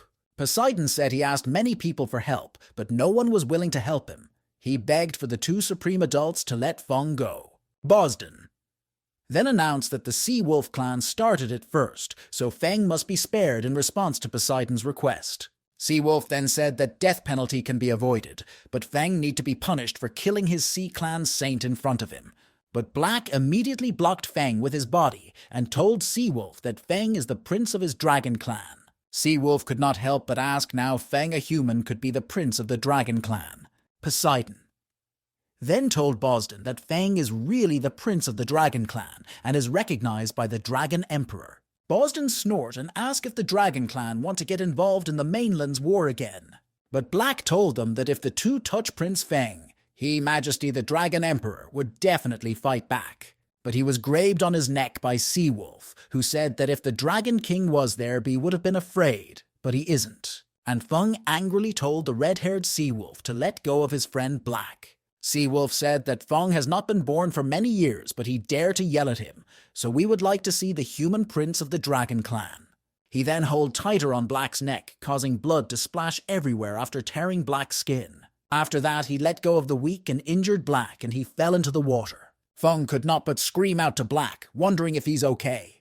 But the sea wolf asked Feng if he can't protect himself, how could he care about others? And Feng insulted him because he is very angry and his body started trembling. Sea Wolf said that Feng, a mere ant at the first level of the Holy Order, wants to take action against him. But Feng activated his ability and said that Sea Wolf was wrong in one thing. But Sea Wolf interrupted, saying that if Feng don't know whether to live or die, then we will help him make a decision. And Feng called out the names of the attacks he wants to use and fight with Sea Wolf. He then rushed and jumped towards Sea Wolf with his sword raised up high in the air. But all the effort he put in the act seemed useless because Sea Wolf easily held his sword together with the attack. Feng could not help but feel like it is a little scary that one of his powerful attack move is useless. So instead of continuing his attack, he jumped backward because he will only hurt himself if he stays there. He used his sword to stop himself from backing away anymore. He then activated his mirror clones to pretend to be him and rushed toward the Sea Wolf. And Sea Wolf is surprised by Feng's sudden attack move, but he was not afraid. Feng, on the other hand, activated one powerful attack with Scabbard given to him by the Dragon God. Sea Wolf told Feng that he still underestimates the gap between the Holy Level and the Supreme Level.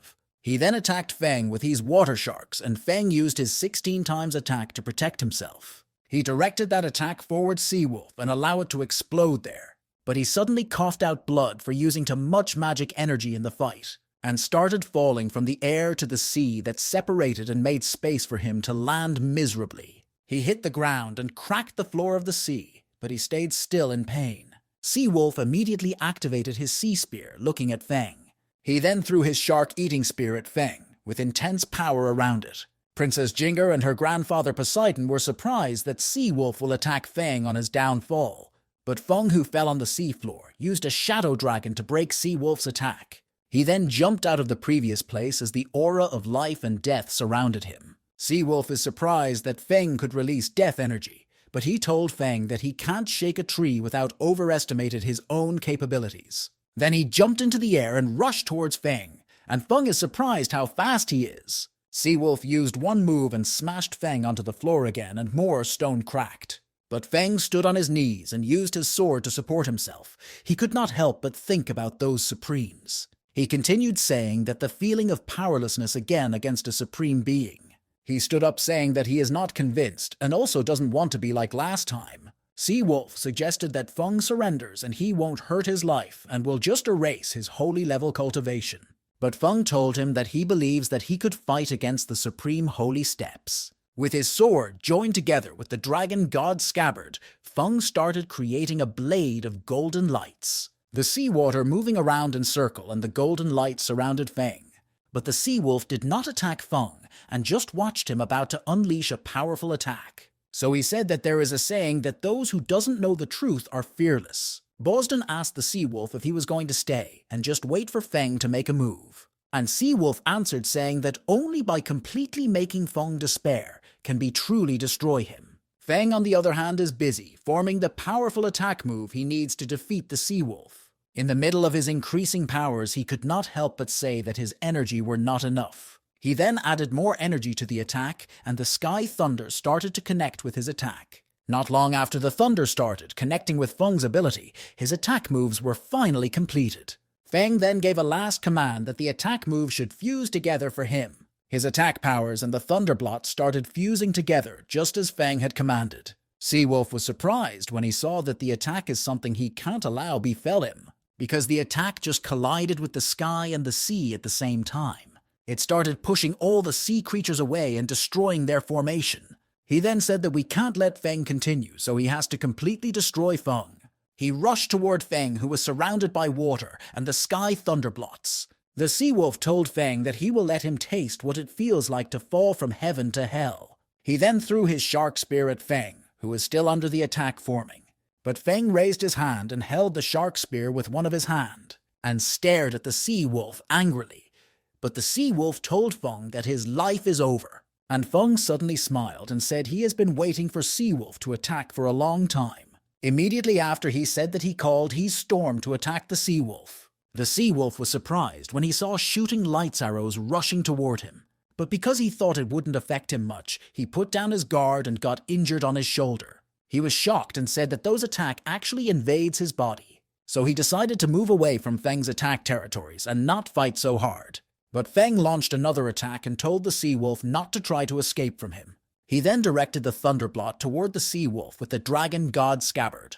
The sea wolf started dodging each and every attack then Feng unleashed on him. He then stood and said that he didn't expect that he would become like that after fighting just an holy step. He continued saying that no one should blame him for bullying the weak with his powers. He then activated his real Supreme Being attack power, and a blue light glowed around him. Bosden, whose hands are placed behind his back, wondered if the sea wolf is planning to use his real power. Sea wolf launches his echoing sound attack toward Feng, and an increasingly large circle started to cover up half Feng's powerful attack. What Feng is waiting for was finally there. The strongest attack means of a Supreme Being is their field. Not long after the circle covered Feng's attack, the both of them disappeared into thin air. Jinger asked why they disappeared, and her grandfather told her that Feng has forced the Supreme to use the domain. He continued telling his granddaughter that as long as she gave birth to a son for Feng, their future in Beihai will be splendid.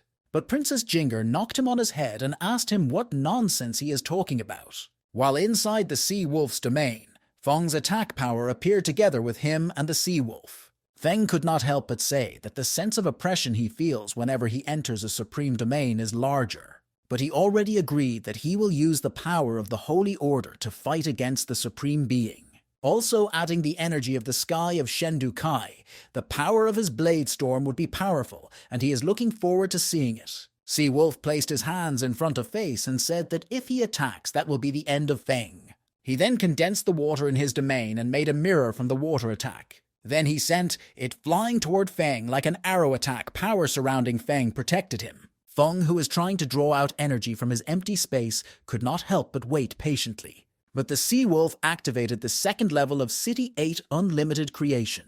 It is called the Li Shui Xuan Giant Shark, and they rushed towards Feng, who is still drawing energy from his empty space. He used both of his hands to draw the energy even from the Thunderblot in his attack. He then screamed that he is at the last step before the empty space energy would activate. The Sea Wolf tried and told Feng that as long as he is inside his domain, he is a god, and that attack is useless. Finally, Feng's hand closed, and he told the Sea Wolf that he will kill him even if he is a god inside his space. He then activated the Empty World Sword Training Storm and destroyed the Sea Wolf's Li Shui Xuan Giant Shark. Not only that, he created more sword training storms and started destroying all the giant shark he saw.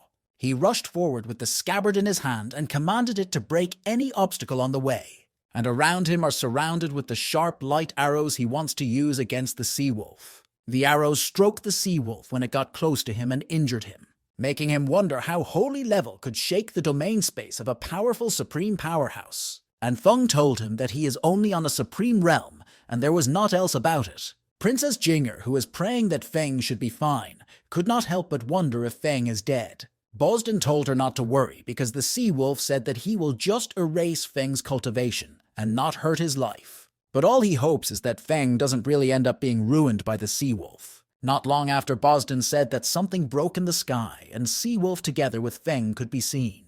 Bosden was surprised that Sea Wolf's domain space has been broken, and he asked Sea Wolf what happened to his clothes. But instead of answering Bosden's question, the Sea Wolf told him to hurry up and help him fill in the territory. So Bosden asked the Sea Wolf if he wanted the two of them to join forces to deal with a holy order. The Sea Wolf said that if they don't take action, once Feng's attack is launched, all life in that sea will be devastated. Bosden then raised up from the water to the air as water started surrounding him. But before he fought with Feng, Princess Jinger pleaded for him to show mercy when fighting with Feng. But he told her that she should be telling Feng that because his attack is able to destroy what Sea Wolf was wearing and his domain space. He used his ultimate attack, Extreme Water Freeze, and the water below him start to freeze up and block the cracked domain space of the Sea Wolf so that Feng's attack will not come out of the space. Bosden started saying that Feng's attack is very powerful, but the Sea Wolf told him to join hands together and destroy Feng's storm. So Bosden activated his double overlay area to destroy the storm while Sea Wolf used his Ogawa seal. Both of their activated skill caused a dramatic change in the surrounding area. They then started attacking the powerful storm that Feng has created. Seawolf started rejoicing when he thought that Feng's downfall is near. Feng, who was inside his sword training storm, immediately coughed out blood, because after being attacked repeatedly, he knew that his space energy has been exhausted. Bosden then told the Seawolf to complete the fight, and the Seawolf activated his glacier-broken ice, and froze Feng up while attacking him with all kinds of ice ability. After destroying Feng's training storm from Seawolf domain space, the three people came out from the domain to reality. Princess Jinger saw that Feng and the other had finally appeared, so she wondered who had won the fight. But she suddenly covered her eyes because she saw something disgraceful. The Seawolf told Feng to accept his fate, also saying that before Feng might be able to stand at the top of the mainland, but it a pity his cultivation is about to end. But Feng smirked and said that he admitted the fact that he lost while looking at Seawolf's lower body part. Bosden covered his eyes and told the Seawolf to look at his pants. Seawolf looked down and saw that his lower man part is publicly displayed in a disgraceful way. The Seawolf screamed in shock and embarrassment, so he started calling Feng an asshole. He then told Feng that he is going to kill him, without even remembering to cover that part. Bosden could not help but asked why they had to get to that point, so he wondered how he could protect Feng. Feng, on the other hand, asked the Seawolf if he really thinks he has won the fight. Feng continued smiling and asked the Seawolf if he had ever played the game called Landlord. He immediately brought out a poker card that old man in the sea had given to him. Then he threw the poker card at the two Supreme Being and commanded the card to explode. The two Supreme Beings were confused and had no idea what Feng was planning to do. Bosden realized that something was wrong, so he told the Seawolf to immediately avoid the poker card. But before they could escape and avoid the card, a black portal appeared in between them. The Seawolf tried to use his Springs ability to protect himself, but the black portal was starting to swallow them. Finally, the black portal surrounded the two Supreme Beings as they tried fighting their way out. Feng, who is floating on the air, looks down and calls out to Black, who is out of his sight. Black immediately came out of the water that he had been hiding and answered Feng's call. But Feng grabbed him, telling him not to be stunned because the poker card can't kill the Supreme Being, so they should run away. Both of them started running, while the black portal kept surrounding and tightening itself around the two Supreme. The two Supreme Beings were stuck together inside the black portal, and they tried fighting their way out. When they saw Feng and Black running away, the Seawolf immediately said that they shouldn't think about escaping, while Princess Jinger praised Feng in her mind for the first time when he decided to run away. Minutes later, after the two Supreme Beings escaped from the black portal, they started looking for Jing. Seawolf asked Bosden if he is locked on Feng because he must kill him to calm his anger. But Bosden asked him how he planned to bear the wrath of the Dragon Clan, causing Seawolf to cough out blood. And he told Bosden that he doesn't believe that the Dragon Clan would go to war with them because of a mere human, Liu Feng. But if he didn't kill Feng, he would seal him into the abyss of the sea, and Bosden told him that he had locked on Feng. At that moment, Feng and Black were running away from the Supreme Beings, and Feng suddenly fell into the sea with blood dripping down from his mouth. Black immediately rushed and pulled Feng out of the water, worried that something might have happened to Feng. Feng told Black that his energy is exhausted and he really can't escape because there is only a short distance between them and the Supreme Beings. Black carried the trembling Feng and said that he will help Feng himself by carrying him. But the two suddenly coughed out blood, and Feng looked at Black worried. The both of them then fell into the water together because they were both exhausted. Not stay long under the water, Feng and Black came out of the water, coughing. The both of them started laughing, saying that they never thought that one day they would be so miserable. Feng then calmly apologized to Black for causing trouble for him because of that fight. But Black said that their Dragon Clan is the most protective, and if anything happens to Feng, the Dragon Clan will never let them go. The two Supreme Being found Feng and Black. He told Feng that he will make his life worse than death. But Feng told him that he should have dug a hole and crawled in, so why was he there showing off? He also asked the man if he had mended his pants, after being beaten by a mere saint-level holy order. When the Seawolf heard everything, Feng said he became angry and asked Feng if he wants to die. Then he attacked Feng and threw him backward, and Feng, who was already exhausted his energy, couldn't fight back. Feng fell into the water, coughed out blood. Seawolf then told Feng that not even God can save him. He grabbed Feng out of the sea and said that he will first erase Feng's cultivation, then let him die in the abyss of the sea. Black told him to stop, but he continued what he was doing and created an erasing formation in front of Feng. Feng stared as the formation got close to his face, but he was too exhausted to fight back. So he could not help but wonder if that is the end of his occultivation life, but he felt so unwilling.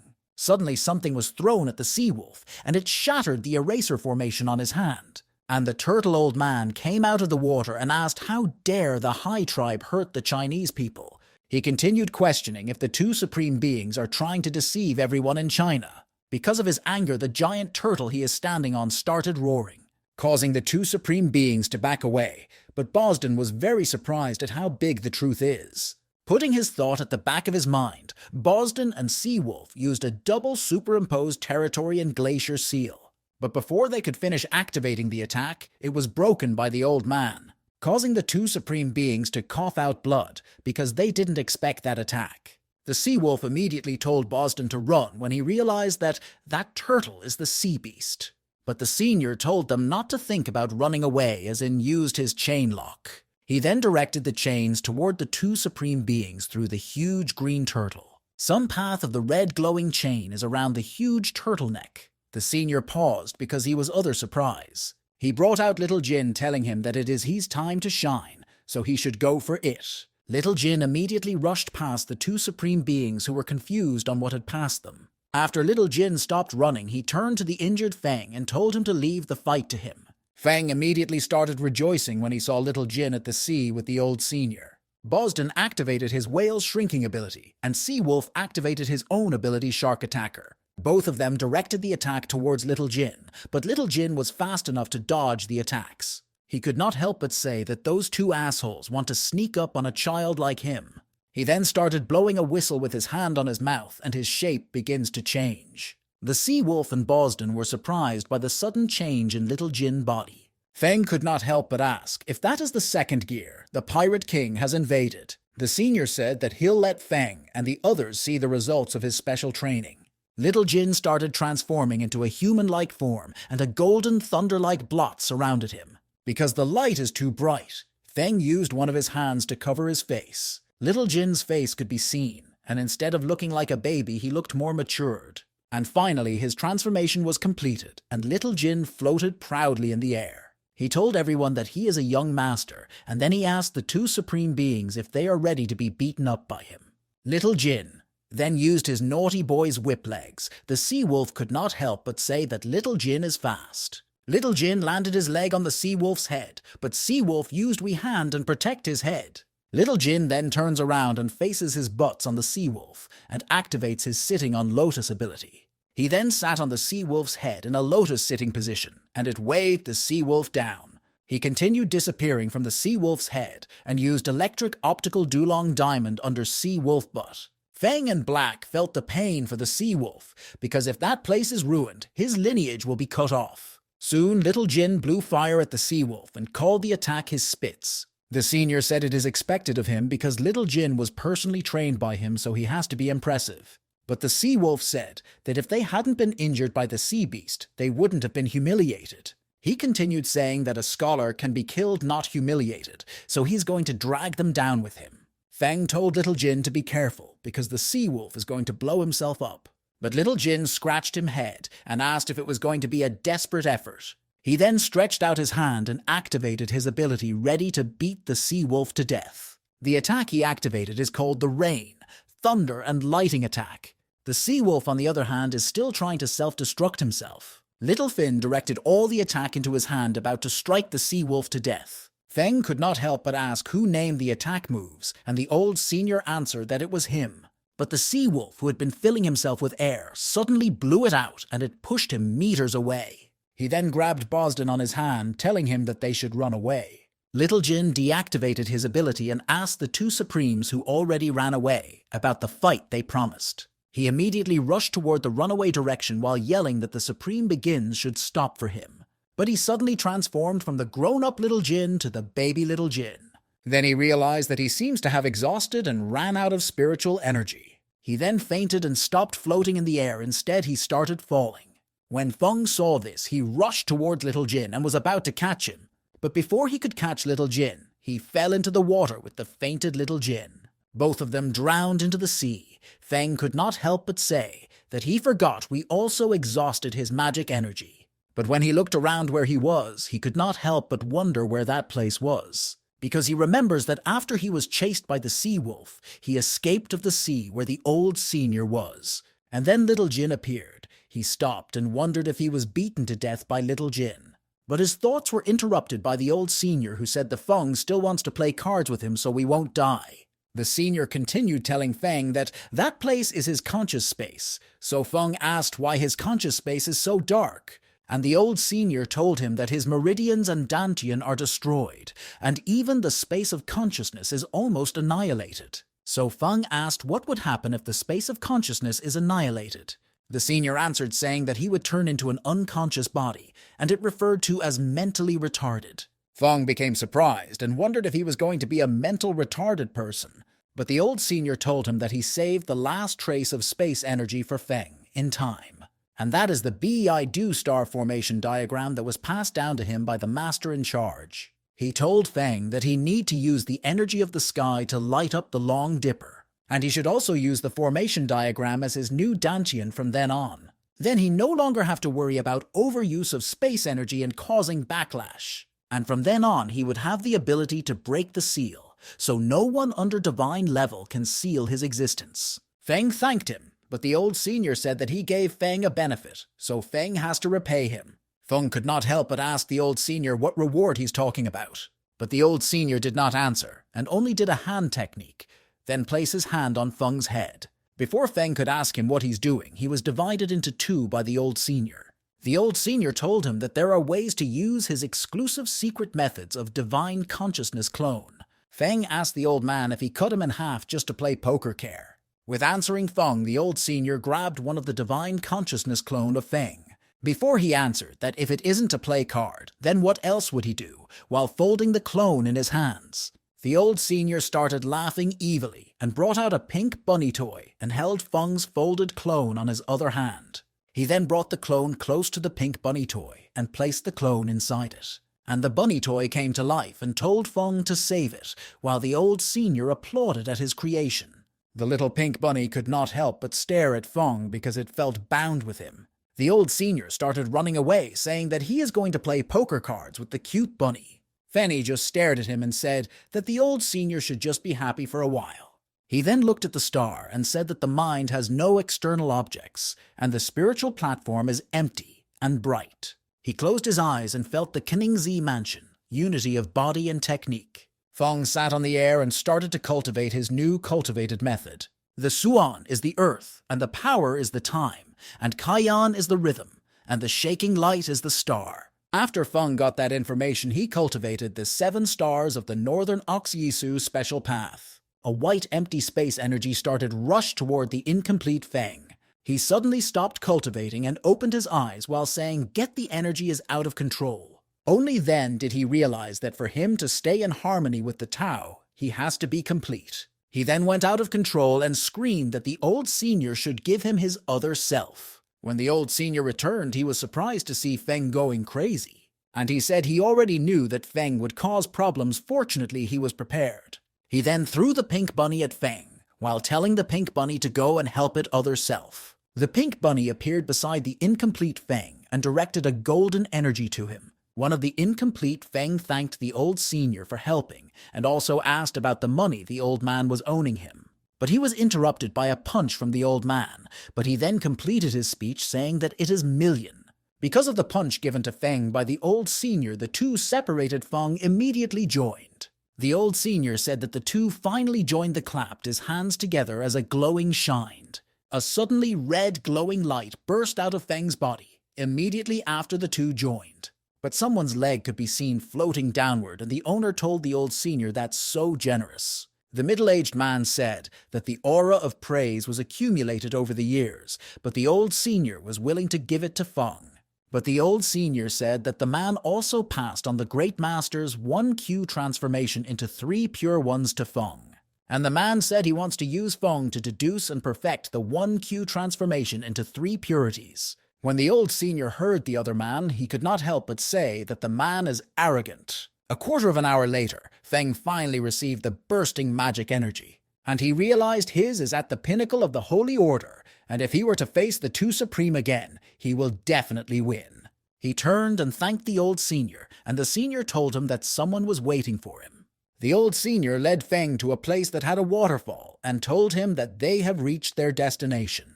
And he continued saying that it is his body. Because he was bored, he opened a cave inside his body. Feng replied, saying that if the old senior didn't say anything, he wouldn't have known that he is inside someone's body. And the senior said he built it based on Bu Palace. But Feng suddenly spots Black, Princess Jinger, and Little Jin.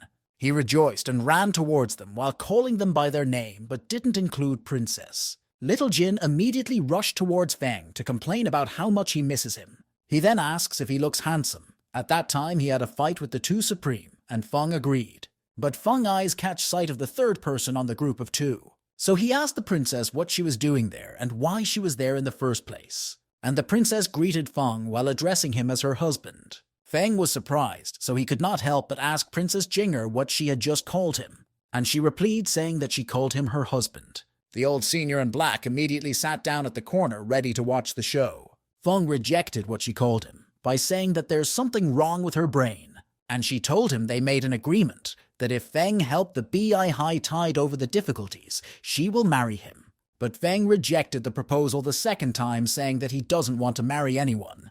He continued saying that he was kind enough to help, but Poseidon actually wants to hurt him to avenge kindness. He then said that intentional backtesting, cunning old women are the most poisonous of women. But that angered the princess, so she angrily asked Feng if he wants to fight. Feng immediately pushed Little Jin away and also told him to run for his life. The two people started fighting, while the old senior and Black were at the side watching. The princess told Feng that if her grandfather didn't force her, she wouldn't want to get involved with a guy like him who has low emotional intelligence. She remembered that her grandfather told her that since she doesn't like Feng, he would let her brother send the qualification certificate to Feng. But she told him not to bother her brother with such a trivial matter. And her grandfather asked if she was in love, but she disagreed, saying that she's only going there because he had one help them. But Feng said he doesn't crush a woman who's unruly, willful, mean, and has no chest and butt. The princess immediately came close to Feng, and he could not help but ask her what she's doing. Then he quietly looked down at her chest and said that she is quite capable. Then he remembered that she is a mermaid, so he wondered what it will feel if he touched her chest. The princess snapped him out of it when she asked him what he is looking at, and he answered that he wasn't looking at her chest. The princess became angry and stared at Feng as if she was going to kill him. The three people who were watching the show could not help but smile excitedly. But when they heard Little Jin say that Feng seems to like the flat-chested lady, both the princess and Feng told him to shut up. They then turned back at each other and said that the other one should also shut up. Feng turned and asked the old senior what the princess was doing there, and the senior told him that the princess said he is her husband. So Feng told the old senior that he is not her husband, but the old man said that he already is. He continued saying that when Feng was healing and practicing, he played poker cards with the princess and lost Feng to her. And he also helped Feng achieve a breakthrough, so it not too much to take him as a bet. Feng then asked about all the wealth in the space ring and artifacts that he used before. But the old senior said that all of those things were lost to the princess on the second day after she arrived. Feng was surprised speechless after realizing that he was now a poor man. The princess then asked Feng if he had anything to say, while addressing him as her husband.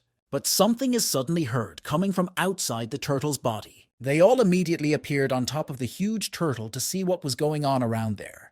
They continued searching for the direction of the voice, and Feng looked up while covering his face with one of his hands, because he saw that it is the Dragon King, who is dressed with flowers on his head, and he is also holding a scroll with his mouth. Feng could not help but wonder why the Dragon King is dressed so fancy and shiny. The Dragon King and his other subordinate dragons immediately used their teeth to open the scroll in the air. Feng looked at the open scroll to read it and understand why the Dragon King suddenly acted all fancy. The Dragon King then said that he wished that the old senior high would get out of trouble and see the marriage of Prince Feng and double his happiness. Surprised when he heard that, so he asked the old senior high if he can break free from the seal.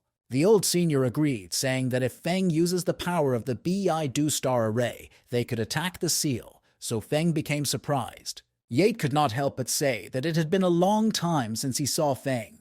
Then he congratulated Feng for winning a beauty home. Yate then rushed toward Feng and hugged him from behind. Feng asked him about the different world Chinese engagement ceremony specially planned by Yate, with giant dragons carrying a scroll. And he continued beating down Yate and told him that he is satisfied with himself. He also asked Yate who said he was getting married. But Yate said that the Dragon Prince Feng is robbing and beating up a 100-year-old man. So Feng concluded that it must have been done by the old man Poseidon because Yate wouldn't dare to do that. The Dragon King could not help but have a cold sweat while thinking of what Feng said.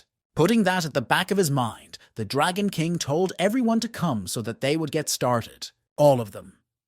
Then jumped up in the air all together so that they could start setting up the array. Feng then told that they should start the picture appearance array formation of breaking the seal. Every one of them activated their abilities such as Nanshu, Jianshuan, Jianji, Jianyuan, Yuheng, Kaiyang, and Yao Guang abilities. Feng told everyone to give him a helping hand, only then will the 7 stars return. The empty space energy started surrounding the old senior He, and it lifted him up from the ground. And a glowing red light chain surrounded the huge turtle and the joined snake. Feng unleashed his attack with the scabbard given to him by the dragon god. The attack landed on the glowing chain, and it started to crack up.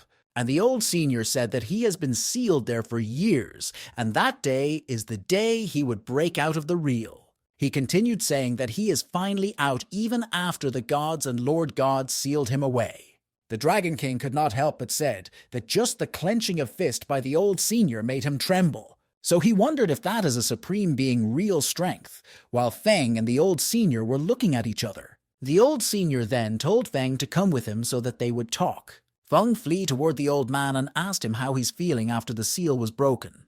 But he answered that it's just his spiritual body that can finally leave the body, but it can only last for half a day at most. Feng could not help but say that after so much effort, the old senior can only come out for half a day. The old senior explained that the second spiritual thought can come out, and the main body may come out in some days. Feng angrily said that one day he will definitely let those bastards gods have a taste of their own medicine. But the old senior told Feng that since he was not good enough at the moment, he should play cards with him more often. The old senior told Feng that he would take him somewhere since the other 2 supreme beings wanted to seal him, and that place it is Zihuo, while at the other side in a dark area with the moon shining. Someone was busy killing all the ogre at that area and grabbed one of the ogre on the neck. And that person is none other than Hong Yi, who said that she felt a terrifying momentum. She turned around looking at the direction she felt the terrifying momentum and wondered who that person is. She didn't realize that the direction of that place is the Dragon's Island area. She also remembered that she heard that Feng snatched a bride in Beihai, so she wondered what is so good about a mermaid. She haven't seen Feng for a long time and she kind of miss him so much. But the next time they would meet, he'll probably be shocked because he'll find out that she is stronger than him. She then turned to all the ogre that we are rushing towards her, so she stretched out her hand to kill all of them. Killing them, she said she looks forward to seeing the shock in Feng's face when he realized that she's stronger. Under the sea, the 2 supreme beings who had tried to kill Feng before were swimming underwater. Sea Wolf announced to something that he and Bosden from the Sea Tribe are there to visit. But Bosden asked them if he really is planning to go to the Dragon Clan after being haunted by them. And Seawolf said that in order for the Dragon Clan to stand up for Feng, even the 5 Supreme Elders were dispatched. He continued saying that the beast under the sea have the same roots as their sea tribe, so they need to ask for help from the creature inside the deep sea. They suddenly realized that there was something watching them closely, so they turned around to see what it is. The creature asked, "How come the supreme being of the Sea Clan has the time to come to the territory of the deep sea?" So Seawolf placed his hand together and greeted the creature and told it that he had something to ask for. So everywhere went silent as the roaming fish passed by and roaming around, not feeling the dangerous creature. Suddenly the old senior and the others entered the deep sea of those dangerous creature. The old senior told them that the 2 supreme beings are nearby, and little Jin complained that there were no ladies. But Princess Jinger say that it is the forbidden land that her grandfather once said that terrifying creatures live there. And Feng asked her if she could let go of his arms, or at least be gentle with him. Princess Jinger blushed and stubbornly shouted that she won't let go of Feng's hand. Before they could speak further, Hei Lao came close and pushed them together, stating that the two and couple were getting along better and better. Feng and Jinger separated from each other, and Feng warned Hei Lao to stop teasing them, while Princess Jinger blushed and touched her cheeks. The Dragon Emperor called out Seawolf and Bosden name, asking how long the plan to continue hiding. The two immediately appeared and greeted the Dragon King, asking if he planned to take action in person. The Dragon King stated that if he didn't take action, others we think that his dragon clan was easy to bully. Seawolf replied to the king that it was their fault and they had no intention of becoming enemies with the Dragon clan. The Dragon King was in a bad mood when he had Seawolf's word and asked if Seawolf deserved the peace he was asking for. Suddenly the waves shook violently and all of them became alerted as they felt something big rushing to all them. Feng pushed the still stunned Jinger to his back and told her to be careful. Princess Jinger looked at the protective Feng and exclaimed in her heart that he seems reliable than she imagined. A black shadow covered the blue sea and looked down at the Dragon King, asking the king what will happen if it was them. The Dragon King looked up in realization and exclaimed that it was no wonder Seawolf felt confident. A dark, unidentifiable shadow loomed in their face with lots of eyes, and then it greeted the Dragon King danger sarcastically. Looking at the ugly monster in front of him, Feng, who had typhobia, could not hold on any more longer and vomited in the water. The Dragon King looked at the evil shadow and stated that he didn't expect it to wake up from its deep sleep. The Shadow Evil stated that there was nothing they could do since they had been hungry for too long. The ugly monster continued saying that the driver, King, who was a fresh blood that came to the adult step, was delicious. Another part of the ugly shadow body told the front shadow not to waste time and for them to devour the delicious fresh flesh-blooded Dragon King. Since the fresh blood of a supreme being had been tasted for thousands of years, they had great urge to eat the Dragon King. Seawolf, seeing the evil shadow make a move on the Dragon King, tried to stop the shadow, stating that they just wanted to make peace with the Dragon clan. But the evil shadow told Seawolf to shut up, or he would be eaten first before the Dragon King. The Dragon King cut of one of the shadow's tentacles and asked if Seawolf had forgotten why the monster was known as an evil shadow. The evil shadow saw that the Dragon King had cut off one of its tentacles and sent out more to attack him. The Dragon King immediately summoned other dragons to aid him on the fight. Feng told Jinger to stay back and wait for him, since none of the evil shadow was weaker than the Seawolf. Hei Lao looked at the situation unfolding in front of him and told the shadows to stop fighting. The evil shadows were angry and questioned who Hei Lao thought he was to stop them. Then it shouted for him to die. Looking at the stubborn and aggressive evil shadow, Hei Lao had nothing else to say and sent out a simple attack at the shadow. When the attack came in contact with the evil shadow, it exploded, causing a huge destructive wave. The evil shadow was heavily injured and couldn't believe that Hei Lao, the ordinary, shot little old man, could be that strong. When the destructive waves calmed down, the others were all shocked that Hei Lao destroyed the evil shadow with just one move. Looking at the empty space where the evil shadow was supposed to be standing, Feng stated that the cannon had been bulldozed. Seawolf and Bosden exclaimed in shock that the old man Hei Lao was the legendary god-level ranker. Hei Lao acted as though nothing happened and turned to the two who were still in shock, stating that the irrelevant thing had been settled, so it was their turn. Hei Lao stated that the two wanted to seal Louis Feng at that time, so he would reciprocate and seal them instead. Seawolf and Bosden immediately knelt down and begged for Hei Lao to show mercy. They didn't have the strength to go against a god-level ranker. Feng stopped Hei Lao and told him that he had not practiced since he finished learning the Beidou star formation diagram. Feng told Hei Lao it was best if he practiced with Seawolf and Bosden since his strength had increased. Hei Lao stated that since Feng didn't want to admit defeat, he should go ahead and fight with the two. Besides, he was there. Seawolf whispers to Bosden, asking what Hei Lao and Feng were discussing, and Bosden answered that he had no idea. Feng walked towards them and told Seawolf that last time he had lost to him, so this time he wanted to fight it out with him again. He added that if Seawolf won the duel, he was free to leave, but if he lost, he was to be sealed like Hei Lao said. The others were startled when the Prince of the Dragon Clan exclaimed that the duel of century was worth watching. The prince puts on a bet stating that if Feng lost, he would pay %, and if Seawolf won, he would pay %. Seawolf couldn't help ask Hei Lao if Feng meant what he said, since every other person were busy betting.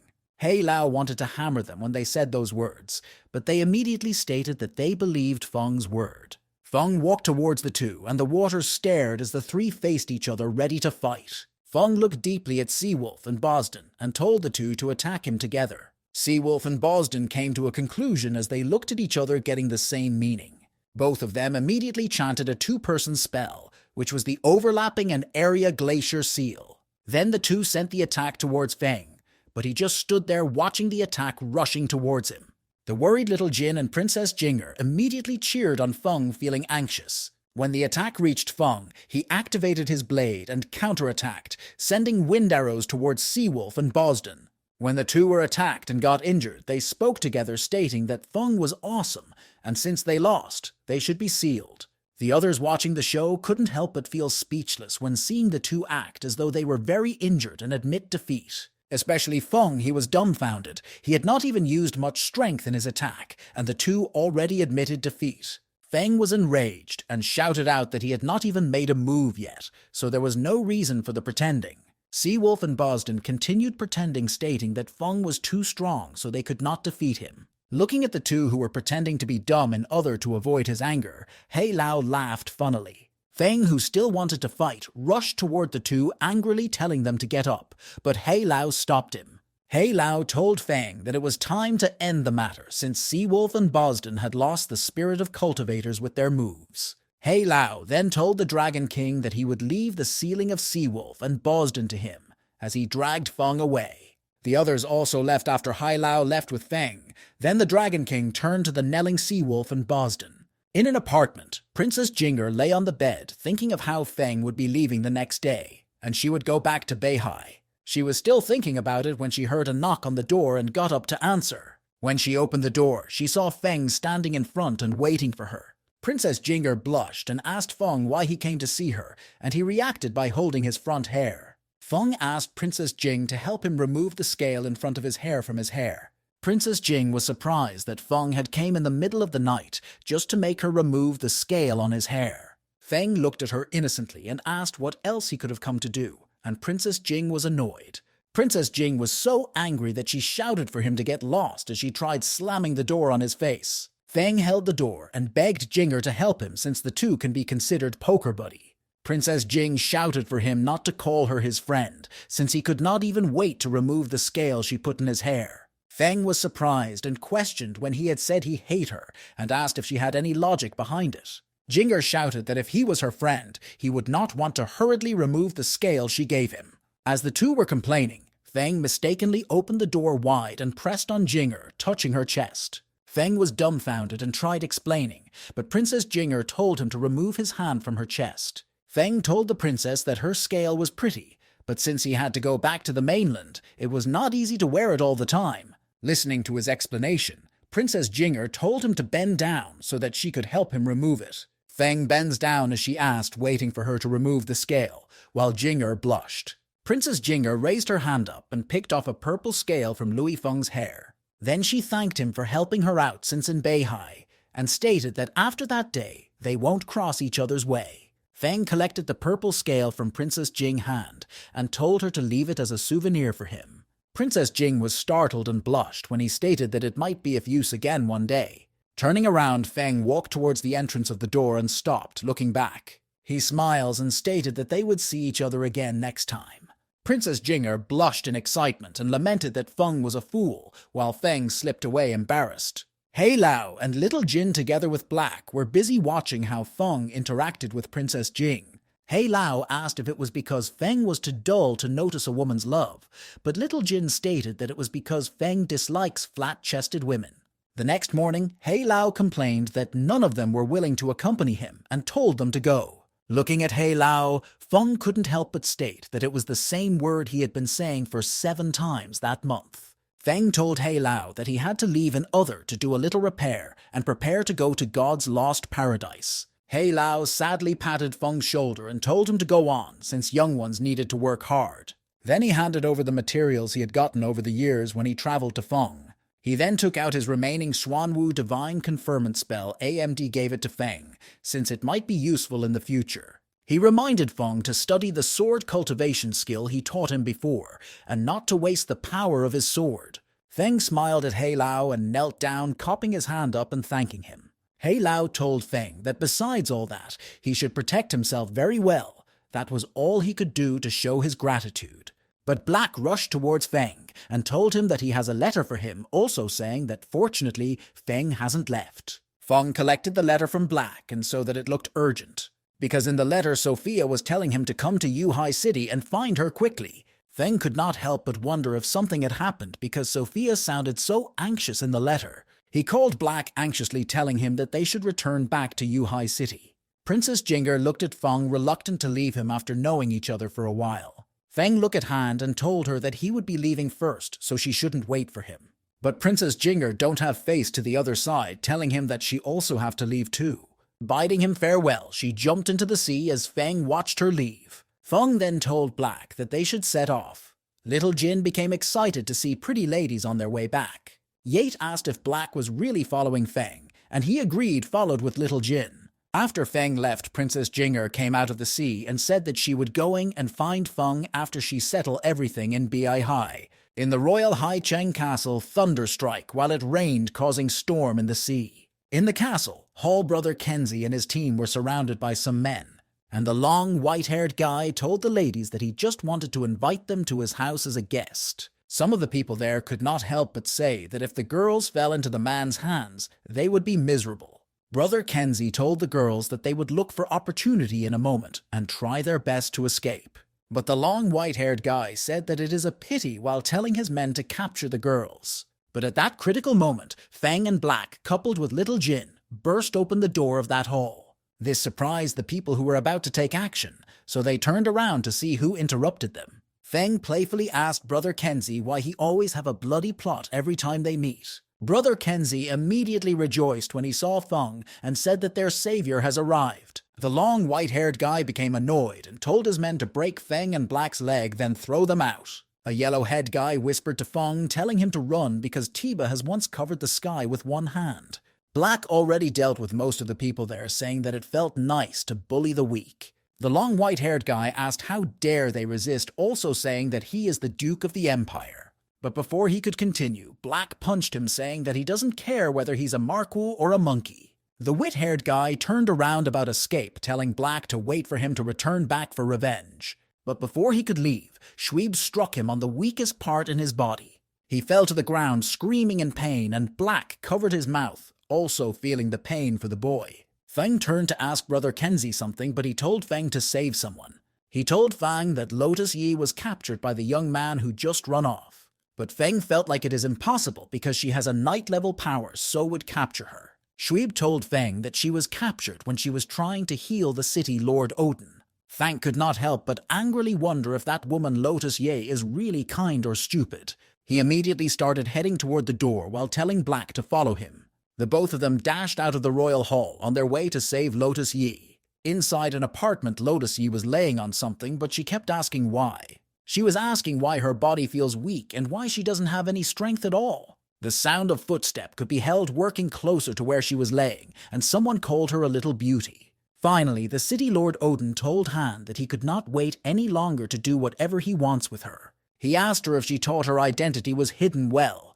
He continued saying that as long as it could control her, she would gain great power. But Lotus Yi told him to let her go. Otherwise, she would deal with him when she is set it free. But he told her that as long as she drinks the potion in his hand for days, she will turn into an irrational beast. He used his other hand to open her mouth and poured in a purple potion as she tries to resist. After the purple potion entered into her body, she started feeling uncomfortable. The city Lord Odin told that after she turns into a beast, he would come forward and heal her, then control her sight. But suddenly he heard one of his subordinates telling him that someone was knocking on the door. He told Lotus Yi to wait for him to settle the situation outside. Then he will return and accompany her. Lotus Yi, who was already helpless, could not help but wonder who'd save her. She tearfully called her father and mother. The city Lord Odin, who already worked out, saw that his subordinate flying in his direction. But before the subordinates could land in front of him, he grabbed him on his shoulder. Not long after he called, that subordinates a waste, he smashed him into wall of the hall. Little Jin flew and landed on top of the dead subordinate and snort, saying that no one could fight there. The City Lord Odin said that they actually there to force their way into the City Lord's mansion to die. Feng asked Shweeb if it is that guy, but she told the City Lord to let Lotus Yi go. But the City Lord said that he is worried about having a beautiful woman, but they had sent another one to his door. He immediately called his ancient leopard, telling them to kill Feng and Black, but leave Shweeb alive. Seeing that Feng killed 3 7th level in one move, he told Feng to surrender and serve him. He continued saying that if Feng does not obey, you would let him see the horror of the 9th level peak. But before he could continue speaking, Feng teleported and appeared right in front of him and activated his empty space energy. He was surprised and wondered how that was possible, but Feng told him that he was noisy. After striking in the City Lord Odin on his chest, blood splashed and he fell to the ground and died. All the City Lord subordinates were surprised to see that their sitting lord is dead, so they started panicking. Fang instructed Black to deal with the rest as he entered the inner chamber and saw Lotus Yi laying on a bed. After he saw her, his sight in relief, saying that she was fine and there was no wound on her body. He then used his empty space energy again and dispelled the red rope tying Lotus Yi down. Looking down with her, he told her to stand up when she had enough sleep, but she asked him why he was there. She then started up and hugged him tightening after she realized that she was saved by Feng. But Feng tried to pull away from her and also asked her what she is doing. When he turned around and saw Black, Black told him that he saw nothing and that they should excuse him. Feng raised his hands, trying to stop Black while telling him that it's not worth he thinks. But before he could rush and stop Black from spreading what he saw, Lotus Yi jumped onto his back and kissed him on his ears, causing him to blush all over while looking at her in shock. But Lotus Yi continued holding onto him tightly, so he asked her words is wrong with her. She didn't reply and tried to come closer to his face, but he used one of his hands to cover her mouth.